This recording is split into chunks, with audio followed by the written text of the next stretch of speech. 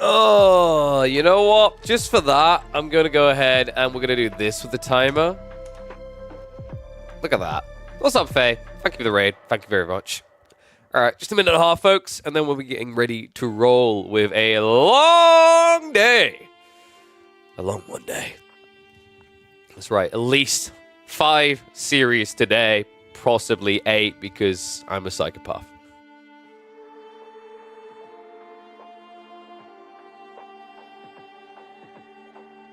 In fact, we got, what, a minute left? I'll run ads now for you guys.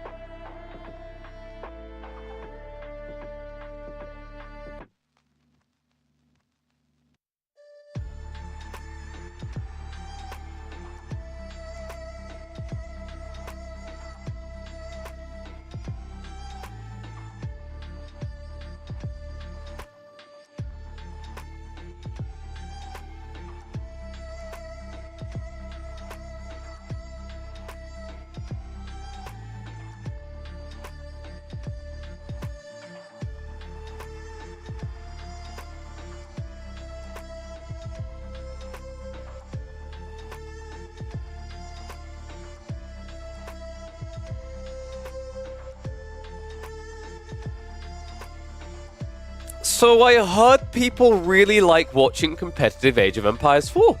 I wonder what we can do to help that out. Am I going to be a Poe 2 gamer or too busy? I would love to be a Poe 2 gamer as a guy with several hundred hours on Poe 1, but I have a feeling I'll be too busy. I was happy to be able to secure a few deals for some of my other influencers that do play in that particular avenue. For the default content. But yes, admittedly, with all eyes being on AoE4 right now, don't really have time to take that up. I mean, I already have 150 hours in Throne of Liberty since it released, and that may be pushing it. I don't know if I can go for an extra sacrifice your life type game. But I wouldn't mind finding a way of doing that. What was that? Chat? Oh! It's because the host in face chat and it looped through. I was so confused for a second there. But God, to me, can you imagine? That's horrible. That is, where did that come from? That's like an old scene that needs to be lit. But no, so yeah, so I would love to find time for that. Maybe in 2025 we can try to like etch out a healthier schedule of like lots of AoE4, but maybe like a day or two a week where we can do something other than AoE4. That'd be pretty cool. But yeah, in the meantime, focused on getting the midweek muster as smooth as possible, making sure that players don't have to have their hands held as much, which is off to a great start this week when some people still need to schedule their round of 16. Yeah,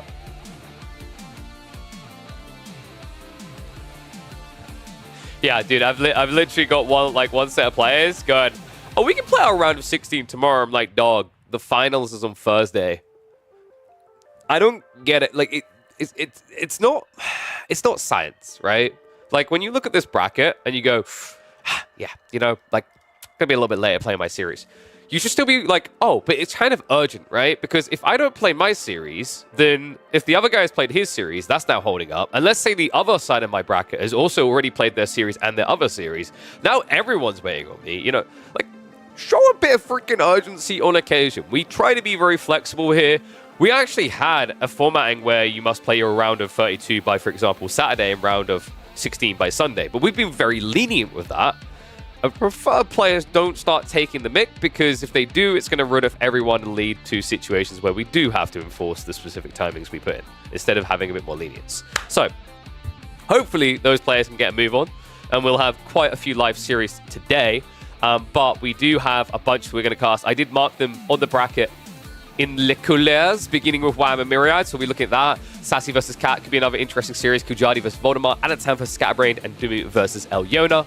There are a few series that we are waiting to have scheduled live. Amongst them is the VortiX Dragevann series, the LoueMT MeomaikA B Starflock did play. If we have extra time, we'll look to squeeze that one in as well. But, you know, I didn't want to be over the top and be like, look, all these series, and then there's going to be quarterfinals as well. I want to try to temper things. So let me start the game now. We're going to be opening with Myriad versus WAM. Remember, default map is Transhumans. Very entertaining map, judging by the first day of action. By the way, guys, you knew they were going to have a Cyber Monday. Protein works. I don't know if the deals, they're different deals from what I was seeing at glance. But if you want to take advantage of it, now would be the time, because Cyber Mondays don't tend to last as long as Black Fridays, weirdly enough. I'm going to be going for the Chocolate Bueno again. Ooh, I haven't got the full power of my taste buds back, and they send me extra Chocolate Bueno, so I'm like, oh, that's a balance point then. That way I can keep spoiling myself with like 4 or 5 different flavors, and they'll last about the same that way. So that works out nicely. But we're going to be going with the Chocolate Bueno. I still did. You know what the first thing I'm going to do when my taste buds are back to full? Straight on the banana.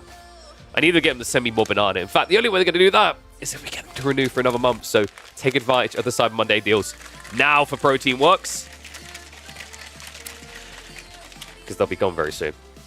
Anyone find any actual good deals on like Amazon and whatever for Black Friday? Because that site has kind of become a lie. I did buy myself a new desk, but not a primary desk. It's going to be a secondary desk sitting to the side of me for a particular integration we're going to be looking to do in December. Yeah, I'm referring to the Build the PC stream thing. I'm actually really excited for that. I think it's going to be a lot of fun.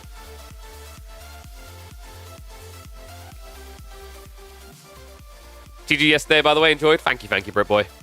Yeah, hopefully I didn't sound too dead. I mean, some of those series were very stumpy. So I leaned into the memes, as one should. So, getting the games up now. Opening game is going to be HRE versus IU.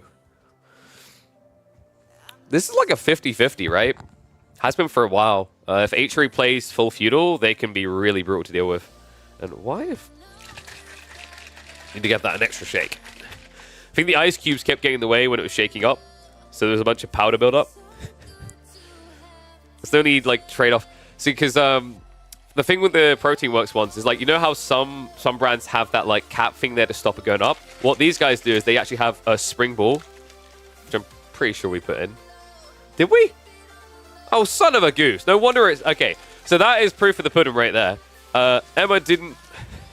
She put the ball somewhere. So usually these have a spring ball in them that breaks up the powder very consistently. Means you only need to shake, like, 10 seconds. Now instead I'm shaking a lot more. Just actually proves how important the ball is. Yeah, no ball. Very sad.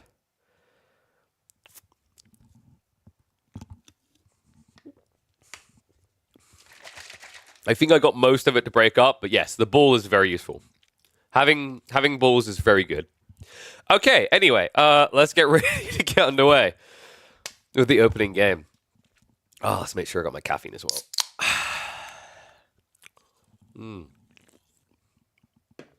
That is 2 companies that produce liquid consumables that I am on the monthly drop list for. Feels good, man. Feels good. All right. We got a long day ahead of us, so let's jump straight into the first series of the day. Ladies and gents, welcome back to the channel. It's time for your daily dose of Age of Empires for action, and we kick off this series with Myriad on the HRE and WAM on the IBIDs.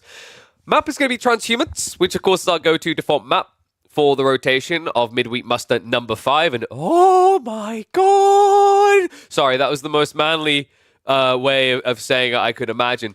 That is hitting sheep heaven right there. Myriad straight into the center. Now he gets the top as well. This is going to be like a 70% sheep haul for one side.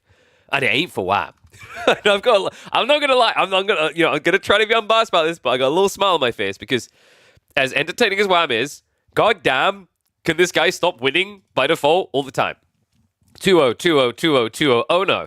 Right? Came very close to actually losing for the first time before Grand Finals in last week when he went up against VortiX in the semifinals, but still found a way out.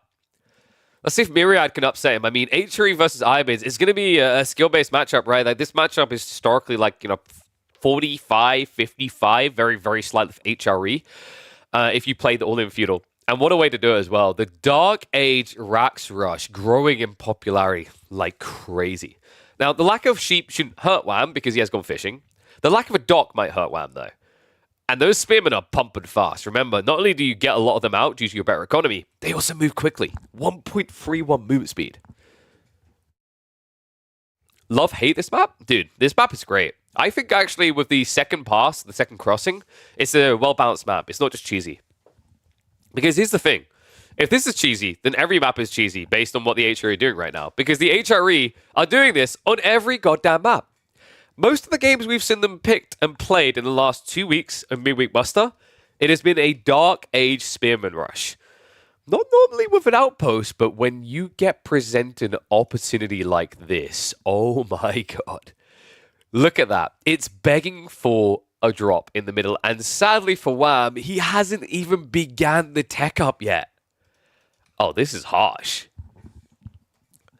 So Outpost should just be coming up here, right? I don't think you need to be overly greedy. No, he wants the berries. He actually wants to be excessively greedy. So he's going to, like, what? Just inject it right between these two on the very edge of the TC range? No, he tempers himself. That's a little bit more restricted, but it's because he did want the fish.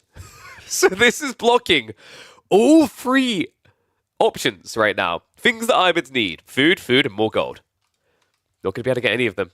Remember, this is the only gold you have on your starting island, so a brutal beginning to this game for the Canadian. Canadian that would have been primed to be number 1 this week, considering that Puppy Paw didn't sign up for week 5.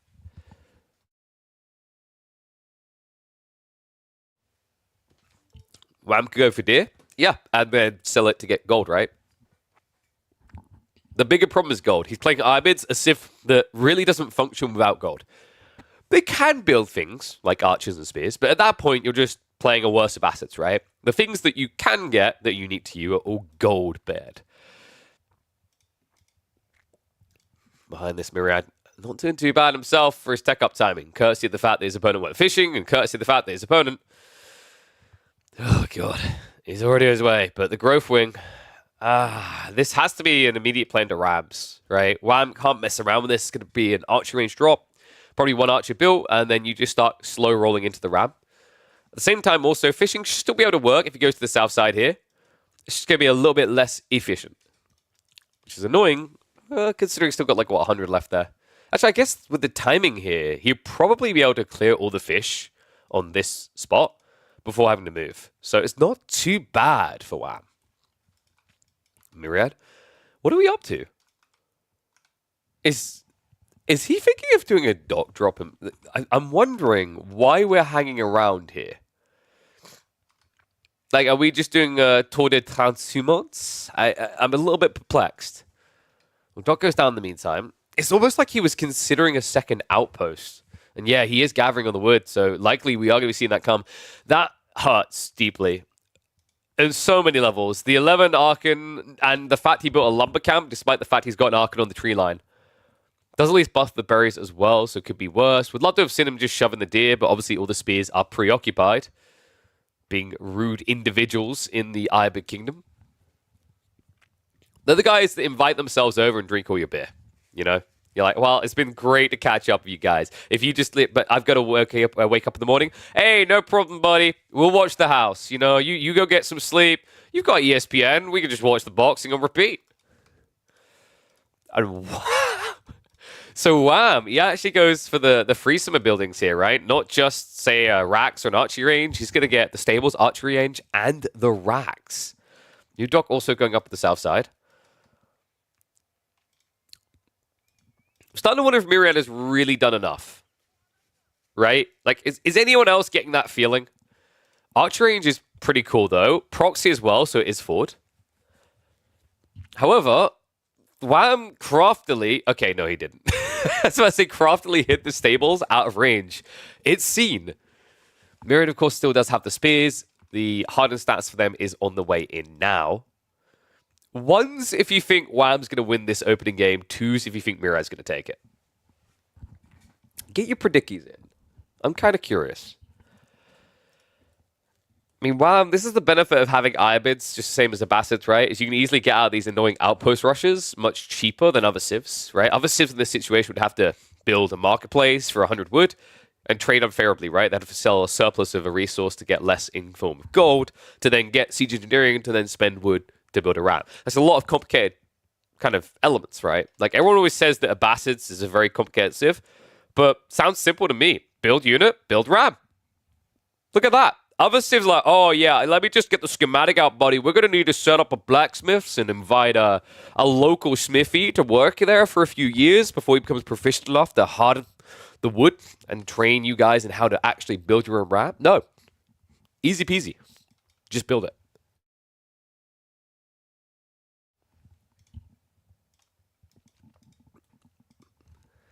This is hidden, right? Yeah. So WAM has no clue about this right now. I don't think he scouted it when he originally ran out, because remember, it's hidden behind a tree line in a weird position. So there is an ambush opportunity here, and Myriad sees the army coming. This is a perfect cutoff opportunity with 6 archers. There's no way you ever lose this fight, so WAM in trouble now. Gets caught. Has got the galley coming, so we'll have a way of protecting his crossing. Myriad will have to blow a lot of archers to address that threat. Get in the ram? Yes! Bulletproof cover. He's going to shuffle out the other side now. Archership does come out, so that's going to reset Myriad. I mean, he should be able to... Yeah, he's just going to dive past. He says, screw it. This is bold, though. Quite expensive for him. A lot of damage being taken every time he stops off to try and shoot and return. He's going to find his way over to the gold. Forces the build of the outpost. In the meantime, there's going to be attempts to snipe down some villagers. One falling there. Could even get a second, but instead hesitates and runs off north. Ram should go faster by 1% per unit inside. We already have that from the Tower of Memes. And it's not built. So what you're basically saying is you want even less reasons to build a Tower of the Sultan. That's what I'm hearing.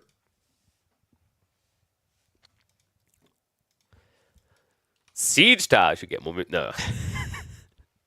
Can you imagine it gets fast enough to just gap close, let men-at-arms out, then get back in?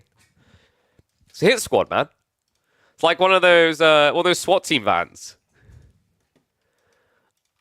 Myriad definitely having a hard time with this, right? This archership rooting him a little bit. We do have siege engineering in the way. This is cool, though, because he can build a ram and then hop in the rams to get across the river.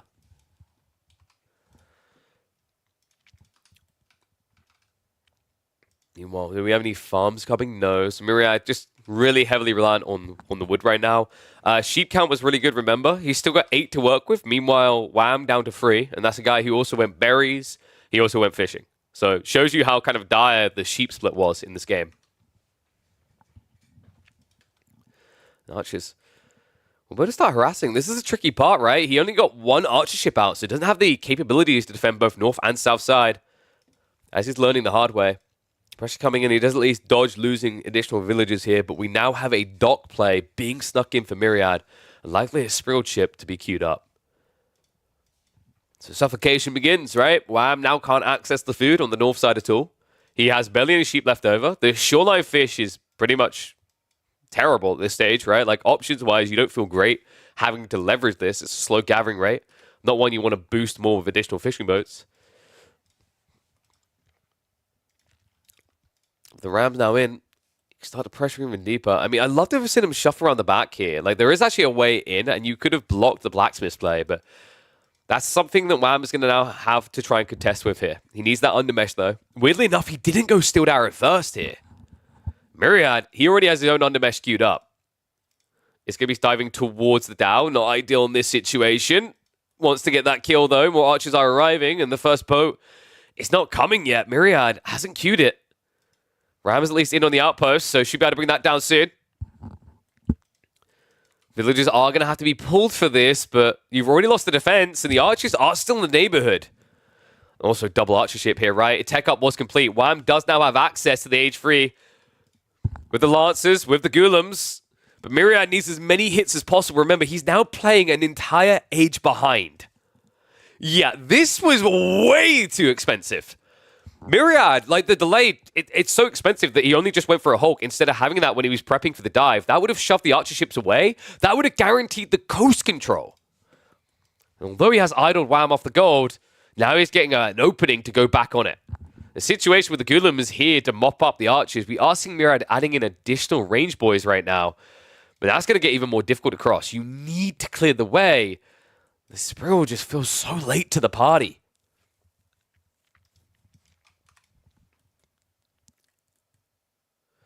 Sheesh. You know, I thought that America was late to World War One, but then I met this Spriggle in this war. This is ridiculous. So he finally pushes him away, but, I mean, Wham has got access to the gold again. He's been able to move back onto the berries, right? Things aren't looking too bad for the Canadian anymore. Myriad, meanwhile, now has to go on the spears, knowing that he's also up against Golems.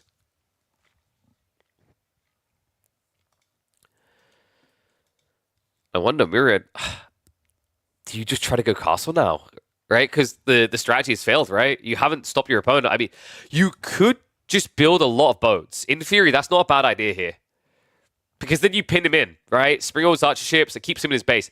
Unfortunately, they are able to build siege already. Remember, no siege engineering needed. He could build Spriggles. Spriggles would clear the way. So I think actually for Wham, if he just builds like 1 or 2 Spriggles here, alongside scaling the small group of Golems, he has a solid way of holding. A little bit drive-by down the river, because it looks like maybe Wham kind of skipped a few tricks here. Didn't prep additional boats yet. Villagers also getting idled out. They're moving to the center. This is dangerous. And they just got seen. Myriad, he knows. And the crossing isn't safe anymore. He's got a Spriggle ship coming out, but no immediate wipe for the archer ship and the Spriggle ship. Meanwhile, his own archer ship should be going down soon. Villagers aren't moving away. Wham seems to be a little bit distracted and a little bit low on everything in this game. Oh, man. The raid comes in again. For a moment there, it looked like Myriad was going to shy away and go H3, but no, he finds the remuster. He finds the timing. And now it's Wham in a slippery deadfall here. DeMu is going to come out to try and just deny this Springald. Second wave of archers is arriving, so Bagler's not going to feel healthy either. Villagers have nowhere safe to be. And it's starting to look like Myriad is going to be opening this series with a win. Oh man, he has to know they're down here, right? He's going to go hunting, and the problem is you might lead them over to where you've also been gathering gold in the center. We have a double Rax play. It looks like we've got 4 Golems coming out, so some counter damage now coming in towards Myriad's base. What a move! I can't believe Wham snaked this. It's going to need to do a lot of damage, though. You can see the ramifications of this long feudal from Myriad, right? Already 11 villagers ahead. Golems just need to find those squishy targets. Meantime, spamming these lances out one by one into a blob of archers isn't going to feel great. The villagers, I think they were seen, and that's going to reveal the Golem play, which might already have been a little bit obvious. Villagers do at least get home from the center of the map. But these two are definitely going down. The Golems are at least forcing some idle time here, so Myriad having to run for his life, and he really only has a TC here to protect him. Golems, of course, having 195 health and not going to die quickly. Ram, in the meantime, on the north side, trying to get rid of the dock threat. Should also be cleared up in time. Although I say that, a Golem is now arriving at a pristine moment to ruin the plans. I mean, there is still a forward army here. Myriad in a kind of weird position, right? He doesn't have this fully on lock. And it's all because of how wormy Wham is being, right? The way he's been moving around the map, slithering unnoticed into these different little pockets for proxy plays, for extra resources that you should never have. It's kept him in contention here. Golems that were raiding into the base are finally going to get shut down, but remember, those Raxes are still there, so Wham still has the option to use them. Myriad, the reason why things have looked a little bit idle, the additional spam here, has been that lack of food. He's back on the tier, though. He just walked out the fresh buff from the Prelate, so we'll have an increased juicer here to start stockpiling, maybe looking at going into men-at-arms. Meanwhile, outpost rush on the berries, as it looks like Wham needs to move out for these and secure them properly this time. However, Myriad just saw that, and he immediately primes the ram. I gotta give it to him, man. Myriad's playing this really, really well.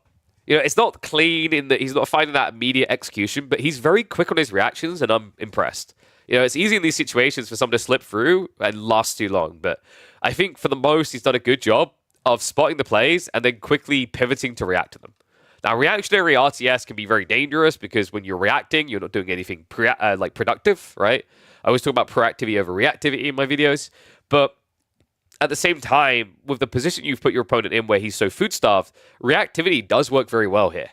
We're not in a position where we've got mass farms at home for WAM. He doesn't have a single one to his name. So he is doing or dying by these food sources. What is up, Yakimo? Thank you very much for Prime sub, mate. Appreciate it. Remember, guys, if you have got subs, get them in. You don't want to miss a second of this because we might be about to watch the back-to-back-to-back-to-back grand finalists getting ripped a new one by Myriad in this opening game. Oh, you're right. The game doesn't have any sound. Apologies. I just fixed that. I don't know why that got... Oh, damn it. That might ruin it as an upload on... How did that only get mentioned now? 17 minutes in. Is my voice that obnoxious it covered it the whole time? All right, it's fixed. Appreciate that. Damn it. That might ruin this as an upload. Ah! Because I had to mute it temporarily before we went live to check two things. Well, Archer spam coming in. And they're going to catch the villagers as well. He didn't get the walls up. Wham! I think this is curtains closed. I mean, he's got 3 Camel Lancers to his name, and Myriad is about ready to go Castle Age. He needs to stop wasting time with the Camel Lancers. Could just be killing more villagers right now, but even just standing here is stopping them gathering whatsoever. He's just dive past. Says go hunt for more. Demo ship's going to come in. Oh my, oh my, oh my. Can we get something precious here? Woo!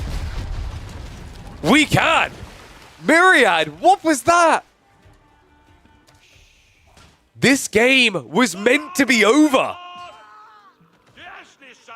All of a sudden, every single element of aggression Myriad had flushed down the toilet. Like the cheap aftermath of a $5 Vindaloo. Unbelievable. Regnit's now on the way. That WAM is far from out of the woods yet, guys. He has taken a huge hit to his economy. And Myriad is teching up. But fair to say, Myriad just done something completely unnecessary there. He turned what should have been an easy tech into a forced GG immediately into a there's hope moment for WAM.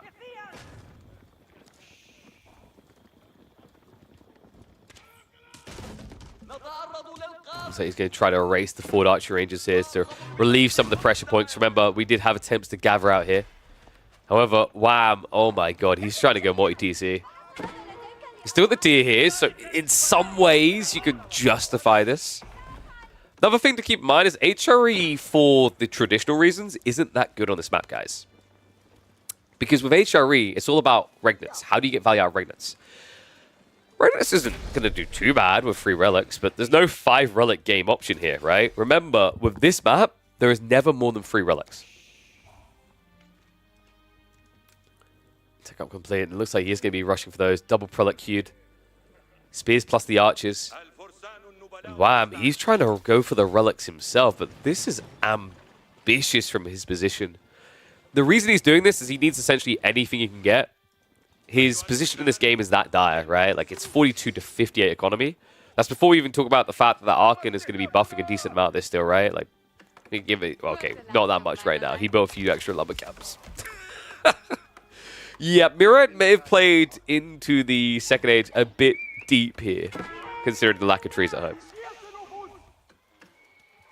VortiX and archer range. Meanwhile, TC drop attempt coming in from WAM in the center of the map now. Gulam's really fixated on that prelate, man. I mean, they might get it, but they're so easily replicable at this point, right? Like, you just spam them out every 20 seconds as the HRE. One Gulam already down. Second one likely to fall. Looks like he did at least reveal the Camel Lance trickle, but it's nothing impressive. The Dervishes are rushing out now. I mean, are they rushing, though? They haven't even left the base yet. No! He went south side! Okay, this is 3 relics. This is all 3 for Myriad now. He already has a prelate shuffling north side. Camel Lancers are trying to contest, but it's so much harder for them than it is for Gulams. We don't even have additional Gulam pump out of the forward Raxes, which really surprises me in this game. Prelate is almost home with that relic. Shivs out as well from the villagers there to get the Lancers super low. Well, Low is going to get primed. Will be tapped down, though. Bit of a slip up there by Myriad. He had the vision. Big mistake made. The crossbow is here, however, to make things better. Dervish does need to use the mass heal to try to trickle himself back up. And we do have additional ones coming around, so the snatch and grab not going to work out here for Wham. Yeah, and he doesn't really have any follow-up either. He's got another Dervish coming, but at this point, it's just so many crossbows, so many men-at-arms, right? You're never picking that up. So definitely 3 relics now for Myriad. And on top of that, this is a very aggressive TC. So aggressive, in fact, the Lumber Camp sees it. He's going to prime for this. He could even just go 2 rams and dent it. Or we could just get the torches out and Leroy in. A bit ambitious here with the Spearman. The Men-at-Arms makes more sense, but there we go. Ram now being built up by archers. Men-at-Arms will just commit to the dive. Only level 1 under mesh, but he did just queue up the 2. Has got the heavy maces on the way, about to complete in about 10 seconds here. Ulam's already going to struggle to fight without that detail there. Once the heavy maces are in, the fight becomes one-sided. The Ram is now here to play. Myriad here to stay. Spearman replacements are at least coming in, but there's no fire armor here, so burning down a 750 HP structure isn't too hard. Instead, he dives past, chasing the army away with it. The Ram is going to start clearing the way. 1 outpost down. Villagers are going to shuffle out of the TC here, but the turnaround comes in. The archers are there.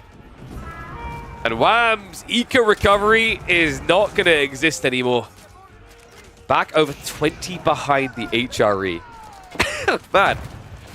A little bit of a slippery slope moment. I thought Myriad might be slipping a bit here, but quick recovery, right? No chokes required. Someone came in with a karate chop to the back so he could cuff it out before it became a problem. And it looks like we are sticking to the script of what we mentioned a few minutes ago. Myriad gets the opening game against the reigning back-to-back-to-back-to-back grand finalist. What an inspiration booster. An unexpected thing here in the round of 16. The question now is, can he do it in 2? I guess the other question to you guys watching this video later is, did you notice there was no audio in-game until someone mentioned it? Sorry about that, guys. I'll see you in the next one. All right. So let's get ready for game number 2. So opening game, IU versus Holy Roman Empire. That's going to be a win for the right. So we've got Lipany, Dry Arabia, Lipany, Dry Arabia, Lipany, Dry Arabia. So you're probably going to be looking at Delhi, or you go Malians for Lipany, and then Dry Arabia Rus, right? Myriad, meanwhile, if we go Dry Arabia, it's probably going to be French versus Rus, and then you'd have Delhi versus Abbasis for Lipany. Those are 2 awkward matchups for Myriad, actually. I think the French-Rus one could be a bit more skill-driven, but the Lipany one, if it turns into Abbasid Delhi, you're going to have a hard time. So Myriad needs to... This is really tricky. He's got Chinese for the Delhi, but if he gets the map rotation wrong and the Delhi just slip through, Delhi can contest those remaining civs. They can beat Abbasids, they can beat French. It's only Chinese they tend to suffer with. So let's see if he can get the right read. Baltin. Buddy. Whoa, yeah, what are you trying to say, bro? Abbasids are people. The hell?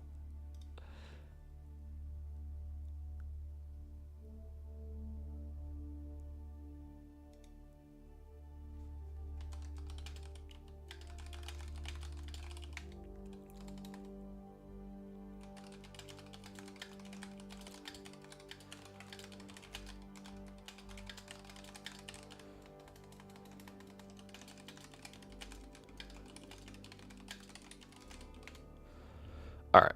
Oh, we might have an AF person being FF'd this time around. We'll have to see. I'm keeping an eye on that now. Be nice if we didn't have to FF people, but if they're going to take the mic and not bother to com, then that's what's going to happen. So, map 2 is actually Dry Arabia. Ooh, wait, what?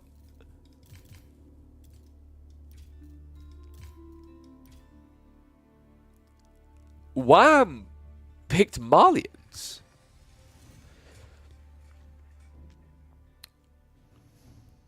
So that leaves him with Delhi or Rus for Lipany, right? I'm trying to think how Rus versus Chinese plays out. Because that's the only reason you save Rus, right? Like, I guess Chinese versus Malians, China's not really that worried. But Rus versus Chinese, maybe? then this kind of serves as a potential throwaway sieve, right? In game number 2. Wait, but you can't. Like, no, so he's... Did he get the matchup he wants here? Malians versus French. I guess this is what WAM wanted, right? Like, Lipany makes sense for the other 2 sieves. Dragevann doesn't, so... Interesting choice. I thought we were going to get the Roost, but we'll see how it performs here as we hop into game number 2. Let me flip those around, actually. Just give me 1 sec, guys.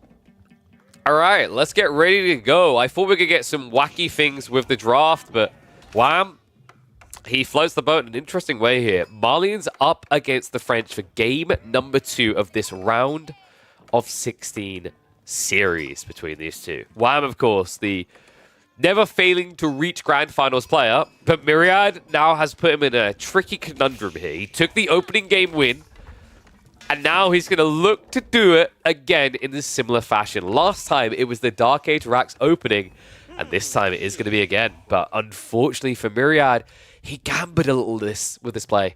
Look at the spawn.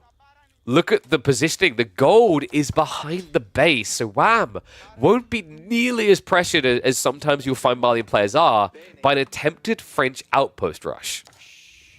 Yeah, this play coming out from Myriad, very much a gamble on this type of map. If this had been Gorge, very different matter. Gorge is quite reliable for having a quick trek distance to block the gold. But in Dry Arabia, think about the rotation here. He has to run all the way to the other side and then loop around the tree line to access that gold vein. And then even after he does that, look at the other gold. Ram has a very good spawn for these golds. Both of them retracted behind of his base.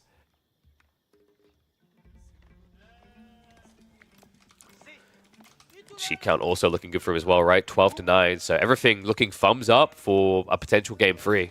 Reminder, folks, these are best of 3s. So if Wham loses here, he is out. It means we will have no repeat grand finalist from what we've been seeing the last few weeks.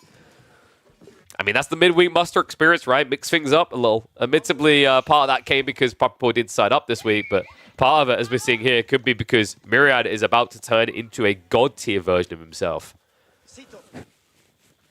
Spearman pressure can't be mirrored, by the way, by Wham. The best thing you can do is try to get an outpost up, but he didn't bother, right? Like, this is the thing, it's tricky. When you invest the houses, you're not going for an outpost here. And because you invest in the houses, you can't afford to go for the racks either. So you're kind of just stuck at that point. Sometimes players like to go for the Saharan trade network to recover and make sure this is protected, but that feels horrible. You're sacrificing 2 villages in your economy, remember, because the Mansa generates 75 resources a minute.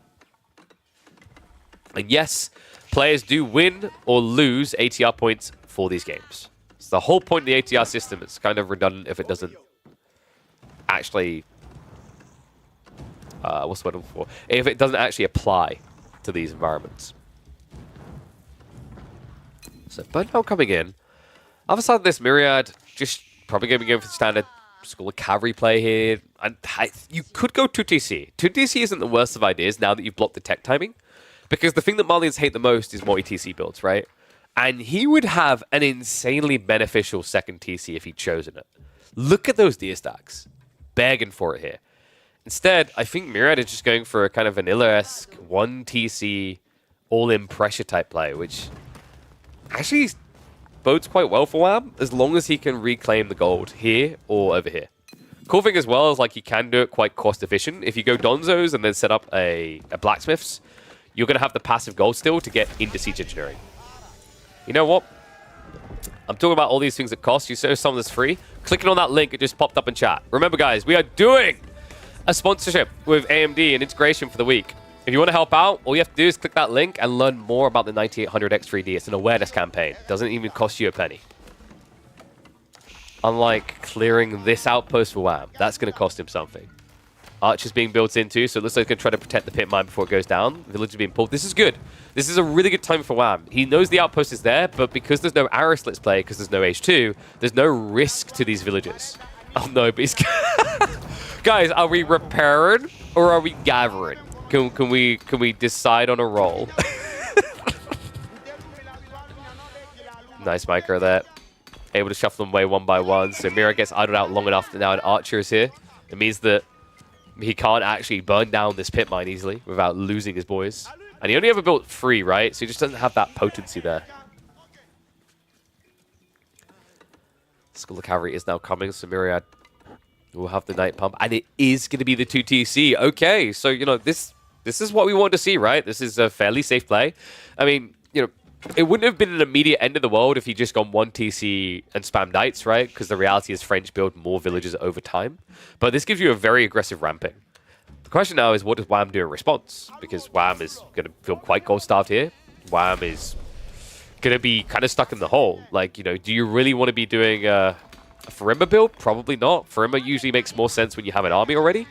And it's tricky to have an army already that you could upgrade because when you're against French, your first thought is, I need to build Donzos. There isn't a Mansa Donzo. He's going to set up the secondary pit mine, though. Scout has seen that. The Spearmen can't really come out to play, though. They need to wait for the arrow slits. And even then, one Archer could just poke them as they run. So Steady's going to be focused on the first Knight, but I don't like this.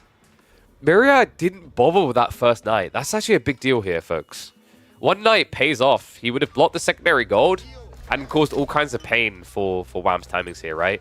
You know, even with the outpost coming in, you can still pressure in. There's also the tree line. In general, it's just nice to have when you know your opponent has to go archery range first. We'll at least give him a very aggressive timing on a second TC, but you're playing a Civ that is all about aggro into the map, and you didn't really play your second hand of aggro here.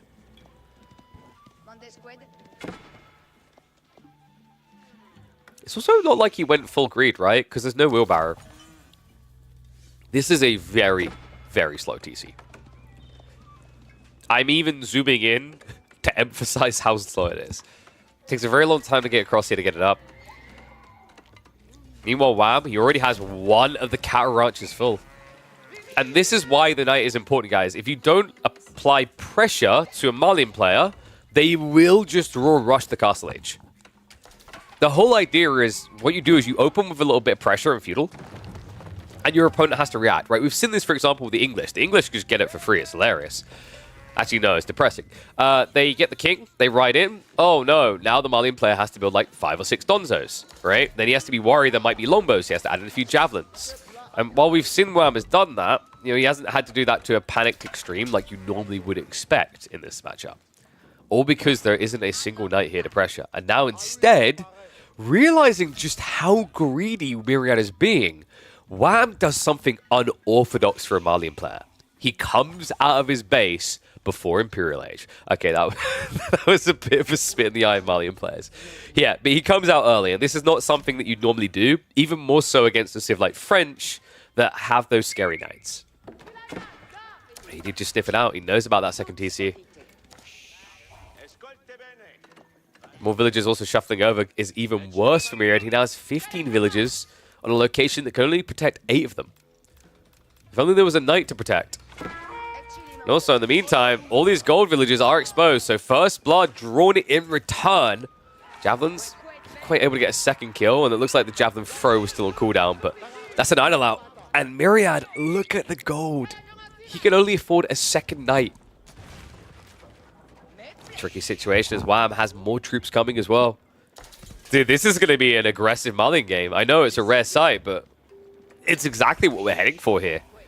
Look at Myriad spawn. He's got a retracted golds. He has shuffled over there. So he has got backup options. But I imagine WAM's adding in no blacksmiths. I'm a little bit surprised. Blacksmiths felt like it would have made a lot of sense here. This just could just be feigned aggro though, right? Like remember, he's still scaling the ranches. So it's not like he's put everything behind this. Villager pick was available there, just cancelled before he threw.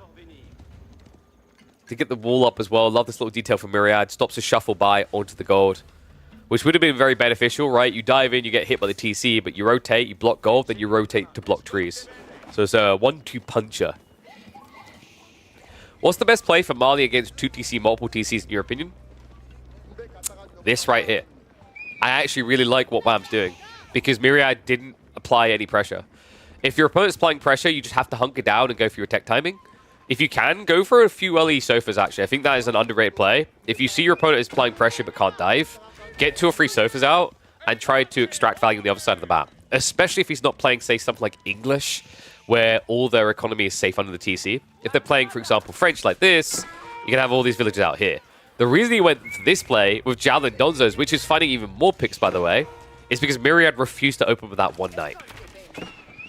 Changes everything about the dynamics. He'll be able to keep poking. Almost gets another pick, but looks like he clicked the wrong villager there.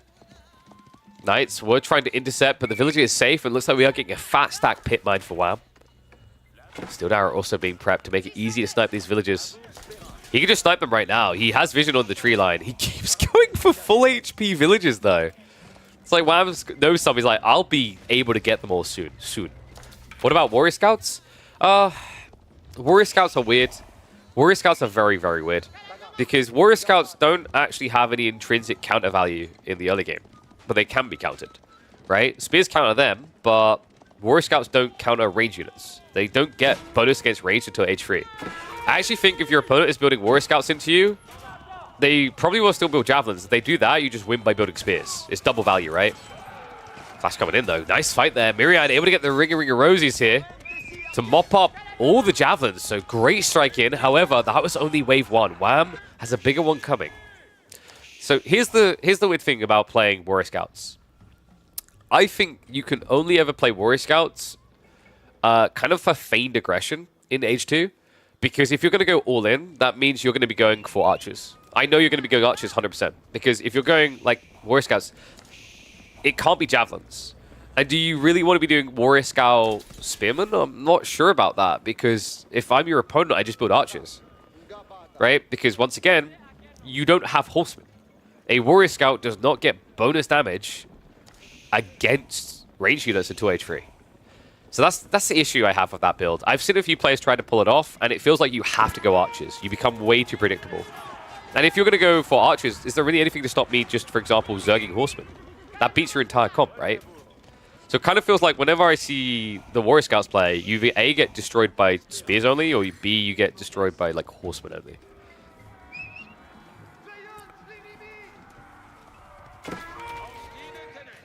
This is getting overwhelming. Myriad, he just doesn't have anything to play with right now. He's playing risky as well with his pocket ecos. Berry gathering is going to shuffle out to the west side to try to gather on the trees, but he's now left a mill here and some patchworks to make it obvious, and the scout sees them too.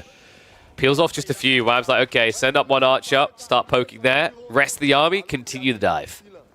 Man, this is cool to see. Very rare though, right? Like, I don't think you would have seen Wham come out of the base with this composition if it wasn't for Myriad's opening actions. So he's going to have to shuffle north the whole army now. Scout is trying to block the wall up, and Myriad, he goes past it, which is more beneficial, right? It means that the Javelins should find it harder to reach here. Yeah, I don't know if Wham needed to retract away for this play, but then again, they are both going for castle. And this is meant to be the value of 2TC against Malians, right? Like, credit to him, Myriad is having a hard time now, but he has out-survived it, right? He has moved beyond it. He has got a 20 eco lead, he's got Guildhall in the way.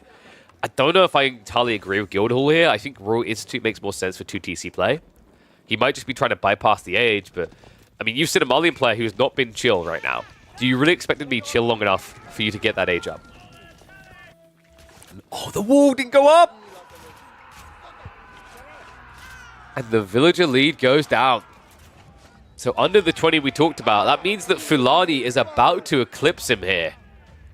Not just that, it's still a scary army to try to contest here, right? So many Donzos in the mixer, and without Royal Institute, no easy way of fighting. We have got a shuffle to the north side now as Myriad tries to gather from Wham's neighborhood. And I think, is he going to see this? He's on the very verge of revealing those villages, so Myriad dodges a bullet there at least. Knights in the center are going to try to deal with the pit mine. But veterancy upgrades are coming in fast and hard for Wham. Second deer patch also being exhausted. I mean, the issue here is if you want to play mass knights, it's going to be too pricey. Arbitrary also just hurts to see, right? Like, it makes sense for the sofa play you're expecting, but if Wham just stays the course on javelins, He can perfectly kite and kill you. Right now, he really is just staying that course, isn't he? Donzo, Javelins continue to produce. I love this from WoW. This is really ballsy. Like, Sofa's just an organic part of Marlians in Age 3, but he has a perfect position to understand what his opponent's up to first, right? So just keep scaling what you have, and then pivot if you see a reaction that requires it. Right now, you don't see that reaction. And it means this arbitrary play is going to be a waste for Myriad. GG called when the Zerg comes in. Marlians pressure from start of Feudal to finish. That's a rare sight these days. So many games just turn into this box in and don't come out. But as a result of that read to go aggressive, we are going to get a game free.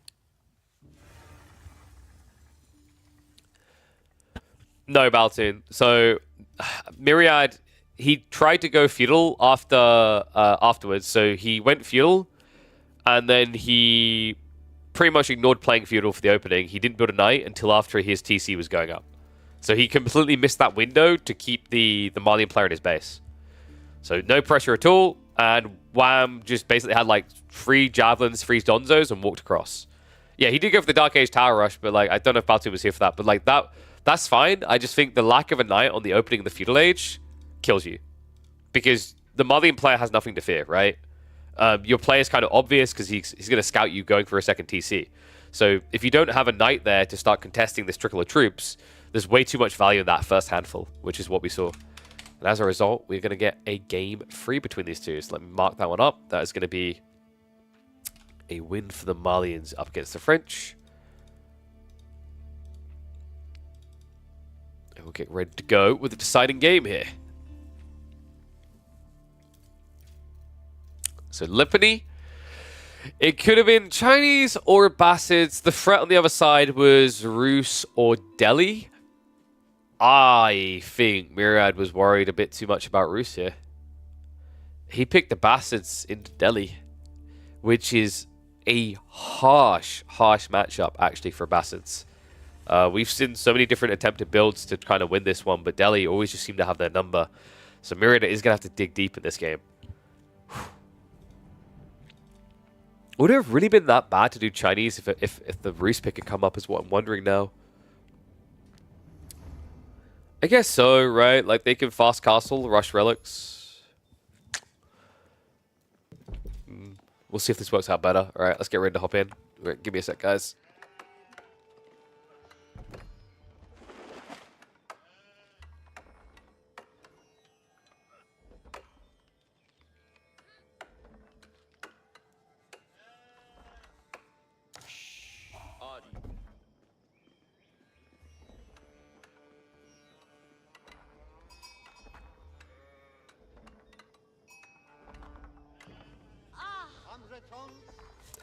No predictions. We should hopefully have some round of 16 and quarterfinals live later. Those will have predictions. Oh, I actually just need to double check something. I didn't even check if YouTube went live. I think it did. Oops, if not. God, my hearing is so scuffed right now. Ugh. All right, let's get to it. We find ourselves in the hellhole. Myriad, after winning the first game, now finds Wham gaining momentum in this best-of-3 single elim. Lipany to decide it all, and it is Berry Madness on a Monday. We have got Abbasids going up against the Delhi in the blue. Whew, hard matchup for Abbasids, man. Very hard matchup. We've seen a lot of attempts at this recently, and even when Abbasids were looking more OP before their recent nerfs, they were struggling up against the Delhi. Whether it turned into a fast castle play or an all-in feudal, just seems like Delhi hold a lot of the cards. So curious to see what Myriad has in mind. I mean, he could have picked Chinese instead here, which would have done so much better against Delhi, right? Chinese is one of those blocker picks specifically to the Delhi. And I wonder, are we going to be getting a military wing or an eco wing? I've been seeing more and more milli wing. I just don't know if it really gets you much here. Eco wing should be in theory good enough, but he's going to get military wing. That stone is merciless. He has to get Military Wing. Without it, he wouldn't be able to even reach a second TC. So yeah, a bit of a rough opening here. And I wonder, is this going to be a traditional approach from WAM? I mean, Tower of Victory works very well here, but so does the new Dome of Faith build. If you go Tower of Victory, you don't have to really care about the Military Wing because your opponent has more health, but you have better attack speed, right? But Dome of Faith is just too tempting. I mean, this landmark just feels borderline OP, right? Just imagine this, right? When you hear that point in the game where you go, this person has 15 scholars, they only spent 975 gold on that, and the amount of techs they'll unlock because of it is substantially higher than that cost, right? At any stage in the game, really, with the way this ramps up, past, say, about 9 minutes, Dome of Faith just feels too good in its current state. I think that this is probably going to get nerfed. I almost feel like I would rather see Delhi's early game choices revamped entirely. Tower of Victory is always going to be too good, or Dome of Faith is always going to be too good. There is this conundrum which you have, which with a lot of civs, they will always have the meta. They'll have the thing that's desirable, that's best to do. That's granted. But the thing with the Delhi is their options always tend to lead to very oppressive metas, right? And it's because of the polarizing style, right? Delhi force you to play the Feudal Age in a way you'd rather not. Calvin was better than 2TC in my opinion. For Fulani, you need 2TC or you have no eco. Oh, what, against Fulani? Sure. So, like, 2TC, if you're quick enough, is really annoying for Malians, but you have to follow up with pressure. If you don't, this is going back to the second game for those, like, why are we talking about Malians here? We just had a Malian game. In the Malian game, like, what you want to do is you want to go 2TC, if this civ makes sense for it, if it's functional, right? Like Abbasids, French, etc. But then you want to apply a little bit of pressure. Without the pressure, Malians will Zerg cows and go Castle Age quicker than you can build a 20 eco lead. At which point, the Fulani wins. So, let's see if the Millie Wing can win. It's on this way out.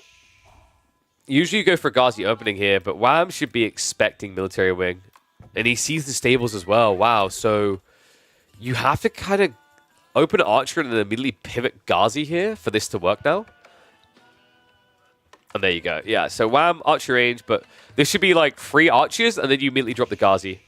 Because you've just revealed your opponent's got a Horseman anyway. This is a classic build, folks. By going Military Wing, you complete the triangle with just 150 wood for production buildings. That is insanely efficient. It allows you to be ready for any type of threat. And the cool thing is because it's the infantry that come from the Military Wing, it means the follow-up wave you have to build, the Horsemen, don't take long to arrive because that's your fast unit, right? Very, very efficient combo. Yeah, this took over for a while with Abbasids, actually. It was leading to pretty damn good win rates for them on the ladder. Players started to figure some ways around it. You just have to temper your aggression, like we said, with the Archer into immediate Horseman play. That's the optimal way to play it. Or you just play Hunker down and you just blob Archers. But that depends on your resource haul. I mean, in this game, he's okay, right? He's got 15 sheep, he's got retracted berries. He doesn't really need to come out quickly. It does mean, however, unfortunately, if he doesn't reclaim his base area, he's not going to be able to scale more scholars. Yeah, currently stuck on 3.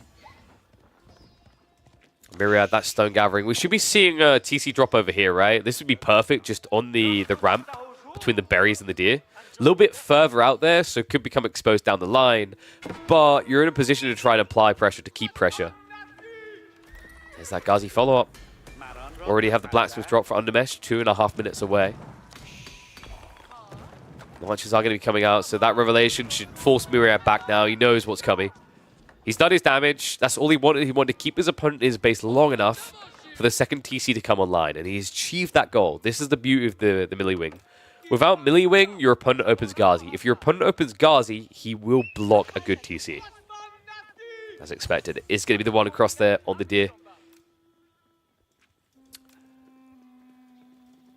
Sanctity also about to unlock. So the unfortunate turn of the tides here is, yes, you've got your TC, but now this is where the Delhi are always happy because they will get their town center.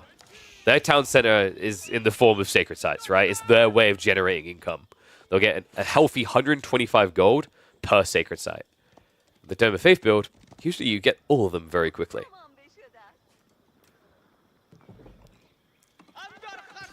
This guy has also confirmed the location. Myriad is adding in more horsemen, so there is an opportunity to snipe some of the scholars trying to shuffle out, right? WAM doesn't actually have enough troops to protect all 3 sacred sites at once, but he could just efficiently split between 2, capture and then go for the third afterwards. Instead, though, check this. Ooh, the Horseman. It's on the edge of vision. He didn't realize. You should run back into it now, but you can't stop to kill him, right? It's 130 HP. You might be able to catch the one on the south side, but with only 2 Horsemen, that's going to require a lofty sum of hits, right? You'd have to actually hit him, what would it be 15 times, right? 15 times. With an attack speed that low. You wish you could attack faster, but unlike my PC and the new PC we're going to be building, these Horsemen aren't powered by AMD Ryzen. But you can be. Click the link. So, Myriad's got a Camel Archer coming in, a classic one here. Good time with the spears being there. But I think Wham, if he just healthily scales Archer Ghazi, he can kind of beat anything Myriad's doing right now. Remember, you don't have to break his base, right? You just need to break the map, and that's by taking the Sacred Sites. First one, now locked in. Second one, would be. Oops. Slight overshoot there. And then we should have a shuffle for the third now. Third is most difficult because it's closest to the base, but the cool thing about this now for Wham is if he brings all of his troops to that north side, Myriad can't shuffle out and decap easily because there's going to be this army staring down his second TC. So he has to have everything here to defend. Really awkward dynamic actually with where he placed that town center.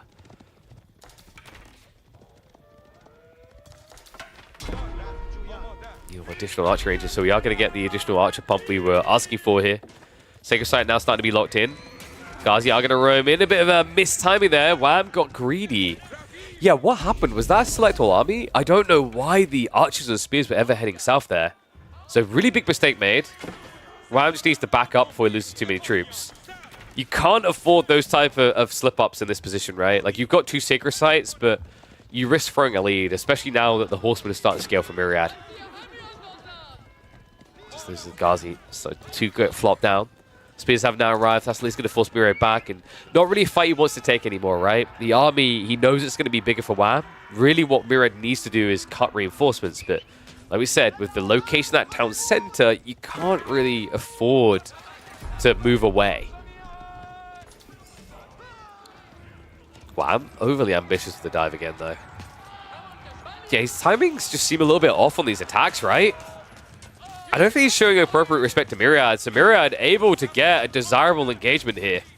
So we get pulled down. Archers and Camel Archers guarantee that. Now with the Camel on ease, the Ghazi cannot win against the Abbasid Horsemen. Oh, wow. It was going so well up until we reached these fights, right? Like, twice he unnecessarily overextends with part of the army and gets punished for it. Another Horseman able to just keep diving in even deeper here, right? Ghazi being brought low. Camel Archer is at least going to get sniped out, so now it might be Myriad's turn to overextend. He needs to get away with what he can. Yeah, that turned into an expensive fight. I think it's cool for you to be just fighting over this gold. Unnecessary for you to commit so deep past the point. You got to realize that as you move further and further out your base as Myriad, you're moving closer and closer to the reinforcing line of Wham. Other thing that made the big difference, right here, and he just realized it. Yeah, this is a cardinal sin. True to form, the thing I say about Abbasids, you never see them building blacksmiths before 10 minutes. Look at the time. Had he built this blacksmith pre-10 minutes, he would have had either Undermesh or Steeled Arrow. World of difference in that fight. It's the reason why Wham was able to turn it so healthily. Now with 3 Sacred Sites locked in, he's got to be feeling very cozy. Pro Scout's almost complete as well. So plenty of food that he can safely pull home. While Myriad is going to gradually have to reach further and further away from safety for his food. Has got the berry batch behind, which is pretty beneficial here. The deer, however, a lot more problematic. Not just that. Myriad never thought to wall this small little gap. Could technically sneak in. Just dead. Head for the 4 berries. A weird choice there from Wham. Yeah, I don't think he believed it was as open as it was, right? Probably a bit paranoid that if he walked in, he was going to get cut from behind. One's if you think Myriad's going to win this series. 2, if you think Wham's going to lock it in. Feels difficult, right? Like, banking against this Civ, against the Delhi. They're the boogeyman right now for many different games, many different matchups. But this one feels like for the longest time in particular.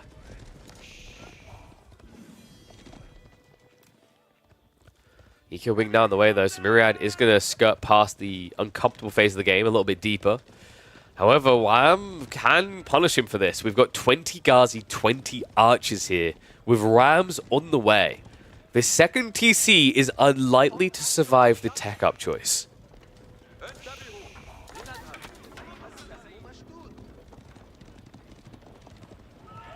Myriad doesn't really have the production to ramp up an army while teching. Bit weird as well, because usually that's something that you benefit from being able to do as the Abbasids. I think he's just plotting to go into composite bows, right? So scale more archers than spears here. But that does leave you susceptible to a Ghazi hit. Speaking of which, small raid is going to hit that tree line. Won't be able to find too many worker kills. In fact, Micro could have worked out perfectly for a double worker kill. I think it's one. However, considering that Myriad was trying to build more archers here, that does actually hurt what he perceives as his win condition. Which is good because, I mean, I don't think it was his win condition, and I think he will continue to trek it up. But the reason it's good is because Myriad doesn't realize that he's kind of leaning the wrong thing here to defend his base, he's going to go back to it, and the idle time does actually matter. Whereas realistically, what you needed was an idle time on the food that would have forced him off of, say, spears. Rams coming up. We've got the skulls on the front line. We've seen this build time and time again. A vicious timing for the deli. The mass healing for the TC dive. Triple ram. 3 is the magic number against these secondary TCs. Especially considering the fire armor is going to be so strong the Ghazi won't do much. Decap attempts. One of them is going to get blocked. A dive past here. He's trying to fight the army before the veterancy can come through. Rams will be left behind to clear up the TC. Myriad has built a 20 eco lead, but won't get much beyond that. Now Village is also in a bit of a pickle because Myriad did not prep the extra Raxas ahead of time.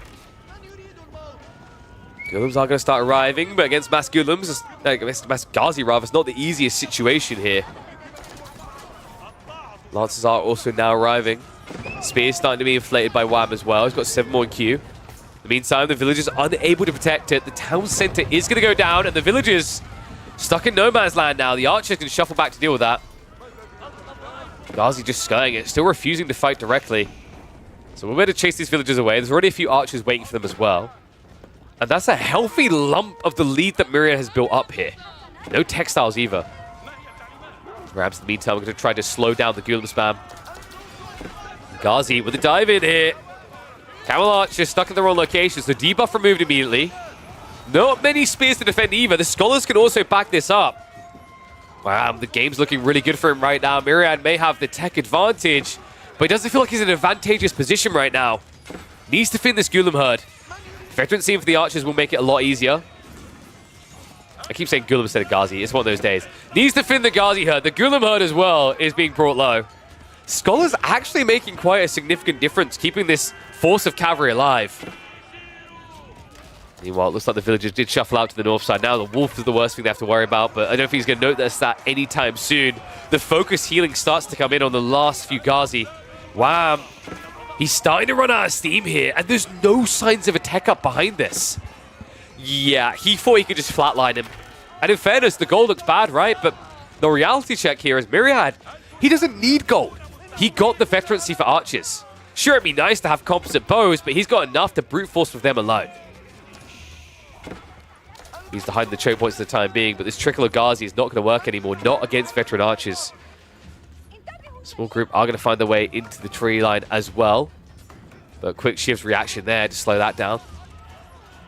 Wham, still posturing. It's going to be north side now. I think he wants to cut production down a lot here. Right, like right now, you're in a kind of an awkward situation where you found good damage, but you want to find your way to Castle Age soon. It looks like he's just trying to play out the clock with the Sacred Sites here, which is ballsy. Surely Myriad could just sneak out with 2 Lancers and decap this.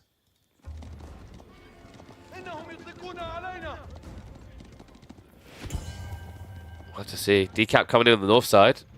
Wham is right there, though, so that one... Actually, that one could work. If the archers just come down here, He's pausing the timer right now. Wow, once again trying to dive into the base. He's not interested in that castle play.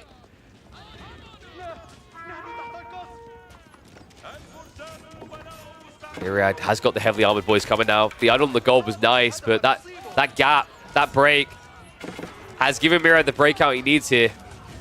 Enough Golems in queue and enough in the field that WAM is going to have to back up and tech up instead. Sacred sites are still locked in, mind you, but with this tech choice, there should be an opening. However, villagers found again. Not as many dead as could have been. It's too focused on A-clicking past the Golems, so Ghazi will just chase that down a little bit. The eco lead is now down to just 10 for Myriad.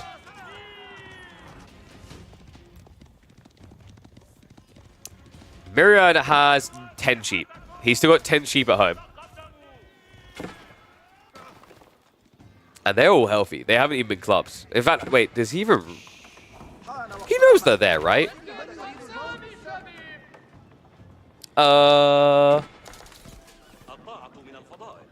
Is anyone else getting that really weird feeling like he doesn't know? Because that's 2,000 food sitting underneath his TC right now while he plays both flanks simultaneously. Oh my god. It's the white on yellow, man. Oh no. I don't think he realizes. This is catastrophic. That's slowing down the Golem pump. That is going to give the opening that WAM needs. House of Learning now on the way for the Delhi.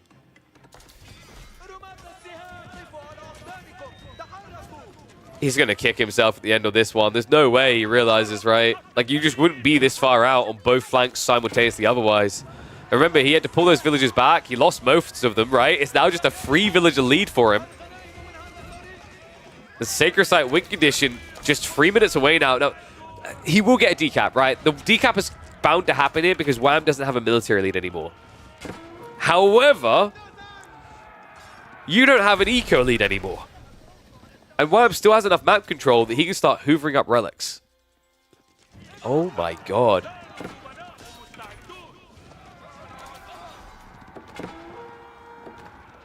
Second TC coming in again, Myriad. He doesn't like the feeling of only having to queue villagers on one town center. It doesn't feel very Abbasidi. Relic's going to get picked up. I mean, he could have actually wall-lulled there, but the Golems are pretty close, right? So he just wants to pull it as close to home as possible before he dies. Scholar did shuffle off to the east side. It looks like Myriad is fully aware of that and pursuing. So we'll get blockers to some of the relic retrievals. Actually, no. Wait, he only sends one archer. So this relic's going to get pretty far home then. One was denied. We have got 2 more relics on the way home outside this and a third one to join them. So this is looking like it's gradually going to become a 5-relic game for WAM. Veteran Receiver Archers queued up. He also does have the Lancers now on the way. Speed of Archers. A little bit of Noix on the backside. Myriad able to shuffle away though. And we have farms now coming in. So I can't with these sheep. He doesn't know. Oh my god.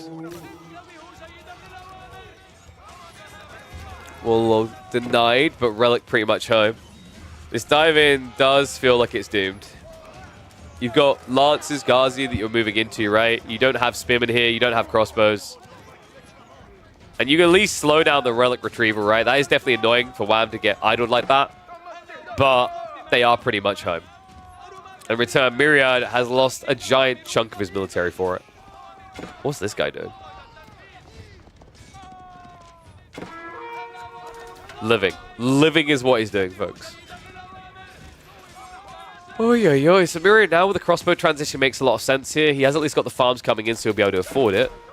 There's no denying that his position should have been a lot better, but under the panic of it, man. Guys, you have to let the sheep graze. If they graze, they'll be worth more. Wait a second. Wrong Age of game.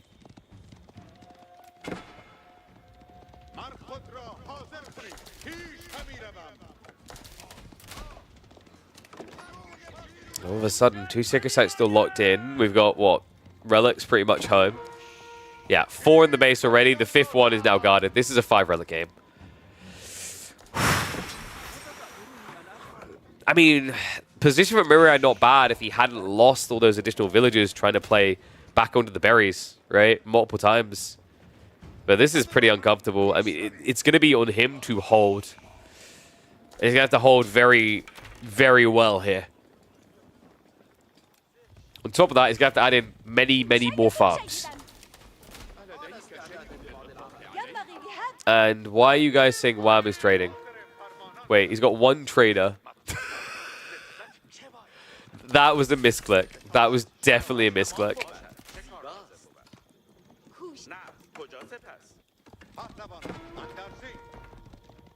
I think that multi-TC is not the play anymore, Abba versus Delhi. I think he would have been fine in this game, actually. I think Myriad was fine until he decided to out-greed himself, right? Like, he played on the flanks longer than he needed to. He didn't retract back when he was going for the tech up.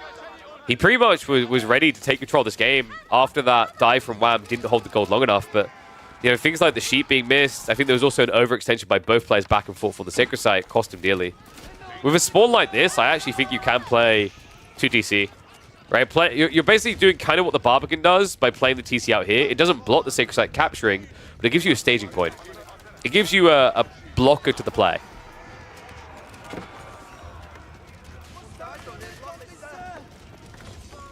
Lance is now coming in. Wham doesn't have the home blades yet. The crossbow count is underwhelming, folks. Only 6 in total. Wham has plenty more, right? 16 crossbows to the Delhi now. Starting to starve him. There's not really much you can access freely here. And the villagers also now found out on the deer just as it exhausts. So more to be lost, even with textiles. And this is turning into a bit of a death fall. Elephanto Fun Time has also arrived. We do have the first Tower Elephants entering the battlefield. And we all know how the story goes from there. Rage quit game, open Reddit, make Elephant Fred get upvoted, 50 comments, all agreeing Elephant's OP, and then wait half a year for the devs.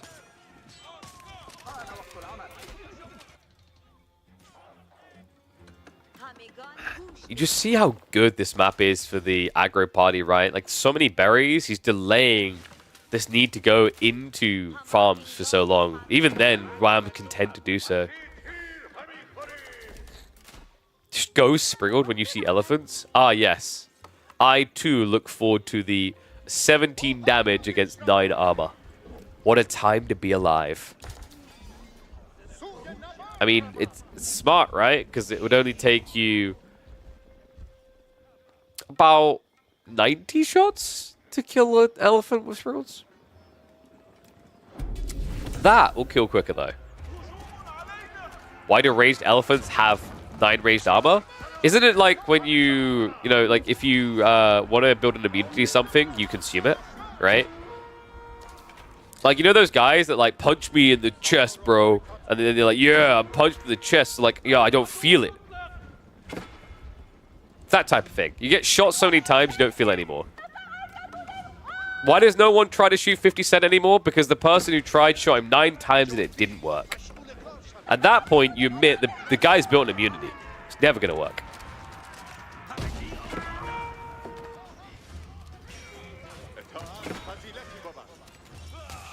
Man. Tough one for Myriad.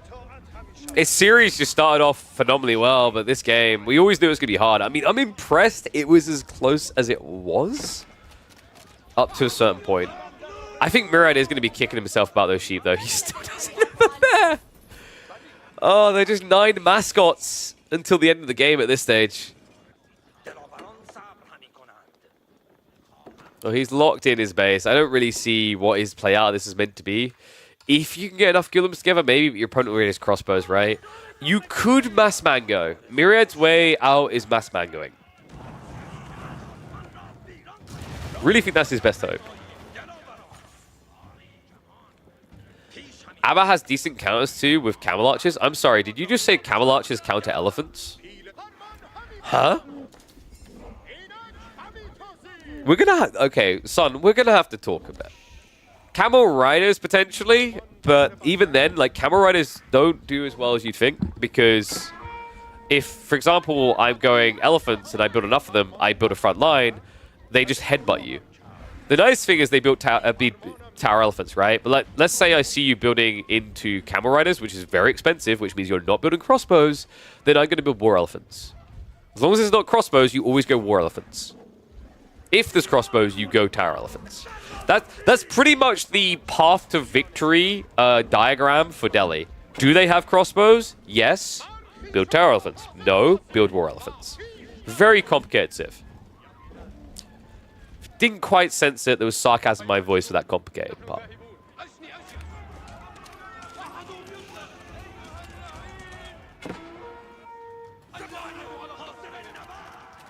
Myriad, at this stage,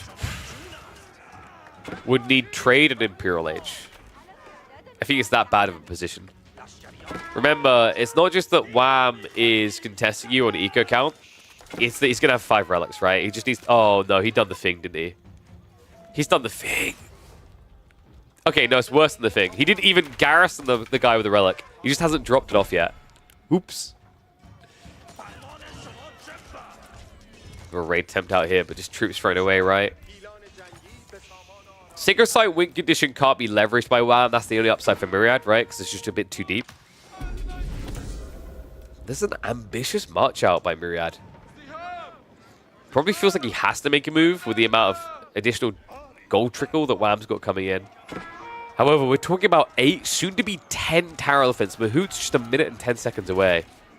Oh my god. This is ridiculous.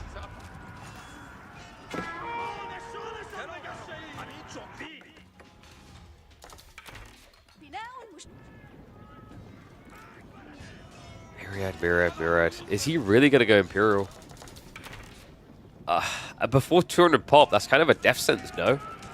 You're going to lock in 3,600 resources for 2 minutes? I mean, it's ballsy. If your opponent doesn't realize it's happening, you can fill in the gap and go to 200 pop before the tech completes. Like that is infuriating advantage the Bastards have that most other civs don't. Okay, it looks like instead, though, he was just waiting for a transition. Horseman now being prepped. I mean, Horseman against Tower Elephants, right? Should work quite well. Wow, I'm already prepping more men-at-arms, though.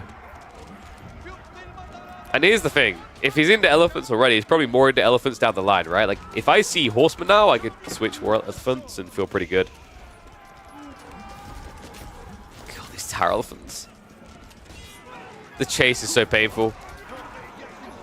Love the start step as well, just clearing the golems so you can go for the squishies. Remember, that's where Tower Elephants will thrive there with their 17 base damage times 2. I mean, this is the moment where you just turn around and commit. Like, yeah, Wham doesn't need to walk away anymore. The melee's dead. You just go in and you wipe him. Myriad, why are you not running? The tusk shots come through. So many units being lost here.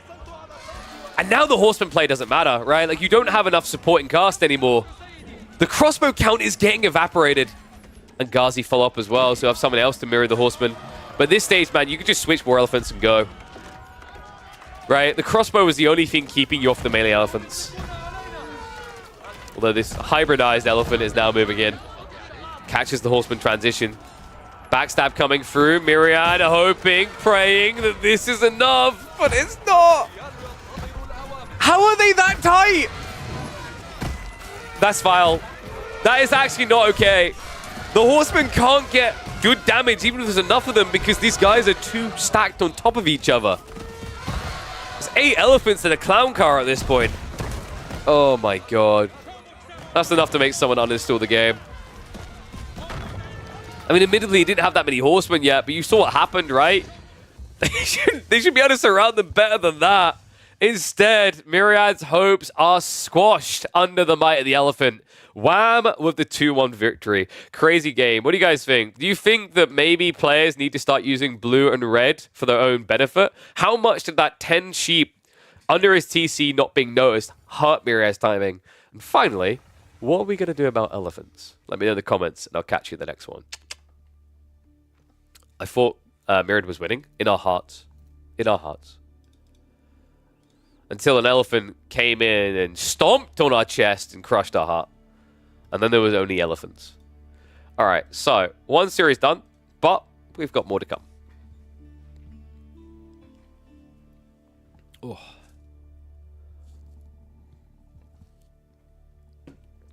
And next up, I think we will go for... Wait, let me double check just in case there was a live schedule series.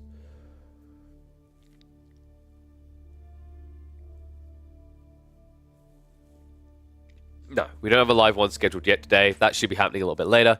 So what I think we'll do now is have a look at Kiljardi versus Valdemar. So let me get the details for that ready. Map draft is going to be as follows. Transhumance, Scarguard, and finally, Kiljardi. Ooh. I've been enjoying Kiljardi, actually. It's quite a very different feeling map. It's very difficult to camp in. You can, but the way you have to navigate it, difficult. Only one way to defeat elephants, take them up the mountains. Yes, let the cold... That's what you need to do. You need to pick the cold biome and leave them there to freeze. Worked on Hannibal until it didn't. So, let me get the Kiljardi series up. That's true. They got through the Alps, but not all of them got through, okay? We just need to prepare for some of them coming through to murder us. Not all of them. You guys know. You figured this out. All right, so.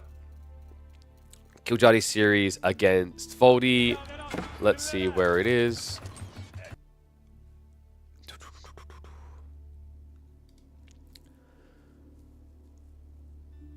Valdemar, KB doesn't get... Well, guys, this is the thing. We're actually watching Valdemar in the round of 16, so he actually beat Mahodo. He beat the guy that beat him the previous week. So, looking like a better Valdemar. Game 1, though, it's Abassis versus Roos. Oh, no. I mean, that could work. Oh, by the way, guys, Farmman, he's pressing all the buttons, but he needs to press the AMD one. This is a very important one right now. We're getting ready for the next series, so we'll be hopping in a second. But what I want you guys to do right now is something that's absolutely free, but it helps tremendously. You guys want to go across here, and once AMD's been... Yep, there we go. Thank you very much, Farmman. So you want to click that link. By clicking that link, it's going to open to here to let you know about the new Ryzen 3800? Wrong generation. Ryzen 9800X3D that's currently sold out everywhere, but will be restocked for the new year. Go have a look at this right now. This is peak gamer. If you are looking for the best performance possible when it comes to CPUs for gaming, this is the one, right? It's very power efficient. It's giving you the best frames you're going to see. It's actually improved upon the 7800X3D's average frames, which is bloody mind-boggling. And I'm pretty sure it's going to suit your gaming needs for the next 3 or 4 years, easy peasy, bare minimum. So for those, like, if you want to have, like, the approval aspect of the AMDs, I'm running a 3700X now. Think how old that one is. That's like 4 or 5 years, I think. And I'm still able, with that, and that's not even as good as these ones, by like a generation perspective. With the 3700X, I'm able to run a stream, record a stream, and run Age of Empires 4. All those things at the same time. So imagine what this could do. What are you waiting for? Click on there, read more about it. And also, folks, it's an awareness campaign. So no pressure to buy, but if you want to help out the channel, they're looking to get people learning about these products more. So even just clicking on that actually helps tremendously with the sponsorship. Wanting to order the Protein Works, they don't even ship outside US and UK. Maybe you find another one. Protein Works ships to quite a lot of countries. Not globally, but they should ship to practically everywhere in Europe and everywhere in North America. I don't believe they do Asia, although maybe weirdly enough do Australia. I'd have to double check that one. But those are the places they ship. Did we have anyone elsewhere? Canada? I'm pretty sure Canada they can ship to as well. Double check it. I've had some Americans order, but not some Canadians. The only rough part for NA is like you get a scaling shipping order at $50 and above and $150 above, but you don't get the free shipping over 65 euros like all of Europe does. All right.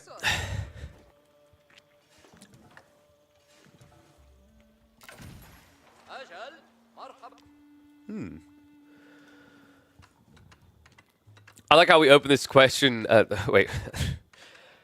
I love how we open the series with, well, how does Kiljardi stop the TC boom? On transhumans? Are you crazy? Well, let's find out. We're hopping into the opening game of this round of 16 showdown between the Scandinavians. That is right. Kiljardi and Valdemar clashing here. An interesting opening game as well. Rus versus Abbasids. You know, you play this on your standard vanilla-esque maps like Dry Arabia Gorge, it's going to turn into a TC boom. It's a bit different on transhumans. On transhumans, you don't have that much resource on your starting island to sustain for long. Even as Abbasids, if you try to go free TC on this starting island, things are going to get uncomfortable fast, especially given the lack of wood. So I think we might have to see Valdemar be a bit more expansive and a little bit quicker about it. Dock opening player is going to be coming in, though, so that's going to bolster him a lot with the fishing. That is not going to be mirrored by the Rus. This is a civ that doesn't really benefit from going for those early shoreline fish. Remember, their boats are really expensive, so it's a very pricey investment for what is a very underwhelming gathering rate. There might be Fast Castle Abbasids, but if it is, this is Fast Castle Rus as well. Is that actually ideal for him? Also, you know, if it becomes obvious that this is a culture wing play, what's the chances Kiljardi tries to fight him? We are talking about one of the most aggressive players that we have in competitive play. And although Golden Gate is designed for greed, it also can be used for aggro. Gamba will be on for live series later today. Been over this already, guys. The stable's opening. Yeah, Kiljardi is going to look to pressure. I mean, it's nice. Even if you're playing Fast Castle, at least going one night to pressure is a good idea. Think about the investment costs, right? The other time of building up an outpost takes longer than the stables. The opening play is going to be able to hit, so you force other time on the gold anyway. And then your opponent has to build an outpost afterwards, which costs 100 wood. So you definitely get some value with that. Ha, I love that. Yeah, looks like a switch to some aggro, as if Kiljardi wasn't always going to send it. Kiljardi doesn't typically look to play greedy if he can play aggro. I mean, as much as his signature civ is listed as China, let's be totally real. He never plays China. He's all about spilling blood. Always has been. Opus being rushed up here, though. Scouts are going to try to delay it a little bit. Unfortunately, it will be undeniable, really.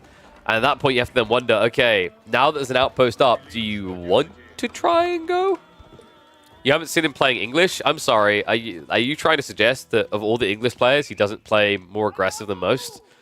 Considering that about 90% of them just go Imperial Age off of 2TC. It counts still. He's technically aggressive. He's aggressive with his booming. Hold up. Has got the preservation knowledge. This is cool. Remember, this does apply to your Castle Age tech, so you save 360 resources. However, you do spend 100 resources to save 360, right? So it's actually 260 savings for the fast tech. Yeah, now with the knight already there, this should most definitely be melee wing. Behind this, we have got Hunter Cabin play in the center. Kiljardi going for the forward ball. This is greedy. Very greedy.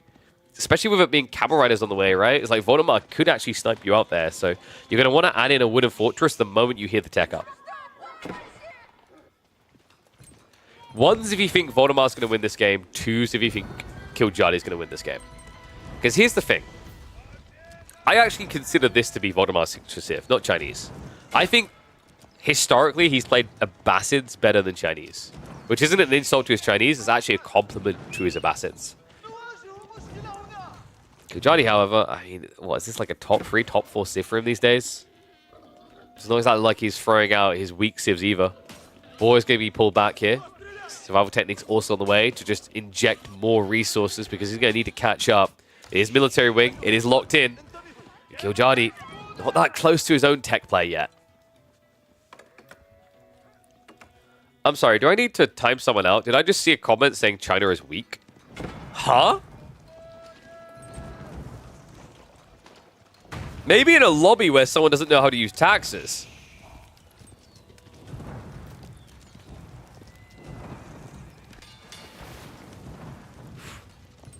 I'm sorry, that hurt me deeply. I can't even move beyond that.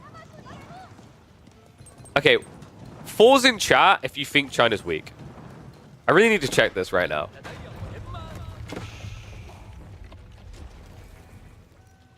Do I need to, like, get Krakeny in temporarily to do a, like, 20-minute TED Talk on China? Explaining how to play it? Because I can guarantee you China is not weak. China is, like, a top 5 civ.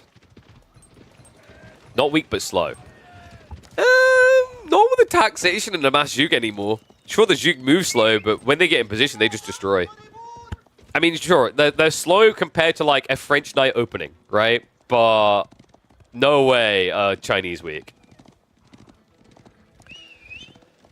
When night has arrived, we'll be able to raid around the back. Valdemar's going to shuffle back here, but we're only 15 seconds away. He has 14 sheep, and unlike another player who plays today, he knows how to spot them underneath a TC in yellow. Wait, what is it with the Bassett players picking yellow? Tech up coming the other way. Get your numbers in, folks. That is... Oh, my God. All right, I'm going to have a TED Talk with Kiljardi about high trade houses. What the f...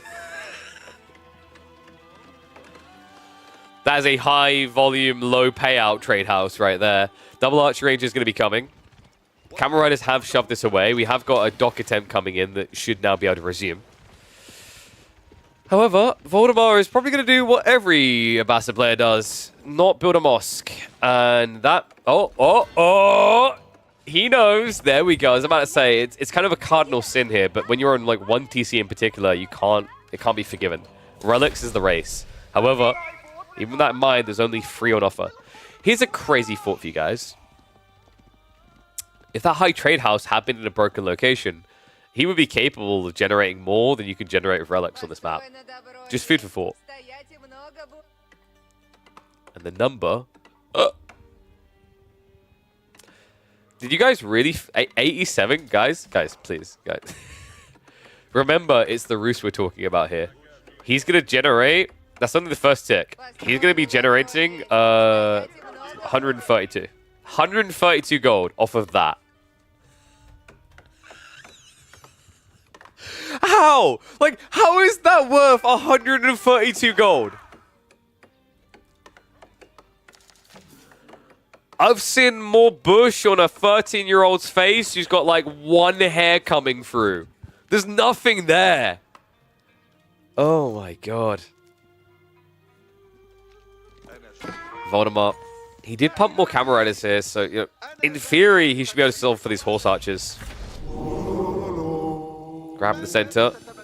But he forced the wall. This is big. By forcing the wall, it means that the horse archers can arrive in time.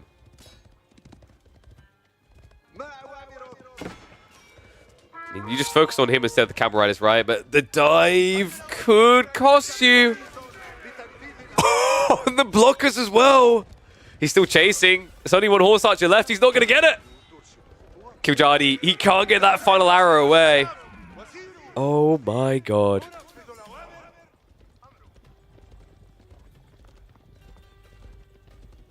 I can't believe that. The 4 camera riders.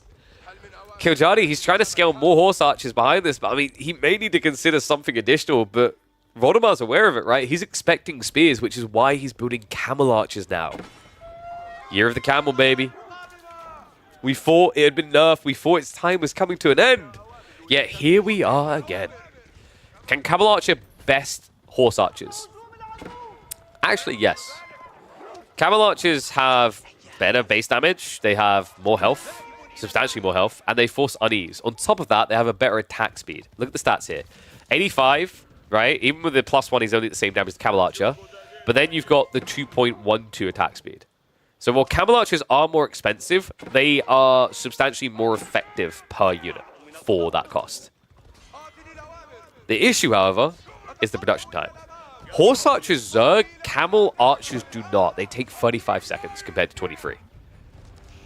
Nice little strike in here, though. Valdemar doing some significant damage there. Finds some worker kills, blocks him in as well. We do also have the walls going up, so the horse archers, they're going to have a sad, sad existence in this game if these walls complete. How large is the unease radius? It's like... I'm trying to find one that's 6 still, as an example. The unease kind of reaches, like, probably about 5 camel riders width when they're in the line. This is a great play as well. Remember, you do get that bonus damage against warrior monks. They're a cavalry unit. It's a nice blocker there. Able to prevent him, but that relic is basically safe. It's going to be a 2-1 split in favor of Valdemar. Remember, Valdemar also went for fishing. In Imp, Horse Archer should be better than in Castle, with both having Silk Bowstring and Micro. Sure, but at this stage of the game, the only thing Horse Archers have going for them is more range. But their attack speed is so bad that quite often they just get gap closed while trying to shoot. The other thing is, with Camels, you can go for Camel on ease. Camel handling, rather. Camel handling will give you the movement speed to gap close, which, by the way, I do believe he already took. Yep, 1.87 movement speed. Good luck with that. A lot of Lancers coming there from Valdemar. I mean, is this really bad that just sticking to Camel Riders, is what I'm wondering. I don't think it is. Think about the mathematics involved. You would spend less to build Camel Riders, and they move quicker. And the base health being like 40 higher compared to the missing armor, I don't think the difference in health overall is that big of a deal. The Lancers feel worth it. It's better for raiding villages for sure. But for the Horse Archer army, Camel Riders are better. Warlord's going to be coming out. That's going to force Valdemar to run away. I can't help but feel if he just had, say, 7 extra Camel Riders here, he'd be attacking here right now. He'd be blocking out the boar. He'd be blocking out the tree line. Then you can play for Sacred Sites, which he's now doing. But because there's Horse Archers in play, that's not a safe move.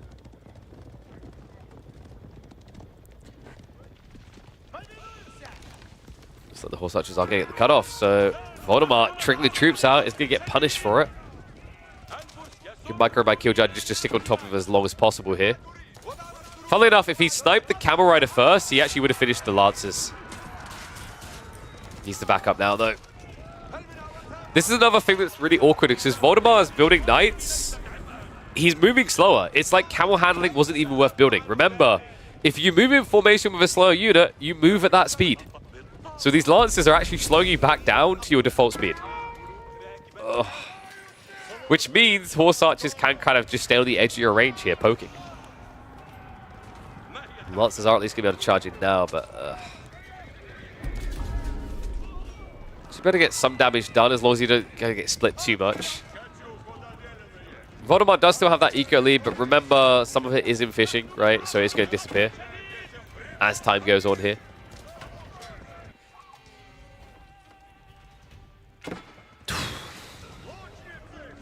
I almost feel like Valdemar's just not scaling army quick enough, right? Like we talked about this, the difference between Horse Archers and Camel Archers, it applies to everything Valdemar's building. Conceptually, his whole army, it takes too long to build, so you're not really seeing a Blob and Zerg, right? Valdemar being 1 TC sucks so hard. True. I think he's trying to get to a second one now.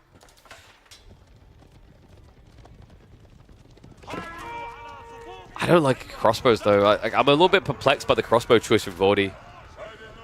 Because you could have just had these guys raiding deep on the other side, but the Horse Archer mask got too big, right? So that stops you there. But now switching crossbows doesn't really solve for the issue either. I think he's just paranoid that Kiljardi is going to switch either into Men-at-Arms or Knights. Most likely Men-at-Arms, right? To deal with the Camel Riders. Then again, like, why would you ever do Men-at-Arms when your opponent keeps spamming Lancers? Right? Spears is the most likely, so... In that type of position, I prefer this. Comp's bow is now the way. Looks like he's getting ready for archers.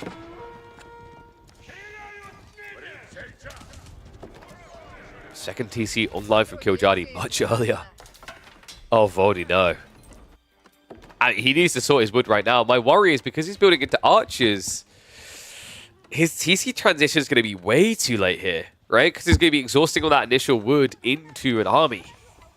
And I'm not even sure he's aware that Kiljardi done 2 TC. He might be about to find out, though. Cav are going to ride into the main again. Wall did not go up. That was a very brave warrior monk. Very stupid warrior monk, but he's very brave. Village is now in a bit of a pickle.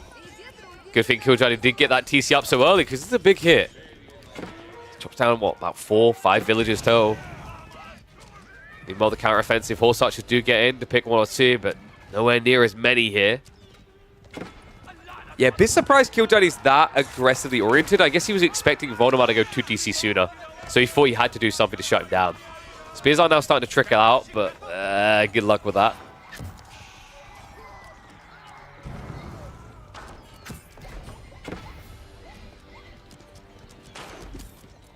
And yes, this map only has 3 relics, which is why I think H3 picks on this map are critically overrated. I like that it has 3 relics, actually. I think it's pretty cool. It's very unique and different. Especially when you consider that, like, there's a bunch of if you had to take the majority of strategies right now, you could pull them into 2 types. Feudal play or fast castle, right? Like, there's certain situations where you have TC booming civs, but the majority now is feudal play or fast castle. And most of the fast castle plays are enabled not by like a timing of a unit, but by timing around relics. So yeah, I quite like this 3 relic map. Myriad made it work? Yeah, because he didn't go anywhere near the age 3. Well, he did in the end, but not where it mattered.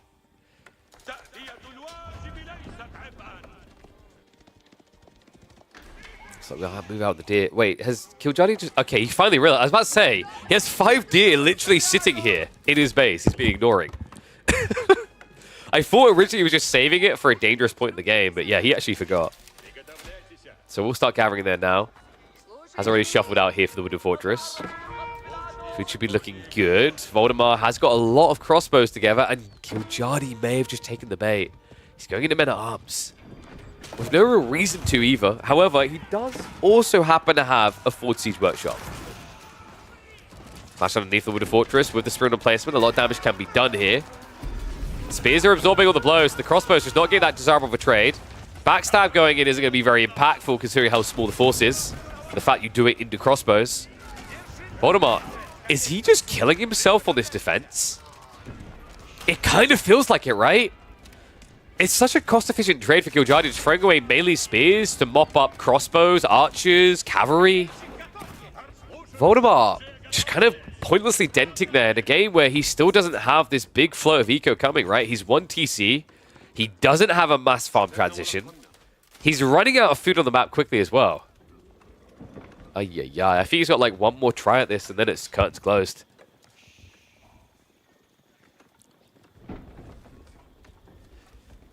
Meanwhile, in the line of Kiljardi, we are up to 25 farms. As happy as can be. Yeah, this is about at the point of no return now.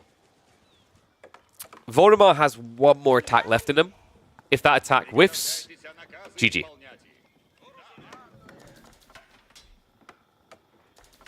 How does he attack, though? That's the other question my mind's now asking. Like, you know, where is the strike point here? This doesn't really offer anything to Kiljardi, so if you try to slay yourself on it like you just done, you get nothing out of this. Medical Center's also coming in as a cool idea, but only if you have a TC on the front line, which he doesn't. I guess you can build a mosque, right? No, wait, sorry, that's Delhi. Why are we getting medical centers then? We still don't have a town center. I mean, I don't see why you'd ever keep drop here though, right? Like, what do you keep dropping? Oh. Well, that explains it. However, how do you get Kiljardi to fight over here now? Maybe you could keep drop the north side? He's trying to gold starve the roost, right? Which would make sense. You know, they've only got 147 passive gold from the high trade house. And they've got a few hunting cabins. Outside that, it's a 4K vein here. And hilariously, a 4K he hasn't even touched.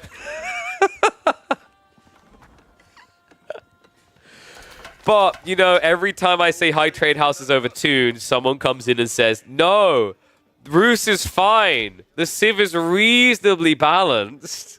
I mean, you could say that if you want, but I'm watching Kiljardi scale mass crossbows without touching gold.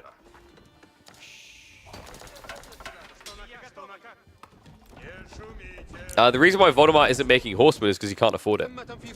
Not at this stage. Do you know how expensive massing horsemen in Castle Age is? You need farms for that. Oh, sorry. There we go. He can definitely afford it with his 6 farms. We figured it out. Cha-ching. Yeah, nothing to see here, guys. Just your atypical Roos don't touch the gold until 22 minutes build. As they do. What a totally reasonable civ. Is there any other Civ that can match that? I don't think so, right? Every other Civ has to touch gold earlier.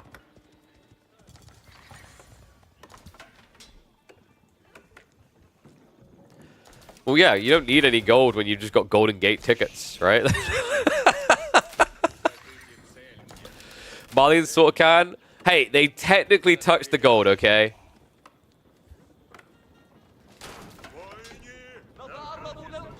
Valdemar, he has got 4 mangoes.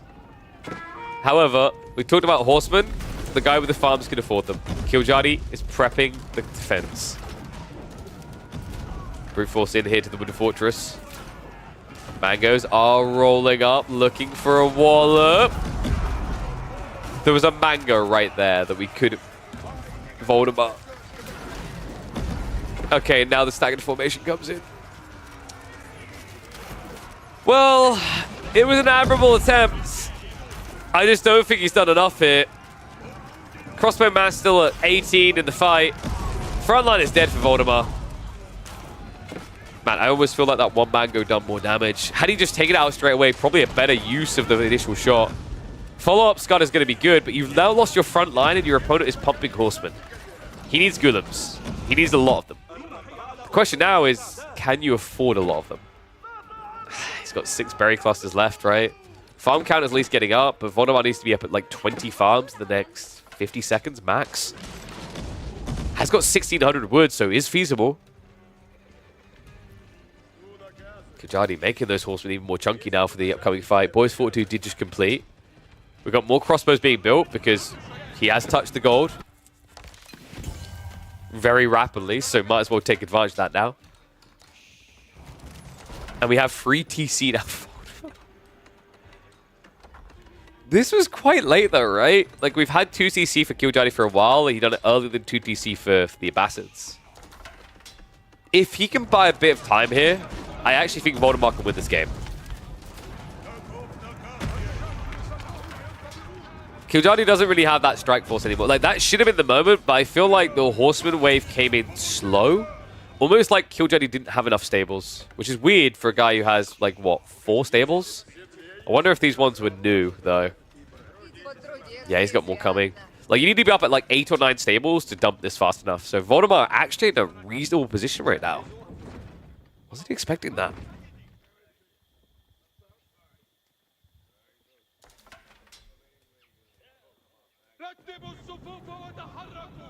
The question now is, if this just slumps down and we go into Imperial, who's favored? I mean, Kiljardi, with how gold efficient he's been, the idea of him getting to like mass mangoes is still very good. Streltsy comp is ridiculous in the late game. Abbasids don't really match up as well. They have extra health on the hand cannoneers, but Streltsy are cheaper. They can get that stat deployment. It's very hard to bank against Roost in the late game right now, especially when it becomes mass mango play. And yes, Medical Centers works on keeps and TCs. It used to only work on castles, and the devs were like, well, that's kind of dumb.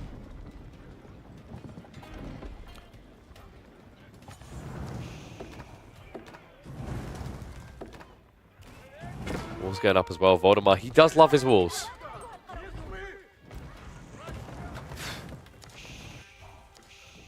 Meanwhile, Kiljardi, he likes to go balls against the walls. But he's blobbing up here. This has slowed down quite a bit, though. Stonewall's also from Valdemar, so no raids into the depths.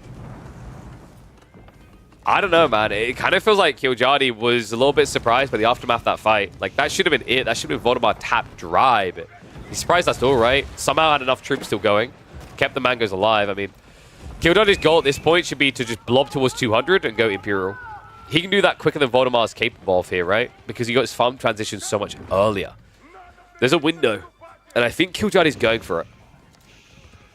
But if he misses that window, if he slips on his timing at all, Valdemar will take the opening game instantly.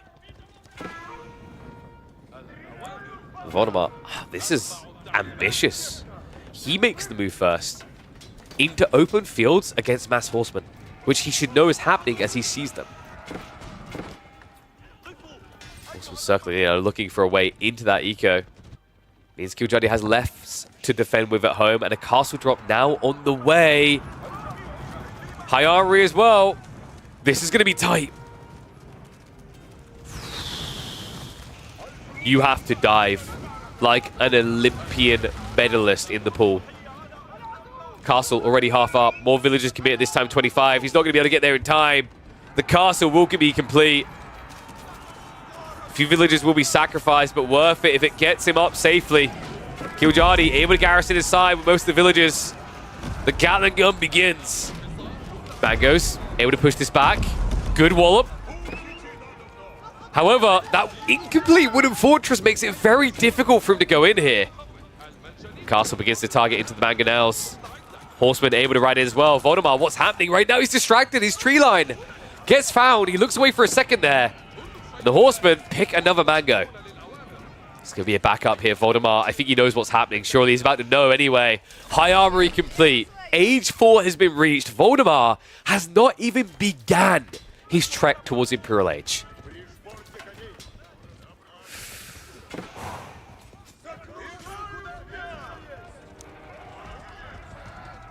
Oi, oi, oi, oi, oi. Kiljardi is going to get a lot of breathing room here to start prepping those Streltsy. Reminder that this guy still hasn't exhausted the 4k gold on his starting island.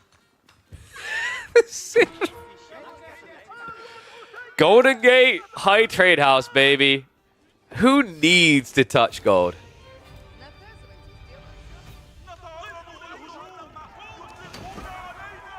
Valdemar now going with the Eco Wing, so important part for him is to survive, because remember, his tech timing is going to be so much later. The 1 minute and 45 to even do your Imperial unlock, that's enough time for your opponent to scale 25 to 30 Streltsy and get elite techs in. Then you have to wait another minute to get yours. Well, slightly less, right? He's got the Golden Age, so he ends up having to wait 52 seconds. But it's still a very long window of opportunity here, if Kiljardi can use it. Bombard's also being queued up, so that'll give him the breach onto the keeps. Interesting, he's shuffling north side. He's looking to contest the 8k vein here before Valdemar can find it, as he's already been heavily tapping into the south side. Good timing as well. That is going to give him an extension to the game for himself. Horseman right in here. No keep complete in time. In fact, he can just get the torches out and force the cancel. Yeah, Valdemar can't be asked to even try and waste the stone on it. It's a very important phase of the game. Kiljardi, he's gathering the stone now. This is going to be a play to drop a keep on the north side. Probably south side, so it's close enough to kind of stage towards the sacred sites. Valdemar, once again with his walls here.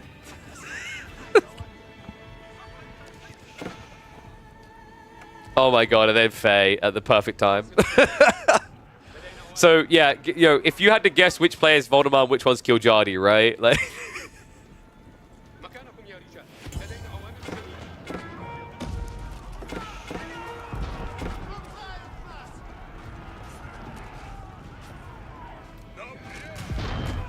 Kiljardi now with the bombards. I mean, keep defense isn't going to do it anymore. Valdemar. Also, the mangonels. I mean, there is a growing risk that now with this gold access, Kiljardi goes to the adjustable crossbars. Valdemar needs to be aware and prepping Horseman. Doesn't feel good, though. This is where I think Roos just feel obnoxious in the late game, is Horseman with Boy's Fortitude, and they force you to Horseman because of Siege. So their Horseman lasts longer, and their Siege will win, right? And then if you go Gunpowder, the Streltsy are better than most Gunpowder units while also being cheaper. Late game is a very good point in the game for Roos. Double Mango versus one. Bombard's moving in, though. The keep drop is going to fail here. Valdemar, he has to cancel it. Streltsy are now in the mix, though. 19 of them in total. Horsemen are rotating around the back. Spimbley have to pull back. That means you're front lining with your back line at this stage. Like your Olympus, these Mangoes aren't going to last long. Bombards now sniping them down. Kiljardi, I mean, at a critical point when Valdemar needed a little bit more time, he finds his opening. And I don't think this is going to slow down. We've got Horsemen wrapping round to the back. We've got to push straight through the center.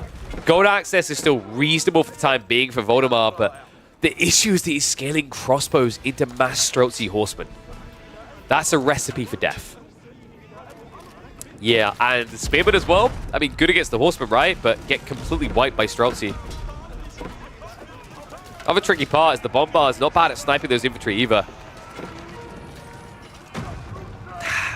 Valdemar, it looked like he was going to get away with this for a second, but I mean, I can't fault him on this. Kiljardi understood the state of the game, understood the timing. He saw an opening for this Imperial play and leaned full-heartedly into it.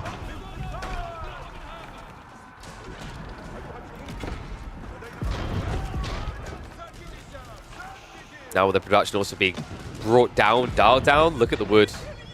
Valdemar doesn't actually have that many buildings, guys. He has 9 Duraxes in total, 6 archery ranges, 2 stables. Meanwhile, for Kiljardi, we're sitting on 11 stables, 4 archery ranges, right? So, like, if you can wipe his army once, great. But you need, like, mass mangoes to do that, which we don't have coming. We just have hand cannoneers instead. Of a very limited archery range count. Spears getting absolutely gunned down, right? Like, I mean, old school Spears, maybe with Elite Army Tactics, would be able to cannon fodder this enough, but this is new gen Spears where they get melee armor. Thumbs up. And another key, no, Valdemar, no. We've been here before. It's triple bombard this time. No. It's too late to cancel anyway. It's not going to make a difference. Valdemar loses the keep. No more stone. No more castles. And that is going to be cuts close. Just Valdemar not able to get troop count up anymore. His wood's the biggest issue, actually. Right, it's very small wood. Like, he's just basically got clusters of trees at the backside very far away. The center where he's looking to grab has now been blocked out. None of his starting island either. I don't think he's going to have that south side for much longer either. I think Valdemar is hard confused about what even to build here. And even if he can figure it out, like we said, he now needs to find the room to build the production buildings. That means we're going to get an opening win for Kiljardi. But remember, folks, these are best of 3s, so we get at least one more showing from Valdemar. He was able to overcome Mahodo this week, who beat him in the last. Maybe he can do it against Kiljardi as well. Historically, I think Kiljardi's win rate has been fairly decent against Valdemar. Midweek muster is where things can always change. Just not in this game.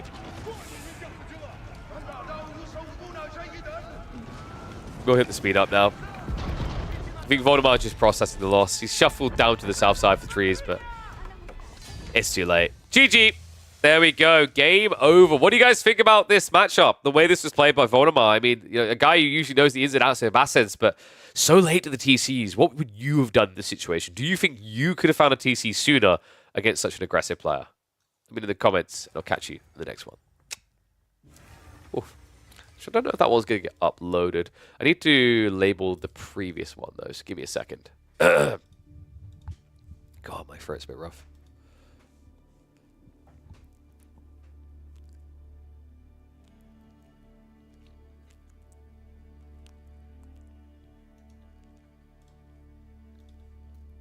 So,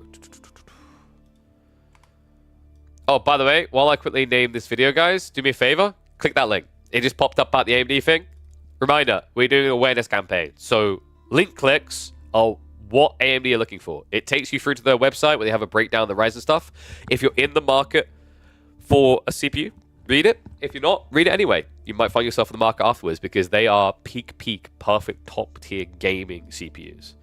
1 second, what just happened? I went to click this and it didn't. A bit weird.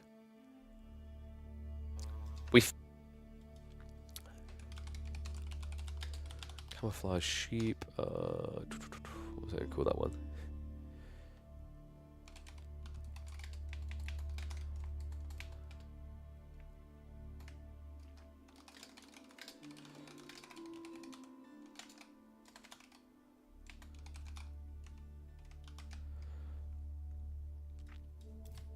Player, oh, sorry, I'm just typing this out. Player color choice left him blind to the obvious.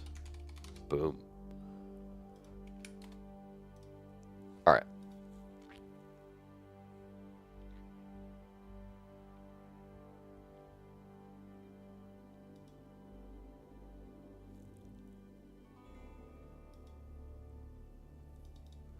Okay.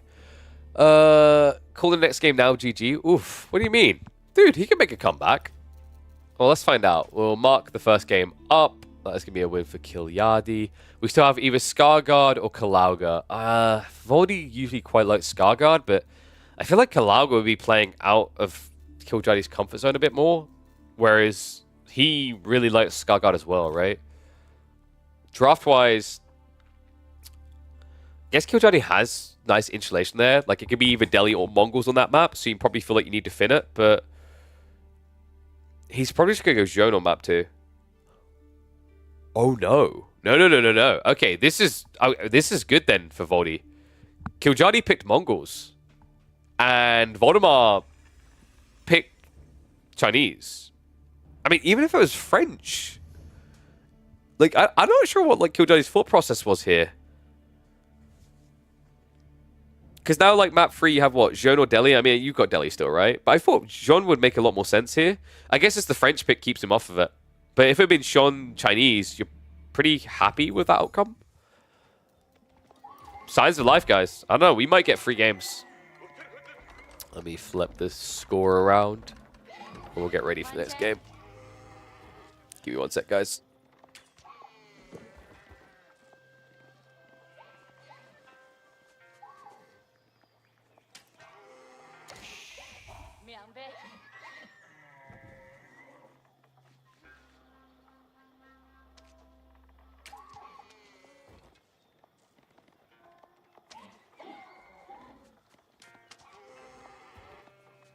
Did any of these players draft Juji? Funny thing, actually, Juji has the highest win rate this week. So far, anyway. In fact, I'm pretty sure that was correct when I was checking this morning. Let me double check.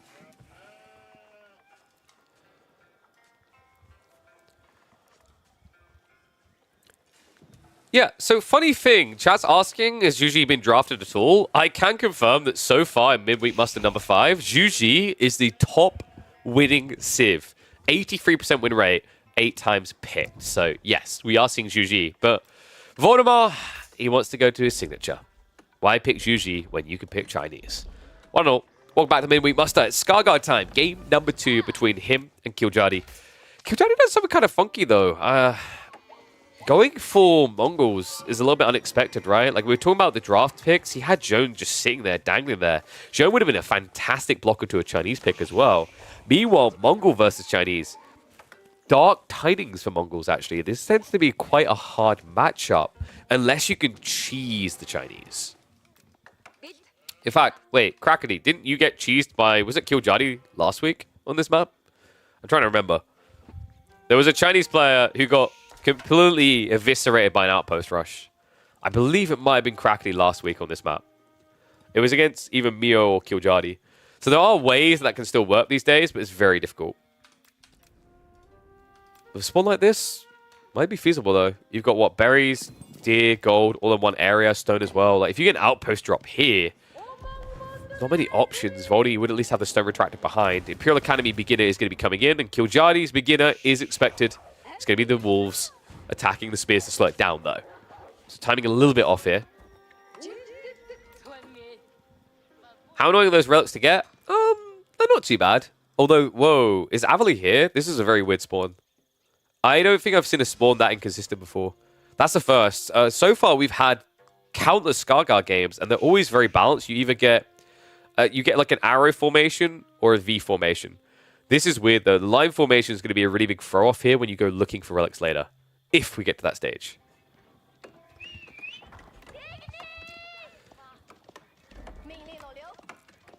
Okay, like... Dude, is this just like a German meta thing with you guys? Core's literally the same. Core didn't realize the other week that Pigeon's view is high view. So he chose like a bad map for his draft instead. What is it with these players, huh? Where's the preparation? Kiljardi, he's going to just block both the golds. Yeah, I mean, even better, right? Like, I mean... Valdemar still can't play the game without gold. It's not the end of the world. Taxation's kind of OP, so you can go without, especially with Imperial Academy. But if this is meant to be a fast castle move for Valdemar now, it's kind of ruined. If this is meant to be Pro Scouts play, also kind of ruined. I don't think you want to do Pro Scouts, not against Mongol openers like this. A little bit surprised by the stables. I mean, you have to kind of address the spearmen that appear now, right? Before addressing what comes next.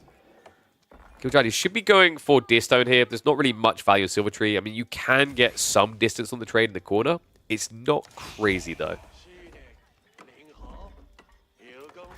What do you guys reckon? One's if you think Kiljardi's going to win this. Two's if you think Valdemar's getting us a game free.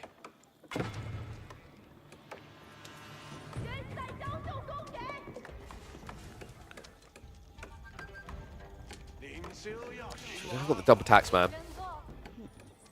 Did he do... He done a no Imperial official opening, right? I wasn't paying enough attention to that. Oops. I mean, if there's any safer Voldy that can do it, right?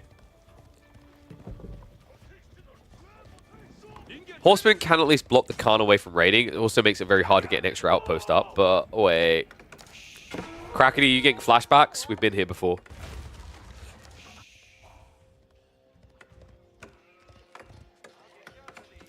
Oh my god, dude. I feel like there aren't many people that commit consistently to multi-outposts anymore, but Kiljardi is one of them. He pussied out, though. I guess he saw the horseman and was like, uh-oh. Then again, I don't know. If you're willing to do this if it had been archers, right? Might as well do it anyway. We'll shuffle home. The reality also is if you can't get double outpost up here, it doesn't work that well. Your opponent can just shuffle to the other side. Is this the kill crackety opening? It's super effective as well. Keshik follow-up's going to be coming in, and this is where it gets questionable what Valdemar has done, but he's layering the cake, baby. Archery range and the racks as well. Yeah, it looks a little bit sad to see archers coming, but what this will do is generate a lot of gold for him. It's going to be important because, of course, he's going to need that taxation to then start getting into things like the blacksmiths. Arislets for now is going to be coming in that outpost. Behind this is just going to remain 1-1 for now, not the 3 different compositions from Kiljardi. But when we get down the line, this is going to be a big problem for Valdemar, is once you do get into the archers as well as Kiljardi, and you get to the Khan Hunter, you can slap him about. Did you talk to Lou? What? About today's match? What does that even mean?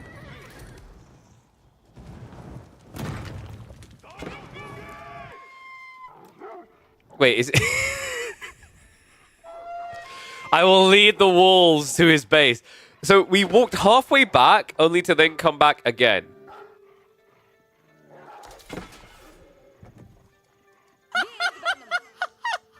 I'm so confused about this timing, but there we go. Thank you very much, you faster for the sub. Welcome to the Swarm, mate. Appreciate it. 8 months, what a legend. So now that he sees that Valdemar's in his base, he's happy to go and do it. This is what happens when you attack Kiljardi. He outpost rushes you. It doesn't make sense, but here we are. Trying to get the Brax home. It is getting body blocked quite nicely here. Keshiks are building up, though, so there's only so long you want to be here, right? Like, spear count is kind of low on the front side, only 3. Bit surprised Kiljardi didn't maybe opt for an archery range Keshik play straight away. But does get them all packed up in a way. The Uvu has been taken away from him, but the outpost is coming, and he does have the stone to put something mean inside it. Is this Kazva? No, Kazva would have had 2 additional outposts by now. Kiljardi needs to step it up, man. Kazva ever comes back, his ass is grass. Uh-oh. Oh, he sees it. Oh, the timing. If he got just a few more seconds here. So he gets the outpost up, just long enough to watch it now go down. I actually like this repairing this. It's just wasted time, right? Like, just idle your opponent for longer. And he also does have Keshiks on the way. Valdemar doesn't get the shivs out, though. Doesn't fall for it at all. That almost worked out perfectly for Kiljardi. Just a few more seconds, right? If that pull had been a bit weaker from Valdemar. But Kiljardi is going to find his way in anyway. TC5 will be able to scare them away. It looks like he's going to block the wall up behind this just in time. Gets himself a kill there. Valdemar, just so much idle time as well, right? Between the burn down, between the garrison and the TC. He's kind of lost all momentum. Has to fall back to his base. That means Kiljardi gets options. We have got the archery range now added in. However, is he going for castle? I love this map so much. There are just so many wolves. The amount of times I've watched one villager just summon 3 wolves onto its face for nibble time has been fantastic.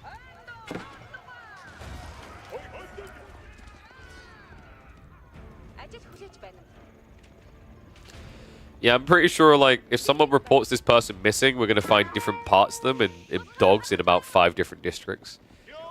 Uh-oh. Archers will get the chase down, though. So, there we go. Draws the blood back a little.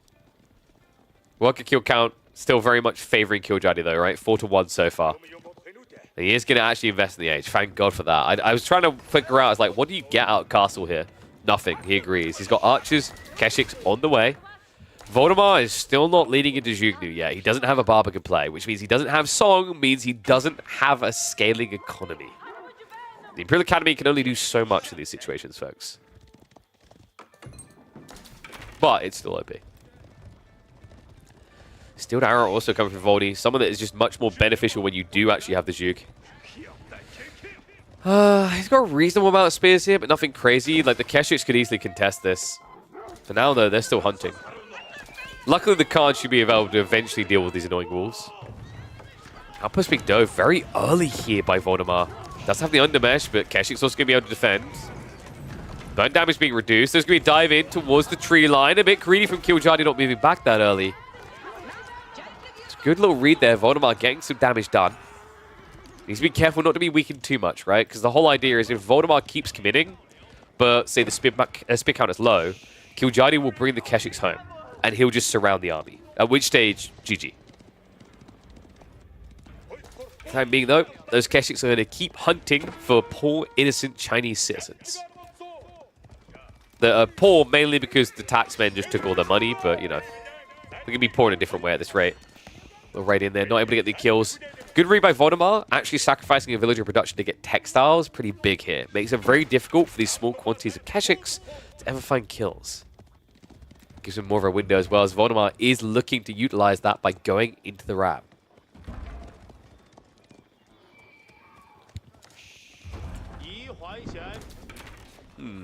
If he breaks this one location, I mean, the whole game falls apart for Kiljardi, right? However, he's a clever boy. He's stockpiled the gold already. He's ready for Steeled Arrow, Undermesh, everything he needs here. So even if he gets idle off of gold for a while, he will have the ample defenses. Extra outposts getting rushed up on the tree line. We dive in to try and find extra villagers. I don't think he quite got that in time, though. So this dive gets expensive. Double outpost and the TC. However, the villagers are on the floor. Some of them permanently now. Nice snipes coming in there. Valdemar starting to edge a lead. But the Keshiks, we talked about this. The overextension comes at a price for a reason. Only 3 spearmen here. And they don't even get a touch. They don't get a lick. Archer's now going to get mopped up here. He'll try to keep them alive for longer. Tries the clown card, but remember they did nerf that. You can't do it well anymore. There is a delay on the attack after you leave the ram. So good damage done. Barbican coming behind this, but look at the army. Think about the qualitative difference here. Kiljardi's 6 Keshiks don't really feel blocked. What makes it worse is Valdemar isn't playing safe. He's trying to with the village placements, but he's not playing pro scouts here. He has to come out onto resources. That's why the walls are important. Barbican going up the fort, a big deal here, actually. Kiljardi, we have conflicting ideas. A cute idea, not quite working out as he intended.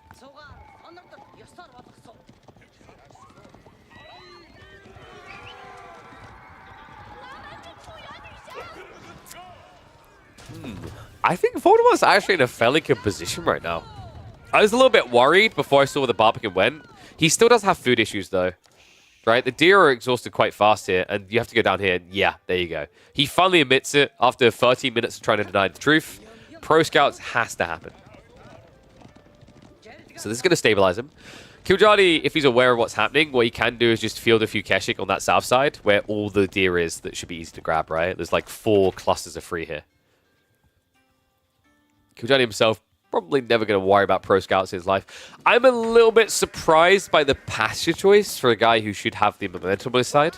Especially now, you want to see him starting to play out onto the deer sites. Instead, wait, have we got Mongol trade? Oh my god, we've got Mongol water trade. This is quite ironic to watch, considering yesterday we watched Kiljardi not notice Beastie Mongol water trading right next to him in the team games. Do we need some giving anxiety in the KPMMs? I mean, he just needs to find the sign up. It's not difficult. I mean, there's a slot for a replacement NA guy now in the finals now that Puppy Paw hasn't signed up. Just food for thought. I can't believe this. We're actually getting Mongol trade. I mean, it's really good. We've seen a lot of French trades so far. French actually, like, the only one convincingly traded this map in all the games we've cast. But Mongols makes a lot of sense as well.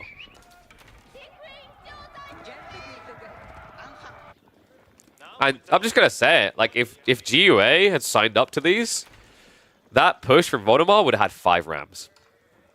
Then what would have Kiljardi done? Huh? Mass Archer defense, mass tower defense, good luck with that. So Voldy is going for Castle. Eco Lead is starting to show itself courtesy of the Song Dynasty. This is kind of starting to reach the point we were worried about, right? Like, the early game, quite good from Kiljardi. He got some pressure in, nice. Now we've reached that awkward phase of what was the plan, actually? Because the trade is so late that your opponent pretty much has everything he wants out of this. The trade isn't going to pay back quickly. Look at that, 27 wood, 27 gold. War's also up. I'm still not convinced the clock tower these days, man. In this situation, it can kind of make sense when you want to play slow, which we know Valdemar likes to do. Right? Like, actually, I'm going to put it the correct way. Clock tower makes sense when you're a prolific waller. There we go. However, if you're a more aggressive player, let's say you were looking for, like, Lancer opening, you'd be much better off with the Imperial Palace. You could argue in this game he doesn't need to because his opponent built pastures. And that's kind of what makes the trade secretly genius, right? Is that it shouldn't get seen. Wait, what? Why? Wait, why is Valdemar trading? What is up? Dan the man with the Prime Gaming sub. So manly, he'd never get spotted doing this. Oh my god. It feels entirely unnecessary that he's doing this. I mean, he has 8k gold and taxes and relics and this was not needed. Archership's at least going to come out to play. That's good news, right? Because Kiljardi could lose his archer army. Remember, he gets outraged, outgunned there.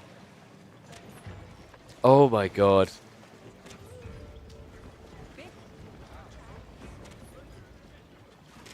Looks like he's going to try to block the trading ships now, but the archer's able to at least get that space to return more resources. Kiljardi getting ready for his own castle play. And look at this. People using my own metaphor examples against me.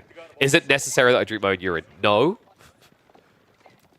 Did you really want to add a butt in there? I thought you were going to make an argument that you live in the Dune world. Oh my god.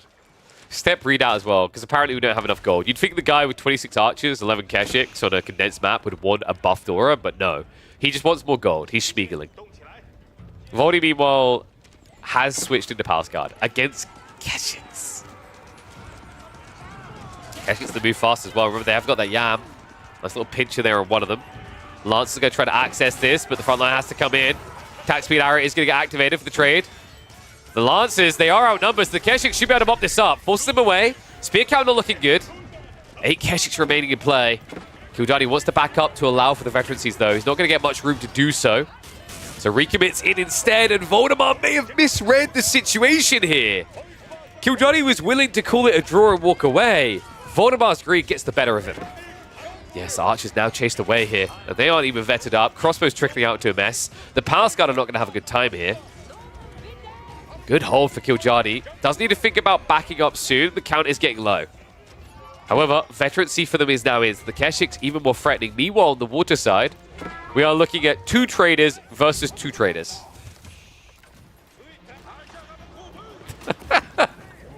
But I think we might soon be down to 0 for both. Oh my god. What is going on here between these two? This is ridiculous. It's crazy as well because Kiljardi has the better boat. He should have just been moving up sooner. Finally comes in with it.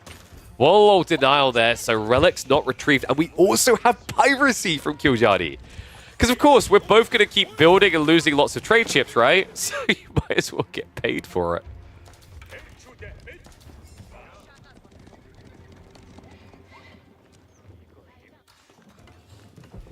So Kiljardi himself now going for the relics. I mean, the worry here is if Valdemar gives him water control, he can just go for the transport ship follow-up. Yeah, piracy is pretty cool. Like, what is it now? I think 125 resources. So by the time you kill 3 boats, you pay it back. It's pretty damn nice. And usually difficult to get in full water games because you need to keep pumping military boats. But in a game like this, where it's a side detail, it's very easy to just weave your way into it. Easy sinkings. 25 wood, 25 gold. Monk also coming across now, so it looks like it is going to be a 2-relic pool in the land for Kiljardi. Valdemar does have a substantial eco lead. He's on 2 TC. He has got the granary transition coming in, so things looking pretty good for the Dane.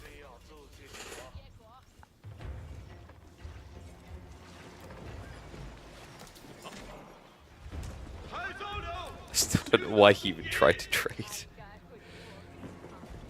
When I saw him drop the docks and drop the monastery, it kind of made sense, right? But then the trade ships made me lose brain cells. And I can't afford to lose brain cells, guys.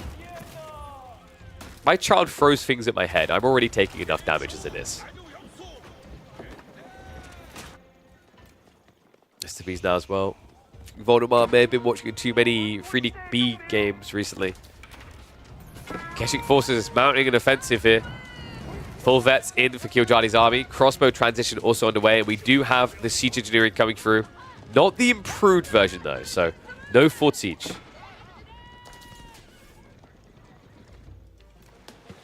Nice detonation there. Looks like he does clear the aggro. But more is coming. So, we'll keep him pinned in this corner for now. Behind this, Kiljardi, is he adding in more trade boats? No, there's literally just one trade ship now.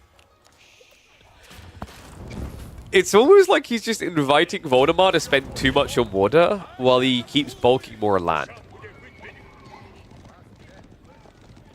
But that one trade boat.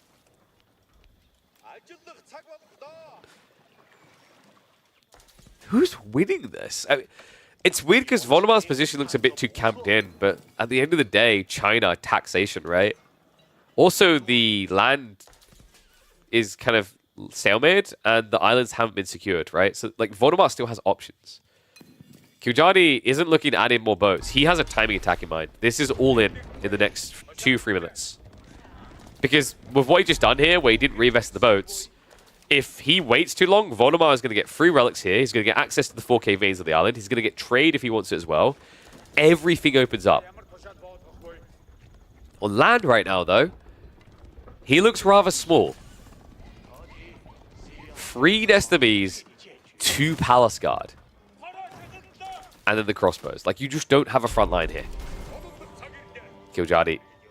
He's looking to hit that timing. Whistling arrows, still a minute away. Gonna be a big deal for that booster. Can use standard defenses to a certain degree, but there's no keep drop here, right? And your farm transition, it doesn't feel very safe right now.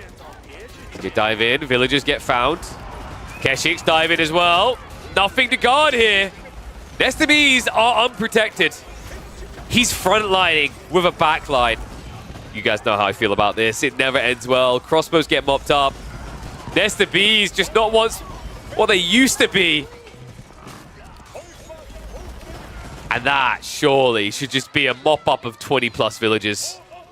I mean, he has at least got 2 TC Song, but what he doesn't have is a chance to defend against this many Keshiks. He's queued up 15 Spearmen. We have a drop-off of it here. But a drop-off from the series. He doesn't even hang around. GG gets called. Kiljardi makes it a 2-0. Valdemar cannot put a dent in the Finn. That's right. The Dane is done. Oh, man.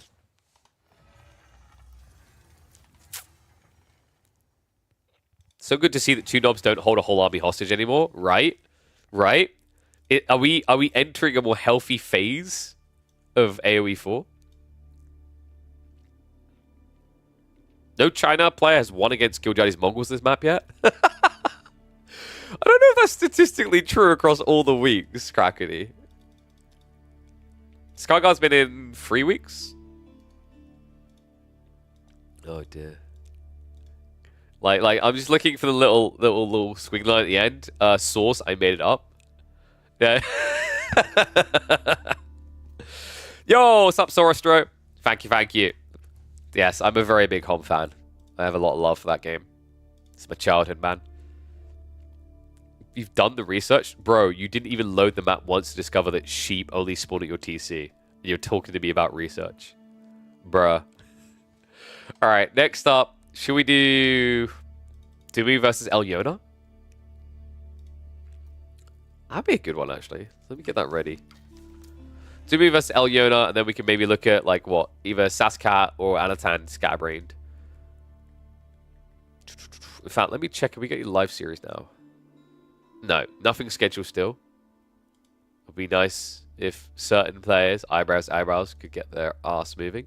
By the way, I just got confirmation in for Cyber Sale Monday. My Protein Works code still has the extra 5% off, so you get 15% off their low prices.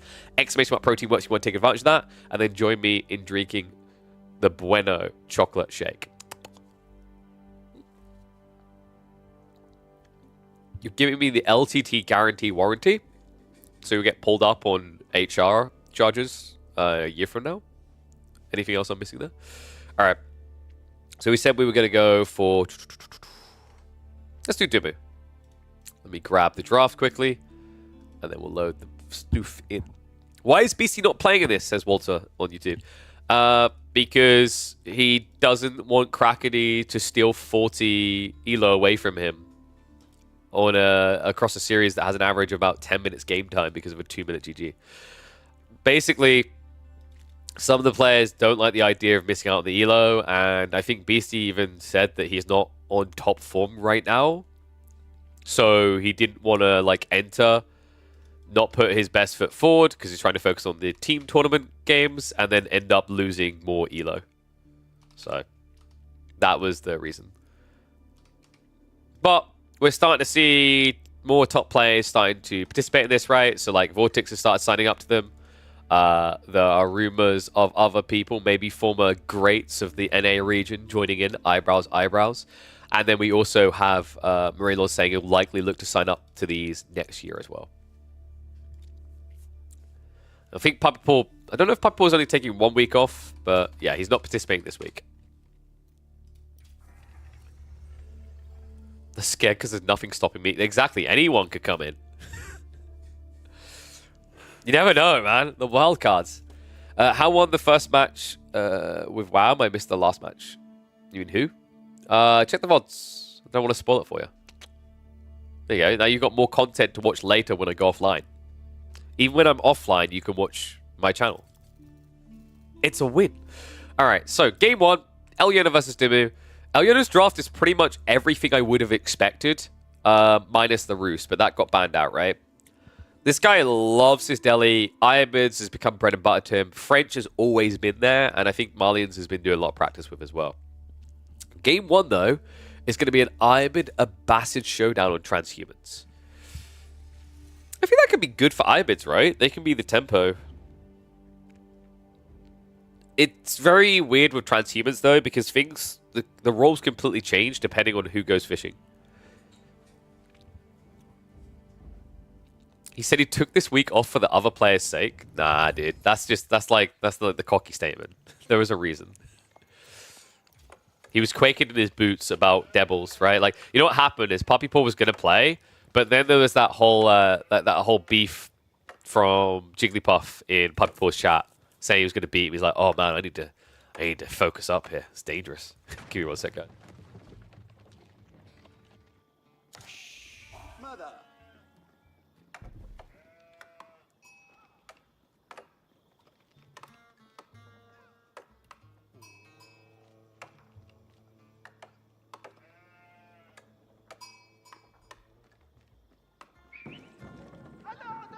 There's always a pattern, man. If you take the giant, like, conspiracy pile of poo and squiggle in it, there's always a pattern. Magic's playing for both of them. That's true. I mean, it's not like there's an AOM tournament right now or anything, right? You sign up, Puppy doesn't play. He wanted you to win, Cal. You just needed to win. But then B had to have that broken trick with the supervision on the mill for the fishing boats. Ugh. OP.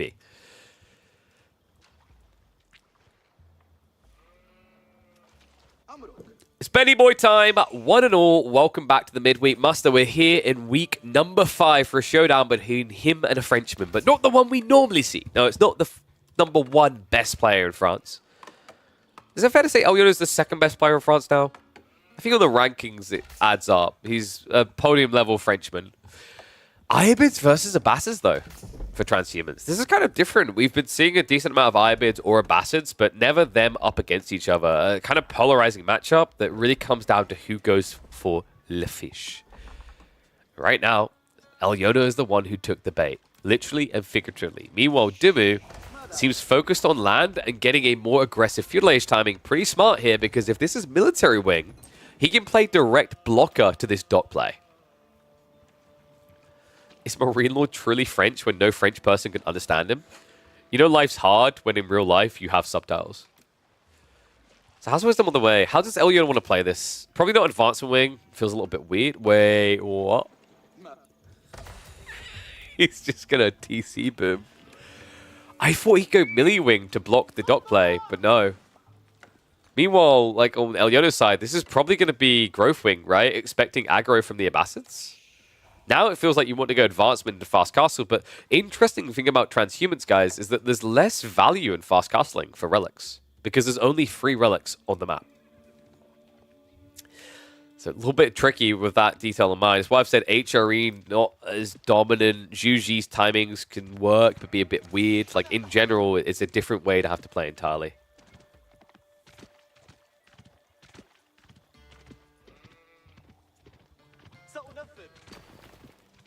DeMu can understand him. Have you ever considered that maybe DeMu just assumes most of the time when Marine Lord says something to him, it has something to do with one of their mums? You guys never done that, where you just assume someone's saying something to you? Like, when I'm on a cast with Krakody, I just assume that he's saying I'm right. I mean, he knows. Actually, no. With Myriad, I definitely do that. I'm like, yeah, he's just saying everything I've said is right. This is great. I'm going to now, like, give him about 10 seconds to talk. And yeah, and now I'm going to talk about someone else that's right. DeMu's playing into free TC, which is clearly going to be coming here. Like, what, you could... Do you go greedy, one in the center? First TC is probably going to be on the gold, and they'll make a choice from there based on Elyona. If Elyona's doing, like, a fast castle build, probably not too threatened. And, oh, sacre bleu. We do have the import from America. Yes. Unlike their beer that we don't want, we do want this from the American region. The Canadians play of the Culture Wing Logistics is coming in. Elyona, we talked about this on this map, right? Like, logistics makes sense if you want to play full feudal. It doesn't make much sense on this map if you want to play fast castle, because there's just not much on offer. And your opponent went 2TC. 2TC is going to feel a lot better than playing playing for fast castle, multi-tech up into relics. The problem here is, like, Elyona doesn't have many other options, right? It's not like he can go for 2TC himself, right? Like, if... Yeah, at that point, you just kind of wish you picked Abassids. The OP Fertile Crescent has arrived. Almost perfectly aligned to drop that first TC. With the deer here, like, come on, guys. This is everything you want on one screen. It's a blocker to some raid options coming in against early units, because you can just short water the berries. And then on top of that, you get the deer and the gold secure for a fast castle build. And it looks like Elyona is going to be racing for that, right? You're already seeing him save up. So there's going to be, what, Culture Wing into Growth Wing. Which is nice. It means by the time he's in Castle Age, he would have at least actually gap closed the villager advantage that DeMu has. He also does have the shoreline fish to bolster his economy a little bit further. So not the worst idea per se. Wonder, does DeMu consider adding in early units like an age earlier? Camel Archers is kind of weird here against like Camel Lancers potentially. So likely we'll just see him hunker down, go for the fast castle. Cool thing about that is when you're talking fast castle versus fast castle, a Basset players discovered a while ago, actually this matchup's pretty good for double fast castle. Because you rush 2TC into fast castle, and that gives you access to military wing with double Camel Rider. Camel Riders beat the teeth out of Camel Lancers. It's not even close. Because Camera Riders just attack so quickly, they have so much raw HP, and they do more damage. It's a tough matchup, so yeah. Considering Elyona is not going to go spears, that's a big nightmare waiting to happen for him. For now, though, we are at least having a few horsemen added in for early pressure. Tech up hasn't been queued yet. I'm a little bit surprised by the horsemen this early, considering your opponent hasn't built any units to try and aggro you. And also, because he's playing multi-TC, he's probably not coming out either.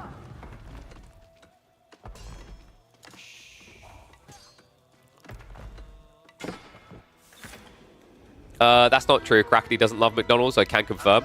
When we went to McDonald's in Norway, he sat there laughing, saying, "Look at these cheap Scandinavian peasants," and throwing chicken nuggets at them, while yelling chicken nuggets in German, which I'm going to try to get the pronunciation right on how he said this. It was, what was the word?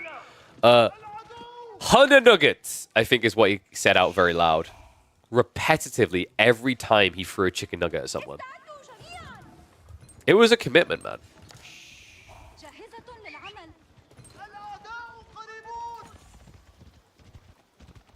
So we have got the horseman here. This is kind of cool, actually, now that I think about it. One horseman, right? You just go in, you poke, TC hits you, you heal. Heal, heal, heal, heal, heal. DeMu now has to build 3 horsemen to try and overcome this. Remember that one kid I hit the head off with the nugget and he fell from his chair? Dude, the best part is that he was holding ketchup in the side that he was falling, right? It's like he tilted right side, he was holding it in his right hand. The only thing you were missing, I would have given you a 10 out of 10 on that chicken nugget throw if the chicken nugget had landed in the ketchup. Man, Elyona's actually just turned this into full aggro, right? He has got the tech up on the way, but he's investing in Desert Raiders at this early point. I don't think this necessarily gets you into the base, but it keeps DeMu in his base, right? You also have Spearman added in by Ben. Ketchup on chicken nuggets is sacrilege, sweet and sour. Whoa, whoa, whoa. Mayonnaise, mate. It's mayonnaise. Okay? It's chicken. You put mayonnaise on chicken. Okay? Okay? Really? Like, sweet and sour overrated. Actually, no, I can level you up even further. Do you know what is missing from McDonald's? Hummus. Mackie D's... Okay, actually, no. But, like, low-grade hummus is horrible. I can confirm when I'm at home and I gotta have some chicken nuggies, hummus. You're welcome. That reminds me, when I went to the Middle East, I forgot to have the Arabia, and I'm not making that up. It's actually called that. Makes me wonder now, I didn't even look at the menu, whether they have hummus. Like, that would be kind of sinful if you're a Middle Eastern country and you don't have hummus on your McDonald's menu. Oh, this village is not loving life right now, Elyona. Excuse me, excuse me, excuse me. Takes a nugget to the face. Desert Raiders are outnumbered here. This is not a great fight for him. He needs to get more home. I mean, it did buy time, right? That villager just idling that long. Sure, he goes down, but he gets what should have been a favorable fight. Unfortunately, his timing was slightly off. He went in early with the Desert Raider. So if you're DeMu, you're very happy here. If you're trading one horseman for one Desert Raider, it's profitable, but also stops Elyona's timing. Elyo does at least have the relics on the way home, but DeMu is on his way up now. This 2TC build is starting to ramp him up, and that's why you're now seeing Elyona try to switch into 2TC himself. It's going to be so slow by comparison, though. DeMu behind this is bloating the spear count. We do have Phalanx coming in as well. He's going to... Is he just going to blob and send? That's kind of wicked, actually. The Desert Raiders aren't at a clump size where they can just start step micro and snipe you down, right? You need like 15 for that to feel good. And what's your other option? Camelots? Oof. Golems? Scale slowly, and with this spear tech, you can kind of trade well into them if you have the numbers.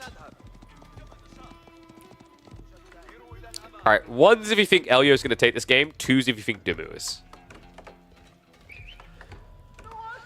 Kind of a weird position, right? If this was like a standard 5 relic map, I'd quite like what Elyona is doing right now.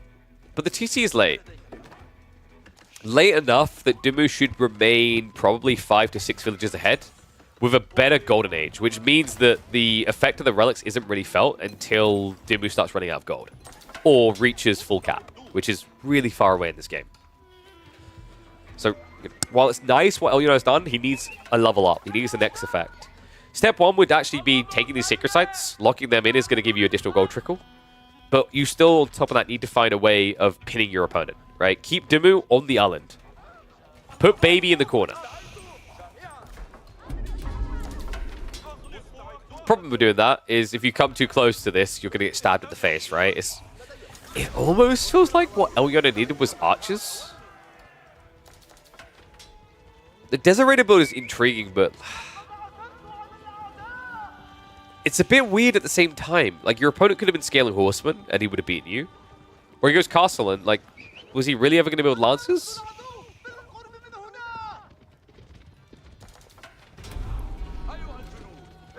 Gulping's forbidden on Mondays. We had enough of it on this Sunday.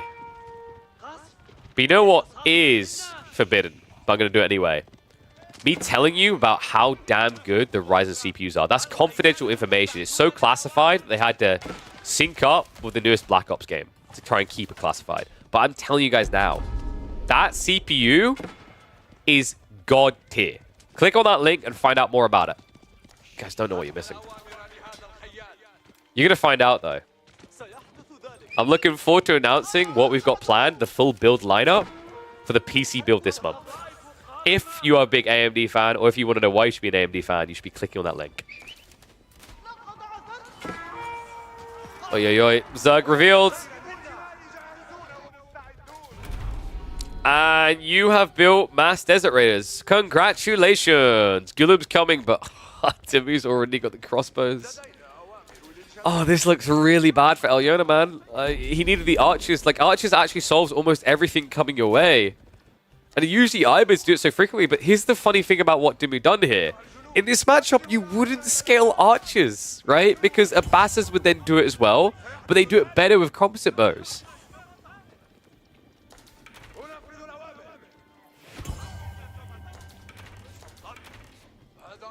Why would your GPU need storage? Blitzkrieg, this is why you need to watch the PC build when we do it this month. So I'm going to teach you that it's actually the SSDs you want for that storage.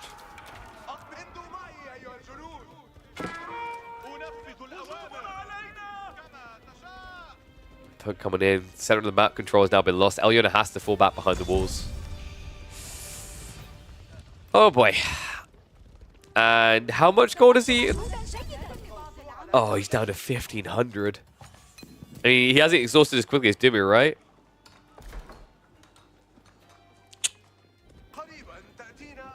Is kiting with the camels against the rules? No, but it's just not very quick. Like, you have 7. It's not like you've got 20 of them, for example. This isn't your team game Desert Raider build. He wouldn't be able to scale it quick enough, especially against composite bows. Like, your opponent went castle. It's kind of bold against the Abbasis that even tried to build into camels, right, of the Desert Raider type. Because, like, you're just inviting Archer Blob. What I thought Elyona was going to do is build a few Desert Raiders and then build something that counters composite bow archers, right? Like Gullums, like Lancers. But his timing just feels so late here.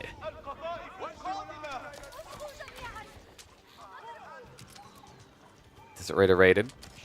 It's going to be a little bit of a nuisance, but DeMu is intentionally just messing with him here. That shift back with the injured villager just guaranteed that no kills are got there. Well played. Elyona still just not able to find those worker kills. Oh, nice turn there, at least getting the kill. But pretty much at death's door will have to retreat anyway. So what's Elyona's comeback? Gullum numbers are bulking quite well. That's going to work well for him here. Archers to assist. Archers aren't going to be the bread and butter of it, right? It's all about the Gullums. Elyona needs to make sure he has enough gold income to keep pumping these bad boys. But even more importantly, it's actually not gold he's going to run out of, it's food. Food is my big worry right now for Elyona. He's stuck on his island. He needs to claim the center. March is out now. Armies are about to clash. Crossbows are laid in. Only a handful from DeMu, but they aren't being focused upon, so they're getting to just wail on the Gullum line. And is it me, or does Elyona not have enough? Oh my god, the Gullums, like, wait, where are they? There's only 5 here. Hasn't got them all out. At this point, he's trickling troops. Frontline is starting to fail for both players, but if it comes down to composite bow archers versus normal archers, I'd favor DeMu. Looks like the second wave of Gullums is at least going to distract him by some time, but that goes both ways here. Ben has him on lock now. This wave of Gullum should be enough to shove him off of the central island. That means that Elyona will be without food. That gap in shifting to the berries essentially flatlined his income. Sure, he had some gathering still on the deer, but it wasn't efficient. Now you can just shuffle over and start sniping those villagers. Forces them off to the north side. Elyona now kind of in a losing cycle here, right? If it's just Archer versus Archer, you're never winning that fight for two reasons. One, the boot camp. Two, the composite bows. Actually, I found a free as well. The level 2 ranged armor that you don't have. And yeah, Cal kind of got on there before me. The difference with like Gen 5 versus Gen 4 SSDs doesn't matter for most real life circumstances. So Gen 5 is maybe down the line going to have more potential unlocked, but currently, outside of specific simulations or specific environments that require it, you don't need Gen 5. For gaming, Gen 5 gets you a very, very, very, very small percentile increase in performance. But costs you very much more. And usually a lot of Gen 5 SSDs require really over-the-top looking coolers, which depending on your build and what you're trying to do, might look off. DeMu, oh no. Oh, congrats. You built a static defense. Let me show you a real man static defense. Thumps it on the table. Crossbow count is good enough here. The Gullivers just don't survive long enough. This is over. Game 1 for Benny Boy. Man, how could Elyona have played this differently? I think his idea of aggro was intriguing, but he didn't lead into it enough. I think actually getting just, 2 Desert Raiders over 1 Horseman in that early game with the Dervish, he could have poked and prodded his way through it. Instead, not a chance. GG gets called. Opening win for Benny Boy. Oof.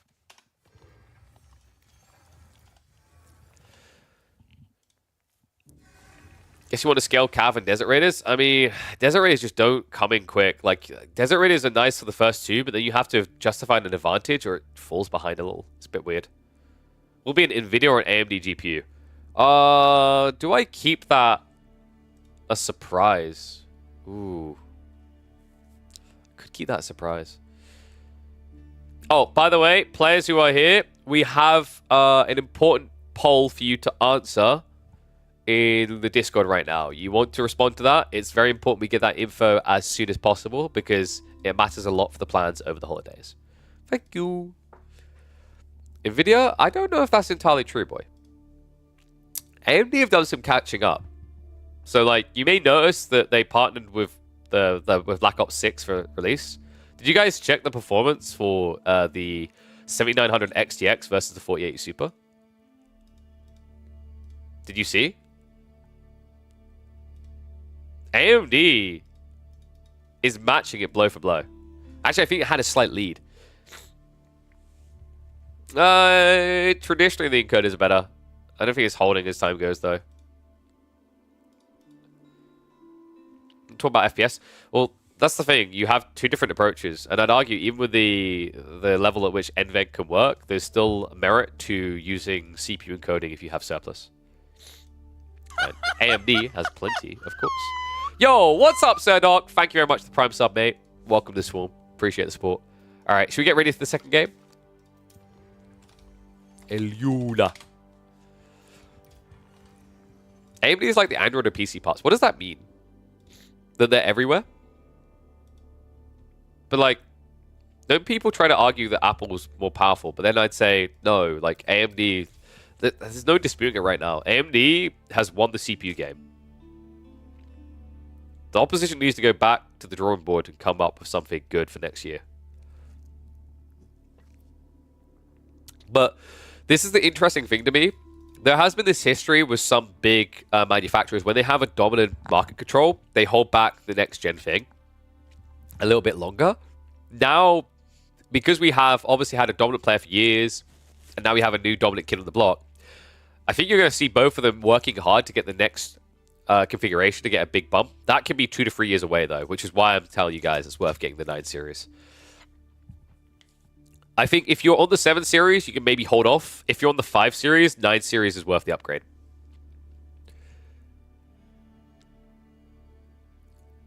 What the hell did I just read? Who won DeMu? Yeah, game 1 DeMu. Sorry, I need to put that in. I got a little bit distracted. So, Abba versus Ayu. That's going to be a win for the left. Let's get ready for game number 2 because we are going into Pigeon's View. Love this map. Intel's dead. Yeah, Intel, I feel they just announced they're doing something with like graphics cards in 2 days, right? But I wouldn't expect those graphics cards to touch anything that AMD or Nvidia are doing. AMD still seem to be, if you're looking at mid or above, in terms of like, your performance, mid to high, they seem to be the bang for buck, for sure. AMD is the bang for buck there. I haven't checked because obviously like I don't have much use for low tier graphics cards, like the lower end, the very cheap ones. Maybe that's where the arcs can be a bit more competitive, but man, like AMD's, like I think AMD has the more proven track record in that environment now. AMD, like I think kind of got to give them credit for that, especially on the graphics card side. CPU side definitely is the obvious one we talk about a lot, how they improved their reputation there, but also graphics cards bouncing back really well. I think AMD, they've already said they don't want to compete with the absolute peak flagship graphic card that their competitor puts out. But in the mid tier, especially mid to high, just before you get into that, like, extraordinary spend category, they're looking to take them on punch for punch, blow for blow. The amount of people who come in and don't want a AMD CPU no matter what you tell them is insane, right? Like, it's actually crazy. Dude, like, I have been AMD since Gen 1. And I don't regret it. And I began on the Intel side with the, it was the 3700K, so Intel i7, long time ago. And then once I upgraded into the AMD Ryzen series with the 1700X, never regretted it. And you know how this is a genuine, you should go get your hands on these yourself? Like, you should go across this website. Like, when the link comes up, guys, do me a favor and click it, because it actually helps with the campaign integration. Like, it's an awareness campaign, so it's not even about you converting a sale. They want you to look at the product. Clicking the link does that for me. Thank you. But the fact is, it's very clear that I'm happy with AMD, because for a third time in a row, guess where I'm going?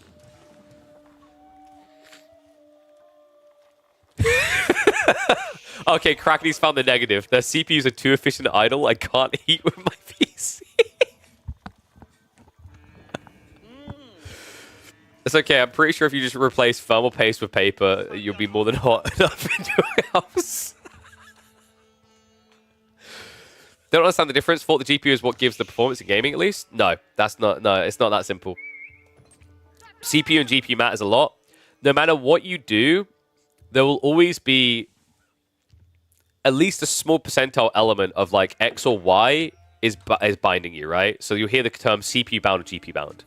You can balance your comp so that it's minimum overhead of like bound one way or the other.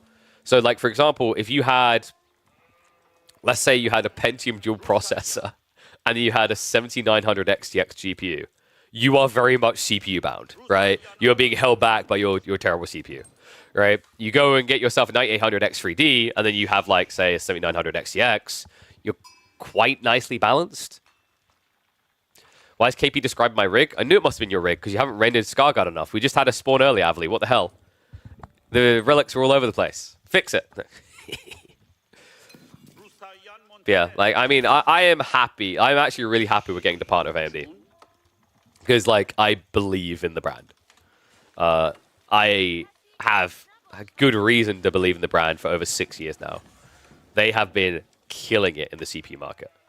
And honestly, quite impressed with the GPU side of things.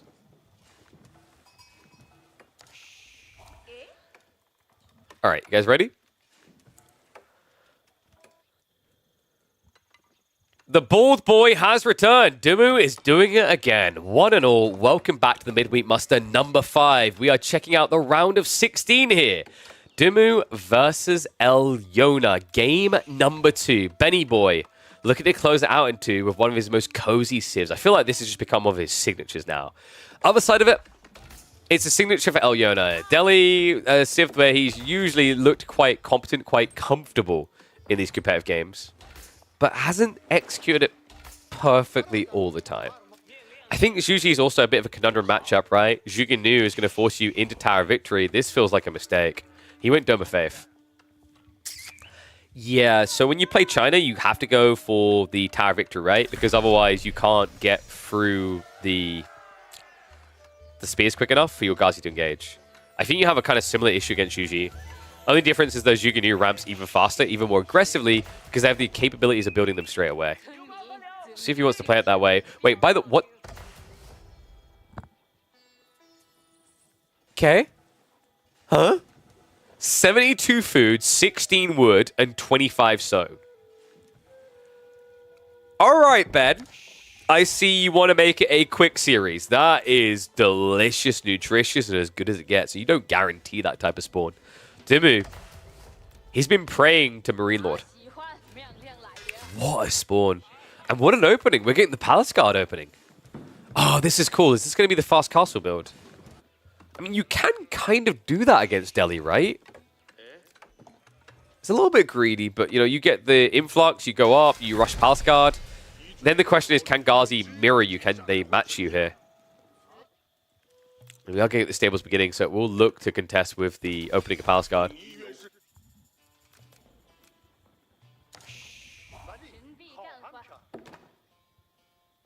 Even with Castle Age, PGs lose hard. Oof. I've seen it both ways. Like, I still remember Corvinus doing that ridiculous Pro Scouts game against a Delhi player, like, several months ago, where he just flooded Palace Guard in Feudal Age. And it, weirdly enough, kind of eventually broke him. I think the idea is the raid point, right? It's like the Ghazi count isn't there yet. The Palace Guard can force some idle time. If you can force the idle early enough, your opponent can't scale the Ghazi. That in theory works, but in practice, to get to Kraken's point, like there's 16 sheep here. So you can always build Ghazi. Do have a, however, have spears. Oh, this is dirty. No, I like this. This is really cool. So DeMu has opened Palace Guard so that his opponent will not build archers. Elyona is going to see Palace Guard and go, oh, okay, yeah, I'll just add more Ghazi. I'll add the blacksmiths now and I'll just go more Ghazi. This should have been the archery range. Because it's not the archery range, the spearmen are already on the way. And that's going to be the blocker. That's well executed. That's actually very crafty by Ben. And he hasn't scouted it, right? I think he should be capable of seeing this. It's ramping up. He needs to scout it right now.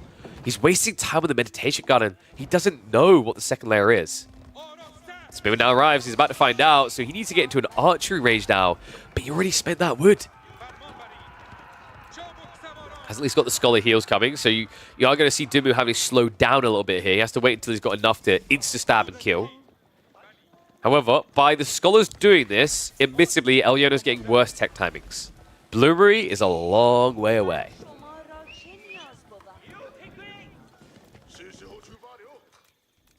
I wonder, is Elyona thinking this is like a bait and switch, right? Because usually you see Juji do these type of openings in the Fast Castle. We can see those being honest to the age. More troops can get it in.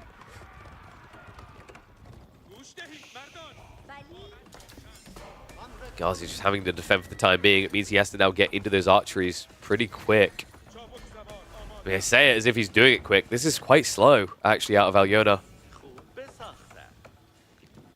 Nice thing, though, is he does have a lot of scholars, so he can just immediately go into the arch range. And then double produce, right, with the scholar inside. So he saves 150 wood.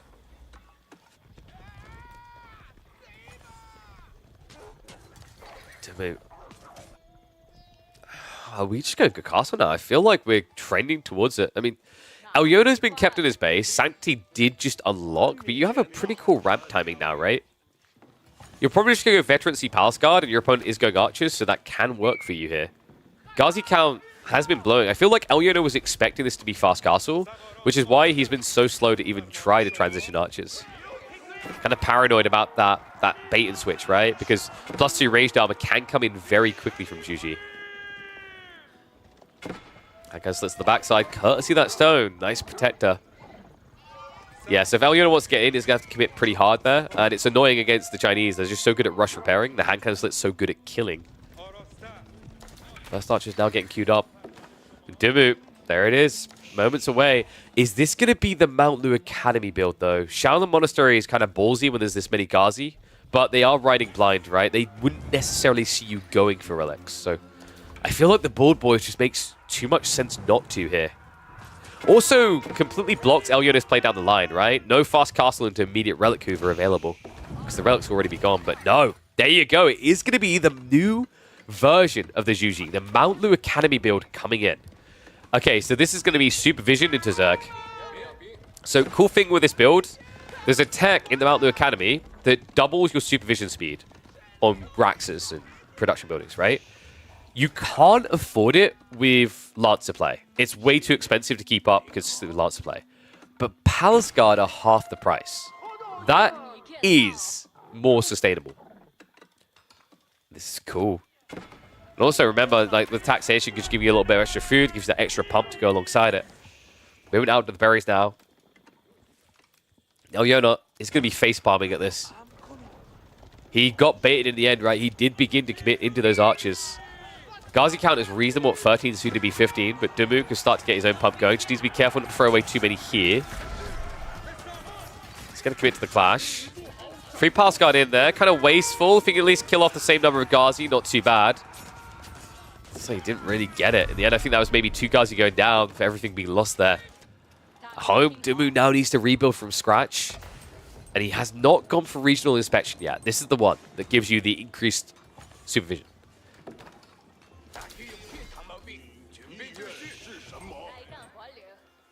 Other thing is no undermesh still, right? I mean, the PG upgrade is going to come in fast, right? So he's already got the free armor. But you really need the 2 ranged armor defense, right? Against these archers. Because Steel Arrow is on the way. You want to mitigate the damage down to the minimum.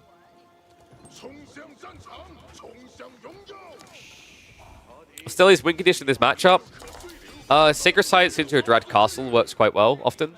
But I feel like he hasn't got that Drag Castle condition, right? DeMu bypassed him. So now Elyona, he needs to scale enough Ghazi to threaten the flanks and kind of contain DeMu. But he can't be too slow about this tech. Because this is the thing with Zhuji. Just like Chinese with supervision, the ramp is fast. It's ridiculously aggressive in so many ways. Like you're seeing with the undermesh in 20 seconds here. Like you'll be seeing with the Palace Guard every 8 seconds. Swing those PG. They find their targets.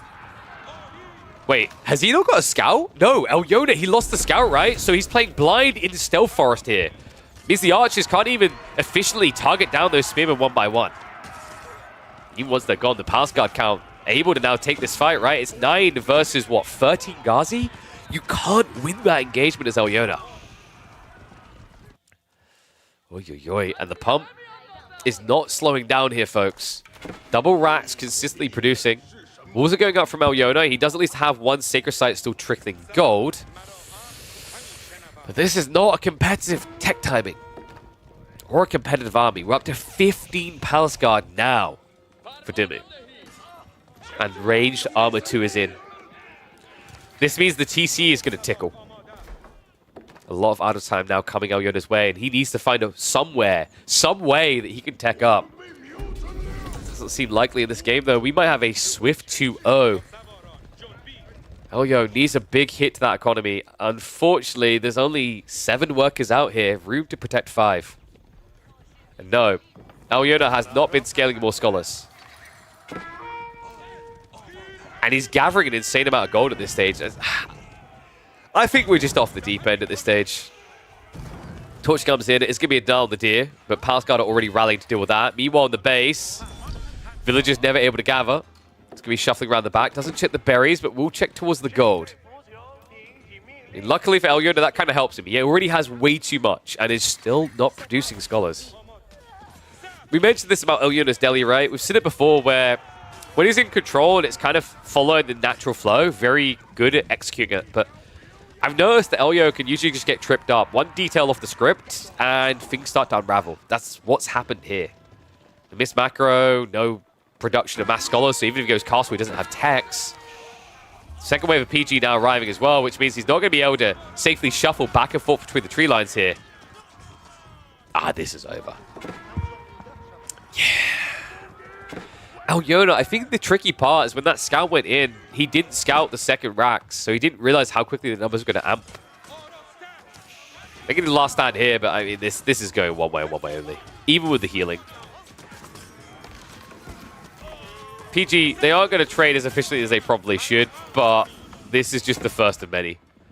DeMu is being very cautious, checking all the pocket resources before he sends in the extra wave. And we already have one waiting on the berries here. Not to mention the fact we now have relics being rushed. DeMu did supervise to get the initial monks out. No textiles either. Elio, I mean, he has no food. The berries are gone. The sheep are gone. He's going to try to clash into this corner now. It's 9 PG versus 16 Ghazi, but look at the health bars on them. They're not in good shape. And a few of them are already clubbing the villagers instead. Elio, it looks like he will be able to mop up the PG, but it comes at a price again. Oi, oi, oi. Let's let some return fire somewhere else, right? We're still neck and neck on villagers. It feels like if DeMu could just get his army together, he wouldn't struggle to beat the Ghazi, right? But the reason why he has to split up like this is because the villagers are going everywhere. So that gives hope for Elio. However, while all this is going on, DeMu's returning relics, and he's also now getting ready for a farm transition. Song Dynasty coming in with his Yang.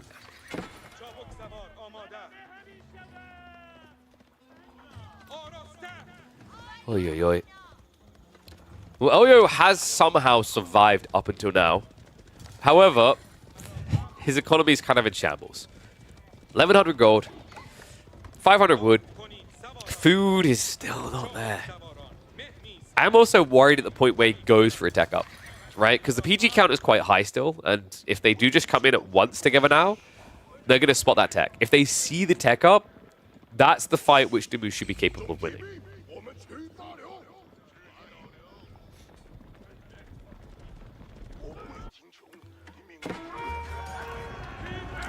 Pascal, this is the fight I was talking about, right? The ones that they should be losing anymore.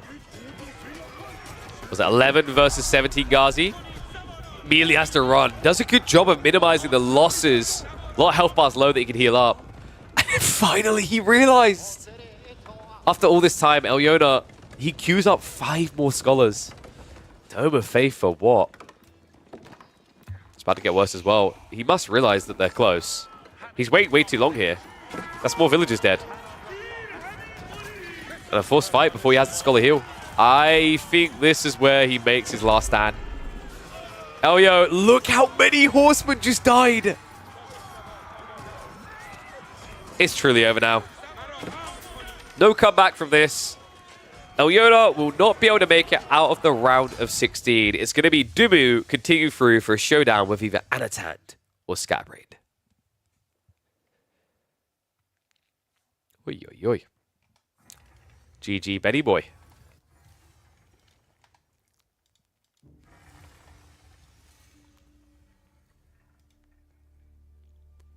You hate Shuji.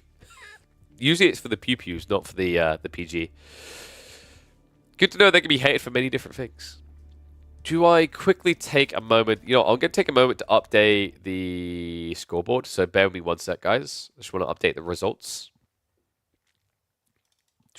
So I have to open Photoshop ASAP. Oof. But I'm keeping an eye out. Is Tube here? Do we have an update for any series being live today? We have a few that should be getting played. Do you have content or want me to send some? We have plenty of series to cast, don't worry. We have several that have been played out already. In fact, let me mark them off like this. So these are the ones we've cast so far. We've got those 2 remaining series are going to be casting, and then we should have more coming through. We've got B versus Starflock, actually, that we can do as well. LoueMT versus MeomaikA, and VortiX versus Dragevann needs to play today. So they should be doing that at some point today. And then we do have some quarterfinals that potentially could occur. So let me quickly just update this all. It's a bit quiet. Let me put the music. Whoopsie. Let's get chill vibes. So, Wham versus Myriad was 2-1 for those that didn't see it. It'll be updated in a second. I'm just putting them in now. Kiljardi won 2-0 against Voldy. DeMu just won 2-0 as well.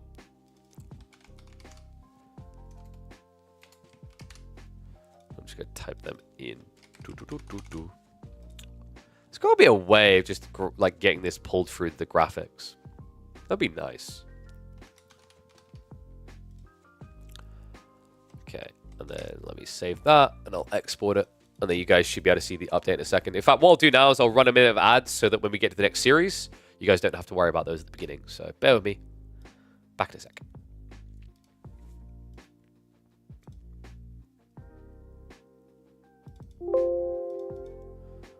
Okay, so save that through.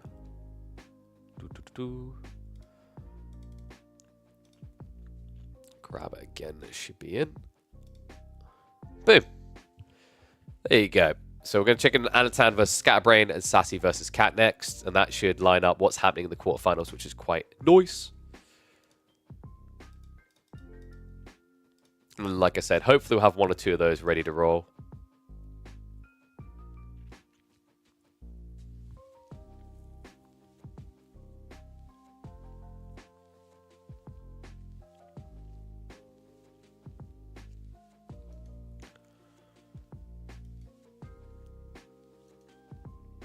Wait, so what's the idea with this cow? I'm confused.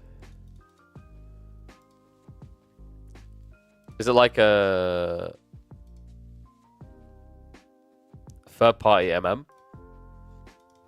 Is that like, it was my understanding of it, that that's what you're doing there?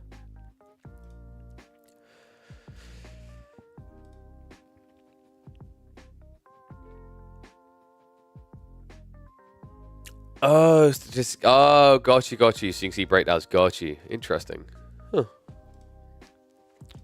Let me know how that goes. Have a look at it a little bit later. So we have got. I think we'll do Sassy versus Cat next. So let me get their drafts ready for you guys. Let's have a look here.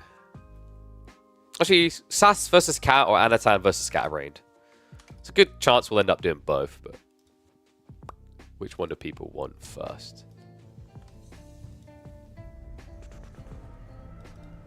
Let me just reset everything so we can put them back in. Transhumans, Pigeon's View, and finally, Dry Arabia.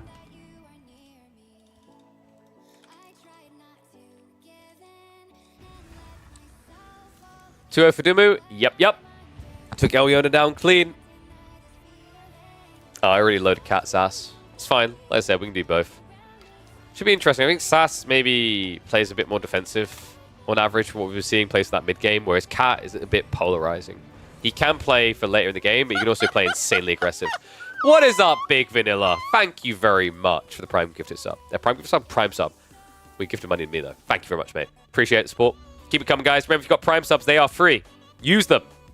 Do not give that money to Bezos. It goes into his pocket. Do you really need to buy him a Christmas present? Buy me one instead. Appreciate you all.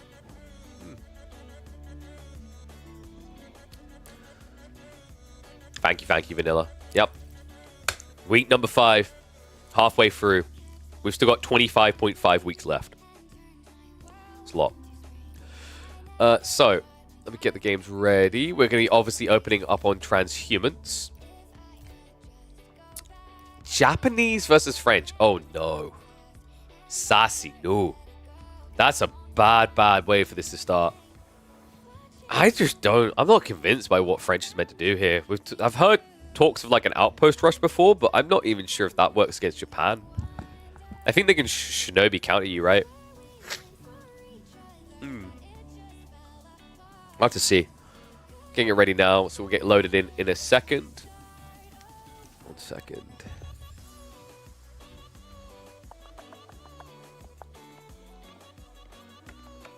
Yeah, we're good to go.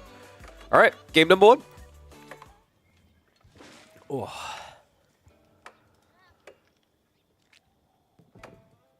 Here, kitty. That's right. He's back. One and all. Welcome back to the midweek muster. Week number 5. We've got Kitty Cat versus Sassy here. Opening game, Japanese versus French. This is pretty bad. I don't actually know what French is meant to do in this matchup these days. It's horrible. And what is up, Certified Animal? Thank you very much for the gifted sub, you legend. Appreciate the support.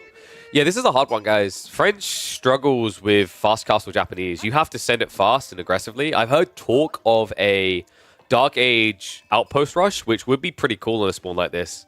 But it doesn't seem like Sassy's going for it at all. No, he's just playing standard vanilla French, which... Actually, given the spawn of Transhumans, where you have 1 gold vein on your starting island, an outpost rush would have been a solid call for the French here. Right? You open racks, you build 3 to 4 spears, and you go for an outpost. No gold equal no play for Japanese. So, yeah. Best opportunity for Sass missed in this early game already. Reminder, by the way, winner of this will be going up against Wham. We actually watched Wham early today almost lose to Myriad. So the question now you got to have in your mind is the competition ramping up? Or is Wham having a bit of a sleeper week? Either way, we might have a week that doesn't feature Canadians, right? Puppy Paw's already not going to be participating in this one. And now with Wham bleeding so early in the round of 16, has your eyes fixed fully on the upcoming days? Look at the spawn. I'm trying to think if there's anything here that should be of chief concern for Cat that Sass could exploit. Like I mentioned, the gold is forward. Outside that, though, berries, deer, pretty much what you'd expect. This is kind of a nice spawn when you get the tree line like this, because you can always shove the deer in and wall off, so you have a backup resource if things get tough, and you can even wall towards the TC. And then you have a very hard point for French to dive with plenty of food in reserve. This dock opening is just so good for Japanese here as well. I mean, Sassy's going to get a more competitive tech timing, sure, but he still needs to build the landmark, and then he needs to also simultaneously get a night out, which is going to take him 28 seconds with the School of Cavalry. Sounds like a very long wait. That's because it is. Cat, he's already gathering additional wood. He should be stopping at this fishing boat count because he's going to need surplus to build into an outpost. Instead, though, he just opts to get the lumber camp now. So we're going to be seeing lumber camp, a rush of 6 out onto wood, and that should then be an outpost coming in, probably when the School of Cavalry is about 10 seconds out from complete. Now, you might be wondering, what about the fish, though, KP? The knights can block the fish. You don't care. You actually don't care. Because the reality check here is that a knight is not going to burn down a 1750 HP building. Is this the live series? I am live, casting it. Is that what you meant?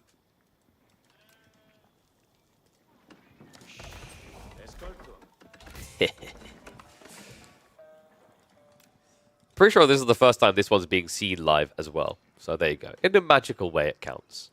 Are the games live? No, there'll be more live games coming. People always ask that question. And I can't tell if it's because they only like watching live games or because they're gambaholics. Maybe both. You guys do like your gambas. Oh man, this was a great spot as well for Cat. Like getting the shoreline fish this close together with 2 stacks just leaves you very efficient early on. Love the follow-up though. You can tell that he's on the same team as B. B done the exact same thing in his opening series against Cow, a series which Cow is still having PTSD flashbacks of. Yeah, it's really efficient because you need to build houses anyway. So you set up these farmhouses next to the food sources. They are mills simultaneously. Oh, Cow, did you not even know he was doing this to you? Oh, buddy.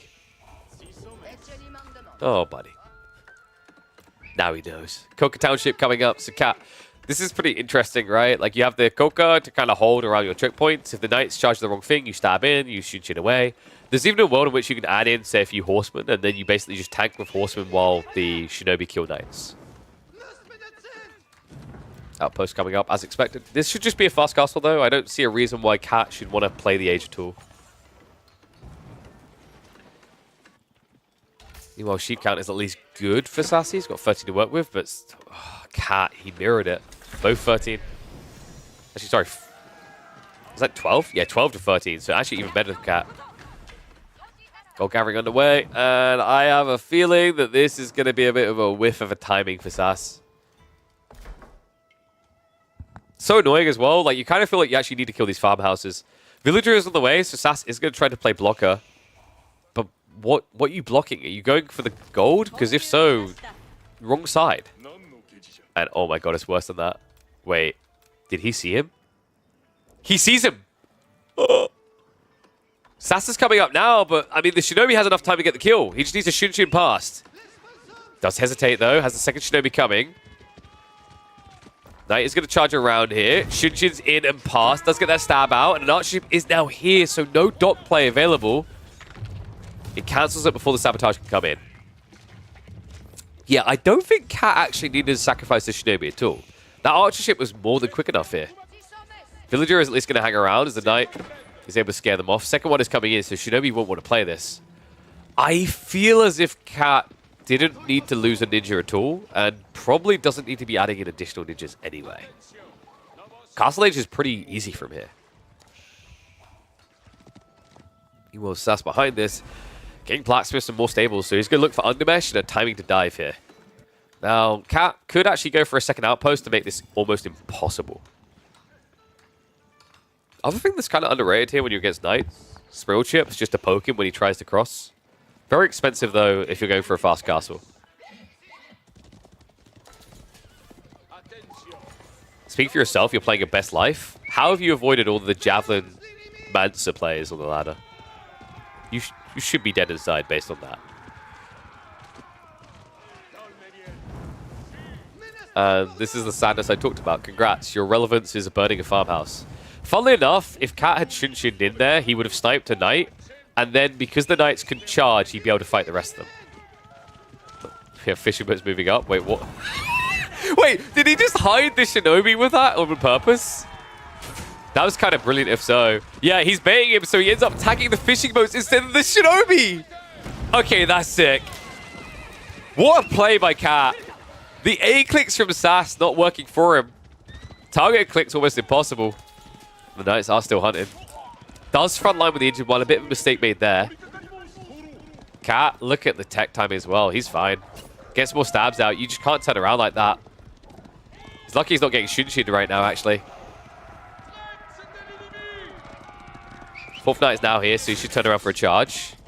Shinobi are going to keep stabbing. Does end up getting bait and switch there, though. So good fight. Good micro by Sass. A little bit questionable from Cat. Still trickling more of these ninjas. Is keeping pressure off his base, though. And tech timing is almost upon us. I just feel like he could have done this a lot cleaner, right? Good opening with that play on the farmhouse, but the following up chase a bit greedy, especially considering he didn't bother to use the blink. Oi, oi, oi. Man, Japan is always so fun to watch these Shinobi plays. They're kind of wild. I like that this unit can feel so polarizing. I think that's good. It's high skill, high reward, right? Easily punished when used wrong. I want more units like this in AoE 4.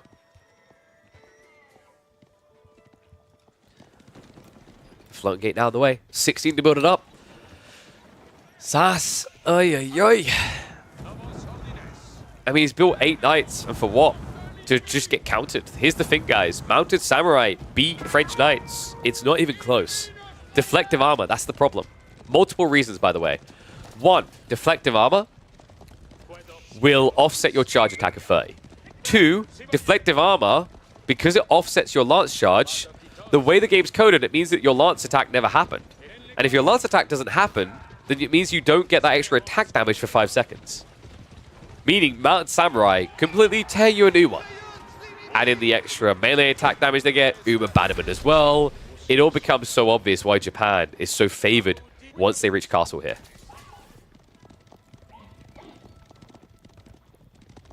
Did someone say link in chat? You guys should click that.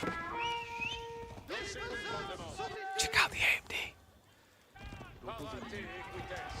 AMD. Man, what? It's not even Mounted Samurai. He goes Onimusha. Okay, this is interesting. Onimusha can work, but you need to make sure you get Kiljardi by the time you have about 8 of the Onimushas. Otherwise, you can get charged onto. This is cool. I think Mounted Samurai would have worked as well, but this guarantees he doesn't lose troops, right? Sass is building the Horseman, so that might convince Cat to pivot to Mounted Samurai next. But as an opener, kind of unique to go this way. Shinobi are going to contest. They also do phenomenally well up against these guys. Look at the damage. They hit for 28 into free armor. Hence why they're able to stand their ground there. And the Onimusha pick off what remains. That's cool. And that is why Cat done this, right? Is with the Chivalry, the Skin and Count, he wants to snipe the injured, which is what is happening. Oh my god. What a heavy loss. And I think this is going to be even worse if Cat hadn't thrown away so many Shinobi in the early game without getting good trades. This is what it looks like when Sassy doesn't get completely outplayed.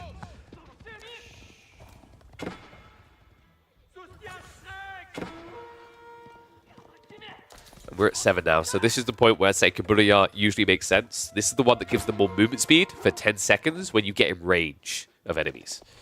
Very good for kiting charges, but also very good for chasing down injured knights. The balls on Cat here. He misclicked, though. He hit the wrong knight.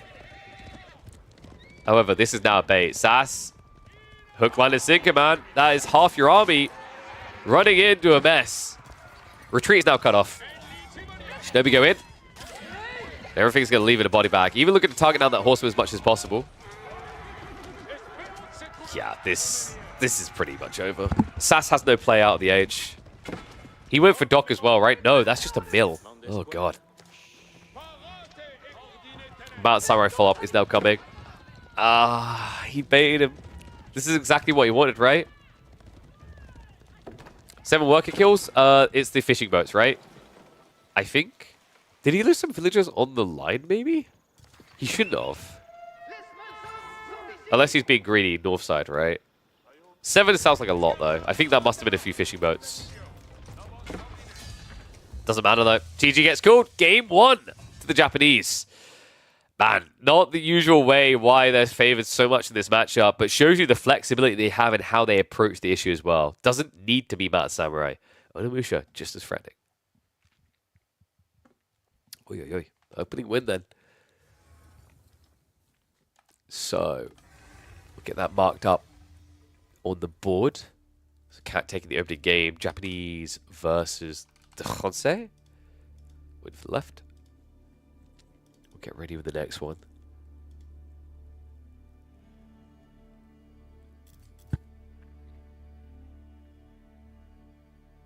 Do we still have no players posting their series for quarterfinals today?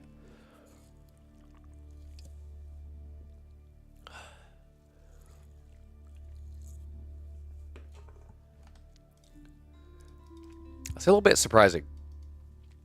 But that can work if players are available for quarters in the semis tomorrow.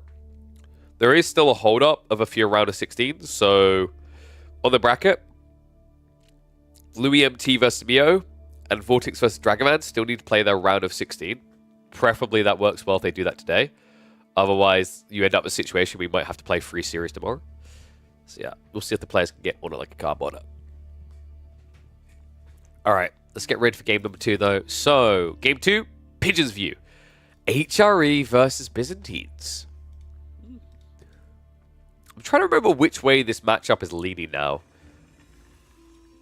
I feel like it's never been consistently one way or the other. It's always been one of the weirder ones to watch as well. Based on the highest level play, HRE versus Byzantines, it's actually a favorable win percentage for HRE by 8%, but that's with very limited games. Before the most recent patch, Biz versus HRE, yeah, once again, slightly HRE favored. And then we go back to August 22nd, where we have a lot of games statistically. Byzantines versus HRE, 35% win rate for Byzantines. So this should be good, actually, for Sassy. And whoa, why are things lagging so hard? Right, a little bit lagging there. I think we're good to go. The game loading was very, very, very laggy.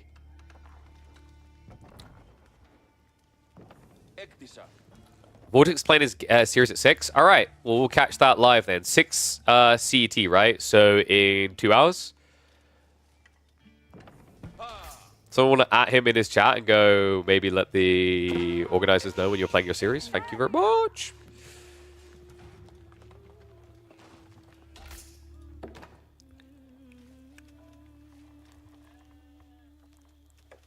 No Poppy Paw this week, getting tired of winning. Apparently that's what he said. I assumed he had some real-life chores or something for the week. Or he wanted to be really sweaty and focus on the team tournament for a moment.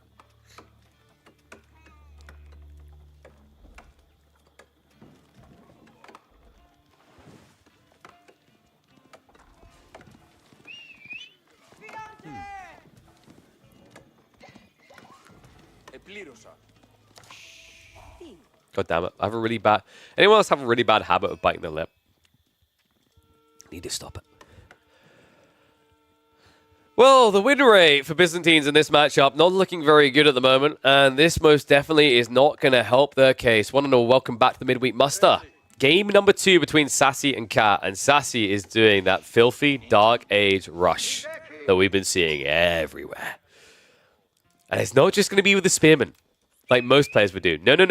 Sassy is a maniac with a shotgun. He's looking to aim it at the base of Cat. He needs to check the other way around because it's not the gold you want to be blocking here. It's the berry play that's more important. That was a very early... Wait, did Cat delete the... Dude! What a reaction out of Cat. He anticipated it, cancelled the mining camp, and switched into Iraqs. That is crazy. Very expensive what Cat is now doing, though. 80 resources of food compared to 60 resources of food. That's a big difference. Yes, your Limitane are more tanky, but the advantage that Sassy has is his economy is better. So unless you can scale this into a very, very long Dark Age, where you get level 2 Sistan, the Prelate buff will be more impactful here. Yeah, you're already seeing that at the count as well, right? 4 spears to 2 Limitane. An outpost coming up. I mean, Cat, he does have the backup gold. This isn't the end of the world, but this is pretty bad. Giving over, forfeiting your gold this way, a bit unusual. Cancel a restructure here. Did he move that back one tile to cover the berries? It looks like it. This is a vile opening, actually. I'm surprised that Cat didn't just take the play into Feudal Age. Clash coming in. Limitane need to reach the villager. You just need to kind of waste his time so you can stab him down. Remember, Limitane, they don't get more health yet. They cost more, but they don't get more health. Oh, sorry, they do, don't they? They get 90 versus 80. They're always 10 ahead. However, that is a terrible exchange. Wasted so much time on the villager. He's going to try again. New Limitane is here. Very heavily injured spear. Doesn't get focused straight away, though. However, the bait... Oh, no, Cat. He selected all the Limitane instead of one there. He pulled back unintentionally. So Sass, now he hides this injured spearman behind the fresh one. Another cancel coming in. This is getting so scrappy. He's got 2 on the verge of death that still haven't died yet. Cat. Has he done enough to scare Sassy away permanently? You gotta be wondering. I mean, I see 7 spears. I'm not convinced yet. They are both still heavily investing into this play. The Cat says, okay, while he's gone, I quickly need to go for the gold. I can't mess around anymore. If he keeps zerging spears, I'll eventually just get outnumbered here. Health bars are not looking good for Sass. He could frontline with the 2 full health spears and then overwhelm. You just need to time it right when Cat has his formation set up that the injured spears are on the forward.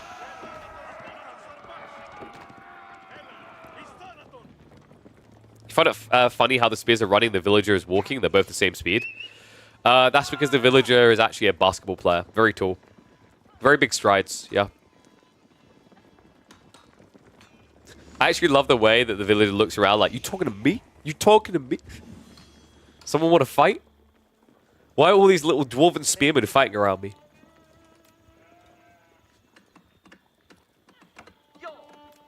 Spears are heavy, that's why. I don't think that's the way that walking works usually, though. Like, that's to the extreme.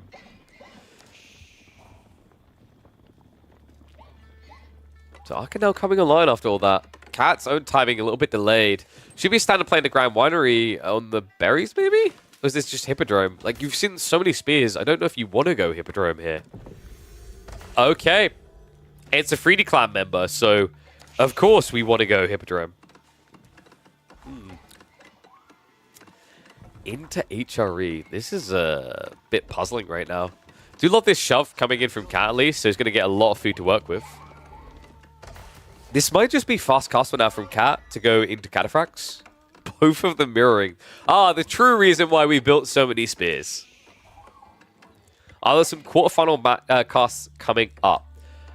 There should be. One thing we should have live today, we just got confirmed, is that VortiX's series versus Dragevann will be happening. So maybe we get that into Kiljardi versus VortiX. Probably that series is going to play tomorrow, though, on Tuesday. Because Kiljardi is an old man who's usually in bed by about now. Just take out complete. Cat now immediately in Darcher range. This should end up being Javelin plus Limitane. And he's got Horseman to boot as well. I mean, it's weird saying do Javelin Limitane when you've got Horseman, but Hippodrome kind of skews the build a bit differently. You could also go Keshix, actually, on a map like High View, aka Pigeon's View. It's quite good, because you can just raid in unseen. Sass shuffles the spears back across. A lot of olive oil to work with, so Cat will be able to make that Merc choice very swiftly here. You have to remember as well, they did nerf Javelin and Longbow contract on cost. Did not touch Keshix, so that actually made the Eastern contract feel a little bit better as well, bang for buck wise.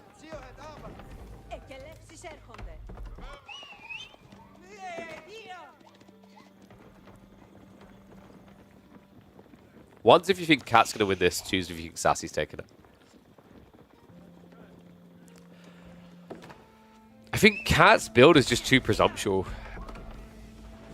He's going fast castle with an exposed gold. He's got an outpost up on it, right? But against an all-in HRE rush, not going to hold, right? And oh my god, it is the fast castle. He's selling the olive oil. Ah. He's got the deer. He will get there. But that's a one-time play of selling the olive oil, right? A lot of spears coming. Sassy has got the blacksmiths already. If he reads this for what it is and rushes siege engineering, which he's doing, you are not going to get to touch that gold anymore.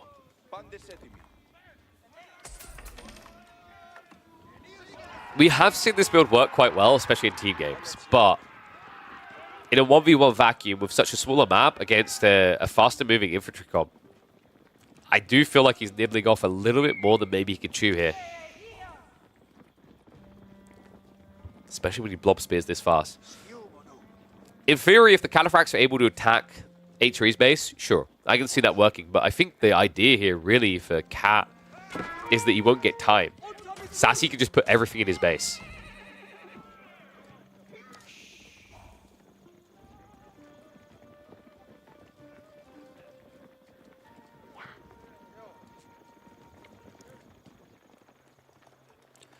System coming in. Respect to Cat, Sass rather, but he's out of his depth here. Bold. Bold to say. This is a lot of spears. The ram timing is looking good. Tech up has also been done in an obvious position here, right? He cancelled the market to make room for it, so he's at least being safe. That means all pressure is coming into the right location. And actually, he just dives in with the spears. This is smart, actually. If he waits for the ram, it's going to be too late. He needs to force that idle now. LoueMT, of course, can't contest this, not with the archers there. Villagers have to run. So he loses the static emplacement. More troops are arriving. And he could dive this. He could actually just dive this right now. With the archers, you can snipe the villagers. This cistern is too far away. The deer is in the way. Sassy, what? No. No. Surely you just attack these villagers.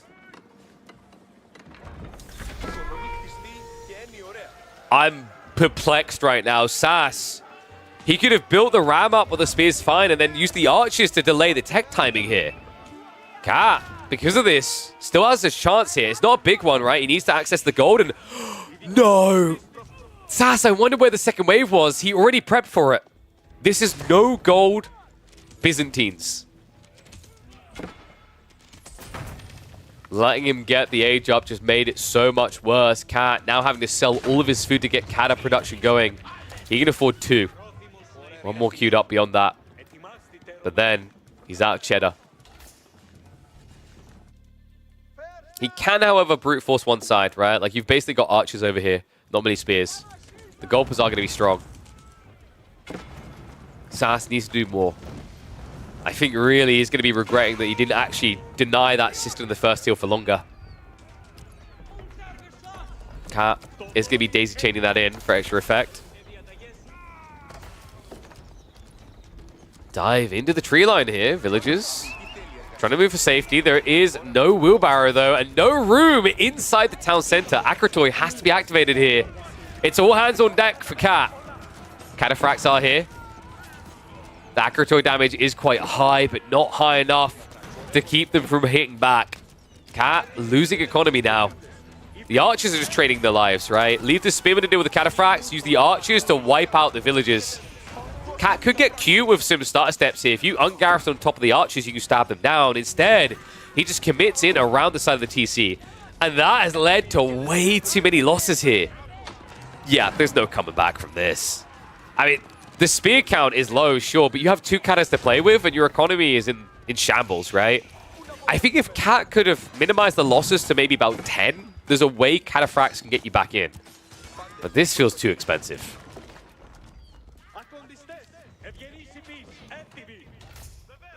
Sass, he has slowed down production, though.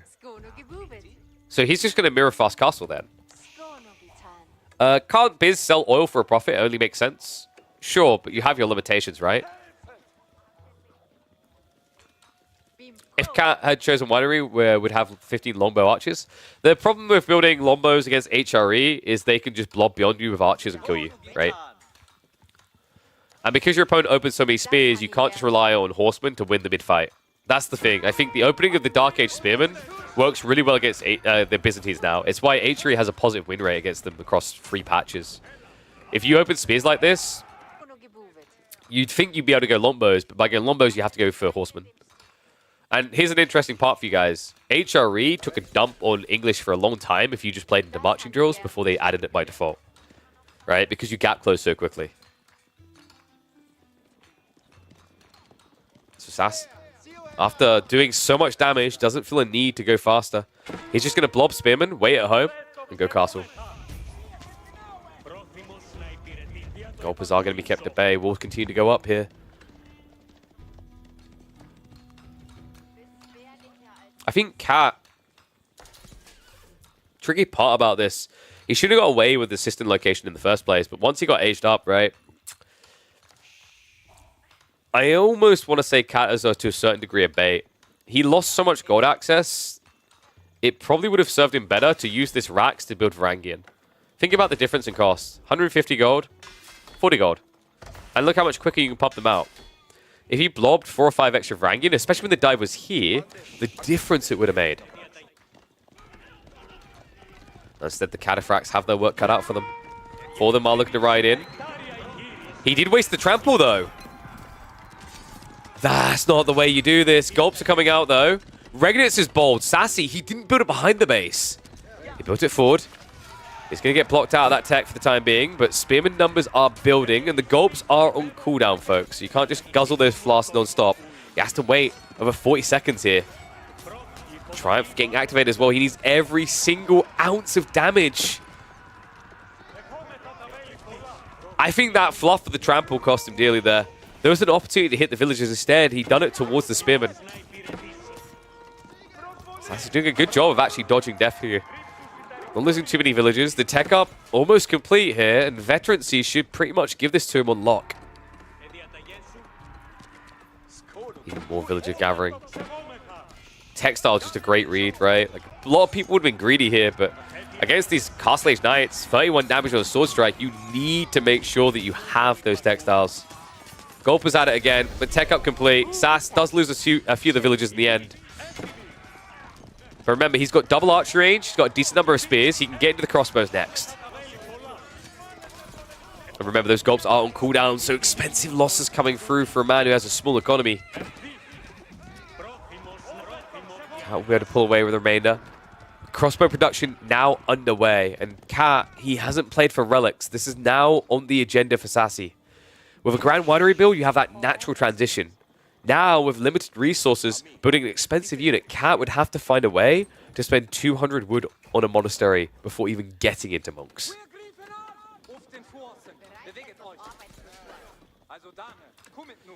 I think Cat needs more raid damage. He's minimized the spear count, but now if he waits, the crossbow blow is going to be big, right? So he just needs to find a way of denting in here. He has, what, 4 flasks left. They're replenishing quite fast, though. Gulps are coming off cooldown as well. Like, this is time to go. You need to find 5 or 6 eco picks now.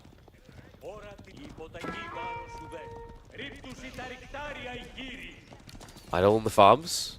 Sassy. Does a good job of dodging. However, the rotation's coming in. This could be big with the trample. Only finds the 2 workers, though. Clubs one down. Shuffles out the other side, but he is going to end up losing one of the cataphracts for it by the looks of it. Could be more. The Spearman quick to gap close here. And they're still only hardened, but ends up getting 2. Cat, however, is shrinking the difference. It's now just 5 between them. The farm count is a little bit scary, though. Cat doesn't have his own farms, remember. And he's not playing under berries. He hasn't got that trade across. He hasn't got mercs ever coming. He's just bulking as much food as possible to keep the big boys coming. If you want to bulk and get the gains, you guys need to use Protein Works, though. Click that link. Yeah, do you want to be big and strong like this Cataphract? Get yourself some whey protein from Protein Works. Okay, these guys didn't take their Protein Works today. Had they would have won that fight. Oh, God. That could not have went much worse for him. He killed, like, what, 2 spears? You can't trample into spears. It's a death sentence. Right, think about what you're doing there. If you trample into the middle of spears, now, congrats, spears fully surround. It's like the logic of an elephant being surrounded. It's going to die. If you take from one side the fight, though, you can win. Just a complete misread there. Now, Cat, you know, if this was a game where you had maybe like archers or lombos to back him up, looks great. Now? We mentioned that he's rushing through the map looking for more protein from the berries and the deer. He's about to start struggling to hold those areas. Crossbows on the back are vulnerable, but it's so difficult when they're keeping formation like this. It's also, you can kind of bait the trample when you have the extra movement speed. A little bit greedy there from Sass. Essentially front lines with those crossbowmen. Try and activate it again, but nah, this is death. This is actually death. He didn't do enough there. Too many cataphracts lost. And now it's going to be a snowball effect. All being removed from the chessboard at this stage. And too many deaths in the end. Cataphracts cannot win for once on this stream. That means that we are getting a game free.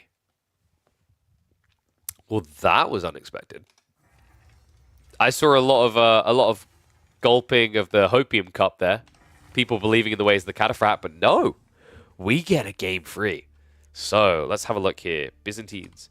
I think the problem you could see is, like, Cat didn't really get enough eco damage done against the Holy Roman Empire's economy.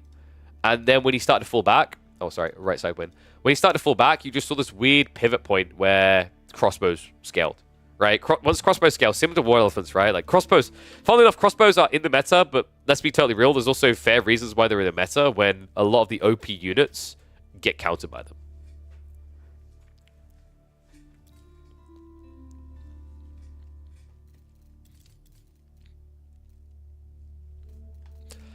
How's that? Are we just, like, taking a dump on Sassy? Didn't Sassy take games from B last week?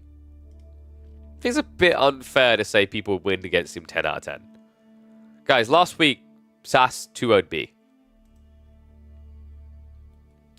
So, yeah, you shouldn't be surprised that he's taking games off of Cat. Game 3. We're going to be going into Dry Arabia, though. Rus versus Chinese. Ooh. Do you just fast castles Rus now with this build? Maybe?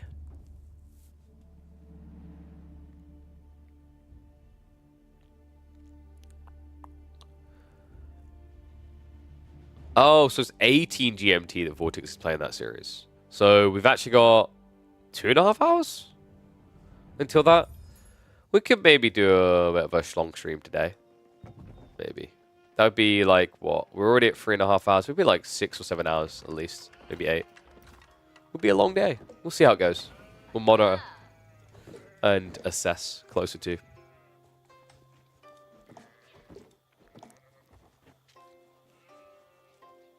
I mean, if it comes down to it that we have to catch it tomorrow, that's not bad as well. Because I'm just thinking, like, how many series have we done so far? So, we've done... We've got this series, then afterwards we've got Ansan versus Scatterbrained, and then we've got B versus Starflock. And then we're up to date. Right? I mean, we could have caught more of the round of 32s, but whatever. So, like, we'd be up to date at that point. Let's assume that takes, like, an hour and a half to 2 hours. Could maybe take a little bit longer, but let's say that's where we're at. So if it's 2 hours, that brings us up to about half an hour before VortiX series would begin. So it's possible. We'll see how it goes, though.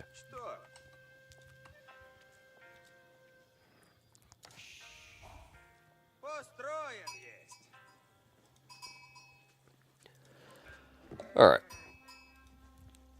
1 second, just double checking the message I got through.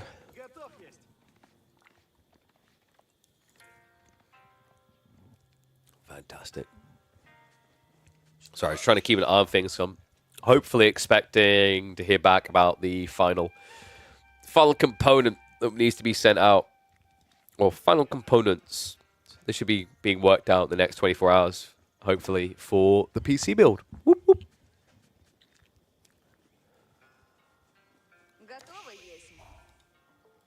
You're top 50? Are you certified animal?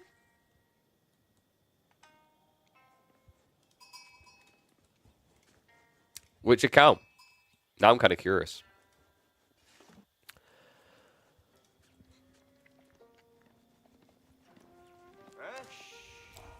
He stopped the counterfracks. Can he stop the bleeding? Let's find out. Kitty has his claws out in game number 3 of the midweek muster number 5 between Sassy and Cat. We are drawn up 1-1 to decide this in this best of 3. Let's see who's going to take the lead. Sass on the roost, a familiar sight. Some we've seen plenty of it from him before, but Chinese has been looking so damn good, so dominant in a lot of these situations. But also, in particular, Cat, a very capable player. If you guys remember, I believe it was Cat who was able to beat Wham on Scarguard in that Chinese Avasa game, and done so in a very clean fashion. Let's see what he can do when we take back good old classic Dry Arabia. Sassy, meanwhile, oh, we're getting greedy. Boar, deer, and I love this. On the tree lines as well, so the hunted cabin value going to be even higher in this situation. This is pretty cool, actually. And the funny part, actually, is that Cat could have denied this. I'm pretty sure boar aggro reaches to the corner of this Kremlin. Kind of weird that he backed away the way he did. Double scout opener also quite curious from Cat. I know that he likes to do this with the Chinese. We've seen a lot from the past. And it's paying off. Look at the sheep pool, guys. 18 sheep to 8. So this deer play is absolutely necessary for Sass. Interesting. Interesting plays.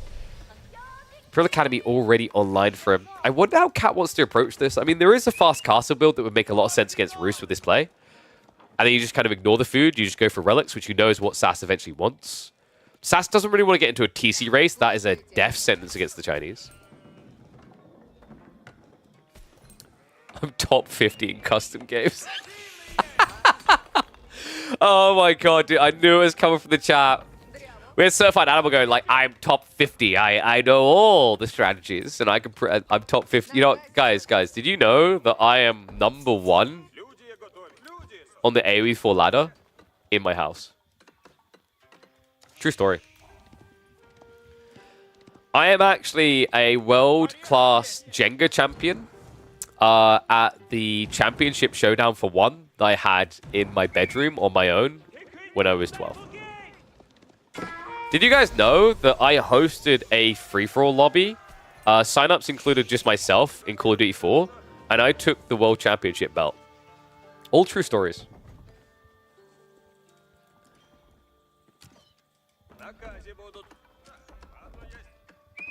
We'll give him a little timeout. Actually, it did get redeemed. Yeah, so Certified Animal, you are certified in a cage for 5 minutes.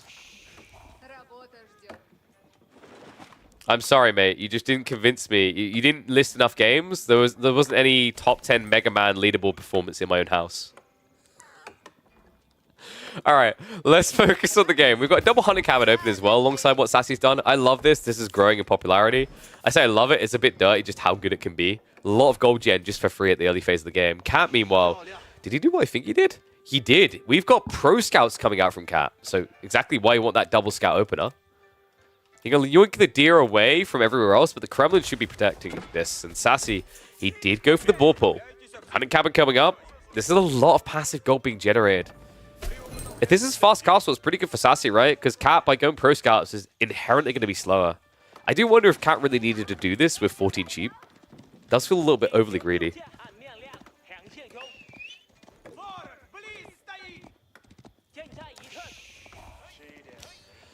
Oh no, Jigglypuff is in the chat. Did he listen to the commentary yesterday? He should probably avoid that EGC stream.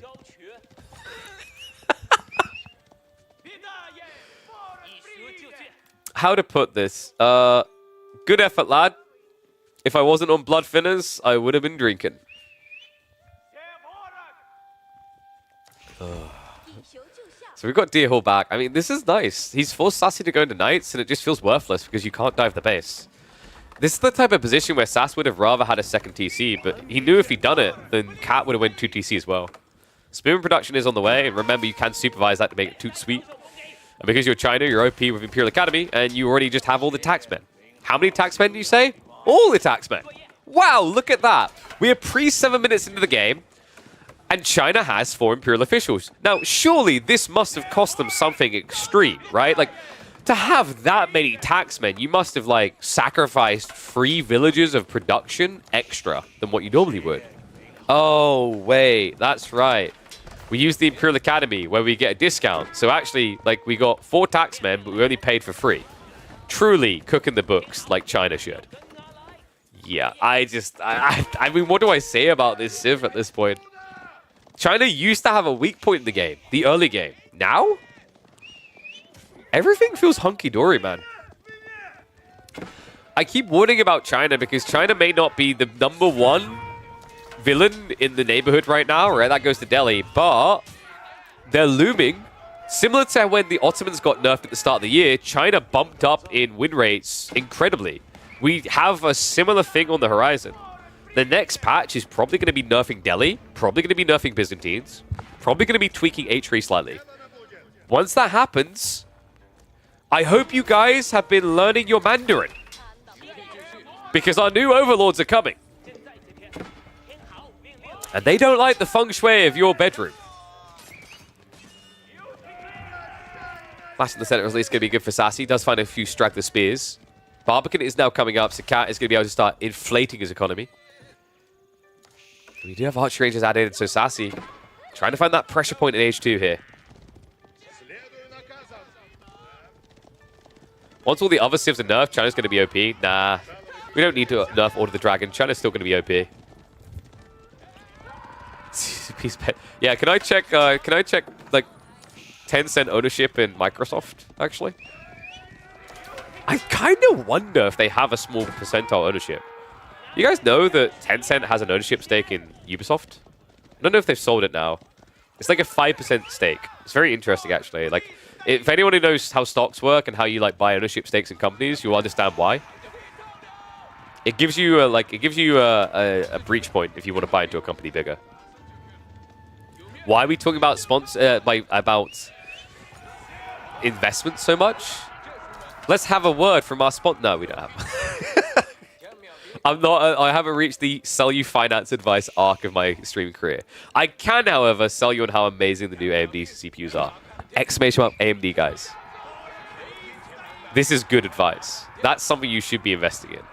The CPUs. Dude, I'm so excited. I am actually so excited to get my hands on this new CPU we've got coming.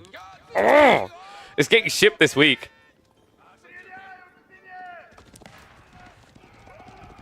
Cat looking to ship it to Castle Age, though, and Sass, I gotta say, this is not a kill point in the game for him. 5 archers, 10 knights, diving hand cannon slits. These are the type of things that give you PTSD.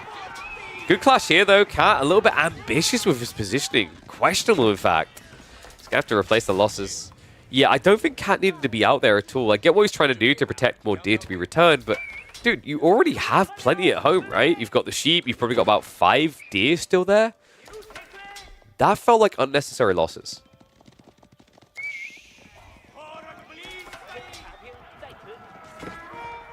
Spears again. Although, weirdly enough, actually, Sass hesitates there. Yeah, the health bars aren't looking so pretty anymore. First archer arrives. This is where Cat is just going to finish the age now. He could actually trade across if he just drops a marketplace right now. He's got surplus gold. But he'll likely save that and put it into Lancer production. So tech upcoming, probably going to be the clock tower just because of his position. No, we have got Imperial Palace.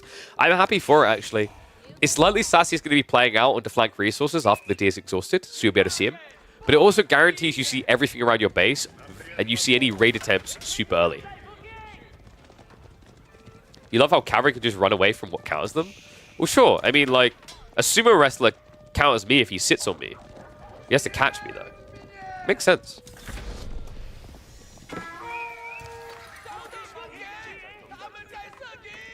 Night production out of the way. Do you guys like supervision? Hey, you know how Japan has to choose a landmark that gives them a Euroshiro to get faster production? China. Making that choice an age early with an Imperial Academy. Yeah, Lancer's going to start stacking up quickly here. Sass doesn't really have a breach force right now. Hand cannon slits are so vicious up against quality over quantity, right? Hand cannon slits sucks when you're up against like mass crap. Very good when you're up against small premium groups of units. That's why French always hate playing against Chinese.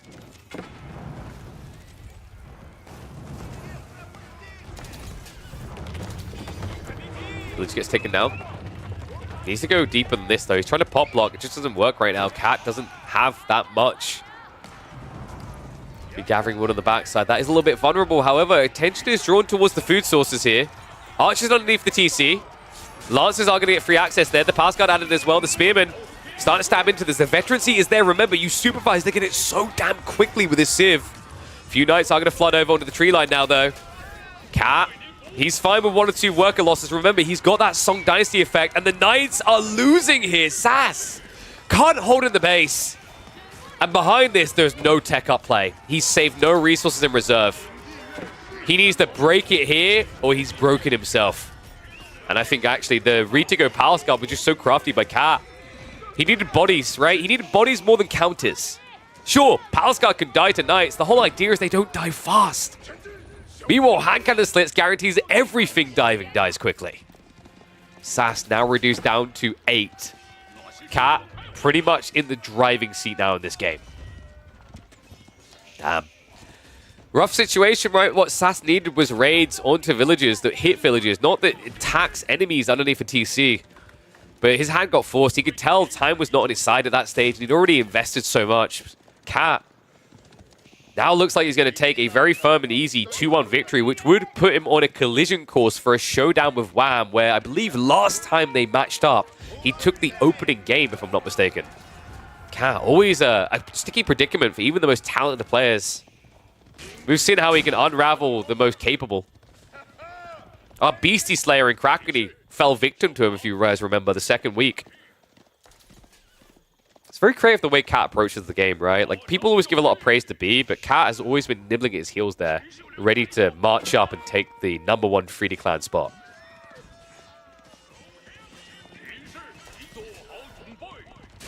Meanwhile, I wouldn't be surprised if Cat starts adding in the monastery next, right? You now have map access, so you can go ahead and pick up relics. Sassy's still trying to blob Knights while gradually scaling towards maybe a castle play here. I think Cat just floods Lancers, though, to a GG. We talked about Myriad's sheep conundrum. Yes, we caught eyes on that. Myriad, do you want my professional advice as a man who has made more grand finals than most people know you for? As a caster or host, but it still counts. Pick blue or red. There you go. Big brain advice. The white of the sheep's camos very well with yellow.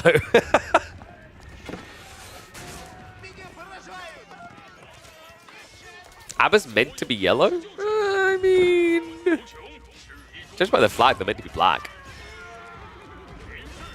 Yeah, this is just Sassy valiantly making his last stand. Does at least get a pinch on the Lancer, which is nice, but the militia damage isn't substantial at this stage. The militia pull is just a one-off. It's 10 Lancers with 6 more in queue.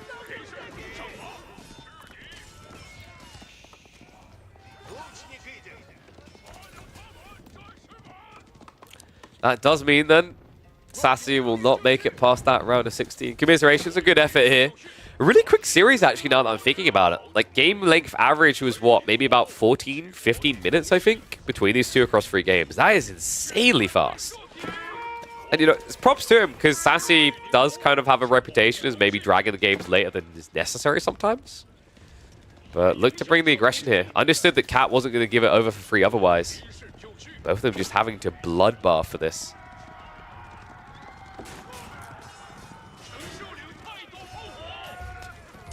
Yeah, this is probably the process point, right? Like, once you see this fight, before you were at least kind of scrapping it together, but GG comes out. There you go. Easy peasy, lemon squeezy, Cat with a clean execution to get the series win in the 3rd game. What do you think, guys? Cat having the appropriate creativity with the Chinese here. This was a really crafty build with that delayed pro scouts. Not what I would have expected, but just shows you how capable he is. How long before we see him take the #1 3D clan spot? It's a good question, actually. We finally saw a Chinese win. I feel like we see a few of those. We just have to not watch Krakeny games. Oh, I'm sorry, Krakeny. He was the guy who came in earlier. It was like they never win. So we have got Chinese versus Rouge. That's going to be a win for China. There you go, guys. That's the thing you need to click. That thing right there. Really important you do this right now. Awareness campaign. AMD have sponsored, I don't know if I'm your favorite streamer, but one of your favorite streamers, maybe. Me. Hello. Yep, I just made that assumption about you. For an integration. so that they can do an awareness campaign. Awareness campaigns are all about eyeballs on. So if you want to help me out and you want to show AMD that the AoE4 community is cool, click on that link, and what it'll do is it will take you through to this website where you can learn more about the AMD lineup of processors, the latest and greatest of which is their 9800X3D, a flagship for those gamers out there. We don't know yet if there's going to be any other X3Ds, actually. There's only one listed in there. Try to guess which one of these I'm going to be using in a month's time. Woohoo! Yeah, click the link. Go, go, go. Your favorite streamers hang out in bathtubs half the time at least? What the hell? I didn't realize DeMu had a second job. What does the DK stand for, Donkey Kong? Yeah, like, wait, why did you choose DK for Denmark instead of Den? MSN Den. It even rhymes. I guess you were, like, worried people would think your name is Dennis, maybe? Maybe.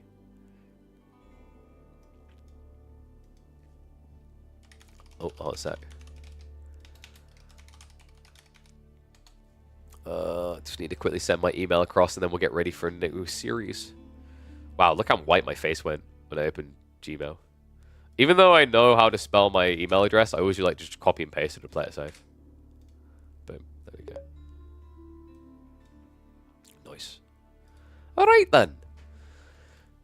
So, let's go ahead and get ready for the next series. I won't update the bracket screen. Like, every series, updating it may be a little bit overkill, right? So what I'll do is I'll update it after the next series, because we're going to be doing Anatan versus Scatterbrain next. You beat VortiX and Anatan in 24 hours? Wow, I didn't see that in the midweek muster. Where is it? Oh, wait a second.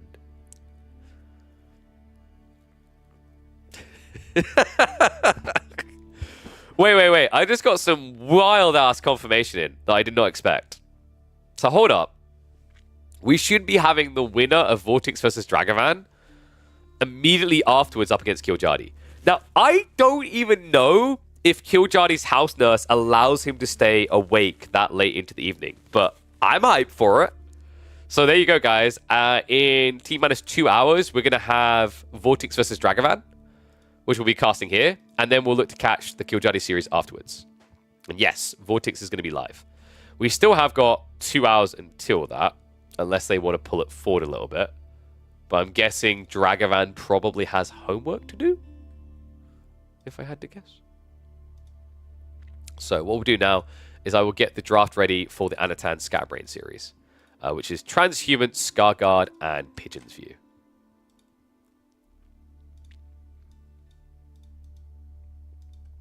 So, Scarguard, and High View, Pigeon's View. Boom. Oh, need to drink more of this. My stomach's actually grumbling a little. Oops.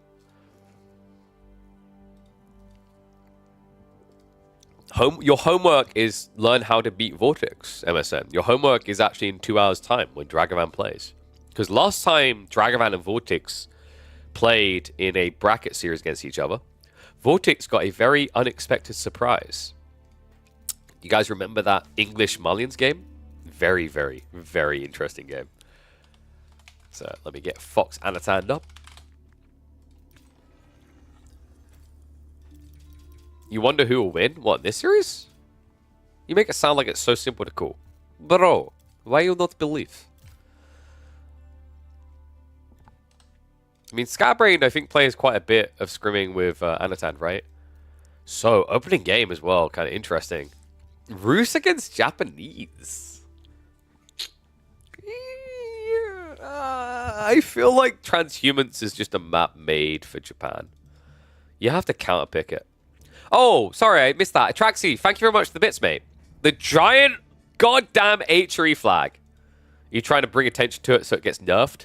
Are you a Byzantine main? Are you trying to protect your Byzantines? Now someone has to use the giant emote for Byzantines so that we remember that that needs nerfing instead. Thank you, though, Traxy. Appreciate you, mate. It's true, though. Byzantines do need nerf. All right, bear with me 1 sec.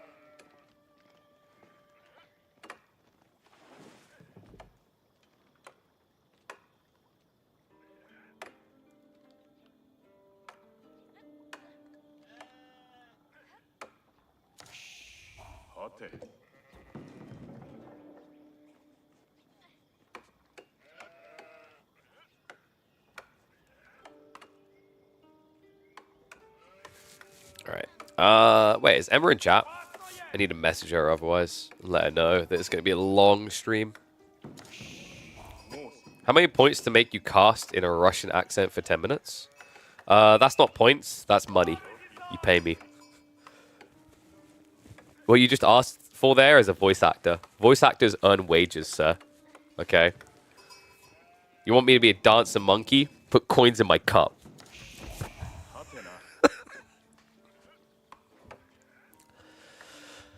Dude, even more so. You ask for a Russian accent when I've got the flu? The fudge?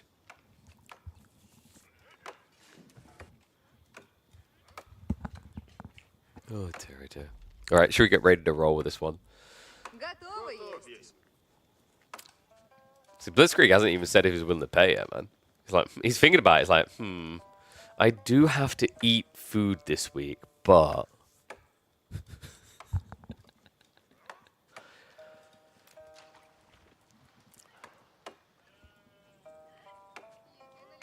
It's a Belarusian showdown featuring the Russian Civ. Whoa, okay, I wasn't expecting that. One and all, welcome back to the Midweek Muster. Number 5, Anatan and Scatterbrain, two familiar souls, going head-to-head in a best-of-3. Anatan, looking good with the fox tag at the beginning, but also a Japanese underneath. I love this Civ on this map. Transhuman's just such a good one for them. Open with the fishing really strong, easy map to try and play in a fast castle, unless your opponent can rush you. However, I don't really see them doing that. I mean, you know, the Russians have rushing in the name, but they don't really tend to rush you in the game, right? I don't remember the last time I saw someone drop a wooden fortress on their opponent's gold. It's been a while. So, wondering really what the strategy is here. I feel like you'd have to go for maybe like an all-in feudal play with Archer Knights to try and dent on their gold quick enough. I don't like the idea of castle rushing here, because I feel like if you mirror the timing, like how are you getting there any quicker? This also feels just as catastrophically bad. Building fishing boats as roosts for shoreline fish. That hurts me deeply. We'll see if it pays off. What's up, Eagle? Who's defeating the Canadians this time around? We'll have to see, guys. Remember, this is the current bracket for Midweek Muster number 5. There's only one Canadian this time around, so we are going to get a different grand finals on the Thursday in that showdown. Curious to see who's going to get there. Let me know who you think is going to be the person turning up for that series. This series, however, I gotta say, I think it's actually a good starting point for Anatan, right? I feel like Ruse being thrown away this early when you've got some good maps for it isn't going to feel great. And I'm struggling in my brain to kind of like figure out, like, what is the procedure by which you win? What is the way you feel really good here? I mean, it looks like it's going to be fast castle rush. A horse archers in theory can beat Mountain Samurai if you scale them quick enough. But pressure's going to be coming fast. We've got Cooker Township. Love this. I think players really discover quickly that Kura Storehouse is a safety band, really. It's the best way to describe it is that it is it's a crutch. Like, Kura Storehouse makes a farm transition easier, sure. But Cooker Township makes your opponent's game very uncomfortable. That's worth more. Especially on a map like this, where the resources always spawn forward and what? We have 2 TC from Scatterbrain. That's incredibly greedy. Against fast castle Japanese as well, and there's a question being asked, is this too many fishing boats? 6? No. 6 when you're playing as Japanese? No, because remember, they pay 30 wood less. So most civs will be paying the same and getting 4 fishing boats, right? You can go up to 6 or 7 and still be pretty comfortable. This is wild, man. 2 CC from Scatterbrain, and what? It has to be in the center of the map, right? So very aggressive positioning required in a game where you've now not even got wheelbarrow. So your positioning, if you want to be good, is going to lead to a very bad TC timing. When you play versus AI to practice build orders, Shinobis definitely are annoying. The guy who went up against Wham in the round of 32, folks. This is why he was unable to beat Wham. He kept accidentally picking Japanese as his AI opponent. The only reason, of course. So tech up complete. With Golden Gate, it's kind of surprising that Scatterbrain went all the way with the stone. Usually the way you do this is you just gather a little bit of the stone, then you have that ideal timing rather with a double ticket pull. He chose a different approach. It's especially weird because he built the mining camp as well on the gold. Yeah, this has been scouted out. Shinobi coming, which means you can't get a good TC. This is going to be a TC if you're lucky on the deer. If you're unlucky, it's going to be on the tree line. I feel like Scatterbrain's thoughts may have been a bit scattered in this one. And soon we're going to be scattering his ashes across the high meadows of transhumans because it's free Shinobi rushing across the field while Anatan is simultaneously rushing for Castle Age. I don't know. Like, I'd be curious what Scatterbrain's thought process was with this build. Because he should have scouted that it was Shinobi, or at least expected, right? And you went Doc. Like, if you actually just went fast feudal into TC, I could maybe make sense of this, but Doc as well was too far. He built 3 fishing boats, and remember, these are very expensive. Your opponent is building them for 45. You're spending 150. And there we go. Second TC on the tree line. Well, the good news is Scatterbrain has definitely protected his tree line. The bad news is archers don't do very well against Mount Samurai. No. This is...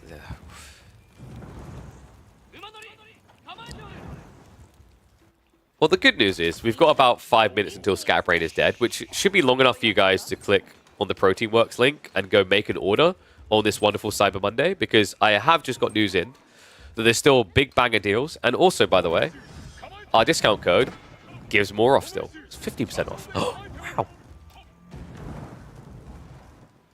Let me know what you guys have been ordering, by the way. I'm curious what to ask for next. I'm hoping we get renewed, but I'm going to find out soon. Because obviously I need a big sale performance towards the end of the year to renew the contract. But if we do, I think I'm finally going to order the Thai green curry. This play is so damn strong, by the way. The farmhouse play, I'm just loving to see it. It is a bit inefficient because you don't even get Tawala, but whatever, right? Like, it's one villager walking around doing this. You need to build these houses. It would be really sucky for another Civ to build all these mills, right? Because you're not going to be using them straight away. But the logic is you eventually need houses anyway, so it's not that bad of a deal to walk around building them all at once, which means you don't have this walk out, build a mill, walk back situation that would make it very inefficient for a Civ. Dock down. Plus side, at least, for Scatterbrain here is, of course, he's playing with the Lodgia fishing boats, which means that he can just drop off anyway. Downside is there is a dock coming. Anatan is not letting up. Oof. I'm getting a bad feeling this one for Scatterbrain.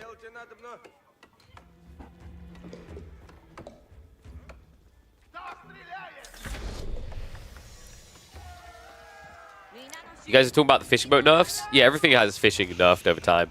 Shoreline fish is pretty bad these days. Doesn't feel insane, but you still see a lot of players going for it because it's just easily inflated economy.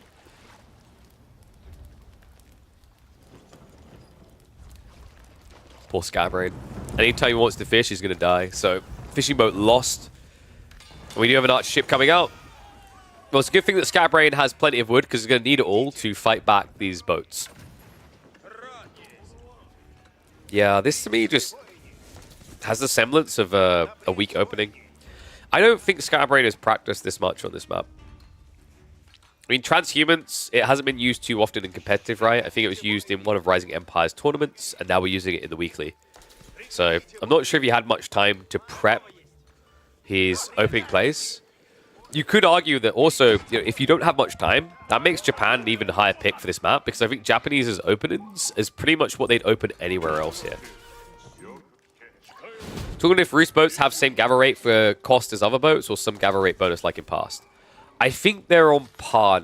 No, I think they actually, like, they're, in terms of you put it like a measurement of, you know, one being equal and then above. If I remember correctly, like, fishing boats for Roost are still either 1.1 or 1.2 times more effective for cost compared to standard fishing boats. Unless they snuck in a cheeky little change again. Mount Samurai now arriving. Spin production underway. Now, this does buy him some time, right? It's just Shinobi Mount Samurai right now. You don't really want to rush to dive this, but Anno doesn't need to. He's got relics to grab. 3 relics soon to be on the way home. Sacred Sites also to be locked in. And we do have outposts coming up at the pass, at the crossings, which will be upgraded with Springles. Scatterbrain is getting close to an age up. Hasn't got long-term food, though, so needs to be very optimal about this.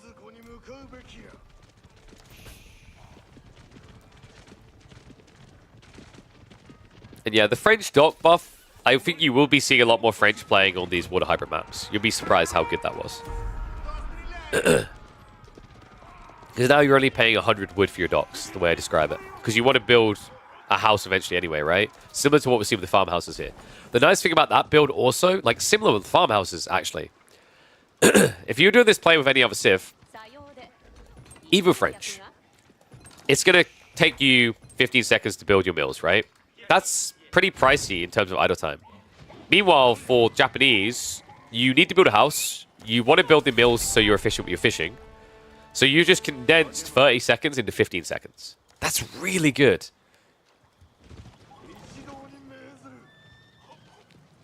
High trade house down the way. Oh my God. Get your numbers in, guys. Oh my God, no. No, dude. That might be the worst high trade house I've seen in 2024. This is depressing, man. Like, just delete the houses. Oh God. The broken part is going to be when this still somehow generates like 62 gold. Well, Anathan is on chill mode right now. Psych, he has no chill. Charge comes in. Villagers just start getting clapped down. Manages to find 2 there. So Anatan's still with an eco lead. Guys, chill. It's fine. It's generating food every minute. That's the value. It's 15 trees. I mean, I would call that generous, to be honest. And yet, still, it's going to generate 76 gold. Would you have believed it?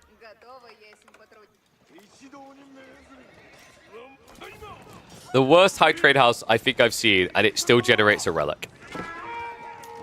Another 2 villagers down. I mean, Scatterbrain is just basically death by 1,000 cuts at this stage. Raid comes in again. You can never move quick enough because he doesn't even have wheelbarrow. That's only now coming through at 13 minutes in. Crossbow count is at least going up, but very slowly here. And also gets caught at its beginning.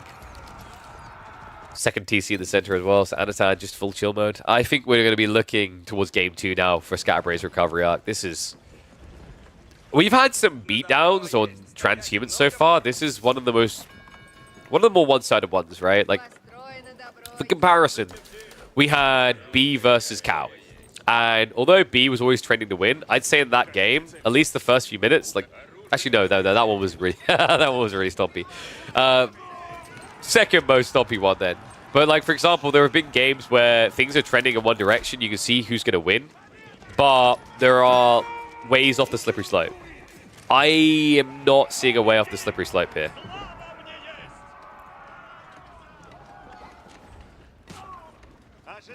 B versus WAM was close. Oh, that's true. Yeah, your build just completely, like, wasn't ever going to win was the problem. Like, you executed your build well from what I remember. It's just... It was never taking you... Like, I don't think that matchup was ever going to work for you, per se. So farm's coming in. Scatterbrain could not get more SimCity if he tried at this stage.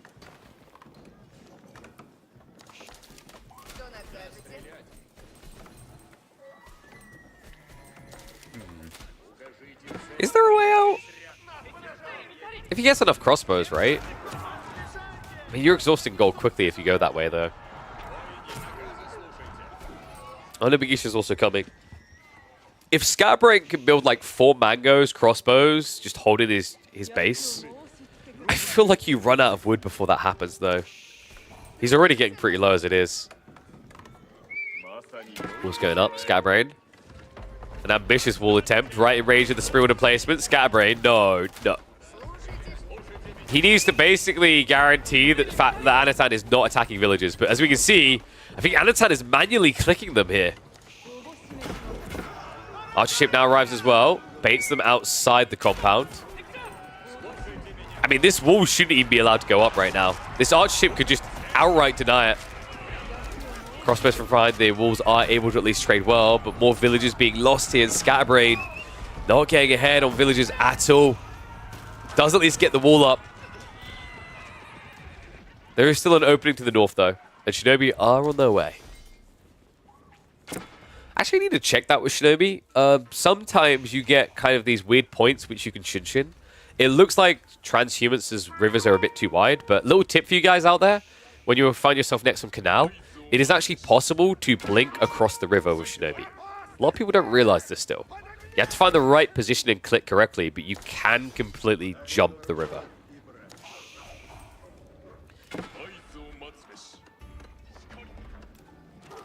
Shinobi looks like they are at least going to be blocked before they do some substantial damage. The Mountain Samurai, however...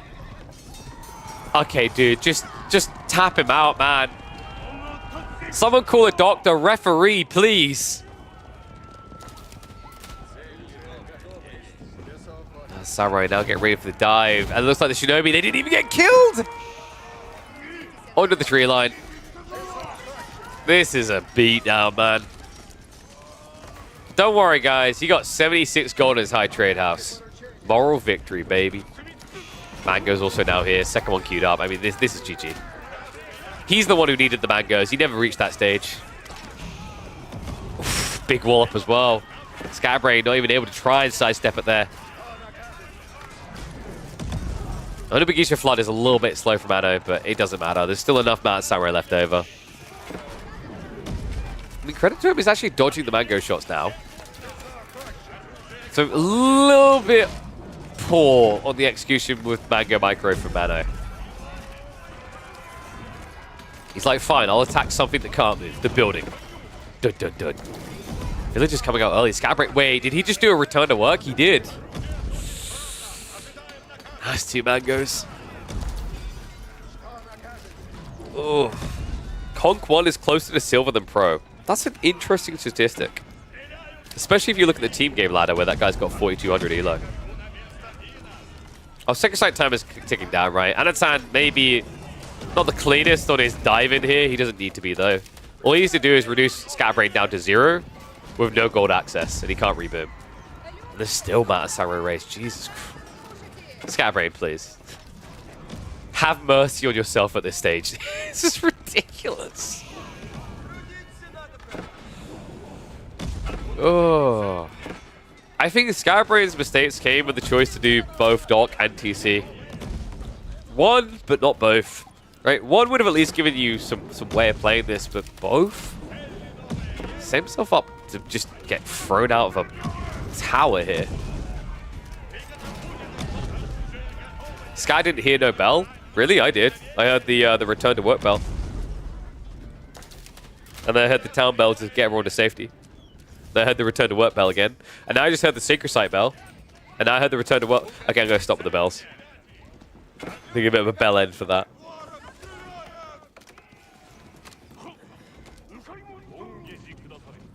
And yeah, have you guys not heard about this? Yeah. Crackety reminded me of the stream yesterday. There is a guy on the team ladder that has like 42 or 4,300 elo.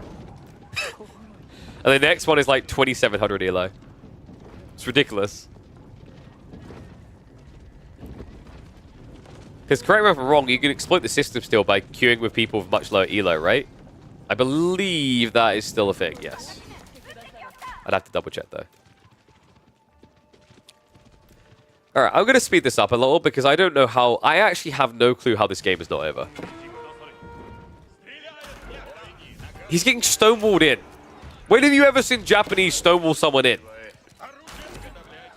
Oh, he's going to rush out for the Sacred Site. Scatterbrain's like, if I could just get a reset, then this series can be 10 minutes longer. No. That's the literal noise that Scatterbrain made. It sounds very British, I know, for a Belarusian, but... GG. Game 1 to Anno.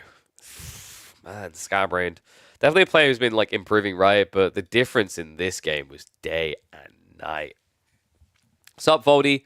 What's next, map pool? That's to be decided. We usually decide that like Tuesday, Wednesday.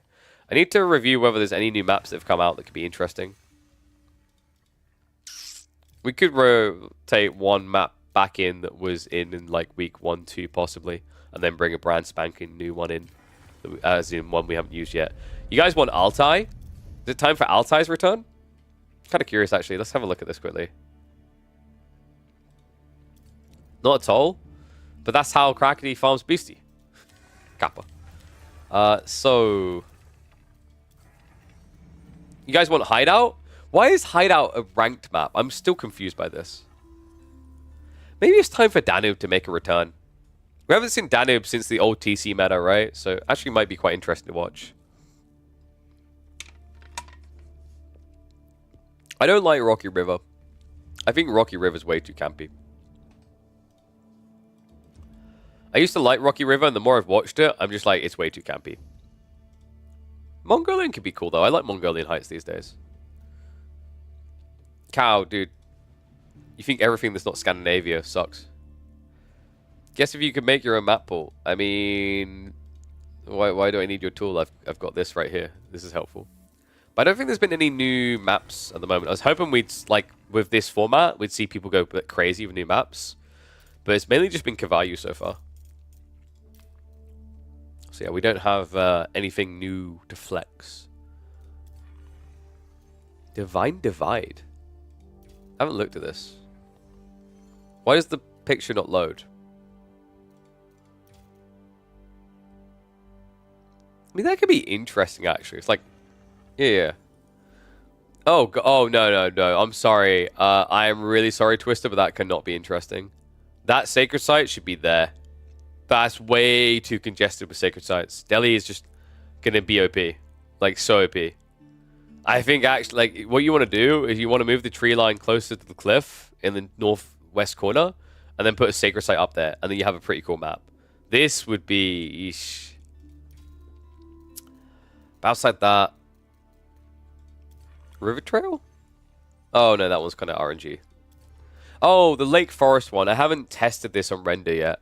It's kind of curious, right? It's like a double pond Himiyama.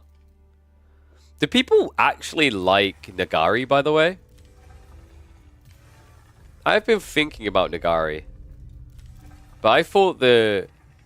Oh, wait, I just realized we're in team. There we go. That's why we're getting a different one, sorry. Yeah, I was about to say, like, what? Yeah, we had team, which... Mongolian... Wait, why is Mongolian not in the solo? I think Four Lakes is trash, though. I'm just going to say that now. I don't know. Like, am I alone in that? I actually don't think Four Lakes is that good of a map. Let's go Japanese versus Rus. Game 1 win for Mr. Anatand. Let's see what we can do in Game 2. Four Lakes is better than Nagari? I mean, I don't think that's a high praise, though. I actually think Canal's better than Four Lakes. So the problem with Four Lakes is, like, the concept is, like, some people say that's how water should be, and I disagree. What, water should be, I secure it, and then no one can do anything about it for the rest of the game? If you think about it, Four Lakes is cool for the first 5 or 6 minutes, but then it just becomes, I have my lakes, you have your lakes quite often. And once you reach that stage, all you've just done is it's the equivalent of an English player building enclosure farms next to a castle. You're never touching it, right? That's kind of how Four Lakes gets. Every once in a while, it can have a really cool game, right? Like, you do get the rare breed where it actually gets intriguing, but they are very rare. All right, let's get ready for game number 2.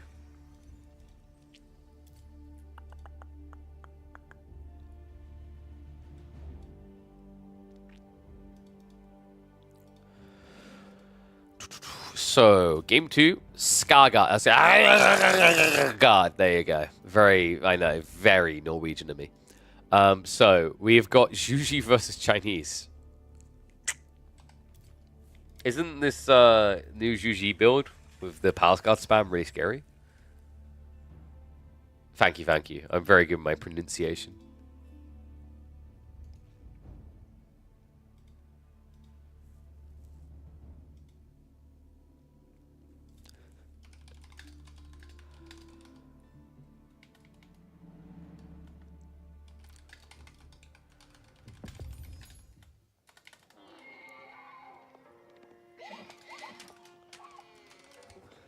What's that? Alright, there we go. Let me get this one ready. We'll switch over. Is Cheam here, by the way? Probably not, but we'll check. I am weighing up whether we can convince Vorti and Dragevann to play. I don't know, like, is Dragevann... Wait, Cal, when does school finish? Ironically for Norwegians, not for Finnish. When does school finish each day for Norwegians? It's like around now, right? I guess he's got to, like, eat and everything, though. Because I meant to play in an hour and 40. And then Kiljardi's waiting for the series after that. Ooh. Whereas, like, I guess the limitation must be from Drag, because VortiX is just playing ladder, right? Oh. Ohio is flat and forested. I don't even remember where Ohio is on a map. How many people actually remember where all the states are in America? I'm very good with geography, but weirdly enough, when it comes to American states, I'm like, eh. Roos beat Japan, right? Roos is super good. Ha ha ha ha ha. Ha ha ha. You're funny. You also live here? Yeah, that's kind of cheating. I can tell you where, like, some of the states are, right? But when you get in the Midlands, especially, I think it gets weird with me. Point out all of them? Yeah, but, like, how many people say they know where everything is actually American? That's what I'm wondering.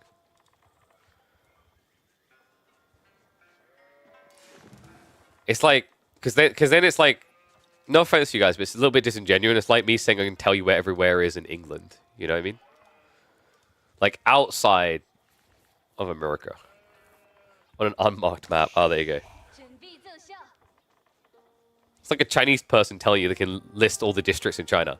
And then anyone out of China? EU country size-wise? No, dude.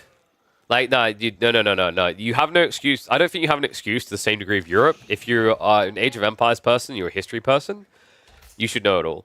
England is tiny, though. That makes it harder, dude. If I give you, like, 50 foot of land to, like, draw borders and put names compared to, like, you know, 5 foot of, like, you know, map to draw borders. You see what I mean?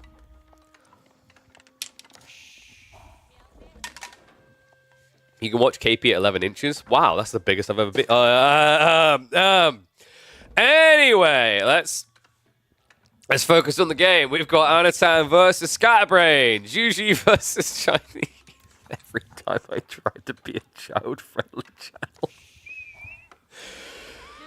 Oh, this is an interesting matchup, actually. I think China's been winning this most of the time on Scarguard, but Juji in Fury should just be able to win it. In theory, right? Because there is this interesting build where you fast castle. But I don't think you can go for pro scouts. You just shove in the deer, you play on the berries, and you go fast castle into Lancer spam. And then if you see your opponent's rushing spears, you just go pass guard, and it's even better. What do you guys reckon? Are we getting game 3? I mean, like, there is the theory of what I just described, and then there's the reality of how this plays out. And quite often the way this is played out is China loves life, very good. Pro Scouts, very good. We not come out, very good. And then Juji look very bad at 20 minutes. Because the fast castle play is weird, right? Like, you can't really go for Shallow Monastery and feel, oh, wow, that's valuable. There's only 2 relics on the mainland. And when you go fast castle, it might not sound like a lot to spend 150 wood and then spend 100 wood on a transport ship, but it is. Especially the other time as well. So quite often, we haven't seen very comfortable fast castle into transport ship transitions on this map.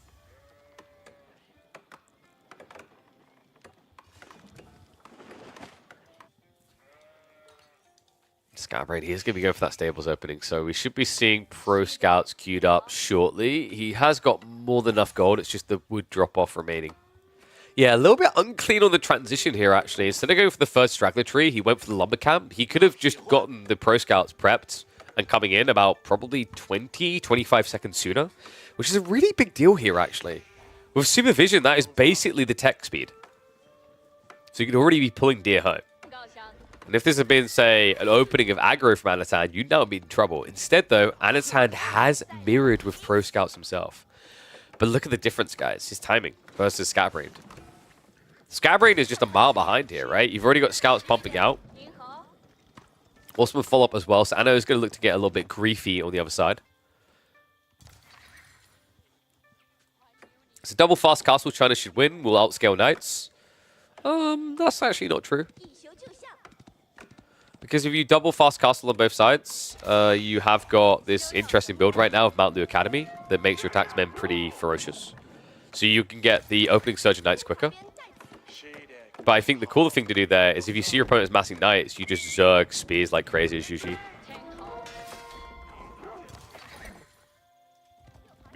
Remember, they have that tech on the Mount Lu Academy that increases the supervision speed from 150% to 300%. It's actually wild what that build is doing right now. So looks like Anno is going to be starting to pump the Spearman very early. Is this going to be a full push timing? I mean, Skybraid is only building Horsemen. It's a bit gluttonous to go this heavy into them, but it's because it's a Pro Scouts war, right? So he's trying to stop the snatch. Not that Anno's like, screw you, I'm taking this home. I'll keep running. I've got... My big brother's come... Oh, wait, no, he's busy with his dog. Skybraid, I think, got baited here, guys. This is a lot of Horsemen. And now the Spearman counter, I mean, it puts you a step behind on the next step. And the thing that's harsh for Skybraid there is the next step now for him would have to be, what, go Archers? You'd rather be going Zhug, but he doesn't have Barbican yet. And if you go Archers, your opponent will just go Zhug straight away. Because remember, big advantage you usually have over China, they don't need to spend extra resources on a tech to get archery range, Zhug can do. They just need to build the archer range. Like, the difference in cost to access Zhug is 510 resources. Well, plus the archer range, right? So 650 resources, 660 resources rather, versus 1,350 resources. That's a wild difference. We're at 400 viewers. Poogers. Hello, everyone. Welcome to the stream. If you haven't followed yet, I recommend it because we're going to be live tomorrow. We'll be live on Thursday for the grand finals of this week. And then Friday. And then guess what we do? Every single day. Every single week. We run it on repeat. I said it before, I'll say it again confidently. If you guys like esports, this is where you need to be on a weekday. In fact, there's nowhere else to compete, actually. Yeah, this is the place. Strong flex. So Archer spam coming, but Anatan, instead of going for the Zhug which we were expecting, he's gone Pulse Guard. Oh, this is vulgar, because now if Scatbrain just kind of shrivels up and refuses to play, they both go Castle Age, and you have Pulse Guard already upgraded. Right? Like, you already have the Pulse Guard on the edge of the base when they get supervised, and then vetted in, like, 6 seconds. This is scary. I mean, Scatbrain, in theory, if he can rush towards the Steeled Arrow, he could contest the PG, but that's pricey. At this stage, it feels very pricey with just 4 archers. Doesn't feel worth it. More spears are blocking the backside, so he can even start laming the deer. He needs to actually stop shoving, and stop helping him. He's shoving the deer in towards his base. PG feels incredibly useful for feudal. It's not about the feudal. You're seeing what Anatan's doing. It's about the castle. Your opponent doesn't have blacksmith upgrades, so the PG shouldn't feel too friend as long as you don't do this with them. But the whole idea is now when you complete Castle Age, you've got a castle army sitting halfway across the map. Same logic as what we used to see from the HRE against Delhi before the Ghazi came in, right? The way you'd beat Delhi is you'd blow so many men-at-arms they couldn't fight you, and then you just go castle with 40 men-at-arms and feudal. Once that veterancy came in, you're on the edge of their base, it's time for a party in the Delhi Kingdom. It's a similar idea here. And it's a bit weird with his backup, though. I mean, I get to protect the tech up, but you don't need to be this defensive. New Age reached him. Look at that, straight away, because Mount Lu Academy, regional inspection. This is the build, guys. This is the one we've been warning about. Krakeny has been nerding about it as well. Veterancy coming in 12 seconds. He needs to make sure that he toggles the supervision, because in 30 seconds, if you don't, you won't get the new, faster build speed, because you will be able to pump out Palace Guard every 5 seconds, aka Burgrave levels of Flood. With the Pro Scouts, with the taxation supervision, is going to have the economy to justify that play. I know, already marching forward as well. Does need to get the blacksmiths in. Undermesh is going to be very valuable for this dive. He's already got there, but hasn't queued it up yet. Needs to get a bit more gold going. There we go. Yeah, so notice what happened there. It's still just 9 seconds. He needs to unsupervise, resupervise. Otherwise, he just built regional inspection for nothing. I've noticed multiple players not notice this detail. The build, like here's the thing, guys. If you're doing this build, you're like, wow, this is so broken OP. Yeah, you're not even using it. Like, you could have went Shaolin Monastery and it would be the same. PGA, villagers being taken down here. Scatterbrain just trying to defend himself with the TC, but the undermesh is now coming in, so the PG are going to last a lot longer here. Scatterbrain, however, is trying to go Lances, but that takes a very long time to produce. Congratulations, we still actually haven't used the tech. Horseman dive in. Ooh, Taxman pick is actually big. He still has 2 to work with, so at his core, he should be fine. But that is going to slow down the gold gathering a little bit here, because there's no one out here. Meaning that there will be a gap for Scatterbrain to try and recover. Still, villager loss is definitely stinging here. In fact, he's not even moving away. He's just standing his ground. He can't afford to be without the gathering, right? But that means the PG are getting some reasonable trades at least. It's 35 to 35 eco. A lot of gaps in the gathering for Scatterbrain, so notice that he hasn't bloated more of the knights. And now, Anatan has a switch into spears. And now, Anatan also still hasn't resupervised, so we still don't even see the... Oh boy.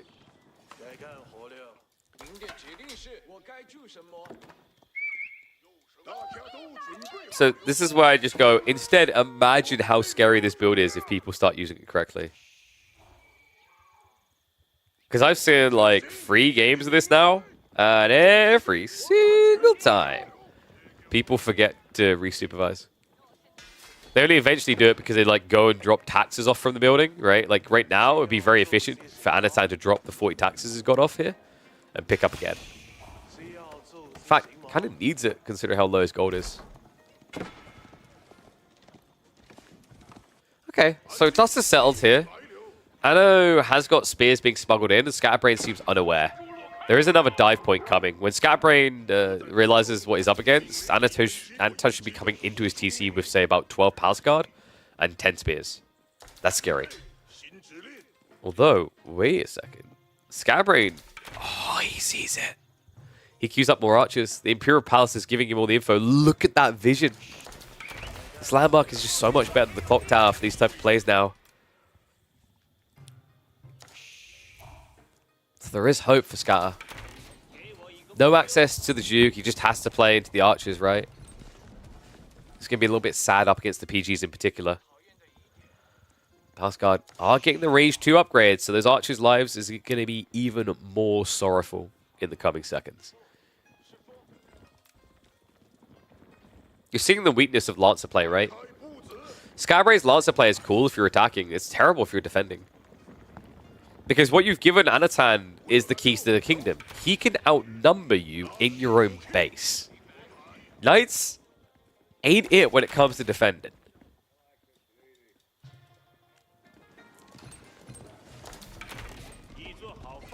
Scatterbrain about to receive that bad news, I'm afraid. Spears are going to march in. Lance is already off to a sloppy start there. Needs to be careful with the split here. PG want to be chasing the archers. Spears want to be chasing the lancers. Scout's also going to get denied. He's going to wrap around towards the Palace Guard's location here, but has to stand his ground. If he moves back, it's going to be Gold Workers idled as well. Palace Guard are trying to juke it out for the time being, but he needs more spears in the mixer. Good micro by Scatterbrain, taking down each of them coming in, but a few are trickling through. The health bars aren't looking pretty here. He's trying to get more lancers out, but without supervision on these Fort Stables, it takes so long. This is it. Look at the line on the map. Scatterbrain isn't coming back from this. He's already lost too many villages. He can't man a defense force anymore. It is going to be a 2-0 victory for Anatan in this series. If I can get the UI to come up. Yeah, he'll force one more retreat, but like the next wave, right? Where did this really all go wrong? I mean, for Scatterbrain, I think Lancers is just setting you up for failure at this stage. Maybe if he didn't get that out of time early, he could have actually just been pumping more consistently, right? But Anno I'm telling you, this build is going to take over. We still haven't even seen it as true power. There you go, guys. Instead of 9 seconds, every 6 seconds here. That's what it's meant to be. That's ridiculous. So instead of generating, like, what is that? 6 pulse guard a minute, you end up generating 10. Ridiculously powerful. And you can just watch the difference in the bars right now, progressing, right? It's so much quicker. Barbican now from Scatterbrain to try and make a long recovery here. I mean, we've seen this guy beaten in the corner as the Roost, right? He's not going to GG out because he got dove by a Palace Guard wave. Don't be silly. He might GG out because he's about to get dove by a Palace Guard wave.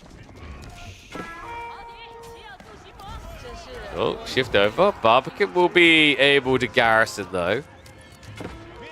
At this stage, though, Anatan just has options. He can play 2TC, right? Like, he's actually generating the stone gradually to get 2TC. Moves out in the board in the meantime. PG will continue the dive. Archer count is not really that impressive anymore, so Spear Spam is probably going to ramp up in about the next 30 seconds. And we have a crossbow switch. Like, legit, at this stage, Anno could benefit so much from just Spear Spam. A 2-0 then. Scatterbrain, still some work to do. I mean, the ladder has been improving, but Anatan improving just as much. And this is a guy that is on a crash course for podium level finishes in the next few months. Oi, oi, oi. So, have a look at that. That does mean we have a 2-0 there. What I'll do now, guys, I'm going to update the score, and then we can get ready to check in on B versus Starflark. So, bear with me a sec. Bring it across to me. And if I quickly open the Photoshop.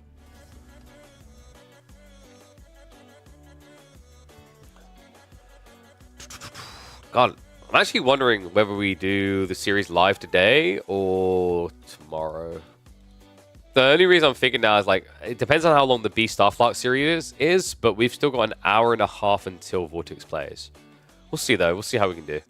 Let me update the bracket first, then we'll get ready. So we'll have B versus Starflark. What I'll do while I wait for Photoshop to load is we can get ready that with that. Transhuman Scarguard Lipany.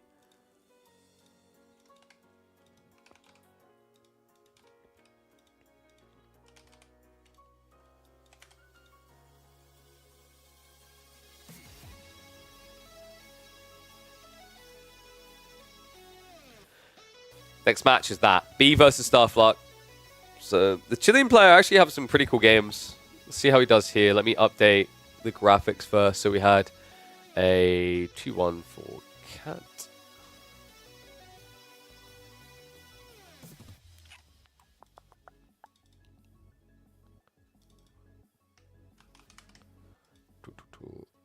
And LoueMT versus MeomaikA. At this rate, there's going to be a DQ given, because this is taking way too long.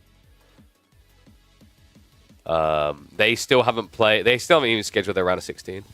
So I'll check in with the admins. I think there should be a ruling coming through soon on that one. But let me update. So Anatan as well. So Anatan versus DeMu is going to be happening probably tomorrow. And we will look to catch that one live for sure. Let me just save that. Then we'll have the updated bracket coming in a second.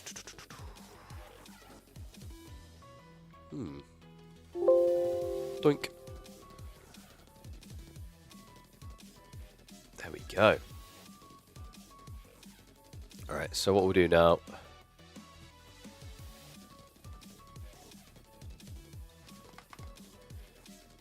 Boing.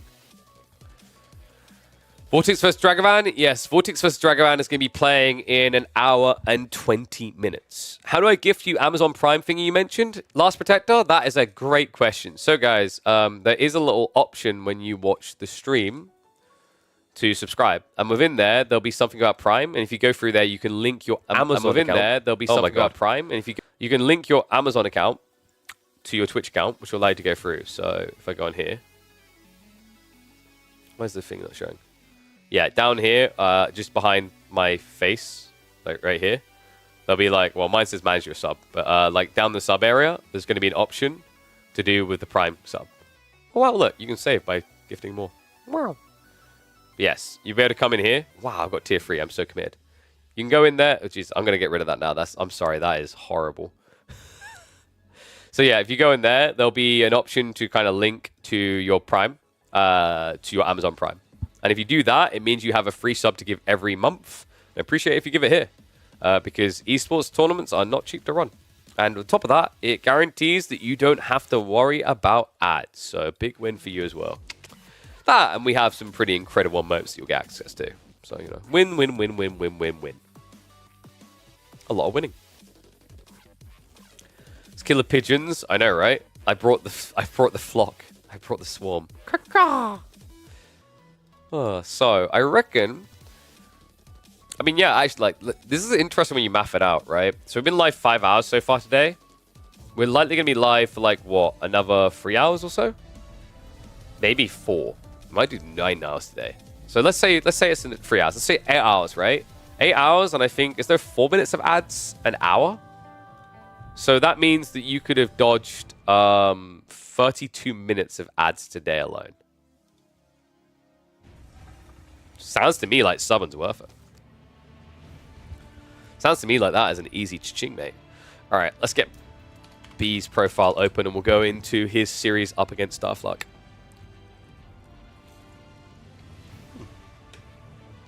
Oh.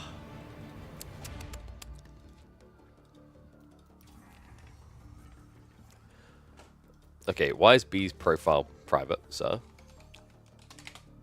Do I need to at him? Wait, what's Starfluck's account called? Because it's not Starfluck. Yo, sub Vokef. Thank you very much for the sub, mate. Welcome to the Swarm. Welcome, welcome. Why BC not join? He doesn't want to lose the ELO. Because we have an ATR ranking system. For those who don't know, in the competitive scene, we have an ATR system that's used to track like your seeding for seeding purposes, right? So based on how you perform, based on basis where you'll appear, right? So this thing. So Beastie recently had a big oopsie where he, in week number 1, he did sign up and he lost the series to Krakedy, and Krakedy farmed something like 35 ELO points off of him. Like, you see Krakedy here now. He gained big off of that result. So that was actually a really big deal. That week, he actually farmed both Beastie and Kiljardi, which are 2 players that are either in top 10 or on the verge. So this system is kind of like what kept Beastie at bay, because I think his words were he isn't at his peak right now in 1v1. I think is my understanding of what he said, because he's been prepping and focusing on the 2v2 tournament. But there are people that are starting to sign up. So obviously VortiX has started to appear. I don't know if we'll see Lucifer return. That would be really cool. But Marine Lord has said he's interested in playing these in 2025. So it's growing in popularity. It's really cool because even though for some players that might be a deterrent in their mind, like, oh, how am I ever meant to win? Don't think that way. Think different way. Think, how can I get better? I get better by playing the best players at the game. That's a fantastic way of improving. So see these, even if you end up going up against one of the best players in the game, see this as an opportunity to learn and improve at a rapid pace that you will never achieve simply by hitting the ladder. Tournament formatting is how you get better at tournaments. Playing ladder is not. Don't believe me? Look at the fact that the 2 reigning champions in 2 Age of Games wholly believe that. Mister is a big believer of that. Marine Lord is a big believer of that.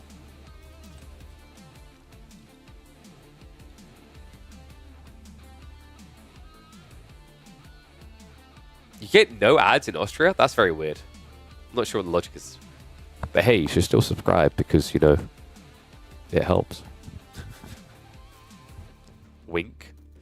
Alright, so opening map is going to be Transhumans. What did they pick? I'm not even looking at the right side. I'm going to guess he probably went Ayabids and it's Japanese. Yep. Eesh. I don't know what you're meant to do here as Ayu. I'm a little bit perplexed by this matchup. Another cool thing is because of the way that we changed the drafts, right? Like the default map and also a second map changing each week. Like last week, Delhi was dominant. If you think about the map pool this week, Delhi are decent. I don't think they're as good, right? Some of the maps can be questionable, like Transhumans. But like Japan last week felt terrible. This week, Japan feels really, really good. You should stick to normal maps every other week. This just favors the underdog who spends time learning these unique maps. So what you're saying is this favors the player who prepares for the tournament. Little kind of newsflash here. The players who should be more capable of being prepared for these are actually the ones that are full-time players. Because unlike the people who are part-time, they actually have more hours. Right? So it comes down to preparation, really. I don't like this idea that you should reward a player for not bothering to prepare for a tournament. That seems silly. It's a waste of time for pros. I mean, that's just a head-up-ass like thought process. Considering that, like, the whole idea of this is there are maps here that will end up appearing in bigger tournaments. Guarantee you that. I put money on it. I slam $1,000 on the table on that bet easily. Right? Transhumans is on the verge of being there. Scarguard is there. Right? Pigeon's U will be there. It's that good. You don't do that with this format? I wholly disagree, man. I think if you're basing that on the signups now, that's a poor recommendation considering we literally don't have a 1v1 tournament remaining for 2024 of S tier. But watch what happens the moment that we're done with the 2v2 tournament. The actual blocker to signups, if anything, isn't the map format. It would arguably be the ATR system. But also you have this fundamental flaw. If the ATR system doesn't matter, then what's the point in having an ATR system? Right, if it doesn't apply to all games. ATR system needs to be tweaked or adjusted for, like, you know, weeklies and whatever, but it should matter. Actually, my recommendation is, like, these are a perfect way. Like, if you want an esports circuit to really matter, I mean, it's good for practice and prepping and players improving, but it would also be, like, useful for, I think tournaments should take advantage of this and say, okay, maybe we use this as a metric for qualifying some players or seeding some players. Like, how did they do in the weeklies across the last X weeks or whatever? You don't want to put every single seeding behind that because the tough part is I don't want players to feel a necessity to play every single week. That's not healthy. But I think what we're doing here is we're building a foundation that genuinely is missing in the esports scene. I'm just going to learn meme strats for unique maps. That's the risk that scares the big names. I mean, if you're not innovating, then you're going to fall behind and decline as a player anyway. That's my take. Do you know what really makes esports beautiful? Esports requires a rapid ability to evolve and adapt to an ever-changing landscape in a way that other traditional sports don't. That's what I love about Midweek Muster, as we are back for number 5. B versus Flark on your screen now. Star Flark able to take a very interesting opening series in round of 32. B was, of course, responsible for dispatching Cal this week. Now we open with Japanese Ivids, and I gotta say, this Japanese pick is vicious. And this is the thing I like, actually, about the changing maps each week, right? The way you have to approach the draft is different. You actually have to give some serious thought to it. You can't just beeline into it with no thought process whatsoever. Last week, Japan wouldn't have been like a high priority ban. This week, with the opening map being transhumans, you seriously have to consider it, or consider something that can beat it. Now, I'm not entirely convinced by the Ibid pick. We'll see what Starflight can do, though. He is going to be opening with the logistics wing play. I mean, I welcome feedback. I don't think the idea of changing maps is a bad thing, by the way. I will die on the hill for that. Because the reality check is you can either have new maps tested on S-tier tournaments where it can be a disaster, or you can have a reasonable, like, weekly format that is able to quickly test them and move beyond them fast. Which one's better?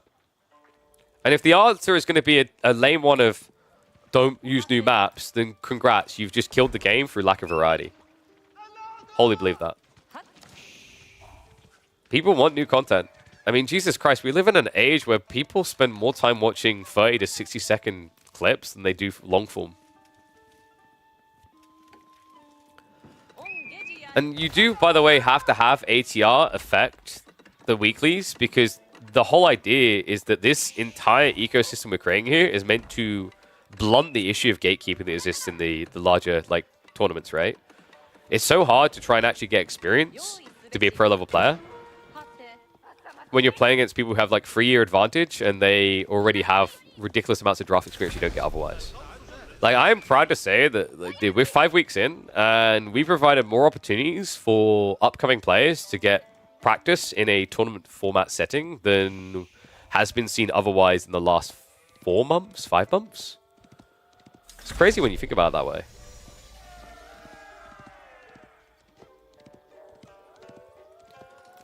And yeah, we're actually very careful about our map format, right? Like, Atoll was a little bit of a gamble, and I think Atoll was very entertaining, but it just didn't function as a default map. But I'm always very conscious about what we're rotating in. We try to keep a reasonable balance of default maps that you'd find on the ladder in the pool, but we also try to invite new custom maps. Because this is the other thing, right? Did you not notice how we had like a bunch of really cool map creators about a year or so ago that were making very intriguing maps, and then there was no way for them to even get tested? So those guys just stopped making maps. They stopped updating them. They stopped even bothering to make content for AoE4. That was a net loss. Right? I actually think consistently I'm going to toot my horn there, screw it. In the last like year and a half, I think I've been one of the most consistent points for actually allowing map creators to get feedback and get notoriety with their maps. With the community games we've done, now with the midweek muster, it's important to have like that system, right? Because the reality is the default maps just aren't doing it. We have default maps which are fundamentally flawed. We have new maps that are questionable. The creators that we have remaining are actually, I'm sorry, Bill, like I said, doing a better job than the core team sometimes. Scarguard from Avali, pristine example of that. Transhumans, actually a really cool map. Whether it's like full default map material always, I don't know. I don't think this is like on the skew of Atoll as a default map in week number 1. I think this is reasonable, but yeah, I do think Japan in particular is going to be a bit of a weird crux with this map this week. I just think this is Japan's home, man. A Civ that's struggling right now, but here they look golden, and B is once again doing that farmhouse build that he's become quite infamous for. So, for those that don't know, with this build, you build the farmhouses everywhere because you can drop off fish here if you manually click. So look at this. Comes in, drop food, moves over. It's really powerful, actually. Saves you a lot of time just shuffling back towards the dock. It actually makes shoreline fishing a lot more efficient. Pigeon's View may be the second best map after Dry Arabia. In any map that exists, I think you mean. Not just this pool. Okay, I've said this before. I'm a die on the hill. I actually think Dry Arabia is kind of overrated. So, like, for everyone who wants to say Dry Arabia is incredible and the best map ever, consider this. How many times have you heard a player on Dry Arabia say, I basically lost because of the spawn? I've heard it from top-tier players a lot. Right? Like, yeah, this was meant to be a 50-50 matchup, but his spawn was better. So, like, if that's happening, then you can argue it's the fairest map because any Civ can play there or whatever. Although that's not true. That's actually factually not true, right? Some Civs are better on Dry Arabia than others. But if you're losing because of spawns, then does that not suggest that maybe Dry Arabia has been, I don't want to say fully figured out, but figured out to a point where the spawn can simply decide the outcome between the best players? It's kind of an interesting thought. Anyway, A-jobs are coming in. We have got Growthwing on the way. Starflark is in position for the relics. Interestingly enough, B didn't try to play aggressive with his Shinobi. He hung at home. He didn't expect this. Starflark may have gotten a leg up over him. That's crafty.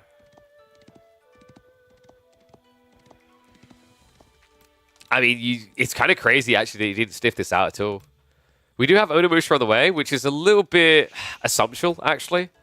It should work out. Like, realistically, in Castle Age, what are you going to build? Camel Lancers makes the most sense. So, B's play is going to be Onimusha up to about 8 or 9, and then you get Kuburia. And then Camel Lancers can't really get on top of you, let alone stick on top of you. Yeah, this Onimusha build's really smart. Because, like, the thing is with this spawn as well, your opponent's going to be quite congested. Playing in a Mount Samurai is a bit weird because your opponent can actually just ruin you a bit with the debuff. Like, you won't just win with Camel Lancers alone, but he makes it much harder for you to win. Onimusha will get the debuff as well, but the beautiful thing is because it is Camel Lancers, the debuff can only affect your base damage. It can't affect your bonus.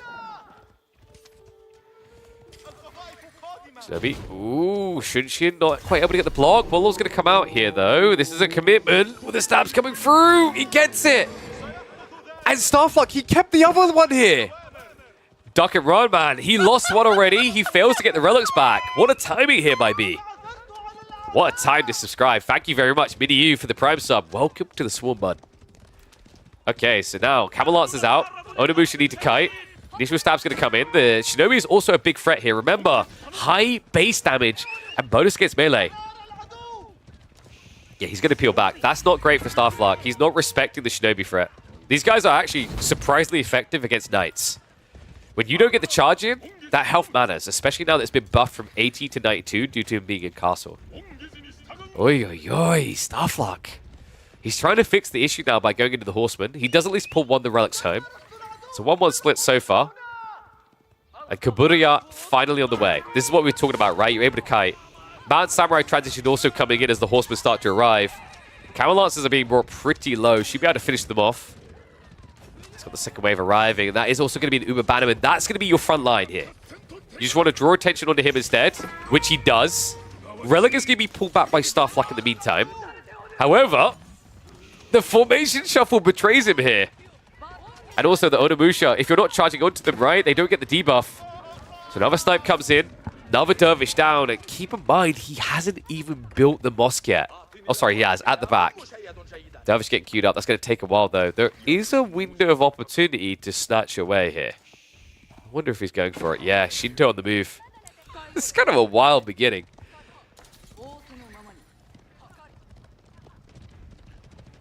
I try to see if Horseman coming through, but Starflark, Horseman is very expensive. He's only got 5 sheep, and the berries are about to exhaust. He's out of food. He has to get this deer. So if B just keeps camping here, this Horseman transition is going to come up short. Oof. You could sneak north side. Looks like he's planning to. He has got the dock schematic, the mill schematic rather, and the tower schematic. Really important that that goes unnoticed. And it looks like B is very tunnel vision right now, going for this relic.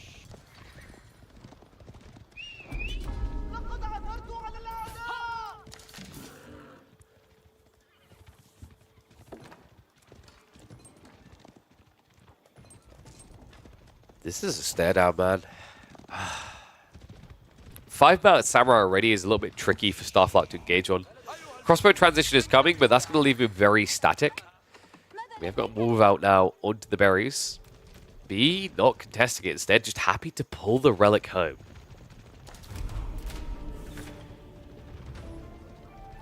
Bit of a tough situation now. He's moving in as well. The second outpost not going up in time. It's going to be a dive in towards the berries. And with this many Mount Samurai, you could even burn down the outpost here. Another villager gets picked. Starflark now in trouble at risk of losing 5 more here. And he's not targeting the Onimusha. Onimusha alive equal Lancers don't want to play. Tries to dive in anyway. He's going to get punished for it. B. Kiljardi get activated. Should be able to start a step away. Mount Samurai with the front line now. If he just snipes down the camels, you don't have to worry here. The Mount Samurai will carry you.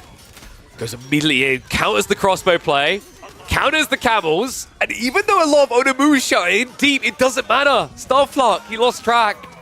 The Horsemen are locked in on the Mount Samurai. He dove past the problem. And that is going to be curtains close.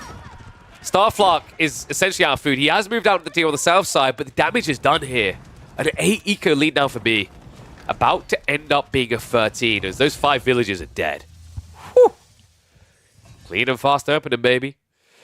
Sets B up for a nice 2-0, but we'll have to see if the draft plays it that way too. Ooh.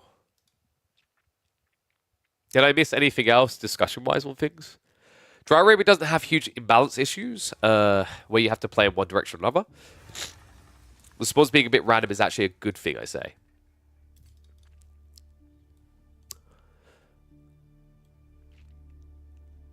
My take is that Dry Arabia is in too often, that we're at the point where the RNG does decide it to an extreme at the highest level. It's just as a common viewer, you would notice it, right? As a regular viewer, compared to a pro-level player, you would notice this frequently. But I have listened to so many players go, oh yeah, this spawn, he's dead.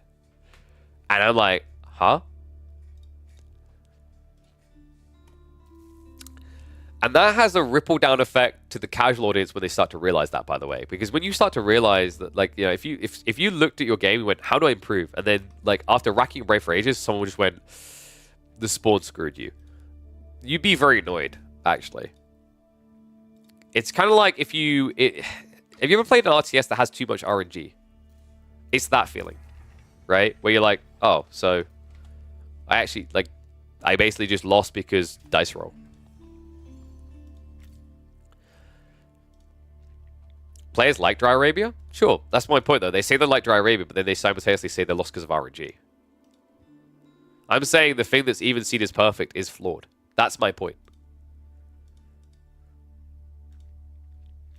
That's my thing about Dry Arabia. And, like, my logic as well is, like, it's everywhere. It doesn't need to be everywhere. Actually, having a break from it occasionally, I think it's very refreshing that KPMM 1 through 4 did not feature Dry Arabia. It gave a breath of fresh air to the way that the games were being played, right? And then you bring it in, and it feels cool to see again. Now I'm happy I'm seeing Dry Arabia.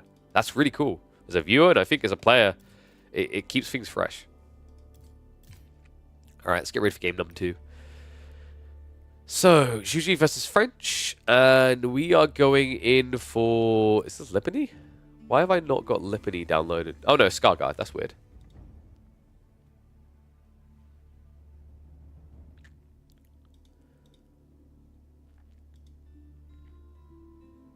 We're in Dime Plus, the highest win rate, lowest rate. It's just not a perfect map, but yeah. But I mean, like, this is the thing. Not a perfect map, but the best we have is exactly my point. We shouldn't be scared to try and find better maps. The point is, unless you have a map creator that wants to, like, stick hundreds of dollars into having someone play his map many times to test it, how else do you get them tested? All right, let me flip that around and give me a sec.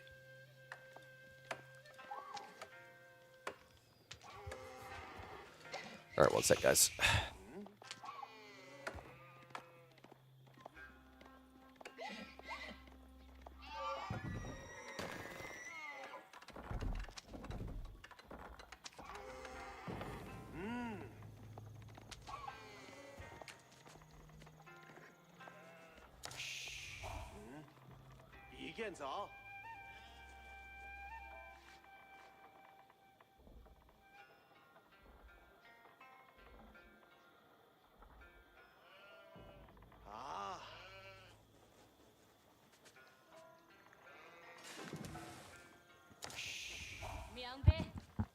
Agreed, Camion. Like, if maps don't get played, then they also don't get improved. They don't get learned. Like, I mean, this is the thing, right? Pigeon's View is an improved version of High View. Core didn't even realize that from that series the other week. So he never would have even bothered to even look at Pigeon's View otherwise.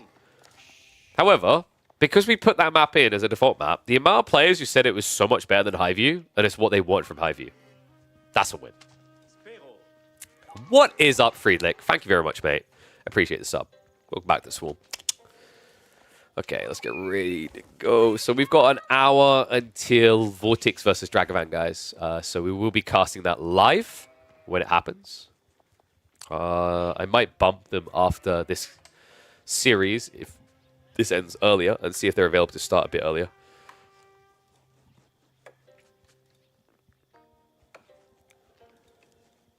Game is being balanced around default map that is Dry Arabia. Even if you create a better map, it will not be better since the game isn't built around the map. I think the thing is, like, you don't... this is the thing, like, the idea of, like, a map that's good for every civ is kind of overrated as well, if you think about it. Because fundamentally, like, we don't play StarCraft logic if you keep playing the same civ.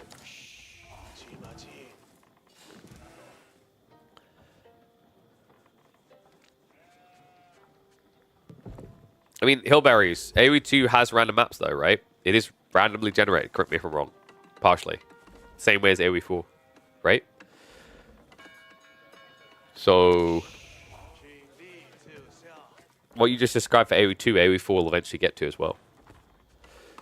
Unless you keep adding new content. Alright, let's get ready to go. Game number 2. 3D Clans B to the Juji, and meanwhile, Starflark, the Chilean on the other side, trying to give him a chill feel down his spine, is going to be manning the French. Scarguards on the map. Pro Scouts is the name of the game. And we're going to see how uncomfortable Starflark can try to make be, because his goal is aggression. The way you win this matchup as French is you have to pressure, pressure, pressure. Meditation Garden, people say it's bad. It's actually okay. You get the 36 food. You get about probably 30 wood, 32 wood, which is fine. Like on this map, you usually don't get good Meditation Gardens. It is very rare to get a decent Medi Garden. That's the whole point with Scar Guard. It's actually why I've chuckled at how often Juji gets drafted, because this map is not Juji friendly. As you can see, like look around the map right now and find me somewhere where Medi Garden would be better. You'll be hard stuck. For multiple reasons, actually. One of the biggest ones, though, is this. There's only 6 berries for each player. Because there's only 6 berries for each player, you don't get that double overlap. You don't even get an opportunity to say, oh, wow, there's like a gold and a stone here, and then a berry as well, right?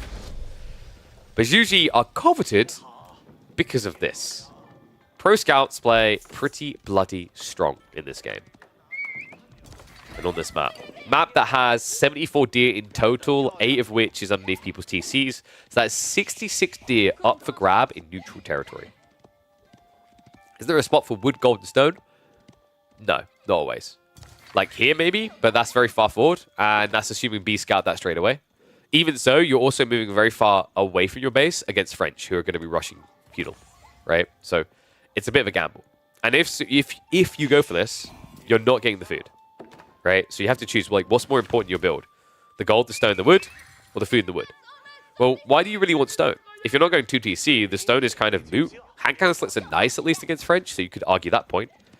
But it's going to leave you a little bit weaker in your initial food generation, which means your initial spearman push and scout push aren't going to hit as hard as they should. So scouts already yanking back the initial. Starflark didn't mirror the play, right? We don't have pro scouts. It's coming in very delayed for him, but I don't mind this for him. I like the idea of the 2-night opening. You want to get your pressure focused in before you go for your greed. We saw how things could go really badly for French when they play greedy first, right? If you're playing greedy first, if you're not taking advantage of those initial knights, you're just allowing your opponent to play even more greedy, right? That's the biggest advantage you have, is the opening feudal knights are brutal.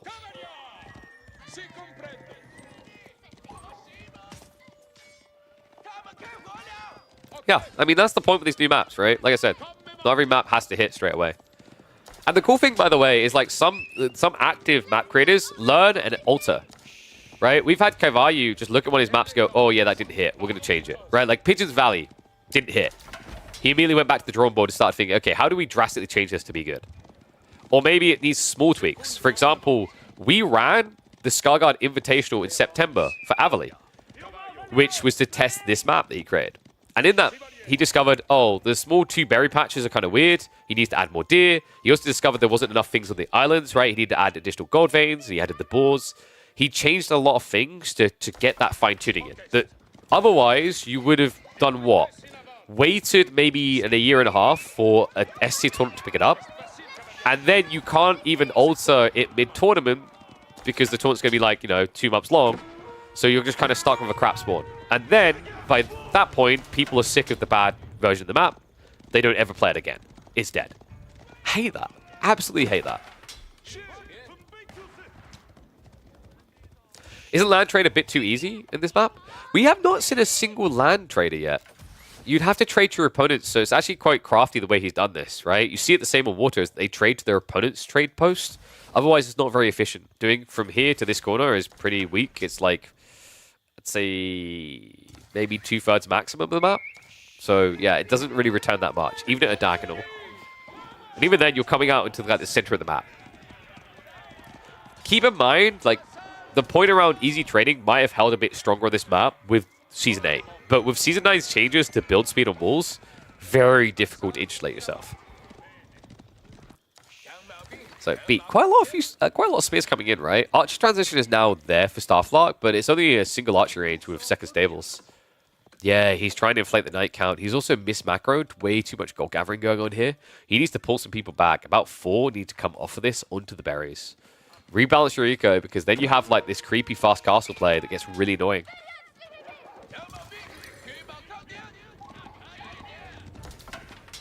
And no, there is no fish. So just to reiterate for people, Scarguard is a map with 0 fish. The only food you find on this slab of the map, and the boar on the islands. Intentionally made this way. This is a very unique map that, once again, probably wouldn't have got its day in the sun otherwise, except for what we tried to push on this channel, because the cool thing about Skaargård that makes it very unique to any other map that we have in the game is that the value of water is in the mid-late game. That's very unique. There is no other map that does that, where early water doesn't matter at all. Right? Every map with water, like, typically has, okay, it's just an aesthetic thing where it never matter, or fishing OP. It's so cool.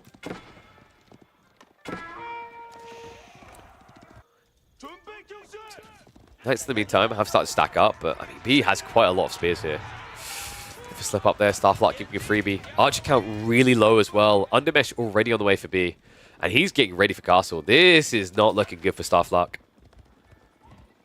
Chilean needs to find a way fast here. He also has 4 golds, double gold at that. Yeah, this is scary, right? Like, there's different ways usually you could have played this. B could have actually went for a Zhuge Acid and all-in with spears to support, and he would have achieved a win condition quite easily here. This is a brutal spawn for Starflock. He actually should be counting his lucky stripes that he didn't just have a full feudal rush on him. He's, however, going to have to deal with a full-on plow up into Castle Age. Just around the corner here. Marketplace also coming in, so he's looking to trade across if necessary. Looks like my food is ready. Oh my. Alright, so that might work out perfectly that we put a replay up for a game while I eat, because Emma didn't listen at all to what we said. Importance of listening to the stream. And then we'll come back for VortiX Dragevann live, which sounds pretty good. Awesome stabbing in. Starflock isn't reacting right now. Pulls away in the end. Almost ends up losing 2 villagers. Only 1 so far, but the backstab comes through! Catches the Knights. Villagers running for safety here, but what a dive timing here. B behind this is also getting dove in his own base. Should be taking more damage as well. Starflock sees it. He doesn't have the undermesh though, so this T-Seed stings. A greedy dive here. Other side, it looks like he has been cleared up as well though, so B just trying to throw away the trash to do some damage. He is going to be an age ahead, and Starflock doesn't really have a big threatening force to show for it. Only 3 Knights, soon to be 2. Fresh produced a new one, right? But this is still... I'll take them all on board! Oh. Shallow Monastery coming, B. In a pretty damn good position now. Starflock would be able to kind of semi-mirror if his gold wasn't being over-grabbed. I mean, this has been a persistent issue in this game. Never enough food, too much gold. He never really switcherooed it. He also played Pro Scout, so he should have plenty of food to lean into instead. Also, Starflock tries to march forward to punish that tech up, but that's a throwaway. Clears most of the spearmen, but not all. Knight count not looking good, and things are about to get grim here. A double outpost being rushed up, but that's seen, and that's now being dove. 3 horsemen should be able to mop this up fast enough, forces him off of it. Second group is going to be able to build up that outpost, though. However, there are already Lancers and Shaolin Monks being queued up here. Starflock is at death's door. Oy, oy, oy. Outpost at least goes up, but it doesn't matter. He calls it GG. That is a very swift 2-0 for B. Oof. All right, guys. So that is going to be a 2-0 for B, which means apparently my food is ready. So what we'll do is I'm going to put a game up. Let's see. Up next. VortiX versus Dragevann.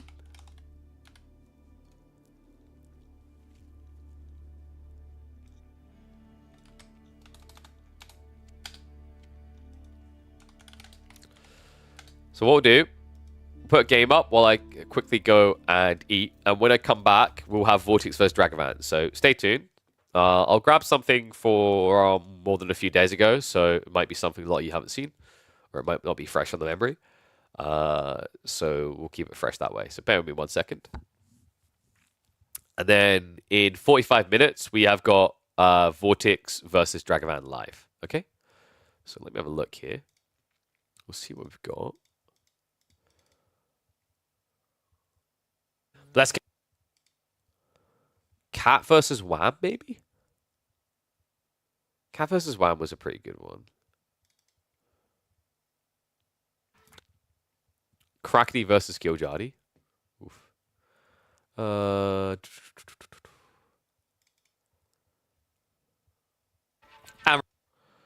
Puppy Ball versus Kiljardi. Oh, this game was kind of wild, actually. The Mongol versus Delhi one, I think it was. Or there's the DeMu versus B one. Oh. Which one do we do, guys? DeMu versus B is pretty cool. I think the one that felt a bit tighter, though, was probably Puppy Ball versus Kiljardi. Yeah. All right. So, Puppy Ball versus Kiljardi, guys. I'll be back shortly. And when I am, we're into VortiX versus Dragevann. So, stay here, support the channel. And then when I'm back, to reward you for supporting it, we'll get into probably back-to-back live series. Pretty busy day. Okay, so let me switch over now. We'll get window capture ready. That's not the one. Where is it? It's always weird with this crap, actually. That's not it either. Why is it not showing?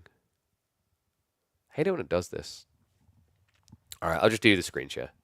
Bear with me one sec, guys. Alright, so enjoy the game, and I will be back. And we're off to the races. Final quarterfinals. Say that too many times, it's getting confusing. Of Midweek Muster number 3. In the pink, playing as the Delhi and looking dominant, we've got Puppy Paw, the reigning champion of the Midweek Muster. And on the other side, looking to be the disruptor, the old man himself. It's getting towards bedtime for him, but he's looking to stay up late. With a beat over Puppy Paw, it would get him into a semi-final showdown between the other old man in the scene, of course, DeMu. But it's going to be an uphill battle. He kicks it off with Mongols in the orange. Scarguard is going to be the map. Plenty of deer, no fish to be seen. And also those tricky trade posts, unlikely to make this a desirable map for Silver Tree. So, what's the strategy? What's the play here? Back before Dome of Faith got buffed up so much, if you had this Mongol Khan element, you could imagine, or Khan Hunter rather, you could imagine a world in which Mongols just play mass archers and outrange and outmove Delhi to beat them. Now with things being more Ghazi leveraged, because of Dome of Faith all the time, I'm not entirely sure that build is as strong as I was originally expecting. We're likely going to be seeing Keshik up against Ghazi. The challenge with which is without Silver Tree, can you get enough Keshiks out to contest? Because something that makes Delhi really good on this map is their ability to grab deer. Pro Scouts is just going to be an absolute must and an absolute easy peasy if this is going to be your standard Dome of Faith build from Puppy Paw. Kiljardi has gone for the rack, so he looks like he... Are we really going to see an outpost rush? I mean, in fairness, he doesn't know it yet, but it's actually quite a good spawn for it. Berries and gold on one location blocks the deer gathering of 2 stacks. The reason why you usually don't see outpost rushes against Delhi is because they can just pull villagers to delete it. And the reason you can't stop them is because of the Scholar. The Scholar can just pull out and heal them, right? So what you end up with is, we've seen it before, Delhi players will just get shivs out and fight the Mongols. So yeah, a little bit curious. I wonder if Kiljardi is just going to stop at 2 and his goal is to maybe harass the gold a little. It does have value, by the way, harassing this gold. If it is Dome of Faith, you can stop your opponent from just scaling constantly into Scholars. So that delays their tech timings a little. Maybe Kiljardi just feels it's worthwhile because he's got deer. But you have to remember, yes, you've got deer, but your opponent has it as well. So yes, you know, your catch-up after investing is going to be aggressive, but their initial tech timing is going to be even more aggressive. And it is going to be the Dome of Faith build. Spears have arrived, though. And it is going to be the Outpost Rush. So Kiljardi, they're going to move out now. And you see exactly what I'm talking about, right? The problem isn't that you can't get enough spears to outdo the healing of the Scholar. The problem is how long it takes you to get that many spears. And funnily enough, because of the position of this outpost, Kiljardi may be being a bit too greedy. Puppy Paw could easily pull 9 villagers and torch this right now. I think the reason he's not is you want to wait until probably about 50-60% into the build. Because then, if Kiljardi has to cancel and rebuild, it's a lot of idle time for him. He might get this sunken cost fallacy of thinking he can complete it. And here we go. Puppy Paw. He actually goes after the villager instead. Love that. Hasn't thrown the torches yet, so one hole, and that immediately forces the cancel. So Kiljardi, there we go. This is more sane, guys. Like, Kiljardi was betting it against the house, right? He was putting it all on green on the roulette table. This is a more calculated risk. This is like, yeah, I'm just going to put 20 grand on black. Good chance of it coming out as a win. Because Puppy Paw only has 3 villagers on gold. However, that delay from Kiljardi means Puppy Paw is going to get substantially more gold to put into cheap scholars. Had he just gone for this originally, then Puppy Paw wouldn't actually be able to get as much value.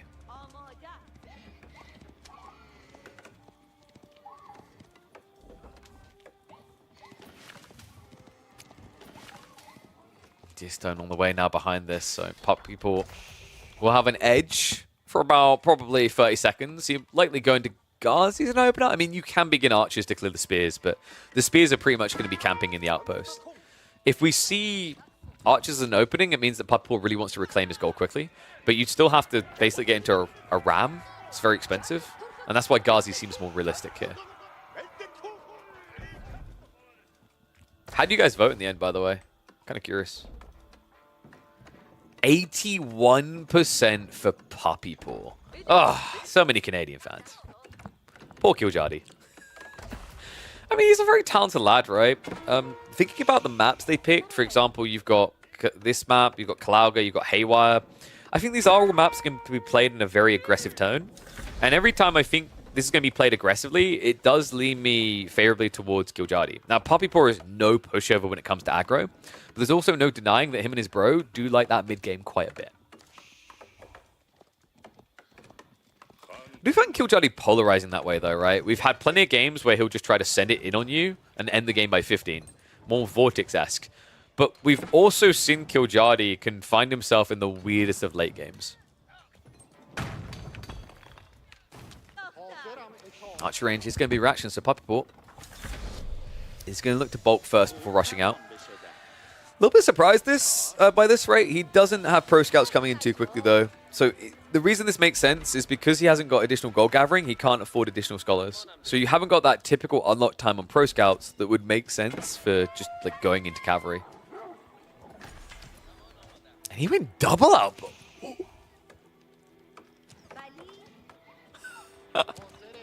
Okay, this is looking really cool. And there's a bigger deal now. Because Puppy Paw went archers, if Kiljardi mirrors archers, he will outrange him, the Khan Hunter. We talked about this detail earlier, that in theory it should play out that way, but in practice we haven't seen it too frequently work. But this would be the game for it, right? The tech timings are horrible now for Puppy Paw. He's got them on the way, they are free, sure, but they're not aggressive like you'd normally see out of Delhi. All because of that gold, and the others aren't great options here. Forward spawning golds means this is really his only bag. Needs to be double archer production on the way. Already has 2 out, 2 more to come. This is how you deal with the aggressive timing for the Delhi, right? Remember, they've got double production out of this one archer range. Stable's follow-up is on the way, but the Khan sees all. That's the Khan do attitude we're looking for Kiljardi to get an opening win here. He even has the Khan Hunter on the way. Yeah, and this is actually where the Delhi archers suck. Because now they have worse movement speed than the Mongol archers because they're defending the Deerstone. And they're going to have less range as well. An extra 0.5 tile range, so now you can just poke. As long as Kiljardi doesn't over-aggro, he shouldn't really ever get touched. It's actually very frustrating to play against this. I've seen this matchup on Coastal Cliffs a few weeks back, and I was flabbergasted by just how good the Mongols looked. Has to be careful with the production, though. A little bit expensive, unnecessary loss there. Puppy Paw only has a single torch here, right? So he's not going to be able to stop that double production. Khan a little bit ambitious there, is going to get sniped. So that's good. It means Puppy Paw has hidden info now. But the problem is the transition was already seen. Kiljardi, now that it is Keshix is up against, I mean, he could go for cavalry, but we mentioned before that Keshix without trade, very expensive. More realistic would just be more archers, more spears. And you kind of just play slowly down the center, right? With the Yam movement speed and the extra attack range, that's how you can force a mistake out of Puppy Paw.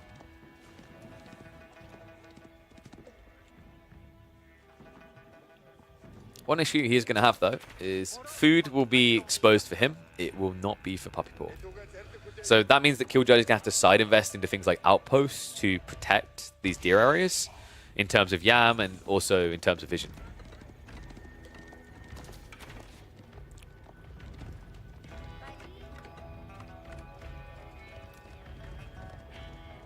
Kiljardi doesn't have a blacksmith yet, right? That's a little bit surprising. I think that's where you can get a leg up here.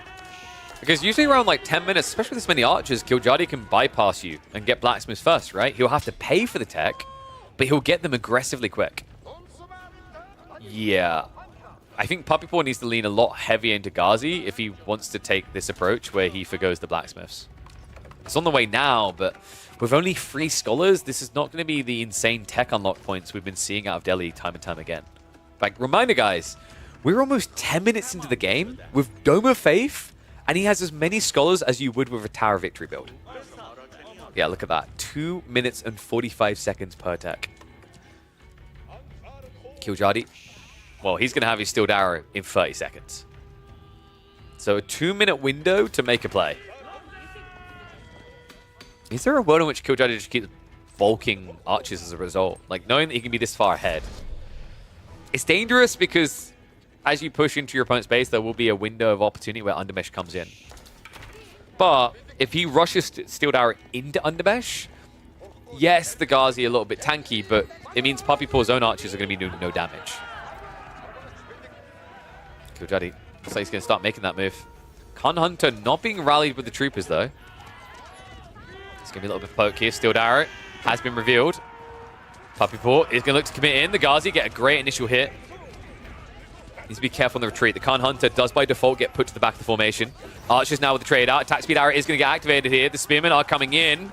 But good focus fire by Puppypaw. Removes it before it's a threat. The Ghazi are going to be able to frontline and push this back, but there needs to be some yam. It is in range, which means the Archers cannot gap close here. It's just Ghazi versus Archer. It's going to force him back in his base. And Kiljardi, a slip up here. Not enough Spearmen, no Keshiks, no frontline to speak of. And the critical issue here is that Kiljardi played out of the yam.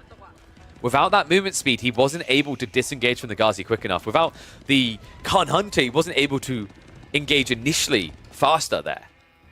Puppypaw, as a result, now able to stake a claim to the center of the map and start getting back onto gold. Mongol Outpost rushers might be back with this build, but they require succinct execution. Clean, perfection on it. And Kiljardi, that one slip up has now cost him control here. Keshik's now coming, but you've given Puppypaw a new look on life, right? Those blacksmith techs we were worried about before, not as much of a problem anymore. He'll be able to tone them down a bit, be looking probably about 1.5 minutes per tech on average. And here's what we talked about with the difference between these two. Puppypaw just has pro scouts, right? Whereas Kiljardi has to play out onto these pocket resources. Each one of these will offer him a very healthy 1,050 food. But it will cost him 100 wood every time, as he'll have to spam outposts.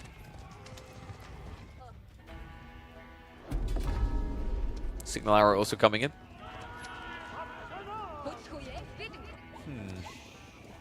So I think Kiljardi wants just enough Keshiks to frontline, but he wants to bulk archers. Which makes sense. We talked about the value points for Mongols here. And because Delhi don't have Tower Victory, they will lose that battle, at least in theory. Execution, as we saw in that last engagement, a whole other matter.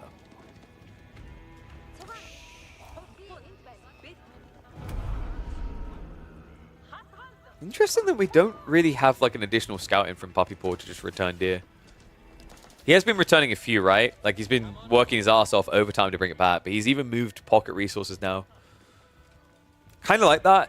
Puppypaw doesn't really know about the Keshiks yet, so he has to play this as if his opponent's static. And if his opponent is static, then he shouldn't be too concerned about being sniped on the deer stacks. Nice play here by Kiljardi, though. In this matchup, only one side will look to munch on the ball. Very important to get these Keshik numbers up. Remember, military is about neck and neck here. 7 of Puppypaws is scholars. It's a little bit deceptive.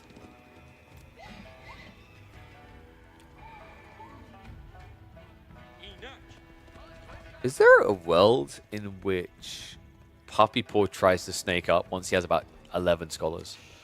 He's got a Sacred Site that's trickling gold. I mean, realistically, with the length of the map, especially if you keep pulling Deer back, you could get away with it. Veterancy won't take very long, right? Like at this stage, Veterancy would take you 2 minutes 13. He's going to scale it up further, of course. So you can get it down to, I think, about 1.5 minutes with the Mosque. It would feel greedy, though. Oh, hold on. We've got an exchange underway. Attack speed arrow gets activated. The Keshiks are frontlining. He's in range of the Yam here. Really good fight for Kiljardi if he can stick on top of it. There's a lot more archers in reserve, but Puppy Paw needs to get them here. The Keshiks are absorbing a lot of these shots. He needs to kill a lot more, though. These Keshiks are not cheap, and it feels like that might not have been good enough. 36 archers left over, only 25 for Kiljardi. Now, for Kiljardi, the Keshiks are kind of a pseudo throwaway, right? What he needs is archers blobbing. Right now, he just doesn't have the numbers still. Surprised the second Sacred Site hasn't been yoinked, but now with the Keshiks in the field, it might be that Puppy Paw's a bit reluctant. We talked about the idea of Castle. I mean, he's starting to float some resources. It's seeming more and more likely here. But he needs to make sure he keeps a clear advantage in terms of Pew Pew Boys.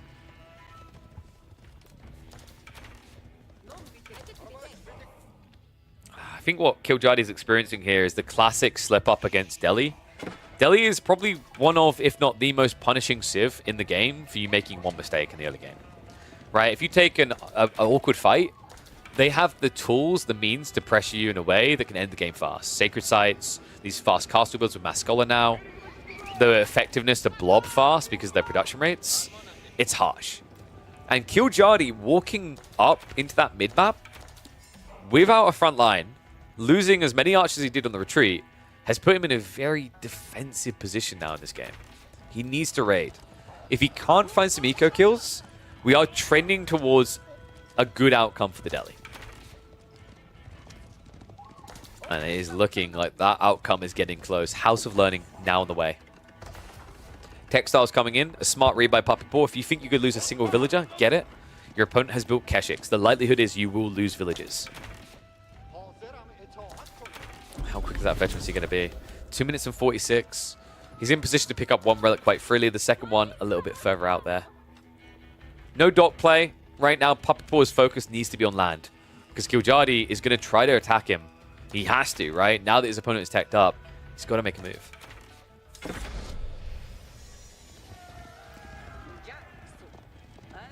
Is there a world in which Kiljardi goes castle here? What's that for? Good raid. Puppy Paw, no reaction, a little bit slow there. I believe the maneuver speed arrow is available, not being used yet by Kiljardi. He's just going to break away. So 2 worker kills, forces the army back, and able to push in to deny the gold. Okay, that was a beautiful 1-2. Kiljardi now in position, holding him hostage on this resource. The scary part, though, is what's coming. Veterancy is just 20 seconds away. Balanced projectiles, that's the +2 damage. Only 1 minute and 10. Puppy Paw is laying the bait here. These Keshiks, they don't have that much ranged armor. And they're about to feel the sting of the Delhi backline. Veterancy in. Archers to the start step away. And no Yam here, so Kiljardi, it's difficult to gap close. A little bit suboptimal there. Puppy Paw standing his ground longer than necessary, but back on the retreat. Villagers could be targeted here. But if Kiljardi does anything but attack the army, he will lose control of the game. Has to go for the trade out. But this is not a pretty affair. 42 archers to 35. The Keshiks get 1 hit on the entry. Puppy Paw, if he trades his army to 0 for Kiljardi's, he'll have a follow-up advantage, but he needs to find food. Right now, Puppy Paw doesn't have that much coming in. Is there a world in which this works for Kiljardi? Because it's looking good right now. I mean, Puppy Paw, he can just about afford some more archers, but that means he has no answer to the Keshiks. Okay, this is sick. It's so hard to find this type of timing, so dangerous as well. But Kiljardi, he's walking away. At the convergence point, when he needs to be going in, he's ran out of steam here. Puppy Paw, able to survive the onslaught, and now able to access that vital deer on the west side to keep him afloat. Damn, that was so close as well. I feel like Kiljardi was on the verge of the breakthrough. The food still looks abysmal for Puppy Paw, right? In fact, I think at times he might not even have villager production always going. Wolves are now going to be going up, so he realizes he needs to slow things down, buy some time here. Kiljardi continues to move into the center of the map. It's even more critical for him now to keep momentum. Because before he had deer to gather in the back, he still has some in reserve. Wait. Does Kiljardi not know about these deer? He sees one pocket. He doesn't see the other two. And Puppy Paw may have pro scouts, but having pro scouts and using it are two different things. He doesn't have scouts. He hasn't been pulling resources. Remember, the double outpost denied most of the deer over here. That's why you're seeing him with under 300 food. He only has that much because this last little retreat of deer on the west.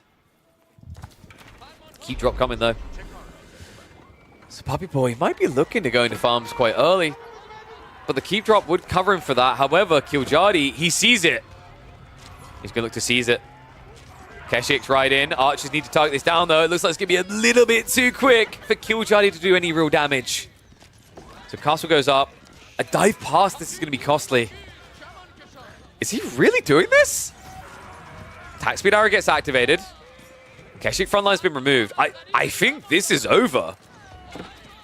Kiljardi, I mean, he does have a tech play coming behind this. So in theory, that's maybe his recovery arc, but he just threw away the entire army attempting that dive.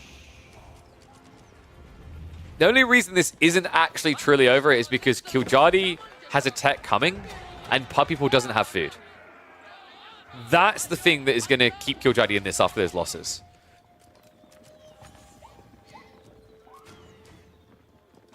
I think we're quickly going to find ourselves heading towards farms here. He's pretty much out of food. He's got 58 workers. He's got village fortresses coming in 2 minutes and 40. Relic should have been picked up, by the way. It feels like a little bit of an oversight there from Puppy Paw. He's looking to fix that now, so he's going to be able to grab it. Oh, no. No, was that a select all army? I think that was. Another keep drop coming. Kiljardi's like, what the hell are you doing here? He's going for a Sacred Site victory condition, but guys, there's a catch. This is not Coastal Cliffs. It is made by Avali. In some ways, it may remind you of that map.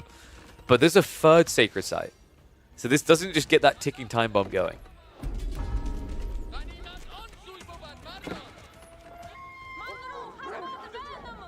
Kiljardi, like, what is your play now? You've got Keshik's coming, but your opponent is mirroring Lancers.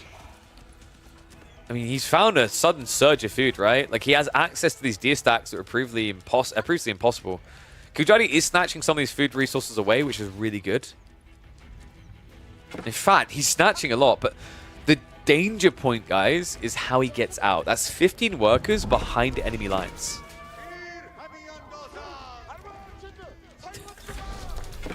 This one feels weirdly hard to call. Like, Puppy Paw seems like he's in a very good position, but in theory, he should run out of food first.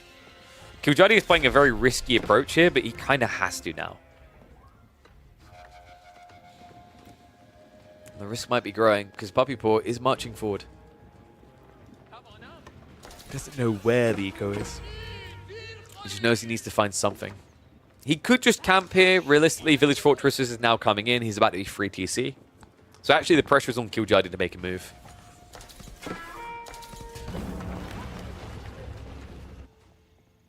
And we still have more stone gathering. At some point, you have to be looking going, would Compound and Defender have been better?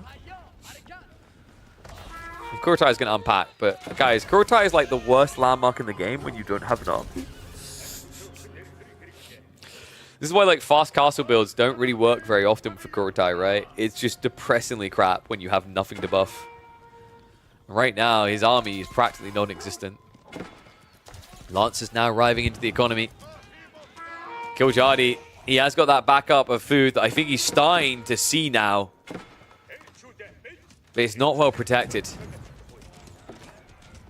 Keshik count has at least scaled quite well. Puppy Paw only has 3 Lancers here. The rest is split up across the map, but they are on the way. Veterancy is at least in for those Keshiks, but these archers sting. They got the +2 damage, folks. Krotai unable to unpack straight away here.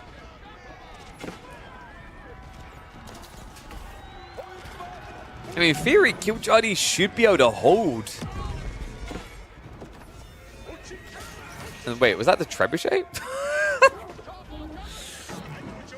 I mean, the Keshiks are winning out here, so Puppypaw may have been a little bit overzealous in his efforts. If he had all answers at once, it kind of makes sense, but I think he jumped the gun here. Also, the fact he hasn't gone for a War Elephant when he sees mass Keshiks is a bit surprising. Oh my god, he's still snatching the food.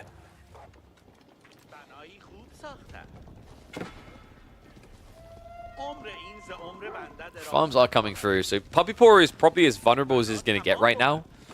This is the uncomfortable phase, right? He needs to bulk farms to stay alive here.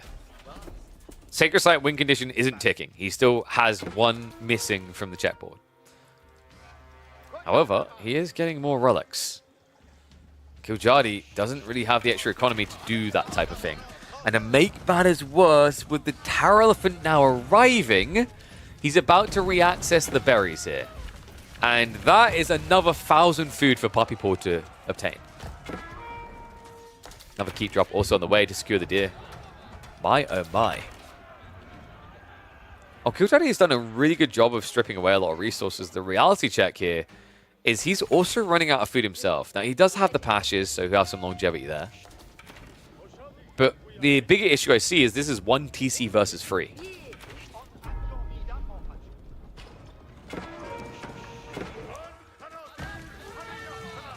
And Sacred Site now being locked in. Okay, so we're going to start the time bomb. Kiljardi, he does have 4, soon 5 traction traps. With Kurotai buff, this will delete keeps quickly, and he needs to. This is his solution to the reboom of villages. These buildings, they gotta go.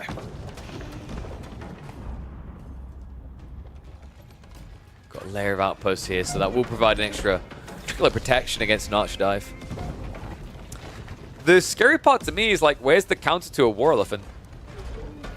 And this is why I thought Puppypaw would do it sooner, right? Like, Kiljardi's comp doesn't really counter War Elephants. Keshiks plus archers.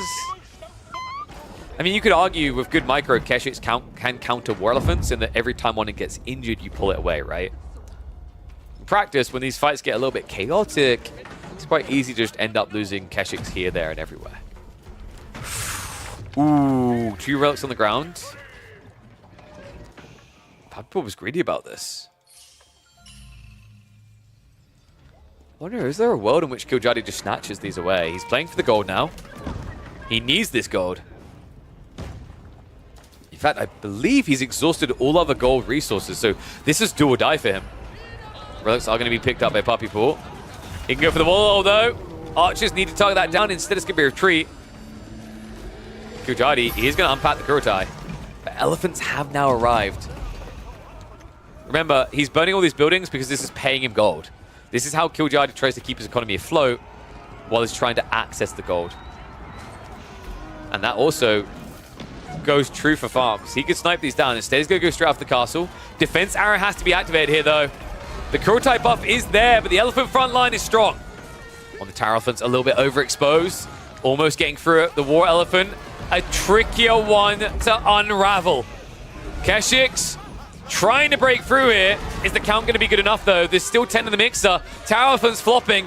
Extra coming in. The relic still being held onto here. The wall not available for 17 more seconds. Kiljardi, he's exhausted his backline, though. It's only a handful of Keshiks against mass archers. The Kurotai buff was sufficient to get through the front line, but the move forward here might be too dire, too costly. Archers targeting down. The trickle of troops coming. The Khan is dead. The Kurotai unpacking, but the backline now accessible. And Kiljardi, he does at least have the siege to get through the keep, to get through the farms. But now the elephant, well, it has a high fiber diet. And what is higher in fiber than trees? He could just take these trebs out. Sprint placement might be saving grace here. We have still got a trickle of troops. Kiljardi, I mean, he's got rid of the castles. There's still 1 behind this, though, and he's still 20 villages behind his opponent. He needs to do more. And right now, he's struggling to have any military to do anything with. Treb's now in trouble. The Tower Elephant and Archer's moving in. And I think, surely that's got to be curtains closed. Gold access was great, but he's already burnt through it. He's gone supernova. From 4,000 gold down to just 700 remaining. He has no island access, no relics behind this either. Puppyport has got more elephants coming.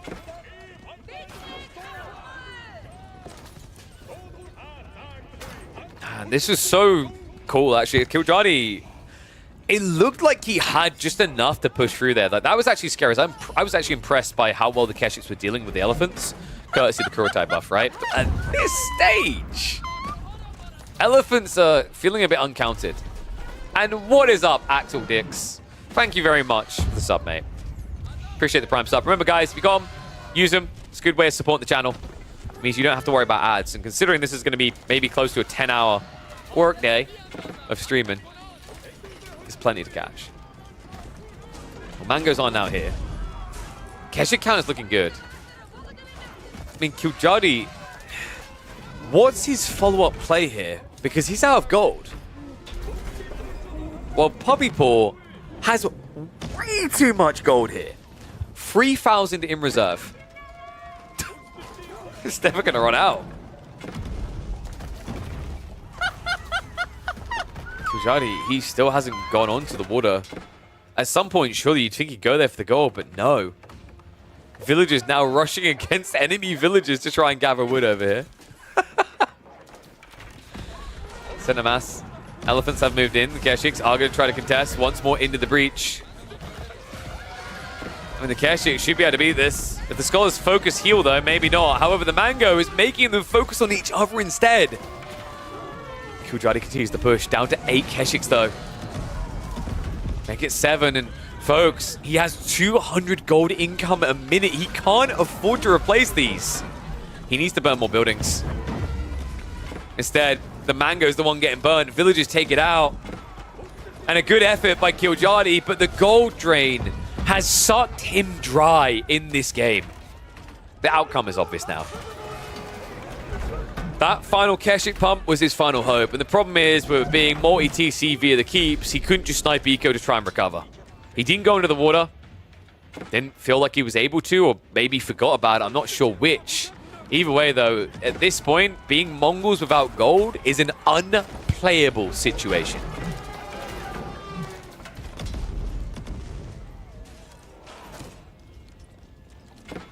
Good effort, though. Shows you this could still be a tight series. I mean, yeah, Puppypaw, a lot of people came in expecting him to take the lead, granted. But the fact that Kiljardi made this game look so close, and if you think about that early game, if maybe it had been a little bit cleaner, a little bit less of a slip-up, we could easily be looking at the Finn leading this series on the opening game. Instead, he's going to have to dig very deep to make a recovery arc here. We've got mass racks on the front line, so he's just going to try to go to spears, but we've seen spears are kind of depressing to answer tower elephants, right? Yam at least can make you somewhat competitive, right? Because you have the extra movement speed to chase them. In fact, a long time ago, in the opening year, when Delhi elephants started to become a problem, Mongols with the movement speed arrow and Yam were one of the really good civs at countering that play. My worry is you're now building spears into mass archers. Trebs are at least finding additional targets. Another castle. But look at the farms. Papa was like, well, you can't afford cavalry anymore, so I'm just going to build my eco as far away as possible.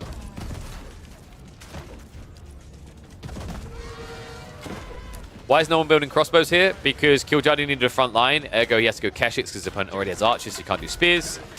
And then on the flip side, Puppypaw, he's already into archers. So like the crossbows becomes a little bit weird. On his side, he probably didn't feel like he needed them against the Keshik count. He went elephants instead, right? Like, and he started lances to begin with. The reason why like you don't want to go down the crossbow route is probably because you're so busy pumping cavalry on both sides, which costs gold. And I think both of them are aware that like this map just doesn't actually have that much gold on it if you think about it. Right? There's no fat AK vein waiting in the center like you would on Dry Arabia.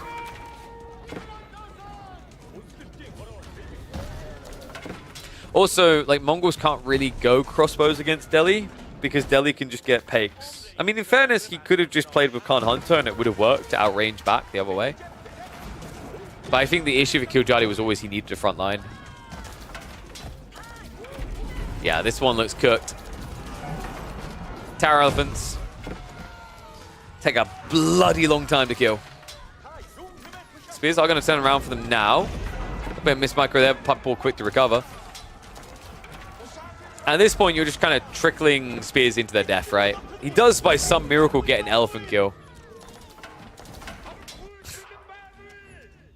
Behind this, we now have Puppy Paw massing up on Lancers.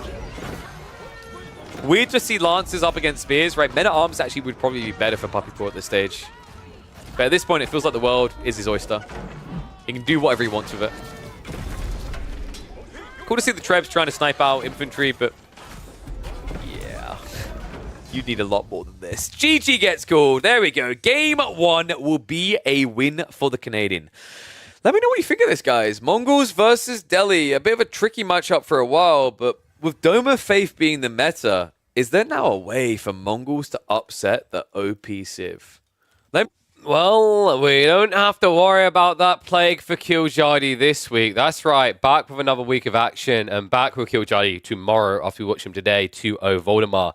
Next up, we have got a fun one though, VortiX versus Dragevann. The last time we cast these two in a competitive set in a tournament format, Dragevann was able to play humongous upsetter with an insane proxy base build up against the Spaniard, out-aggroing the most aggressive of players. Will he be able to do something similar? That's what we're going to find out. Let's reset the battlefield here and get ready to go. I did see some subs coming in while we were on that quick little bit of lunch break. Hopefully you enjoyed that game. That was a banger, like I promised. A big shout out to Capital GG, Beanie Man 96, and Fu is back. I appreciate you guys bringing in the subs. Thank you. Keep that support coming. Appreciate everyone who's been dropping the subs. Remember, guys, absolutely worth doing considering we're live 4 days a week. And this is literally the official tournament organizer channel for your midweek action, right? Ain't nobody else doing it like this. And we have still got 25.5 weeks, right? Because we've still got today, tomorrow, and then Thursday to round out week 5. Are you sick? I am. And yet I do not stop. I was here when I was sick for the grand finals, here kicking off midweek muster number 5, here yesterday, or rather, I need to see yesterday with Crackety. And yet we continue to run it back. We're already at 6 hours, 10 minutes into the broadcast. I imagine today is more likely to round out about 8 hours. Also, news just in, MeomaikA and LoueMT, we will look to open tomorrow with that set. So we'll cast that nice, bright, and early before moving across to the additional sets, which should be live throughout the day for quarterfinals. Not Himiyama. Himiyama is not a default map. Wait, no. Himiyama is a default map? No, it's not. My brain. Where are we this week? I should know. Oh, sorry, we're on Transhumans. Oh, man. You can tell us instantly used to just typing in Himiyama. Nice try, you dog. KP equal AoE. Oh, thank you, Smoothie. Appreciate it, man. I mean, dude, I'm just trying to fill in the gaps, right? I saw a natural gap for this in the weekdays. I mean, I always measured it by the logic of like, you know, I do have goals. I hope by like week number 6, we're looking like 450, 500 average viewers and we'll grow from there. And, you know, the way I treated this going into it, I said to my partner, I think I obviously said to you guys on stream before, I let the community decide. If this is what they want, then the people will turn up, right? If you build it and people come, then you know it is what they're after. So hopefully the continued support comes in from the community so we can continue to champion the esports scene for AoE4. Right, so I am getting ready now for the next set, which is going to be VortiX versus Dragevann.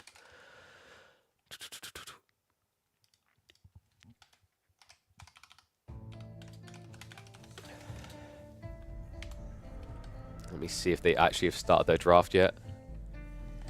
Fill the gaps I did, and I am going to resist the temptation to make childish jokes. So they haven't quite started their draft yet. That should kick off in a moment. Reminder, folks, for the states of the brackets. In fact, I'm going to take this opportunity to update that result now because we did actually cover B versus Starflark. So bear me one moment while I open the bracket and update that score. That was a 2-0 for Starflark. So tomorrow we'll know if he's going to be going up against Louis or MeomaikA, be sitting cozy in that quarterfinals. Wham versus Cat yet to be scheduled. We should likely see that tomorrow alongside Anatan DeMu. I expect Anatan DeMu to be a bit more on the early side, so we'll flex between that and LoueMT versus MeomaikA. Kiljardi versus VortiX or Dragevann should be tomorrow as well. And then, of course, I'd expect B versus Louis or MeomaikA to also happen tomorrow. So basically, we should have a day chocked full of quarterfinals. My hopes is to get at least one of the semifinals on the Tuesday, if not both. I mean, that's the ideal situation. Was just a scheduling issue for Louis and Mio. Yeah, so like without going into too many details, there was some conflicts. Obviously, we just had the tournament weekend.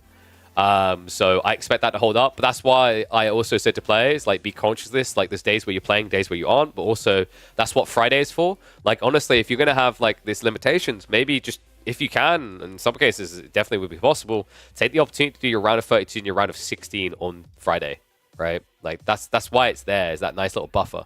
Or be ready to come into Monday and play your round of 16. Don't make us stretch it out to the very last second, because, you know, for those two, like, obviously, it's an entire new day, essentially. I mean, it must be very late for them, so I'm kind of surprised they were willing to. But let me update B side of the bracket now. That should be coming through in a second. I just need to export it. Yeah, I'm hoping that this flu is mostly going to be gone by, like, tomorrow, but we'll see. I mean, this is the thing. When I get ill, it doesn't, like, go quickly, the aftermath, which is frustrating. So, yes, future Emma must keep my children away from me. It's all their fault. But I believe... Let me confirm whether VortiX and Dragevann are ready to go. They've got 5 minutes until it officially starts. But usually the players do draft like a minute or two early. And I imagine Dragevann has filled his belly full of food. He's done his homework. And he's ready to play.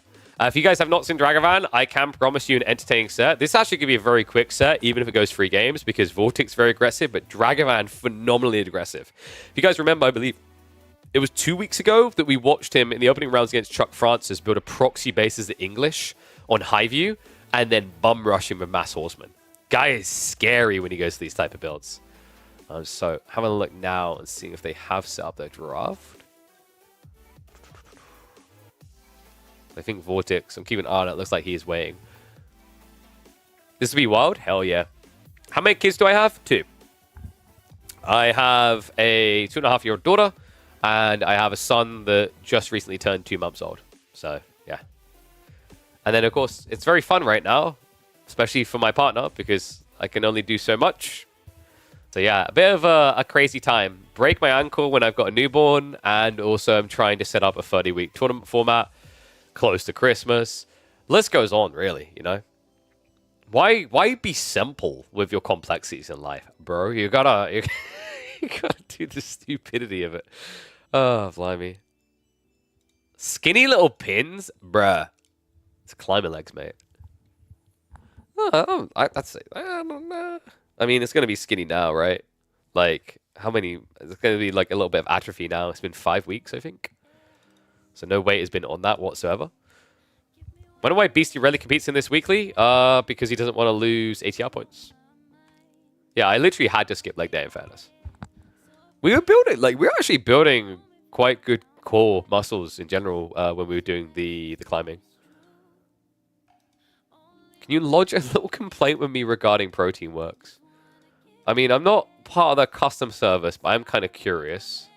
Feel free to, like, send me a DM if it's a detailed breakdown or some confidential stuff. He skips no leg day, he skips all day. Yeah, that's what you get to do when you're, like, injured. Okay. You think I got time? We're doing, like, 8 hours a day live, then I gotta try to sort business stuff behind the scenes. Whew. They lost your parcel? I mean, they're gonna send a new one, though, right? That's kind of unfortunate, but they are going to send a new one. Contact support if you haven't. I don't know if I blame them as much as I blame Postal Service for that.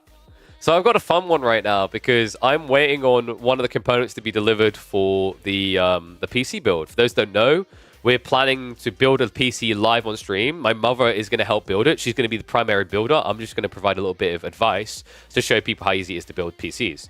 The scary part is I'm doing it with absolute top tier components. So we're talking thousands and thousands of dollars worth of components. But yeah, we'll see how that goes. Might help, especially with the CPU put in, because it is easy once you figure it out, but like you need to be careful. But we're going to be building it live on stream. That's going to be happening probably after the grand finals in the next... I reckon it won't be... Obviously, it won't be this week. I'm trying to see if it's doable 12th. If not, I'll aim to do the 19th. Or we'll do it on like a Tuesday, so on the tube. So, but keep your heads up and pay attention to that, because it's going to be really fun, and I want you guys to be part of it, because we've had some incredible sponsors come in to support components to this build. They believe in it. So that's really cool to see. What was the total cost of your new PC build? I don't know the exact number, because I'm working closely with brands who basically committed parts. They were like, oh yeah, no, this is really cool. We want to be a part of this. So yeah, we pretty much have all components covered. I'm just waiting for one or two to ship. But the original point of that story was that when I checked on Friday, I got like an alert through a text from UPS. They're like, your package shall be with you by Saturday at this time. I was like, oh, great. Got to Saturday. Nope. Hadn't, like, last update, still in Brussels. Sunday, still in Brussels. This morning, it shipped from Brussels. I'm like, so why did I get sent... Answer me this, UPS. Why did I get sent a goddamn text message telling me to carve part of my Saturday out? God damn.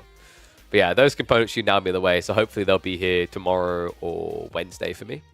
But have we got the draft up? Because it should be time to roll for VortiX and Dragevann.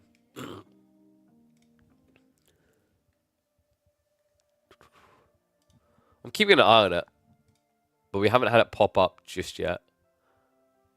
So it'll probably be another minute or two. What I'll do, actually, guys, I'll run a minute of ads now, so that, you know, when we have the boys turn up for the draft, you don't have to worry about that. Subscribe. Oof.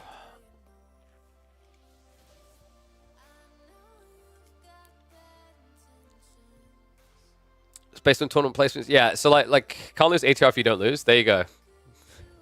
But then Puppy Paw for some... Okay, so wait. Let me really dive into this and theory craft it. So, on the week where Striker signs up, I'm looking for the patterns here. Striker and Cow, the weeks where Striker and Cow make it, Puppy Paw and Crackety both withdraw. That's a bit suspicious. And now Puppy Paw may have dropped the ball, because taking this break might cost him dearly. Give You Anxiety was in here earlier. He said, I see there is a gap in the NA market in KPMM. So he's signing up for future weeks. It's all over, Puppy Paw. The reign of the Canadians has come to an end. All right? The full American national anthem is on blast. GUA is about to take everyone down. But let's see who's going to take you down in the VortiX versus Dragevann series. We have got the draft underway. So maps currently being picked. Where are we going to go here? I mean, knowing Dragevann, he's quite the lover of Pigeon's View here. VortiX would benefit a lot from banning out there, simply because like the logic is he likes these maps where he can kind of bamboozle you with stealth forest play into proxy bases. And Pigeon's View is phenomenal for that ability. Oh, thank you, Estrella. I mean, yeah, right? Like, you know, especially, I think in team games there's also more banter time because there's just gaps. Good luck, Dragevann. Remember to use those stealth forests. But yeah, it was, we had a lot of fun with the Devil series. You just kind of had to tease it a bit. So, Skargar gets banned out as well. That's a little bit surprising. I guess VortiX, like, is very good at playing these Pro Scouts type timings because they're more about, like, 1 TC all in. So it does play to his benefit. Lippity, a little bit surprising, but this is a map where you can play aggro, and I know my customer, you know? We have got the High View pick, aka Pigeon's View. For those who don't know, Pigeon's View is an improved version of High View. It is substantially better. Central Sacred Sites, Central Trade. Spawns are actually pretty solid now. We had, like, this is the thing that I was talking about earlier, where if maps don't get played, they don't get tested, they don't get evolved. We discovered in the Pigeon's View week that there was a bit of a a bit of a flaw with the spawns because the mapping order, where sometimes Stealth Forest would just cut off the berry mass. But that got adjusted immediately afterwards. There was, like, honestly, halfway through the week, Kavayu, who created that version of the map with our design feedback, he immediately just went to work. And he's like, I've got a new version to drop. I'm like, okay, we have to wait until the tournament's over for this week, but go for it. And then, boom. The spawns are more consistent. We always had the double gold veins very nicely balanced. Everything was fixed. But this is why, like, having new maps being played is very important to gather that data. But let's get in. VortiX. Aha! He snatches it away. Dragevann has been highly coveting the English pick. VortiX takes it out of his arsenal immediately, though. Good read there. Dragevann at this stage, I mean, Abbas's IB is being banned as well. Do you open IU here? There's higher value, right? Like, HRE is just sitting there begging to be picked. Japanese is also highly coveted for Transhumans' opening map. Yeah, so I'm a little bit shocked by that. I think that's dangerous. So if you don't pick Japanese now, VortiX can go in and just nip on it up, right? So you've got a tough situation because if you go Japanese, he goes HRE. Puppy Paw, like, you've rotted their brains, man. This is like a wham Puppy Paw thing. They love the French as well. Like, where do you power rank French right now, Puppy Paw? 5th?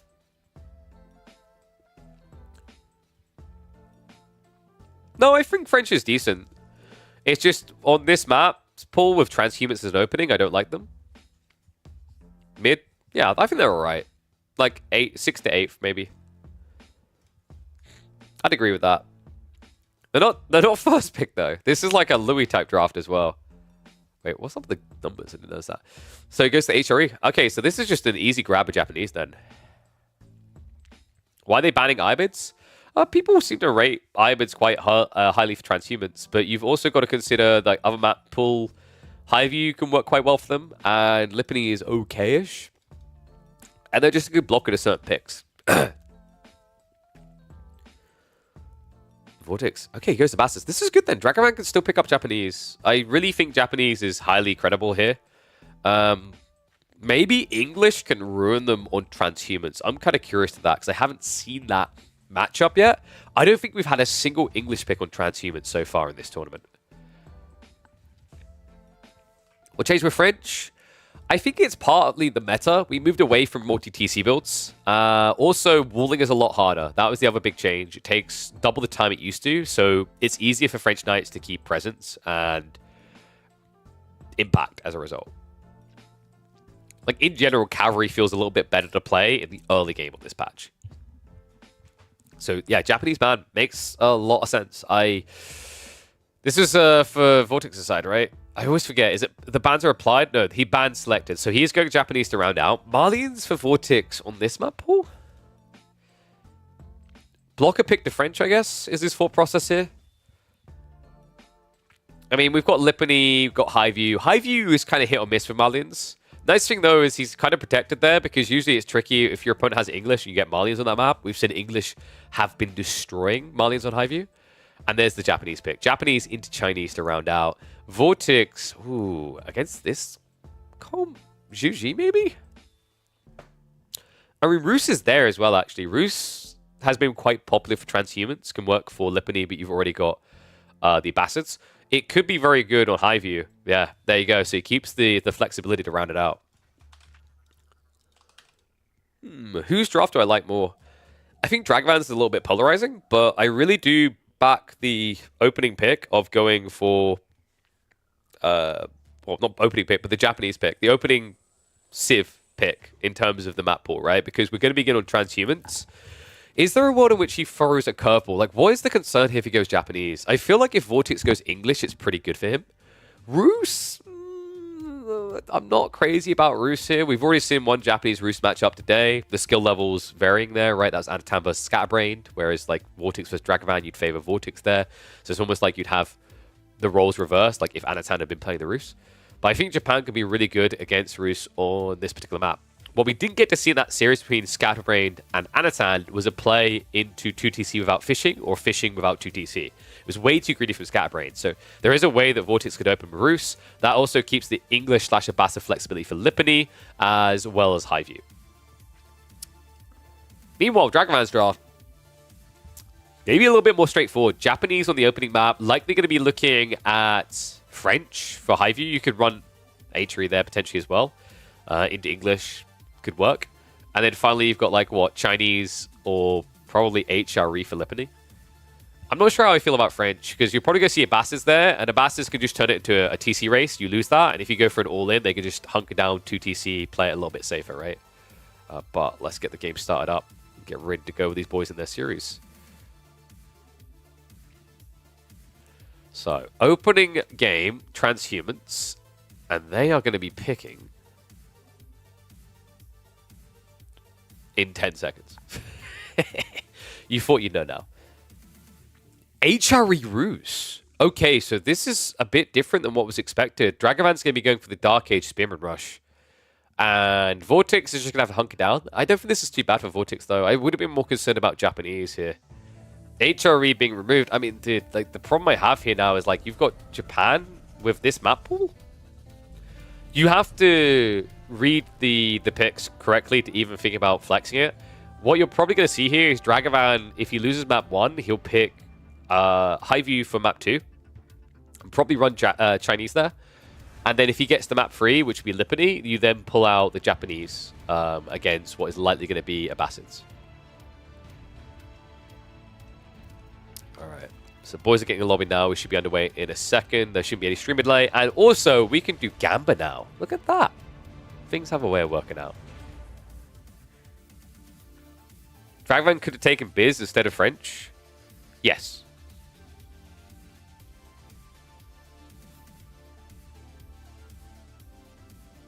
And he... well, no, sorry. Biz was available to VortiX, sorry. Other way around. So, for example, you can see Bastards were banned here, picked here. So, like, these bans get applied to your opponent.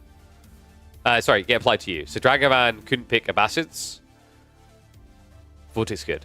But the Byzantines were available to VortiX for a very, very long time. It wasn't available to him for a very long time. Dragevann had it available up until the Japanese pick, right? But, like, HRE, I understand. French is weird, though. French is 100% weird. Especially on this map pool. It's a bit weird. I mean, we'll see what creative thing he's got in mind. I think it's time to kick off the series, though. Let's get ready. Oof. Yeah, he could have bizzed. Whether Biz is that good on that map pool, Highview, Lipany, they can work, right? Wonder what he's really that paranoid about, though. Alright, so we are just 40 seconds out. Let's get to live. Do I have a mod in chat that can do predictions, or do I need to do that? Okay, let me zoom in. We'll get ready. Set up predictions now. Give me a sec. VortiX versus Dragevann. 2 minutes. Predictions start now.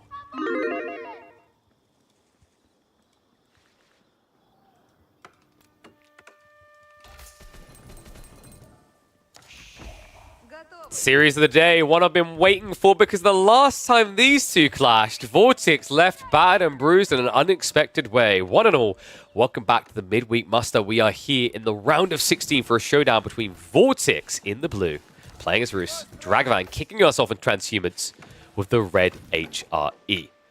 No racks opening this time around for the HRE, though. He's just going to play straight onto the docks. Yeah, interesting one here as well, considering that Dragevann did have the Japanese available in the draft. I thought that's what we were going to be getting into, as they've looked dominant almost every time they've been picked in week number 5 of midweek muster for this map. Let's see what we can do with HRE. HRE to me is kind of a second grade pick because of the relic situation. There's only 3 relics on the map. Roos also can suffer a little bit with that because of these fast castle builds that are quite popular, but love that opening. Although, I also kind of hate it a little. He's sharing trees. Yeah, a little bit weird when I'm seeing players do this, because VortiX actually could have just walked over here about the same walk distance. He probably garrisoned to minimize the time, but getting one villager down here, getting one down here, that gets you the nice setup where you're going to not have overlapping trees almost at all to generate more gold. But he's still at least going to get some pocket money here. 36 gold passively a minute, which means this play will pay for itself well before the 10-minute mark. I think he's maximizing the hunt and trade house. 100% he's fast castle. Yeah, but hunt and trade house like doesn't matter, right? I mean, you can slot it between these hunting cabins if that's what he means. Remember, hunting cabins, they do impact each other's gold generation on trees. High Trade House is not impacted by the hunting cabins, though. Doesn't care. Golden Gate going to be coming in. So everything as you would expect so far from VortiX. Probably is going to be that fast castle build that's being mentioned. Dragevann on the other side of this is going to be slower because of his choice to go fishing. Already up to, what, 4 fishing boats? Likely thinking about a 5th. Has got the houses up, so he will have to switch over to the lumber camp. And wait, does he not have any trees left? No, he used all of it. So he's going to have to actually do the longer walk distance for the one drop-off here. Yeah, I got you. Well, yeah, because like the way he's done it, I think there's a beautiful little slot there, right, where it kind of staggers in. But you could have still had that if the hunting camp is down here, unless you mean over here. Maybe, yeah, he might have been able to embed it, but that's not guaranteed. We'll see if it pays off for VortiX nonetheless. Dragevann, what do you want to do here? Do you want to play for the fast castle as well, or do you want to play the Age? I feel like you want to try to pressure for feudal. It can be really good actually shutting down the initial Horse Archer mass just because of how good your economy is early. And the Archon on the tree line would enable that for Dragevann. So no Mindwork shenanigans. Makes a lot of sense here. If this is fast castle from VortiX, you don't really want to be playing into all pikes anyway. Shimmo count has stopped a 4. You could probably get away with a 5th here, but it would get quite pricey. Push the deer in? It's a nice idea, but that's not going to be happening. VortiX, however, can shove the deer. Man, tricky part about this, right? It's Roost double scout versus 1. So this kind of laming was likely to happen. That means that Dragevann has whatever sheep count he gathered. 11 sheep to work with underneath the TC. Meanwhile, VortiX getting 14. And keep in mind that HRE would have eaten more sheep this early on. Or rather, I should have usually, right? But I think he only had about 4 or 5 due to the fishing. Still, in the coming minutes, that food is going to disappear a lot quicker for Dragevann, courtesy of the fact that he has got the Archon buff coming. A little bit of pumper action in the center. I mean, we're playing life on the edge here. Dragevann needs that final strike to try and prevent some of this vision. Other scout is still out here, has forced the retreat of the injured villager. And on top of that, the first knight is coming from VortiX. Now, this doesn't guarantee that he's going to play the Age. We've actually seen this kind of like opening pressure of knights as a signature move, right? You open one knight, that puts pressure on your opponent, forces a reaction, and then you greed. However, VortiX is greeding not in your atypical Age-free approach. Pro Scouts now coming in here. He's already bolstering up to the 4 scouts as well, so he's going to be able to snatch away the deer over here eventually, but to begin with, it's all about getting these deer safely home. Why isn't Roost played like French with Feudal Knights aggression? You do. You just don't need to do it as often, right? With the Golden Gate build, you have very optimal timing into castle, and Horse Archers are just really good, right? You're talking about a unit that is mobile, it's cavalry, but is ranged. That's a huge benefit. It allows you in that early point in castle to not sacrifice units. Like, compare that to, for example, Horsemen that actually can have similar damage to Horse Archers. Unfortunately, it does cause veterancy, but imagine that wasn't there. Even if that wasn't there and you had veterancy for Horsemen by default, you'd still look at them ugly face compared to Horse Archers because one's melee, one's ranged.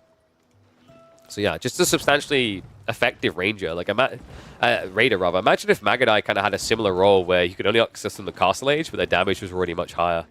You'd probably see more Mongol players rushing that Castle Age timing. Especially with the production speed. Horse Archers in 23 seconds is mwah, chef's kiss. You know what really impresses me the most? Like, it's kind of jaw-dropping when you really think about it. How did the deer not fall off the back?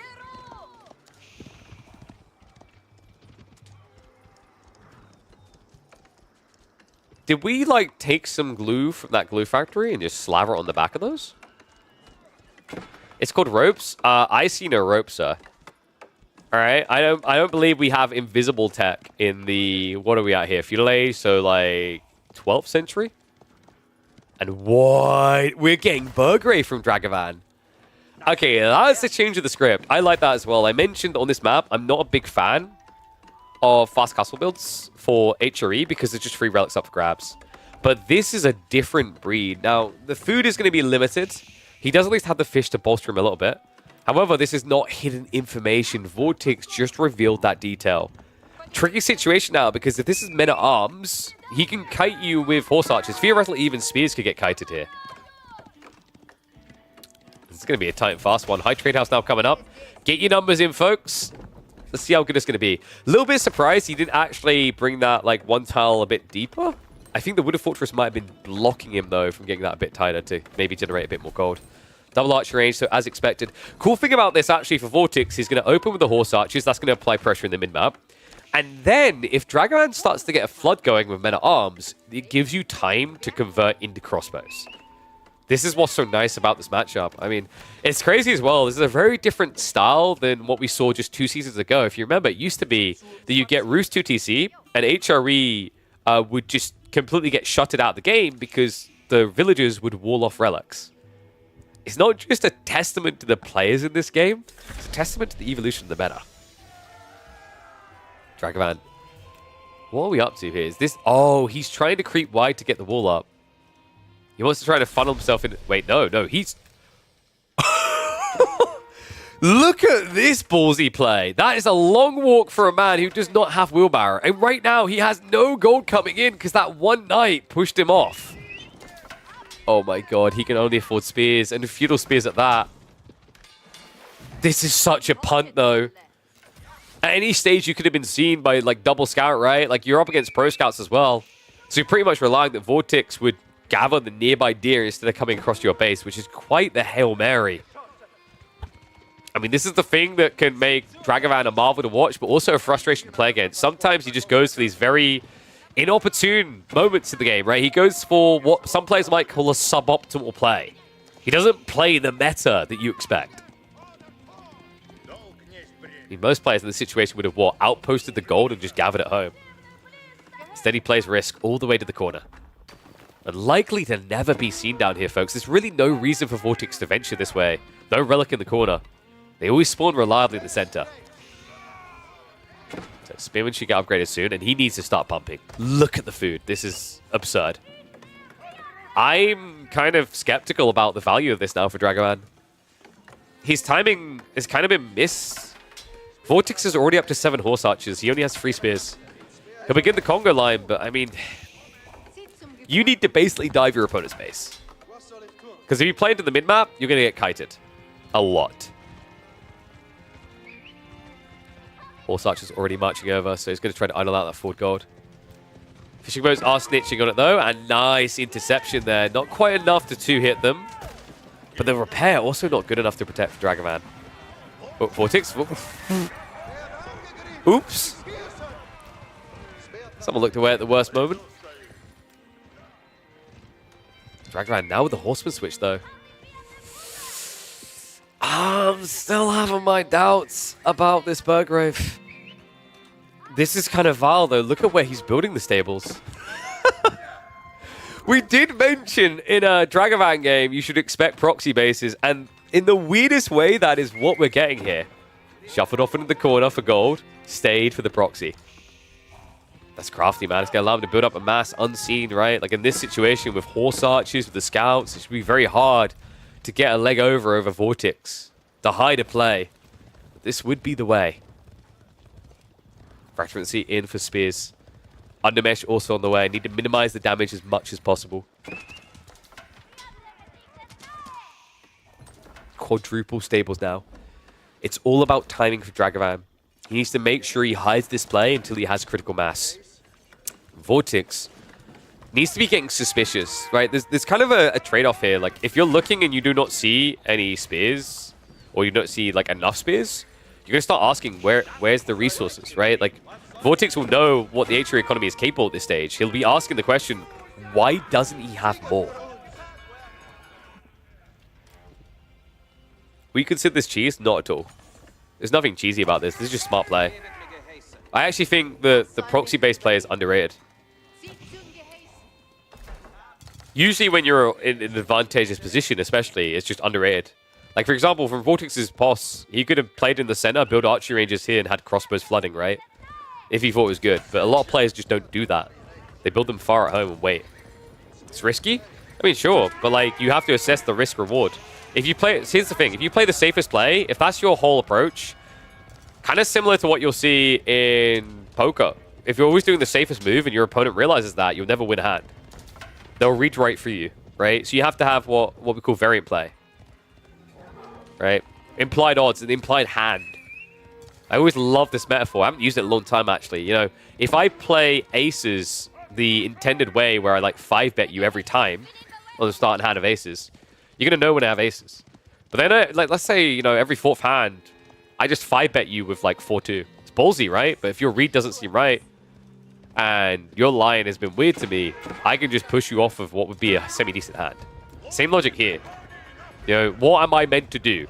Well, if I've been Burgraving, I'm meant to have a bunch of spears and men-at-arms sitting behind my base ready to push out. And VortiX, because he's looking at the base, he's only seeing Burgrave. He's not seeing the play into stables here. So he just has to assume that he has the counter, that he has the runway, because with his opponent pinned in the base, even if he marches out, you'll kite him all the way across the map. But we can see what's really happening here. He's going to start diving in now, so poke damage coming through. Dragevann up to 22 horsemen. It should be time to go soon. Rage 2 upgrade also going to be there. At this rate, he's going to have enough to start flooding into the enemy base as well. I mean, you could consider adding in 4 or 5 knights here to dive into VortiX's base. Meanwhile, he has gone 2 TCs, so eco lead's starting to scale. Yeah, this is tricky now because VortiX has reached a safety point in his mind, right? I want to play 2 TC because I have 3 relics and he's not coming out. It's very hard to dive and end the game with horse archers. But if your opponent isn't going to come out, your logic is, okay, he's not gathering gold. He only has a Burgrave at the back of his base. He's pretty much stuck trying to figure a way out. VortiX has no clue what's really going on, but he just revealed it! The horseman got spotted. And VortiX needs to pump hard into knights now. March north is going to begin. Dragevann needs to cut off those horse archers. That's step 1 to success here. Blocker on the wall going up. Spearman also now marching out. And this is where Dragevann needs to switch now into spears. The question is this enough? Has Dragevann reached that critical mass? We're going to find out fast in this one. Rohirrim Riders on the move. Of course, the Spearmen don't take too long either with the marching drills. Sacred Sites have started to be locked in. That's extra gold trickle for VortiX to get the Knight switch going. Spear's also coming. Slow to get that transition going, though. He only has, what, 1 Rax? Make that 2. Horsemen are going to dive in, but this is not economy. Horse Archers starting to poke at it. Knights can hold these choke points, folks. Dragevann has to read this right. Dives in onto the second TC. Horsemen chasing on the Horse Archers. The VortiX doing a great job of microing through this, trying to minimize the losses. Spearmen are now starting to arrive. The Horsemen just not able to get on top of them here. North side, the dive coming in. Everything getting idled on a single Knight. This doesn't look it. I think Dragevann got caught early. He needed 40 horsemen, maybe 45. And he needed to be marching out already. Instead, VortiX, what would have killed him is if his horse archers were still in Dragavann's base. Because then he's panicking, then he's losing, but instead he had enough here to buy time. Both of them losing a lot of troops, but at the end of the day, VortiX, he's got a decent amount of knights. He's got spearmen coming through, crossbows being added in as well. I mean, Dragavann's eco is untouched. VortiX has idled out a little bit here, but with all the leads he's built, not to mention that high trade house with 159 gold, he doesn't have to care. Damn. All that effort and no reward. I mean, you're talking about 159 gold on this with 3 relics. He essentially has a 5 relic game. Plenty of gold to pump into knights. By the way, just your atypical Roost build, guys. We're 17 minutes into the game, and he has not touched the gold vein once. This Civ. Golden Gate builds with this Civ, man. Dragevann is going to try to reboom into more horsemen, but what for? VortiX is building some horse archers, sure, but he now has the knight spears. Dragevann actually needs spears, men-at-arms. I think that's the only way this now works. Otherwise, it's just a slow bleed to a death. Knight also moves out. Oh, no. Dragevann, he gets found. He hasn't even realized it yet. This one knight. He's going to clear everything.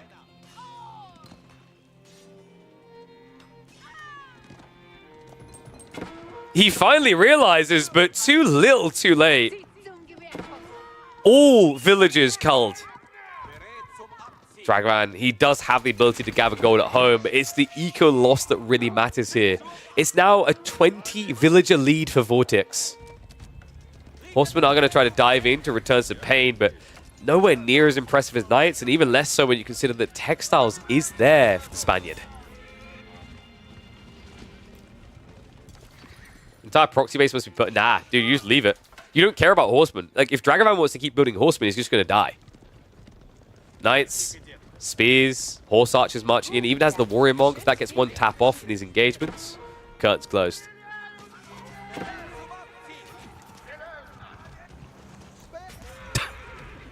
Alright, a bit ambitious for the Warrior Monk. Yeah, because the Monk doesn't get included in Select All Army, right? So that was a bit of a...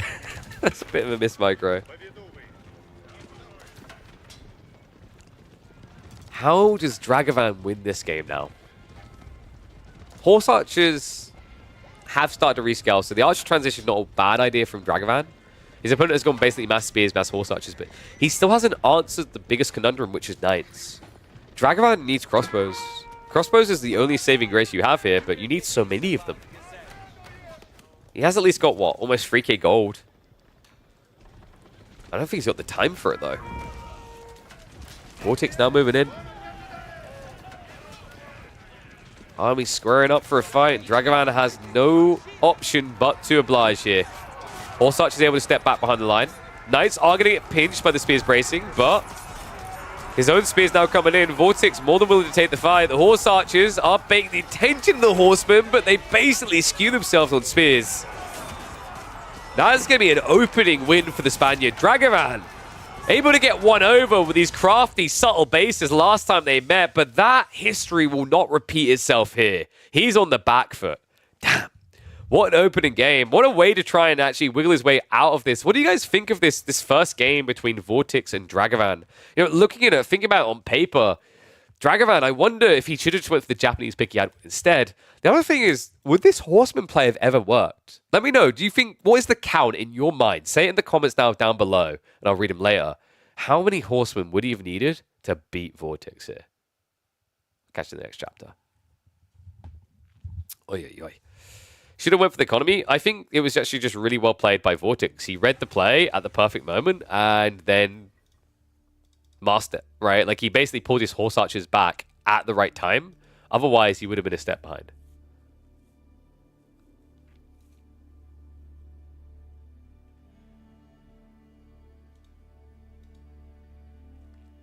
One sec.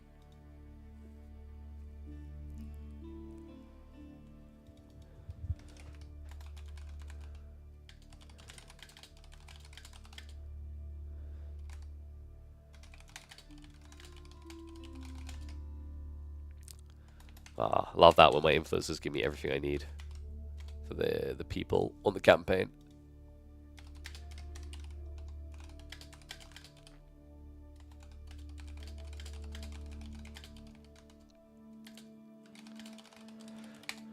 Are we sure VortiX chat didn't give him a hint? I mean, 5-minute delay is not enough for proxy base. I would hope not.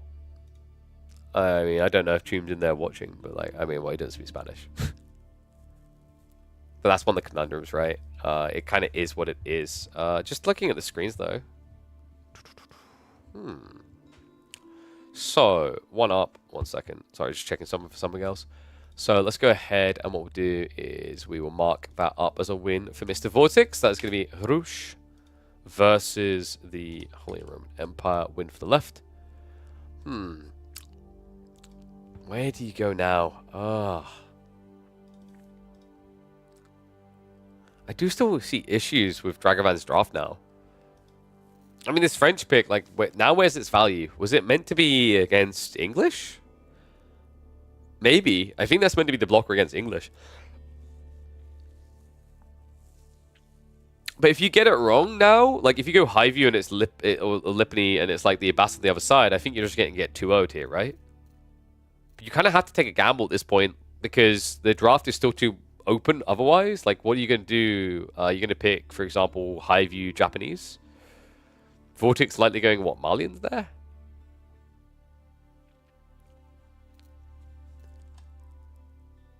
Pirates of the Caribbean moment with all the horsemen. Jesus. What was that? What do we call that one? I'm trying to think.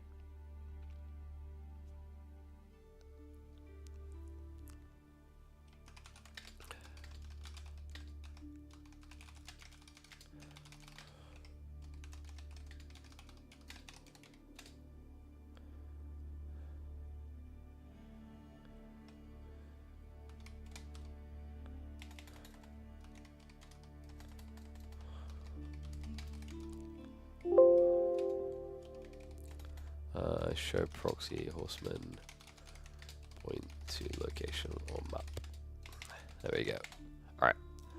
VortiX from Spain? Yes, VortiX is Spanish. So it looks like we're getting ready for game number 2, and it is gonna be on Pigeon's View. It's the it's the French English pick.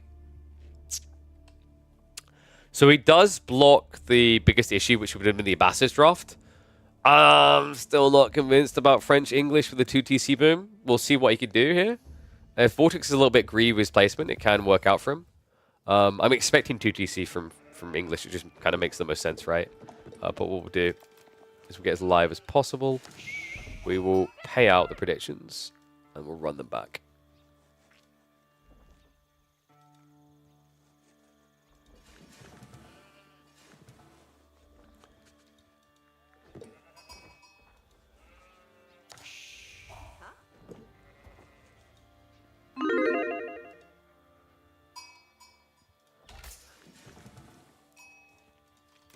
Oh yeah, it's just like someone's bringing up the mechanics and whatever. Someone was saying earlier about how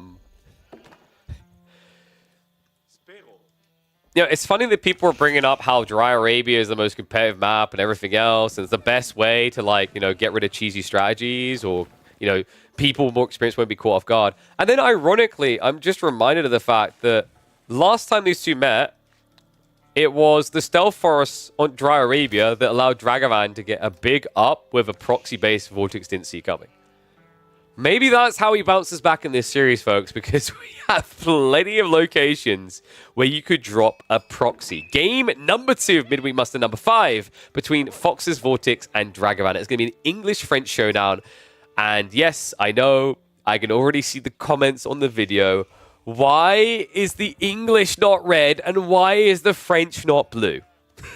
Take it up with the players. They had the choice here. Yeah, interesting matchup though. Historically, one that felt pretty good for the French, but in recent times, these 2 TC builds, English seem to get away with a lot. Curious to see if Dragavann's going to try to stick 1 TC and just out aggro into the English. Spawn-wise, not too bad for VortiX here. If he shoves in the deer on the forward, he can get a nice safe area next to the gold. He hasn't got one of those outrageous spawns, a bit like what Dragevann got, where you get the back safe deer as the English. Abbey of Kings is going to be on the way, so opening as expected for VortiX. And wow, look, look at the skew of votes there. 2% for Dragevann. No one wants to believe in it. I mean, VortiX has looked pretty damn clean since his return to AoE 4. You almost wouldn't think that he'd left. What was it that stopped him in the end? Of course, last week when he did participate in the Midweek Muster 4, it was Wham who took him down. And even then, Wham, who's looking like he's been playing the best AoE 4 he's ever played, still was only able to beat him by a small margin. A 3-2 scoreline in the end. Dragevann, usually want to be creative. I'm just wondering how you do that with the French here. What's the difference maker? School of Cavalry coming in as expected. It almost feels like Dragevann got crippled at the start of his draft, by the way. He has historically been drafting English as a priority pick on the opener. VortiX done that instead in this series. So immediately snatched away one of the Norwegians' favorite toys. Let's look for exposure points. I mean, Stone's being gathered now. Second TC, I think you have to play it safe on the gold line. You don't want the gold as well because you eventually want to get castle, right? You don't want to play a long time in feudal. A forward spawning tree line could be advantageous for Dragevann because he can raid both sides more frequently with the knights. So you'll probably see VortiX look to at least short wall to the berries here, and then maybe short wall across here. Would love to see him start just shoving the deer in now, though, because there is a window where you could get these close enough to just exploit. So 14 sheep to 12, a slight edge there for Dragevann. Was I surprised the Spanish bros lost in the team tourney yesterday?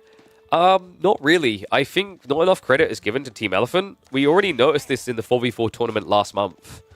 Louis' team, which, by the way, went on to win that event, looked above everyone else. Actually, Asia looked above everywhere else. The Europeans were misinformed about the meta for team games. Right? The only European who looked decent there, in my opinion, was Kiljardi, not Kiljardi, sorry, Baltoon, who was on a Taiwanese squad. Right? Because the thing is, like, to kind of just have a little soft recap before we get into action, this one, for the team environment. In 2v2s, the dynamic is different. A lot of high-level pro players have just perceived that 2v2s are essentially 1v1 and a 1v1, and it's not always that case. And when you dial it up to being more of a like team-focused game, the traditionalist approach for Europe has been to have a booming player and an aggro player. Something that this Chinese region has been a mile ahead of everyone with, the meta on, is the idea that you don't have to have a boomer straight away. You can have full aggro from both, and then play for greed later. Yeah, gives them a lot more divergent strategies. Oh, Scout is not going to be able to stop this TFC from being placed. Dragevann could lame the deer right now. It's definitely worth doing, just so your opponent can't shove them in. Because remember, if you shove the deer in, you can actually rush castle quicker here, which is very important in this matchup.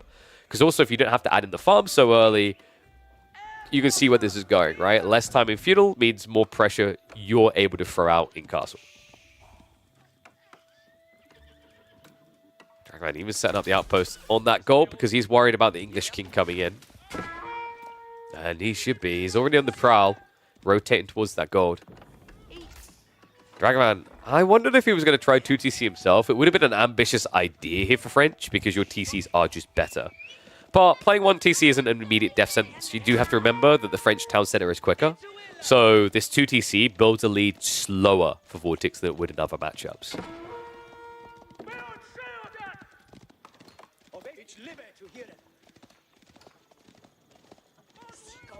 Dragevann. Whoa. A little bit slow on the pull away here. Nice use of the shift to try and protect. And a bit of a misclick there. VortiX hit the wrong villager. Doesn't get that funnel strike that quickly, but will clean up anyway.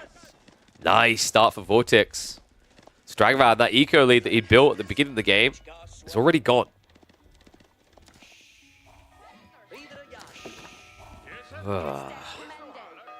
Dragevann. He's going to need to swiftly move across this map. I don't like how long he spent reacting on. Whoa. He's doing it. We talked about the proxy bases, man. It's happening. Racks and archery ranges in the tree line. He's doing the thing. This guy loves his proxy bases. I mean, it's worked against VortiX before, but he should be somewhat anticipating it this time, right?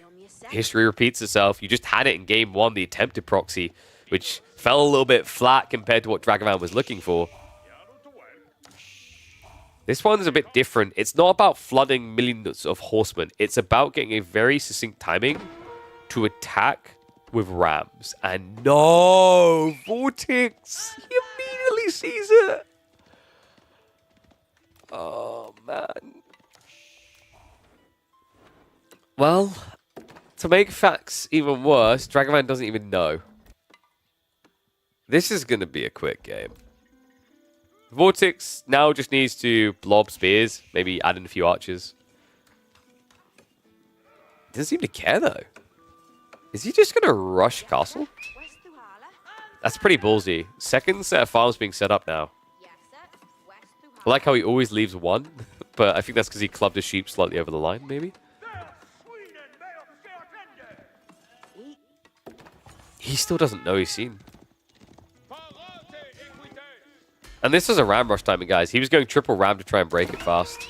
So VortiX is going to try to rush castle now. Has got some longbows being added in. Interesting he didn't go spears against knights here. And, whoa. Oh, wait. What? He didn't even complete it! Oh my god, I glanced away for a second. VortiX found the pristine time to go in with the king. He has no blacksmiths for the ram timing. Has to build it at home instead. That's also going to delay his other tech timings for a dive. Undermesh isn't there yet. Dive coming in, but it is the 2TC defense, right? Does at least get a villager, so not too bad there. Dragevann will take every little he can get. Has still got spears coming, so he could still hit his ram timing here. This bloody cheeky king. We're going to get even more cheeky, actually. Dragevann. Uh-oh. Oof. Just getting just in time there. King can just walk away and come back later, though. Benefits of having healing, baby.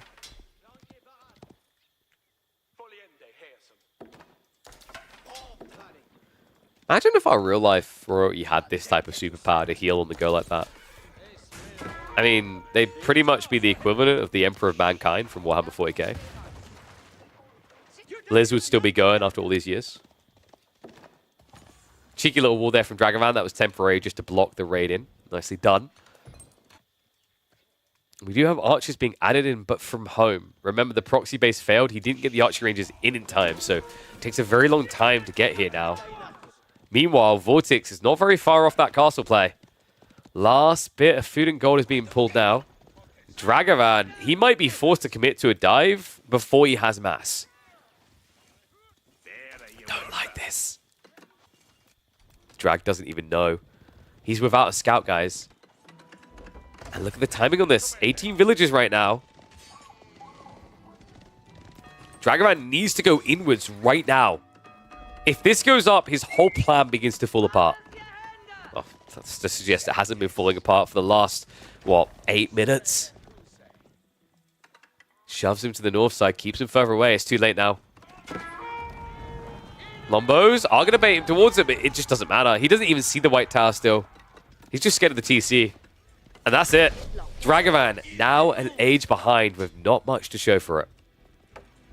VortiX immediately queues the knights up out of the white tower. Remember, this did get nerfed slightly. So it's only 75% better than the standard production building, but it's still 20 seconds to get castle knights out. So one of the villagers is going to get picked at least, but the white tower did clip there. So Royal Knight's going to go down. The king did just get juiced up, remember. He's now stronger. Notably so. 295 HP, the buffed up damage. Real problem. Dragevann looks like he's trying to save up for castle himself, so doesn't want to hang around in H2, understandably here. What's his play when he gets up, though? Probably looking at Arbitrage to try and tilt the favorable outcome for him here. That's a slow comp, though. If you go Arbitrary on a map like Highview, these knights are going to have you for breakfast. And if they don't get the killed army, what will happen instead is you won't be splitting wide enough to protect the relics, which should be VortiX's next target. Dive in the meantime, King. He's going to look for more kills. Good micro there, but Dragevann already losing 2 villages. It's all just the king so far. This one king and this one scout have unraveled the full plan for the Norwegian. It's about to get worse. Knights now arrive with the flank and attempt to build up a Royal Institute. He's going to drag him in, though. What? No. Shivs are out. The king's on the gold line right now, but Spears are going to block him there. Second knight just arrived, though. You can't build this here. Dragevann, he realizes as well. He cancels. Still, that just revealed what you're up to. That revealed that you aren't building more units, you're teching. King coming in. Knight to arrive. French Knight's going to be taken out. And once again, that's the second time that Dragevann can't age. Looks like enough Spears to get home, though. He bought the time. So age 3 is on the way. Behind this, though, VortiX should be looking at a monastery play that would set him up for the late game. Would be gathered now. I imagine it'll be dropped in a second. He might be a little bit paranoid as there is still 7 knights in play. Here comes that glorious heal.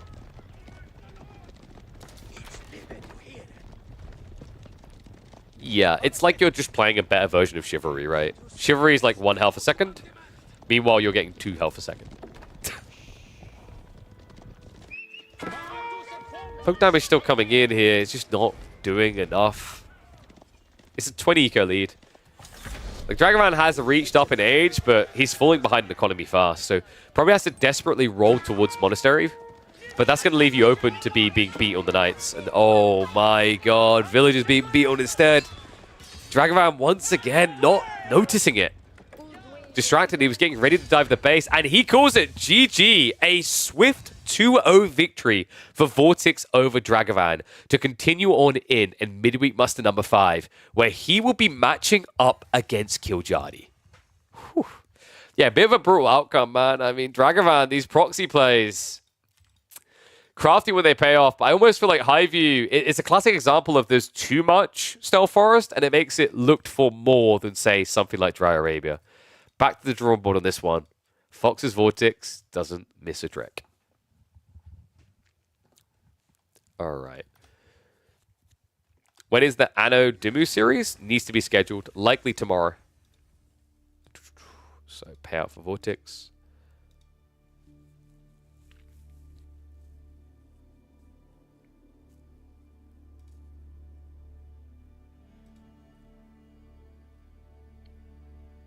Oh, reminder, by the way, guys.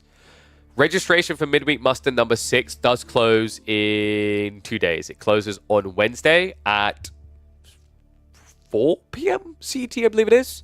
So if you are a pro player, aspiring player, make sure you're signing up for the Midweek Musters because it does close soon. This needs to become a habit, a pattern, instinctual even. You shouldn't even need reminding now if you're a player who's already been playing. You just go, you sign up, then check within 24 hours of that cutoff period to know if you're going to be participating. Do we have another series tonight? That's what we're figuring out now because I'm looking at the bracket and I'm thinking, so we have LoueMT versus MeomaikA that needs to be played, and then it'll be the winner of that versus B. In theory, all the QFs should be played tomorrow. We have now done, let's have a look, 1, 2, 3, 4, 5, 6, 7 series today.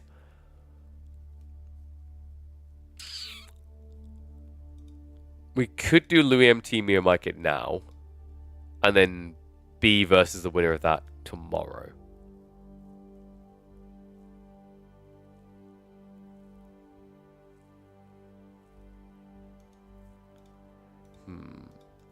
Yeah, so I just got confirmation, by the way. We're currently at 22 sign-ups. So, guys, Midweek Muster, sign up now. Go, go, go. They're actually online? They may be. Reminded you to resubscribe? Damn right, you got to get those subs in. What up, camera? Whoop, whoop. So, let me have a look here. Did we do another one? We've been live 7 hours.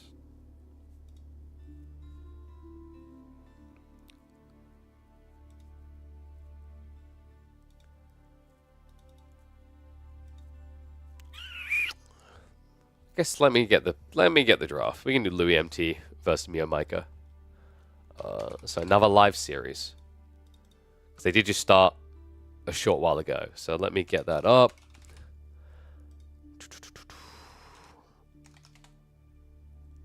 One second. So 2-0 for VortiX. And then we'll do another series. Let me change the title as well. Boink. Want to see VortiX versus Dragevann? We just done that series, mate. You have to check the VODs. That literally just completed. Ta-da!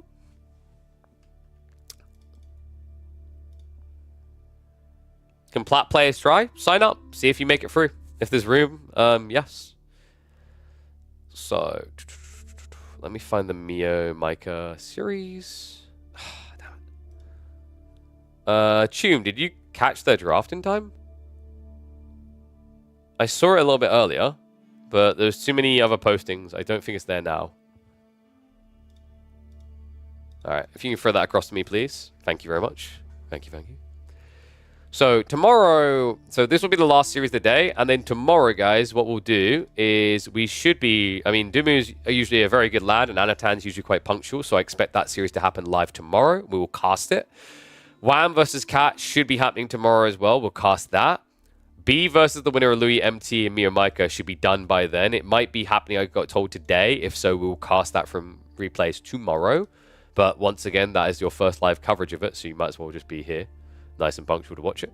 And then finally, VortiX versus Kiljardi should happen tomorrow. And then our goal will be to lead it into semi-finals. We'll be kind of playing that by ear to see if the players are good, able, and ready. But let me get ready with the draft. So we've got a draft up now. Map draft is also going to be in. So let me just reset all of this.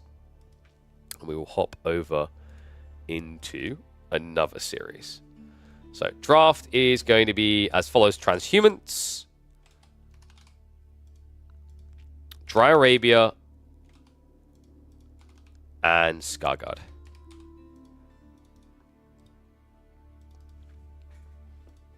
Sup, Nod? You just got here? Yep, there you go. You made it in time. Welcome. Alright, so let's get ready for another series. Let me pull up Louis' data now.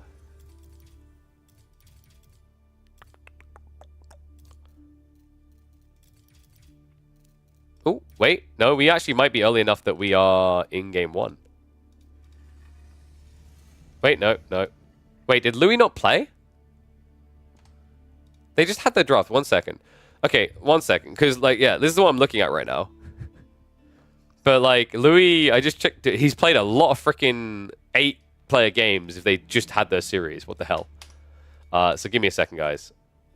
I can't be asked to wait for an 8-player game to load. I'm just going to force crash my game. It's actually quicker. Because this game is not very optimal when it comes to big lobbies. So 1 second. And I'll get that series up. So yeah, we'll have MeomaikA versus LoueMT. And that'll be the last series of the day. Which means we would have cast a total of 1, 2, 3, 4, 5, 6, 7, 8 series. 8 series in 1 day. Why are you not subscribed yet? What are you waiting for? How about that for bang for buck? Whew. We're outdoing ourselves here. While also being ill, by the way. Cheers. By the way, if you haven't got a sub, though, I got something easy and free for you guys to do. You ready? !AMD. There's going to be a link that pops up when you do that. We're doing an awareness campaign right now with AMD. That's right. AMD, big boy AMD, actually believes in us. They were like, we want to sponsor this stream. So they're with us for the week to do an awareness campaign around the 9800 X3D, which is the go-to CPU if you are a gamer. So if you just put !AMD in chat and then click that link, go have a look. The whole point of an awareness campaign is deemed a success if a lot of people look at the product. So, what are you waiting for? I don't even see it typed in the chat yet. Get to. And I'll get us busy with the next set. Oh look, there you go. Wow, look at that, guys. That link just popped up. How did that happen? Yes, good, Anakin, good. No, actually, it's not a dark side thing. Go click it. Come join the red side. So yeah, if you guys haven't like looked in on that, you don't know the kind of specs that is pumping right now. It is peak. If you are looking for an upgrade right now in CPUs, chef's kiss. The 9800 X3D, I can tell you why it's definitely an awareness campaign. It's sold out right now. Like there isn't a way I can force sell you like, yo, use my link, do this. But definitely click the link, check it out. Inform yourself of the next tomorrow, the better tomorrow. All right, so game number 1 is going to be on transhumans. And we have got a MeomaikA-esque draft with a MeomaikA-esque pick. Guys, what is the most MeomaikA thing he could pick for transhumans? Don't even think about it too long. Let your instincts envelop you. You've probably seen enough MeomaikA by now to know. If you have, you know it's going to be shown. And what the These guys have put on like a weird custom UI. Jesus Christ. Alright. Capture age hides it all though, right? Okay.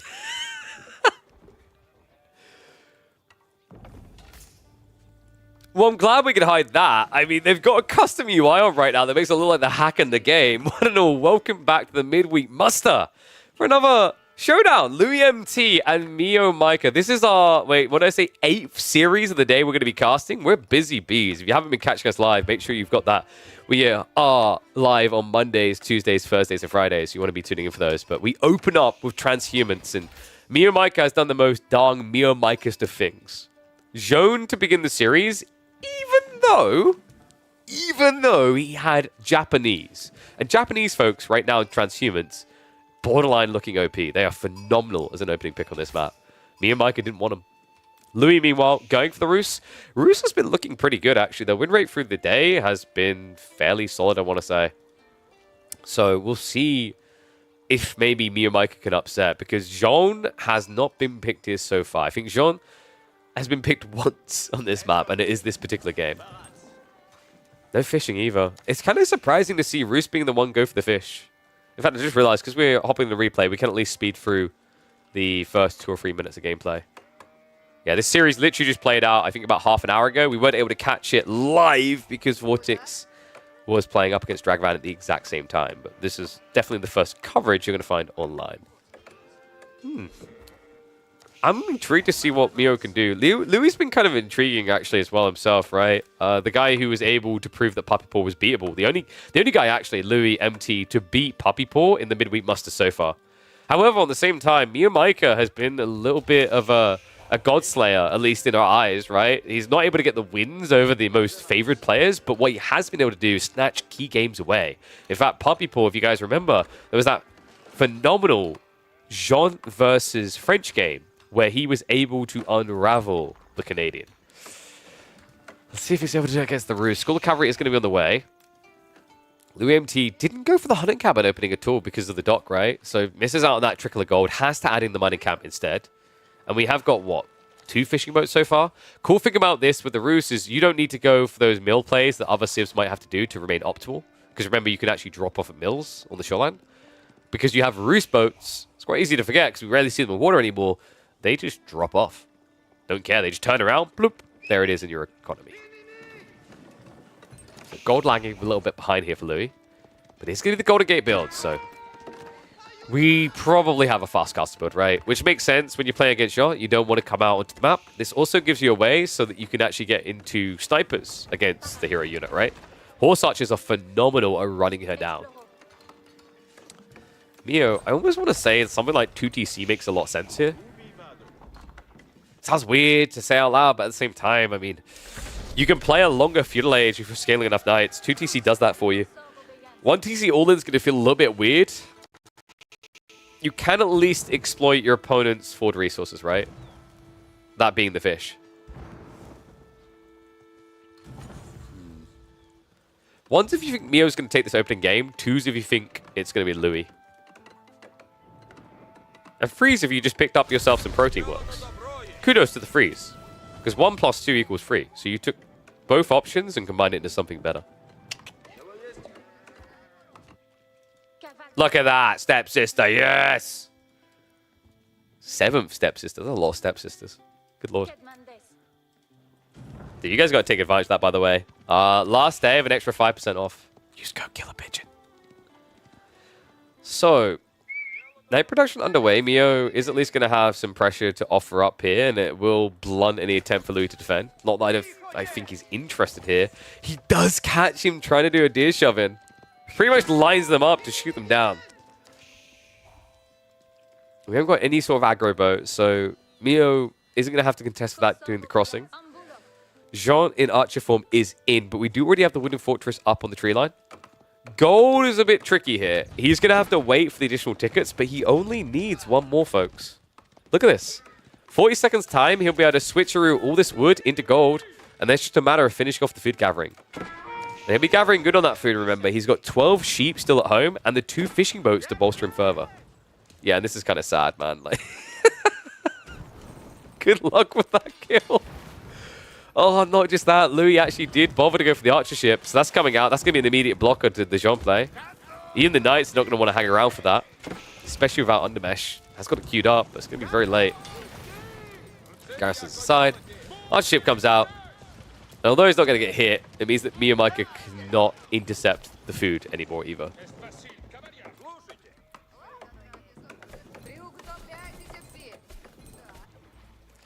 Yeah, so Meo now probably starting to regret not going for the 2TC. Doesn't really have that scale point. There's a growing risk already, and that is going to be horse archers. So we have got a hunting cabin sneaking in the side, so Louis making sure he's got a little bit of extra gold to work with here. But the tickets are ready to be pumped, guys, and he already has enough wood to do it. The best part is he doesn't have to be that extreme about it, right? But goes for it anyway. Because the funny thing is, like, from the position we saw him before, you have to remember, he's still generating gold because of the gathering on the sheep. So, tech up, ready to roll. High trade house going to be coming in. Get your numbers in, folks. Could have went here, but I think he was worried about Jean on the south side. Yeah. In fact, MeomaikA was expecting him to go for the greedy option too. Opposed, it's going to get Garrison. Dive's going to start coming in. Undermesh is there, though, and all of a sudden, Louis needs to cut and run. Oh! Cancels it! Little bit surprised by that detail. Jean is going to get focus fired, though. So villagers are going to get lost. Does take a little bit of XP with him as she goes down, but Knights need to get out now. So reasonable damage done there, right? 5 worker kills with that dive. And Louis, yeah, he realizes the mistake he made. It was a gluttonous one. You had the ticket. He could have bought into the stone, delayed his timing slightly, and had castle turrets. Castle turrets would have ruined that army's dive. We try again. We try it again. He just realized, oh, actually, yeah, if he can do it to me there, like, imagine if he just walks around. Oh, God. Yeah, recalibrate your numbers, folks, because this high trade house keeps getting worse and worse. He's chopped more trees since he last tried it. He's dragged it away from the tree line. This is, you know, we started off here with, like, me as an 8-year-old going, I want to be an astronaut. And then we came back a second time where it's like, maybe I settle for being, like, a successful businessman. And then we just arrived at, maybe I can make my bills meet month to month. Oh, my God. This is turning into a day of sad high trade houses. Meanwhile, on the other side, MeomaikA has found the resources for the guild hall. Looking pretty good for Mio, gotta say. Kind of an uncomfortable series when I looked at it from a sim perspective in the opening. I thought this was just going to be a runaway game. All of a sudden, we might have a set on our hands.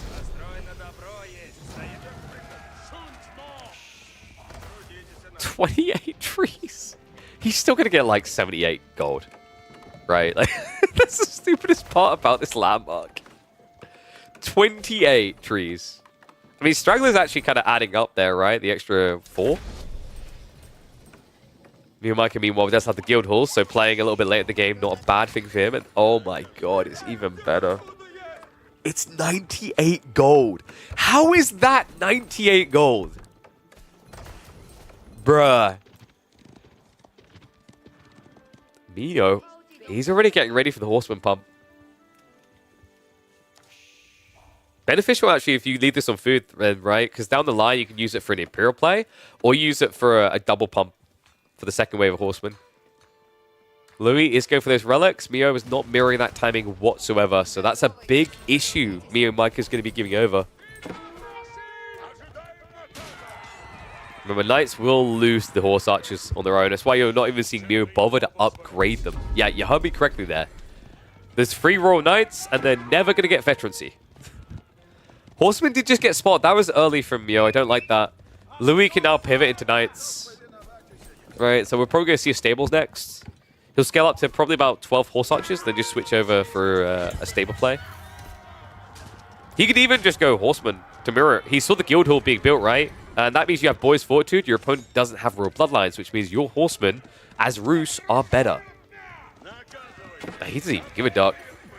Warrior Monk also just tanking the damage from the horseman now. MeomaikA's army looking pretty pathetic now. And we're at, what, 11 minutes in? Jean died, so we're probably about halfway towards the XP required.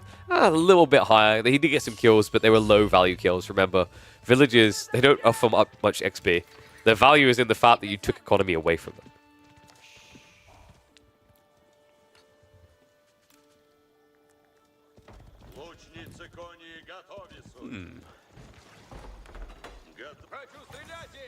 Love this as well. Remember, he had this galley to defend him against the early raid. Beautiful thing about being a Roos. Just because it starts life as a galley doesn't mean it has to stay that way. Aspire to be what you want to be. For example, you could be a Turtle, or you could be a Ryzen CPU. One is fast, one is not. I don't know how we got it to that stage. We did. Anyway, click the link. Let's move in. LoueMT. Horse Archer spam coming out. The Horseman spam on the other side is going to be a nice buff against this. I think Louis just needs to switch. I don't like that he's spending this long with Horse Archers. It's so greedy what he's doing. I mean, in theory, if your opponent's trickling, right? Yeah, sure. I get it. Horse Archers can work, but there's already a decent number of Horsemen here. Looks like Louis is just trying to outskill him, and what a way to do it there. He's trying to shift the injured ones through the formation. Also, a tech that lets you transform ships for no cost. Is there? Do you mean this one? Oh, yeah, that one. I never see adaptable hulls, though.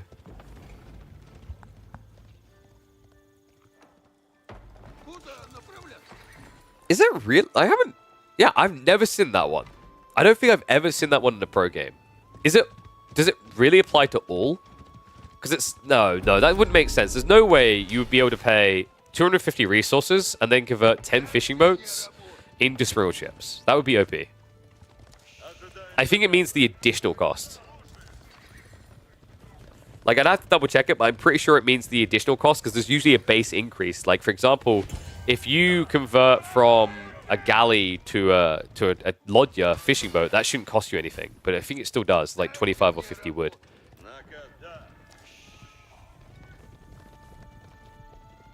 MeomaikA ranged armor too.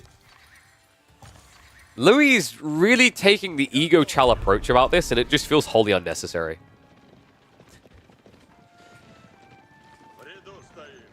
You know when someone, like your friend is just sitting there and you go, yo, I can get like top 10 playing Japanese only. They go, no, you can't. And then you go through the process and you lose like 1,000 elo. Suddenly you're bronze. You don't know how it happened. You're stuck in the elo hellhole. You never get out. That's kind of what's happening here with the horse archer spam. It's like, bro, I can beat Horseman. No, this is the hard way. Finally, he's willing to admit it. Double stables being dropped. Is the upgrade in feudal? Yes, I think so. I have to double check that. I mean, it's first row, 250 resources. That strikes me as if it's a feudal age upgrade. Castle ages are usually like 300 to 500, with the exception of Aberrality. Is it castle? Okay, interesting. I mean, I guess maybe it's possible. That just sounds a bit crazy. That could be sick for like a weird situation, very situational moment in the game, where you have a pivotal opportunity to win the water on like Holy Island with 15 fishing boats, right? That sounds like a lot of fishing boats though, but you just convert them all to sprinkles and send it. Maybe. Very, very situational though. Warrior Monk. Well, I hit the jackpot, he says. One villager already down. No textiles either. And MeomaikA is finally reacting, but it's only a horseman. Meanwhile, the burn for attempt. Louis waiting to mirror him here. Needs to get that Saint's Blessing out. There's the buff. A lot more damage and armor, and immediately Jean goes down. Needs to start away from this. Right now, the Knights are absorbing a lot of these shots meant for those horse archers. Second wave of Knights does come in. He's back towards the choke points.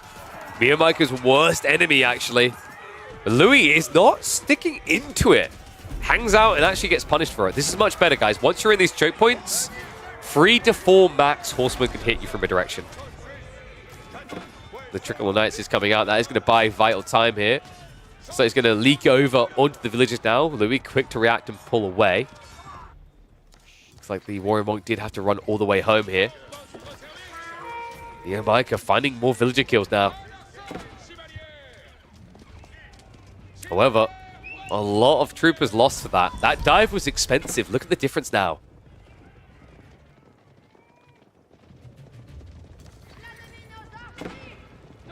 Double Sacred Site needs to be locked in here. MeomaikA, remember, the only way you can do that, though, is with Jean. Jean, who got sniped again, which means congratulations! Level 3 still feels like a distant memory. He had it in a previous game. He's just not sure if he'll ever have it again. One's if you think Meo's winning this game. Two's if you think Louis is taking it.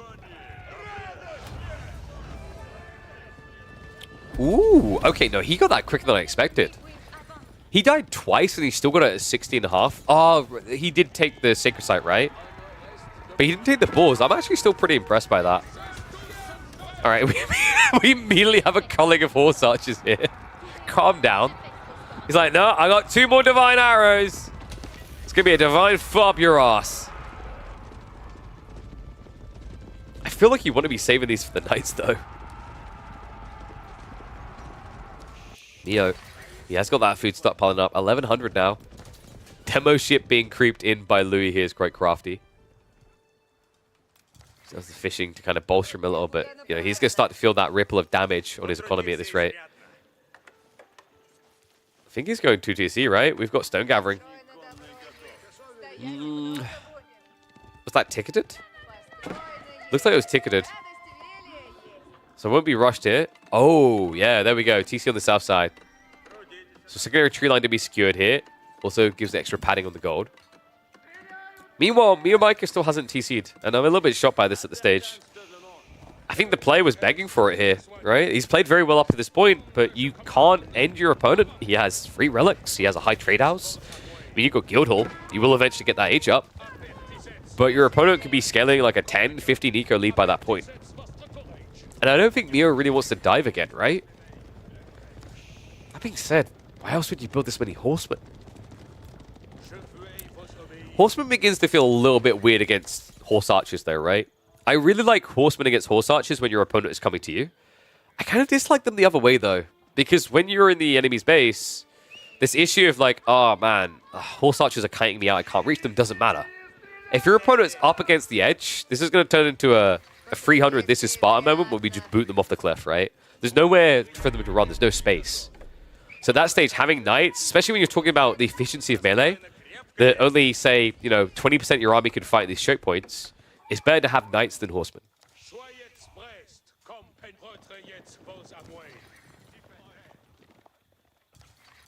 Whew. Is there a world in which Jean's riders are worth doing here? I actually prefer Jean's riders over horsemen. Because horsemen, they do get bonus damage against horse archers, but Jean's riders should fare better against the knights, right? So it's like, what's more important to beat here? I think the knights are your big stopgap now. Trying to break through them is going to be very difficult. And also, horse archers are relatively ineffective against Jean's riders. Look at the damage. Look at the stats. So you get 15 more health. You get 2 more damage, but most importantly, you get a lot more armor. You get 3 more, and then a +1 if Jean is anywhere nearby, due to her aura with a +1. So at that stage, you end up with 9 armor against a unit that's going to hit you for 14. It's pretty damn good. And because you have higher base damage, you're also better at clearing out those knights. Second sight win condition has been locked in. So maybe this is where the horseman makes sense for Louis, is like you force him out into the mid, and then you surround, right? But I think what's key here is MeomaikA needs to set up that surround. He can't just brute force the front of the fight. Because there's only 13 knights, right? However, if you come with those 13 knights from one direction, they're going to absorb everything.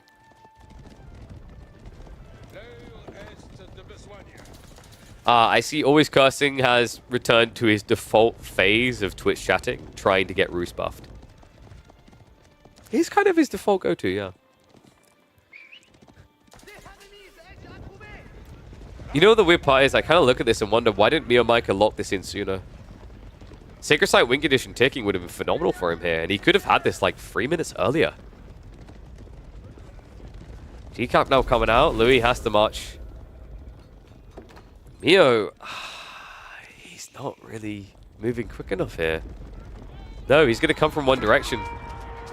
Louis, start backing off a little bit. Not the best way of doing so, though. A shot. Carpool tunnel setting in as he mashes the Q here. Oh, this is a horrible retreat for Louis. Finally, he turns around to poke. I feel like he was way too hesitant here. Especially with Saint's Blessing, right? Like 7 melee armor, phenomenal. Instead now, we get a red palace drop from MeomaikA. Sacred Sight timer is still ticking. Horseman are going to be able to keep them off the site. Louis. He's 2TC right over time. He's building that lead, but it's not fully there yet. I do feel like this red palace is maybe a little bit loose. Could have been a bit deeper, but because the pressure point there where the fight was happening, I don't think MeomaikA really wanted to be seen doing this. He knew the dive would come in. Decap attempt on the north side should be blocked as well. Plenty of cavalry reacting to that. No walls, though, is really shocking by Meo. There's actually not much to stop Louis sending back, say, a handful of horse archers or knights to hit the economy. Even now, with the arbitrary upgrade on the TC, you can shuffle into the back of this tree line. Louis, not going to be happy with the notification of age 4 here. If he moves quickly, though, Meo has not set anything up here yet. The numbers are starting to trend against him, right? I mean, 38 knights, though, pretty hard to play into here. Would love to see MeomaikA sneaking University quite rapido here. Royal Bloodlines, if you can get that little bit of room to get into it, is huge. Louis, he's going to posture again. Flash comes through. A few villagers being cut down here as the Knights move across onto it. However, the surround comes in. The Horsemen muddying the waters here. Horse Archers attacking the wrong thing. The Knight front line starting to fail him here. Louis is going to have to retreat while trying to save for Imperial. This could turn into a double whammy and an instant win for Meo. Most of the Horsemen go down, but he still has 37 Knights to work with. What he's not reading is this timing. And because he doesn't have walls up, he's a bit too paranoid to rush forward off of this. Lead Tech coming in what, 10 seconds? This is his time. Saint's Blessing just triggered. Louis might be feeling confident about fighting. The pump comes out. Divine Restoration is there. Louis actually buying so much time with his back and forth pull. Elite now in, though, and a Spasskaya Tower. We're going to have defensive landmarks on both. Louis rethinking it, though.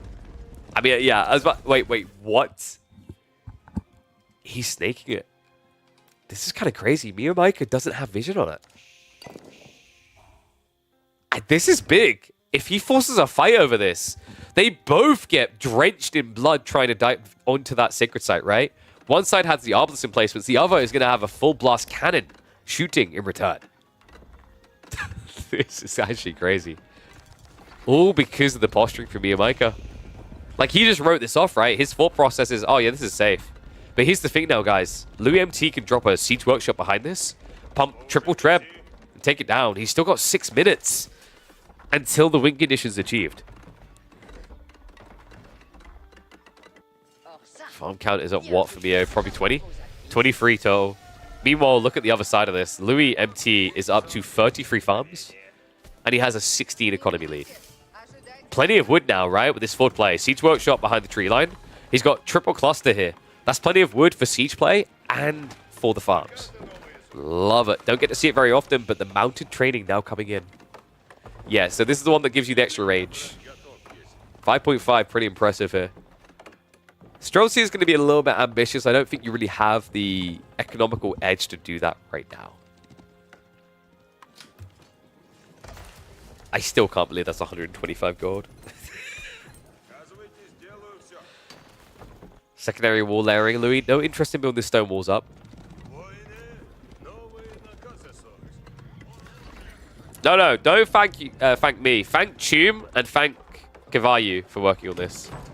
Chum, of course, the original progenitor of the map, and then Kayu, aka Kavayu, optimizing it so that it was ready for the weeklies.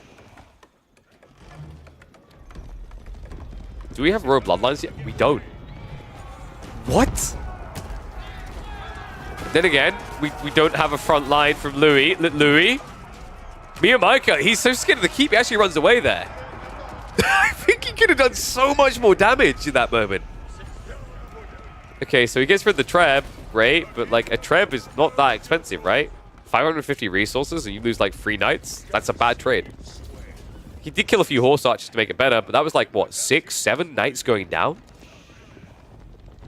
Meo, if he just had Royal Bloodlines here, the difference it would make. Yeah, this is what he's scared of, guys. 73 damage per hit on the cannon. And it has a sprint. And it has archer shots. This Spasskaya comes auto-upgraded with everything, bar the boiling oil. Quick wall by Louis. Ooh, nice to hold the choke point. Spawn the traps away. Goes in for the snipe. Sean is down. And immediately MeomaikA says not worth. Gallop also getting activated for the Kobe shots. He's up to 7.5 tower range. It's hilarious to see because for the longest period of time, Gallop didn't work. You guys notice that? It wasn't giving the extra weapon range that it was meant to. It was bugged for a very, very long time, but finally, it's working correctly. Usually this is a 4.5 tower range unit. With the upgrade, 5.5. With that activation, you go to 7.5, which is longer range than a longbow. And did I mention that silk bowstrings is still a thing?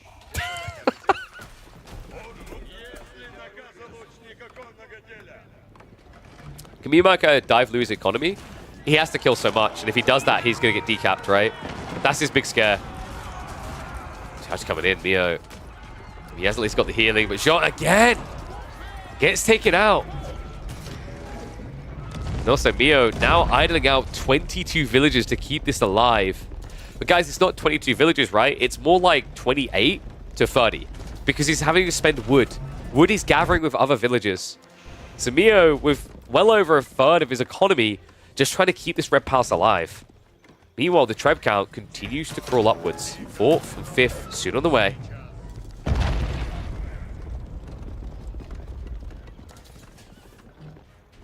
More wolves going up, so Louis guaranteed there's no sneak in here. We even have geometry. This is huge, by the way. Geometry is no longer a meme. This tech is serious business. Trebuchet, look at that, 350, you increase that damage by 20%. So actually, in total, geometry, as it always should have, is now adding in a healthy 78 bonus damage. That's enough to put him over the edge here, right? With 5 trebs. More villagers being pulled. MeomaikA is putting everything behind this. That's now 38 on the repair crew. But the wood is being eaten too fast. Remember, the more villagers you use, the faster the wood drain. And it doesn't scale favorably here. Right? It's not like, oh yeah, one more villager, one more wood. No, no, no, no. It gets aggressively awkward how quickly your wood dries up. Now the stone walls, MeomaikA. This is desperation mode right now. A minute and 20 away. Louis needs to make his move soon. Flash coming in at the Palisades. Spaskai should be adding in a lot of damage. We do not have Royal Bloodlines here for Meo. Watch that night number as well. I think they might be dying a little bit too quick here. We're a minute away. Wall is going up. MeomaikA needs a full surround though, and he doesn't have the stone for it. Trebs in the meantime. They finish it off. The red pass is down. Meo, he's losing too much too fast. Villagers have to front line, but now we have got the Saint's Blessing. We've got the Pole Axis as well, which allows the Roost Knights to duke it out very favorably here against the French. He's broken him. MeomaikA's so close. But in the end, Louis will not be denied an opening victory in this best-of-3 set. Damn, what a way for this to go as well. MeomaikA, the crazy part as well is at any stage, Louis could have crept out to try for a decap. Good thing he didn't as there's a keep up there. He stuck to his convictions, he stuck to his timings, and he shuts Jean out on transhumans. Crazy opening game here. Who saw that one coming, huh? What do you guys think? If MeomaikA had the Royal Bloodlines, would we be looking at a win for the Vietnamese player? Or was this always going the way of Louis? Let me know in the comments down below, and I will catch you all in the next chapter. Really cool game. Okay, so game 1 will be a win for Louis. Let's get that on the board. So that is Roos versus Jean. Or Jean, whichever way you want to say it. Game 2, we are going to be going into Dry Arabia. HRE versus Japanese. Yeah, I just don't understand the Japanese pick being reserved for this map. That feels weird to me.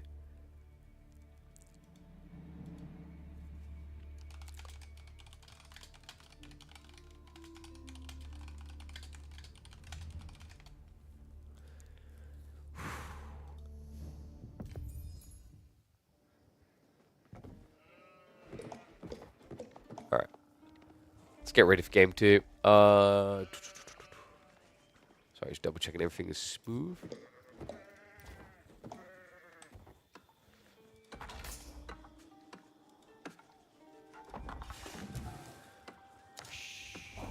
Magna would have been good. It was obvious Lou was committing decap at that site or lose. Yeah. I think his paranoia is he didn't have enough knights if that happens, right?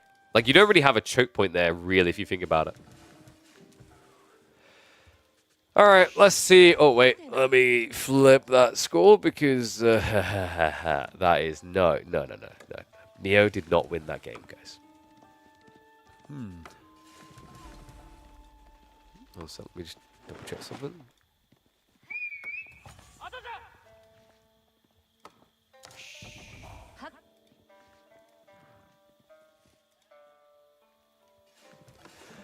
Okay, so...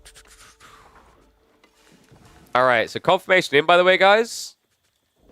Tomorrow, 2 p.m. my time, so 3 p.m. CET, we are going to have VortiX versus Kiljardi. So I will either go live with that series or we'll go live a little bit earlier for the other quarterfinals if they're happening. So definitely tune in by 2 p.m. We will definitely be live by there. The goal tomorrow is bare minimum. We're going to be looking to cast all of the semifinals. Sorry, I need to update that. We know that VortiX beat Dragevann now. So it's VortiX versus Kiljardi.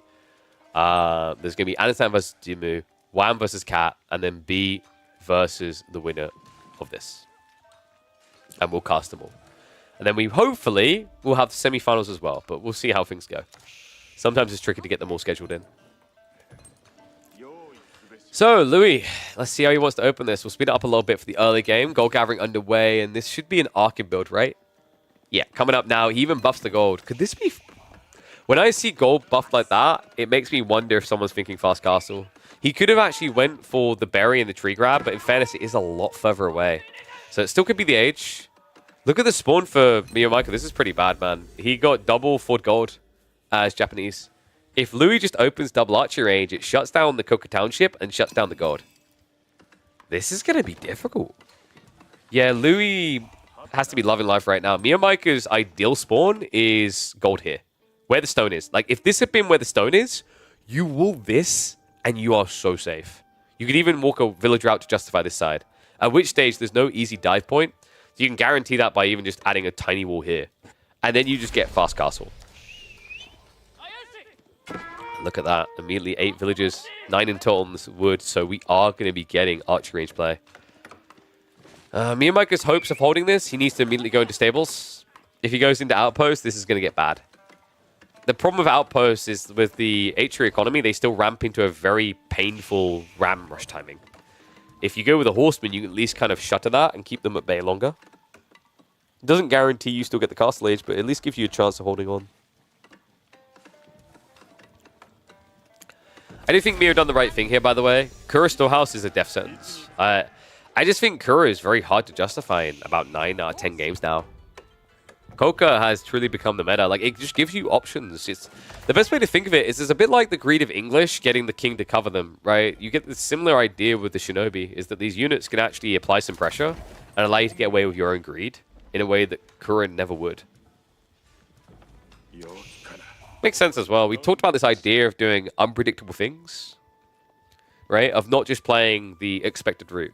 The thing about Shinobi is they're like a wild card, right? How are they going to get used? Is he going to cut my reinforcements? Is he going to cut my villages? Is he going to try to sabotage some buildings? You know, it's advantage play on the map. The replacement for this beforehand is that we used to see Japanese players going for the Uma Bannerman play, right? You'd rush the stone, you'd get your stables down, and you get a knight out. Kind of sad the TC Disable didn't make it to the meta. It was silly. I never read it.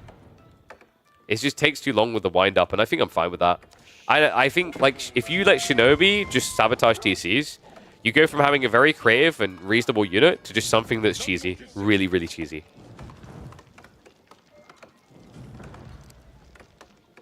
So, ironically enough, we are going to burn the lumber camp. Nice little camp to keep the H3 people warm at night. Second Shinobi has arrived. Sabotage on the mill as well. So just trying to do whatever damage you can, but of course E-repairs can offset this, so it's kind of sad. This is one of the more awkward civs to try and actually do sabotages against, because they don't even need to waste villagers' time repairing, right? But we do have Horseman following this up. Louis already aware of the play, though. He's got Spear Archer, quite rightly so, with the H3 economy easily done. But what this is allowing is MeomaikA to try and gather in the meantime, so he could just turn this into 3 or 4 Horsemen and try to tech. Might be his best move here, actually.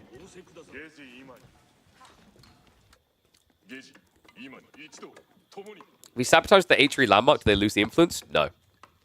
No. There's also some weird ones like, did you know you can't sabotage a House of Wisdom?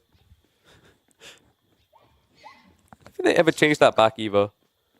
So that means you, like, you know, if you could, it would actually make Japanese a fantastic counter to Abbasid Ibids, because you'd be able to just block them attacking. It's weird, though, because you can sabotage the primary TC, right?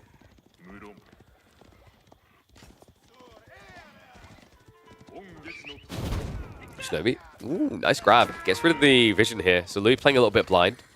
But he's just in Horseman Shinobi, right? And he has got the Spearman to remain scary. Archer's able to move in as well with the marching drills. Spearmen are trying to protect. Nice stab down on the injured, but more coming in here. And he's going to trade that out happily, right? Lose an Archer, kill a Shinobi. It's a worthwhile exchange. As long as the Shinobi are clear, you have a full-up play here. Louis chasing this down. Nice attempts to micro by Mio, but not going to work out well enough. Does lose the cavalry. He's got more in reserve, but now the Spearman count is enough to handle that. MeomaikA was trying to get away with a castle play after initial feudal. It's not going to work out that way, and now he has to go for these outposts. Yeah, and this feeds into the timing, right? If you'd just gone for this play originally, the Rams would be happening, but you probably just about cracked castle. Because you lost the feudal exchange, now you have to worry about siege engineering before you even get the outpost up. Dive comes in. We'll better slow down this process. We'll be able to snipe a villager in the process. And now Louis is just one click away. He's already got the gold for it. Siege engineering wins you the game. Yeah, this is bad. Mio does not have any answer anymore, right? Like, you'd have to go Yuumi. And here's the thing, guys. This is probably the worst matchup in the game to go Yuumi. Because H3 archers are just better Yuumi. That's the easiest way to think about it. With their better economy, they can afford to pay the full price of an archer. It's like paying the price for Yuumi. And then you get the same movement speed as the Japanese archer. But you have normal stats, so you're just better. So the only choice now for MeomaikA is to try and snake castle. Ram's already coming, though. It's not enough to snake castle. You need to then actually get units. What would be kind of vulgar but awesome to watch is if MeomaikA prepped Yuumi and got just enough gold for the veterancy. With a Yorishiro drop, that comes in very fast. I actually think that's the best way to get out of this hole, because if you rush castle now for Samurai, for Mount Samurai, you just don't have the gold for it.